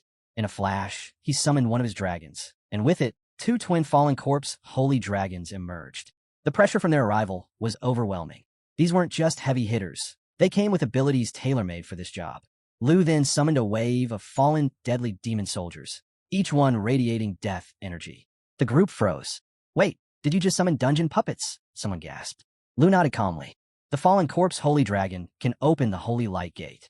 It lets them teleport themselves and all corpse puppets anywhere. Distance, barriers, formations, even dimensions, none of that matters. Jin Yang looked like he'd seen a ghost. This blows hidden glass, necromancy, out of the water. Tao stared at the summoned forces. You seriously brought out all of 9 round Demon City? Lu laughed. You think I'd let miners this good go unused? Right then, the ground quaked. A massive monster burst out, unleashing a bone-shaking roar. The girls instinctively took a step back, startled. Lu didn't flinch. They'll clear the way. At his command, the fallen demon soldiers stormed the battlefield, colliding with waves of tyrants, servant skeletons, and desert spiders. In seconds, chaos exploded across the sand. More monsters began erupting from the ground, swarming the battlefield as the sky cracked with thunder. Lightning poured down, engulfing the field in a storm zone that fried everything in its path. The girls could only stare in disbelief, watching the desert transform into an all-out war zone. Tao muttered, I trained like crazy for 2 months and felt proud of myself. Then this guy shows up and wipes out an entire dungeon like it's nothing. How are the rest of us even supposed to compete? No one had an answer. Suddenly, a system prompt appears. Congratulations. The host coordinates match the dividing treasures map. Treasure map activated successfully. Lu immediately opens the reward, expecting a dragon egg. But what he sees stuns him. The will of the blazing dragon warrior, a legendary tier item. He didn't need another power-up, but this wasn't just a boost. It was a game changer. And then he spots it. The Shadow Dragon King contract blueprint. This is a divine artifact, he mutters. Without a second thought, he activates natural assimilation. The contract dissolves, fusing into his body. From now on, the Shadow Dragon King is a permanent summon, just like the fallen corpse holy dragon. Not long after, another alert appears. Fragment collection complete. Do you wish to assimilate the tavern's retreat route map? Without hesitation, Lu selects yes. Before he can even process the success, the view shifts entirely. The camera pans to a battalion of soldiers on the move. At the front, a captain raises his hand sharply. Halt! The secret realm is currently in use. But before he can say more, a soldier steps forward, draped in black armor, wielding a colossal sword, and slices the captain clean in half. Gasps erupt. One of the troops scrambles, raising a flare gun and firing a blinding shot into the sky, a distress signal. The call for backup has been sent. Elsewhere, Teacher Gu spots the commotion and narrows his eyes. Something's wrong. Chaos is spreading fast. Blood spills across the field as soldiers are mercilessly cut down. He shouts over the noise. What the hell is going on? Just then a soldier slams into him, pushing him out of the way. A blade misses him by inches. They're from Taiji Nation, the soldier yells. We have to fall back. Warn Dragon Nation. Realizing the scale of the attack, Gu bolts toward the teleport gate, only to find it blocked by enemy guards. He digs into his storage pouch and pulls out his last resort, a one-time use random teleport scroll. His only shot at escape. But as he starts the incantation, a shadow looms behind him. A mountain of a man with a giant axe raises his weapon to strike. Gu spins around, swings his own weapon, and slams it straight into the attacker's skull, buying a moment. In that split second, he activates the scroll and lunges forward, driving his weapon into the enemy commander's chest before vanishing.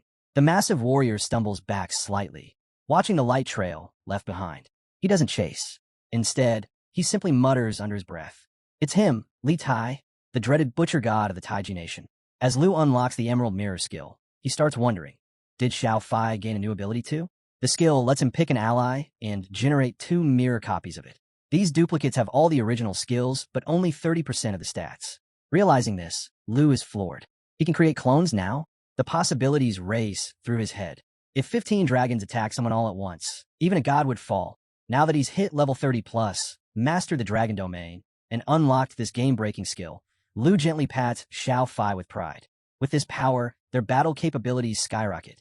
Xiao Fai might just be one of the strongest dragon pets out there now. Suddenly, a swarm of level 70 tyrant servants appears out of nowhere. Jean eyes the incoming threat. I bet this was triggered by merging the route map. Lu isn't phased. At least we don't have to go boss hunting anymore. But then, towering behind the army, the real threat shows up. Cursed Tyrant. Jean glances at Lu. What's the plan? Tao offers a strategy. Let the demon troops charge in first. Then Lin's dragon can sweep the rest. But Lin brushes it off with a smirk. Forget that. Earth Berserk's got this. Tao gives him a doubtful look. Sure, Earth Berserk is strong. But this is a level 80 nightmare boss, backed by a whole crew of level 70 elite commanders. You really think one beast can take them all? Lu grins. Why not? Xiao Fai. Time to show them what Emerald Mirror can do. The moment the skill is activated, everyone watches in disbelief. It works. Perfectly. 2 exact clones appear. And if they bring out all 9 dragons, that's 27 dragons on the field. In an instant, the tide shifts. 1 demon becomes 3. The girls are left speechless. This skill is broken. The cursed tyrant roars and triggers Desert Howl, summoning a violent sandstorm vortex that engulfs everything in its path. The ground begins to crumble underfoot, the whirlwind making movement nearly impossible. With the terrain falling apart, panic spreads. No one can keep their footing. Tao hits the ground hard, unable to stand. What now? Someone cries out in desperation. Lu stays calm. Don't lose your heads. Just breathe, he says coolly. Before anyone can react, something crashes straight into the cursed tyrant's face. In the blink of an eye, the tyrant's servants start dropping, one after another. Lu watches with a smug grin. Just sit back and enjoy Earth Berserk's grand entrance. The Earth Berserkers charge in, massive steel weapons in hand, tearing through the battlefield with unstoppable force. The cursed tyrant roars in rage, but it's no use, completely overwhelmed. Then, without warning, metallic cubes begin raining from above. The cube storm hits hard, each cube delivering full power damage. The tyrant and its minions are smashed directly on the head, driven into the ground like nails under a hammer. To Lu, the whole fight looked almost too simple. The girls exchange stunned glances. Every time we think he's maxed out, Lu hits us with something crazier. Tao mutters, still dazed. Wait, it's already over? I didn't even see how it ended. And with that, the dungeon's cleared. A glowing yellow chest appears in front of them. Lu's level jumps to 42. A message pops up. He's received an enchantment level removal scroll. Lu grins wide. Perfect. This saves me a fortune on upgrade costs. More loot follows. A seeker paper, an ultra-rare item for Xiao Fai, which lets him bypass usage restrictions and devour limits for cracking and looting. A cooking blueprint, Dawnstep Platinum boots, and a tidal blade, which summons a temporary water shield to block attacks. Yuan steps forward. I'll take the scroll and seeker paper. The rest, whoever needs it. He adds, we can grind this dungeon as many times as we need. Everyone will get their share eventually. The girls nod in agreement. Then what are we waiting for? Let's run it again. Back on the battlefield, a soldier rushes toward a figure standing at the teleportation gate. We've already sent units to track down the woman who escaped, he reports. The man nods, satisfied. Good. Tell Lord Jean that Goodborn Forest is completely cleansed. The second Lu fan shows his face. We wipe him and his team out in one clean sweep. But before he can finish, a cold voice echoes from the shadows. No need. I'm already here. A wave of sinister energy erupts. In an instant, black tendrils, twisting like octopus limbs, lash out and consume the soldier. His body rots away instantly, falling to the ground in a pile of decay. The figure steps forward, eyes glowing with fury. Lu Fan, I'll kill you myself. The commander immediately bows. Welcome, my lord. The Dark Lord gives a quiet, chilling command. Make it look like the work of those ancient god worshippers. The Dinjin nation must never learn it was us. The scene cuts to Zhao Zheng, frowning as he murmurs how odd it is that he can't get through to the guild. He quickly dials the Dragon Nation Border Defense Department, introducing himself as Zhao Zheng from Dragon Capital Academy. Without wasting time, he asks if Teacher Gu is still stationed at the Death Sand Sea camp. A sharp voice answers abruptly. Vice Principal Zhao, their camp's already been attacked. Zhao's eyes shoot open. What happened? The voice explains that the Taiji Nation issued a formal statement. Over the past 6 months, multiple heretic groups from different countries have launched assaults on Dragon Nation's camps. Zhao tightens his grip. How could that happen? The voice urges him to stay calm and keep the academy stable, assuring him that the department is still verifying the report. Meanwhile, in the Jin mansion within Taiji Nation, General Jin reclines with his foot casually propped on the table. He scoffs, questioning what exactly needs verifying and why the Dragon Nation doubts their word. He waves a hand dismissively. Just tell them the Death Sand Sea is in the middle of nowhere. Even with immortals, it'll take 10 days, maybe half a month, to reach it if they don't get delayed. Just then, a girl steps forward and announces that Dragon Nation has sent 2 letters. Jean raises a brow. Why the panic?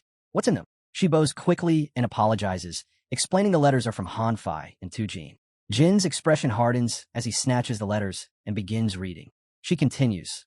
Hanfei is accusing them of failing to investigate the heretic attacks properly. To uncover the truth, he sent Tu Jin to take over the matter. Tu Jin has already deployed the Griffin Squad, now mobilizing at the border. Hanfei ends the letter by saying that if things escalate, he hopes Taiji Nation understands the consequences. Jin remains quiet, eyes scanning the letter. Then his glare sharpens. They're getting arrogant. This isn't a warning. It's a threat. They're saying if we try to stop them, it's war. A soldier hesitantly speaks up. Sir, the Griffin Squad, we're no match for them. Jin slams the letter down. We can't let anyone disrupt Lord Jin's plan. He immediately issues commands. Inform the Godslayer Legion. Send Li Tai to deliver a message to the National Guard hero. And deploy the Good Killer Legion to the border. By time, install the Griffin Squad. Jin is convinced that if they eliminate Lu Fan, all trails will vanish, leaving Dragon Nation no choice but to chase shadows among the heretics. He stresses that there's no room for mistakes. Lu Fan must die. Elsewhere, Lu Fan and his group are making their way through rough terrain when Tao suddenly groans, clearly exhausted. She complains about being both starving and drained after their time in the secret realm, suggesting they take a break to enjoy a proper meal. Lu Fan chuckles, teasing, if you keep dragging your feet, someone might just tie you up. Tao shoots him a glare. You mean tired, not tied up, genius. Their banter comes to a halt as they reach a desolate field, littered with corpses. Silence falls. The sight says it all. Jean steps forward to inspect the bodies, noting how their state is eerily similar to Charles, the man Lu had previously defeated. Their life energy sucked dry. Tao shivers. Could it be the heretics that worship the ancient gods? Lu shakes his head. There's no trace of divine energy here, but the aura feels just like Jin Shenghan's. Jin Yang's brows knit. That can't be. Jin Shenghan is already. A voice cuts him off, echoing through the battlefield, laced with mockery. Sharp as ever. Everyone instantly turns toward the voice. Jin Yang instinctively draws his blade, sensing danger. A man emerges, smirking coldly. But all that won't save you now. Lu Fan narrows his eyes. Jin Zaishi. He steps in front of Jin Yang. Don't act rashly. This guy's level 97, same as Jin Shenghan. He carries abyss energy. Jin jumps in, urgency in her voice. My father once knew him. He's the national guardian hero of Taiji Nation, Jin Zaishi. Lu's breath hitches. That would mean Jin Shenghan is his son. Just then, another voice scoffs from above. Park Jae lounges lazily on a tree branch, unimpressed. All this firepower for one kid, he sneers. He hasn't even hit his 3rd transformation. Don't tell me we're letting Li Tai handle him solo. Li Tai, the youngest among them and a Widowwalker fighter, stays focused. Don't take him lightly. This is the guy who took down the 9 Realms demon. Suddenly, the earth quakes beneath them. The girls instinctively step back, weapons raised. A hulking figure emerges from the cloud of dust. It's the beast, Choi Hun. He scoffs at the mention of the 9 Realms demon. So what if he beat him once? We'll crush him again. His eyes lock onto Lu Fan, licking his lips with a twisted grin. I hear this brat's got a real dragon. Let's see how its blood looks on my axe. The girls instinctively glance skyward as massive beams of light pierce through the clouds, casting an eerie glow over the battlefield. Descending through the light was a black-robed figure, silent, imposing and crackling with thunder magic. His presence sent a jolt through the air, his aura heavy and grim. One of the men scoffed. Still the same, huh? The old black mage, mute, dull, and full of doom. Jin Yang leaned toward Lu Fan. These four, they're on par with Jin Zaishi. Qin nodded grimly. No doubt about it. These are the 5 national guardian heroes of Taiji Nation. The air grew heavy with tension. All eyes turned to Lu Fan. Without flinching, Lu Fan stepped forward, voice cutting through the silence. So these are the heroes who massacred the camp, he said coldly. Good. Not a single one of you will walk away from this. A fierce green energy erupted around him as he prepared to summon his dragon. His voice rang out with a challenge. Come, National Guardian Heroes. Kill me if you dare, because if you don't, you'll join the souls you butchered. His aunt called out in alarm, pleading with him to remember they were all above level 90. Lu turned to his companions. Guard my aunt, he ordered. Whatever happens, I won't be holding back. Jin Zaishi let out a mocking laugh. Ignorant little brat. With a snap, his monstrous tentacles exploded outward, joining a barrage of weapons from the other heroes, all surging toward Lu Fan. Attack! Jin Zaishi roared. For my son, crush him. Choi Hoon charged in and slammed his massive weapon into the ground, sending tremors through the earth and shattering the surface. Lu launched himself into the air with ease, dodging the impact without breaking a sweat. At the same time, Li took aim with his bow, but Lu quickly ordered Xiao Fai to activate the Emerald Dragon's power. A thick emerald barrier surged to life, forged from the dragon's bloodline.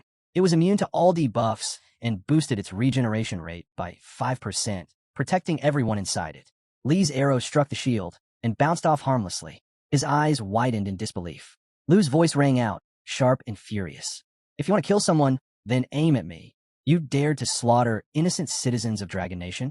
I'll make sure you watch every last Taiji soldier under your command fall. Park Ji, furious, rushed in with a vicious sword strike. But the moment his blade touched the barrier, it fizzled out, completely useless. Choi Hoon stepped forward, brushing Park Ji aside. Move. I'll handle this.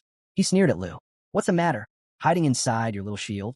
Then he hurled his axe, the Hell Blood Axe Totem. It crashed against the barrier, dealing 300 physical damage, but not even a scratch appeared. Someone else stepped up, pulling out the natural remediation Dragonbone Flute, trying to summon the twin Fallen Corpse Holy Dragons. But even that failed to break the Emerald defense. Lu dropped back to the ground, unfazed. Coward, he scoffed. You really think I'm the one hiding? Jin Yang called out, worried. Your only job is to protect your aunt. But Lu was already wrapped in a dense yellow aura. The Holy Light Gate skill had activated, blanketing him in holy protection. The energy extended across the battlefield, ensuring the Fallen Corpse Holy Dragons could attack through any dimension. As the dragons roared to life, the essence of fallen warriors surged toward them, strengthening them even more. Suddenly, enormous demonic figures appeared in front of the Taiji forces. Lu had summoned the 9 Realms demons straight out of the secret realm. Shock spread through the enemy ranks, but Jin remained calm. So what? They're just hollow husks now. Even the silent black mage finally spoke, his voice steady. We've killed them once. We'll do it again. But Lu stood tall between his dragons, a smirk on his face. Then go ahead, he challenged. Show me how you plan to kill the 9 Realms demons this time. Park suddenly tensed. Something wasn't right. His eyes darted toward the 9 Realms demons.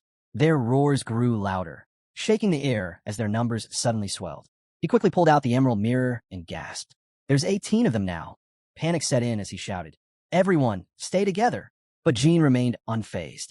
Relax. Even if they're clones, their stats are bound to be lower. We can wipe them out easily. To prove his point, he swiftly took out one Earth demon and followed up by slaying a Realm demon. The count dropped to 16. See, he barked. Just an intimidation trick. These copies are weak. Morale lifted instantly. With new confidence, the group turned their attention to taking out the clones. But the black-robed mage wasn't so sure. His eyes narrowed on Lu Fan, who was now pulsing with an ominous glow. What is he doing? Jin caught it too. A wave of unease rippled through him. What trick is this now? Lu's smirk deepened. Took you long enough to notice? I've been charging this skill the whole time. Now, face the will of the fierce dragon warrior. In a blinding flash, his body shifted and surged upward. He transformed into a colossal golden dragon.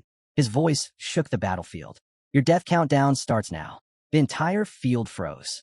The girls stared in disbelief. He can turn into a dragon. The mage's face turned pale. He's not just transforming, he's mastering the dragon's power. Panic rising, he shouted for backup. But it was already too late. The summoned demons began closing in fast. Li found herself surrounded, unable to escape. One by one, the others were cornered, their cries echoing across the field. The pleas for help reached Lord Jean, but he stood paralyzed, unable to move, unable to comprehend. The dragon domain exploded in size, stretching out to a full 100-meter radius. Every dragon, every beast sharing Lu's bloodline, was supercharged. Buffs stacked endlessly. The demons, now unstoppable, thundered forward, crushing everything in their path. The feared 9 realms demons weren't just back, they were dominating. Roaring with pride, they trampled over the battlefield. And at the center, the golden dragon radiated an aura of absolute power, its strength now doubled. Jean stood frozen, sweat dripping down his face. This battle was no longer his to win.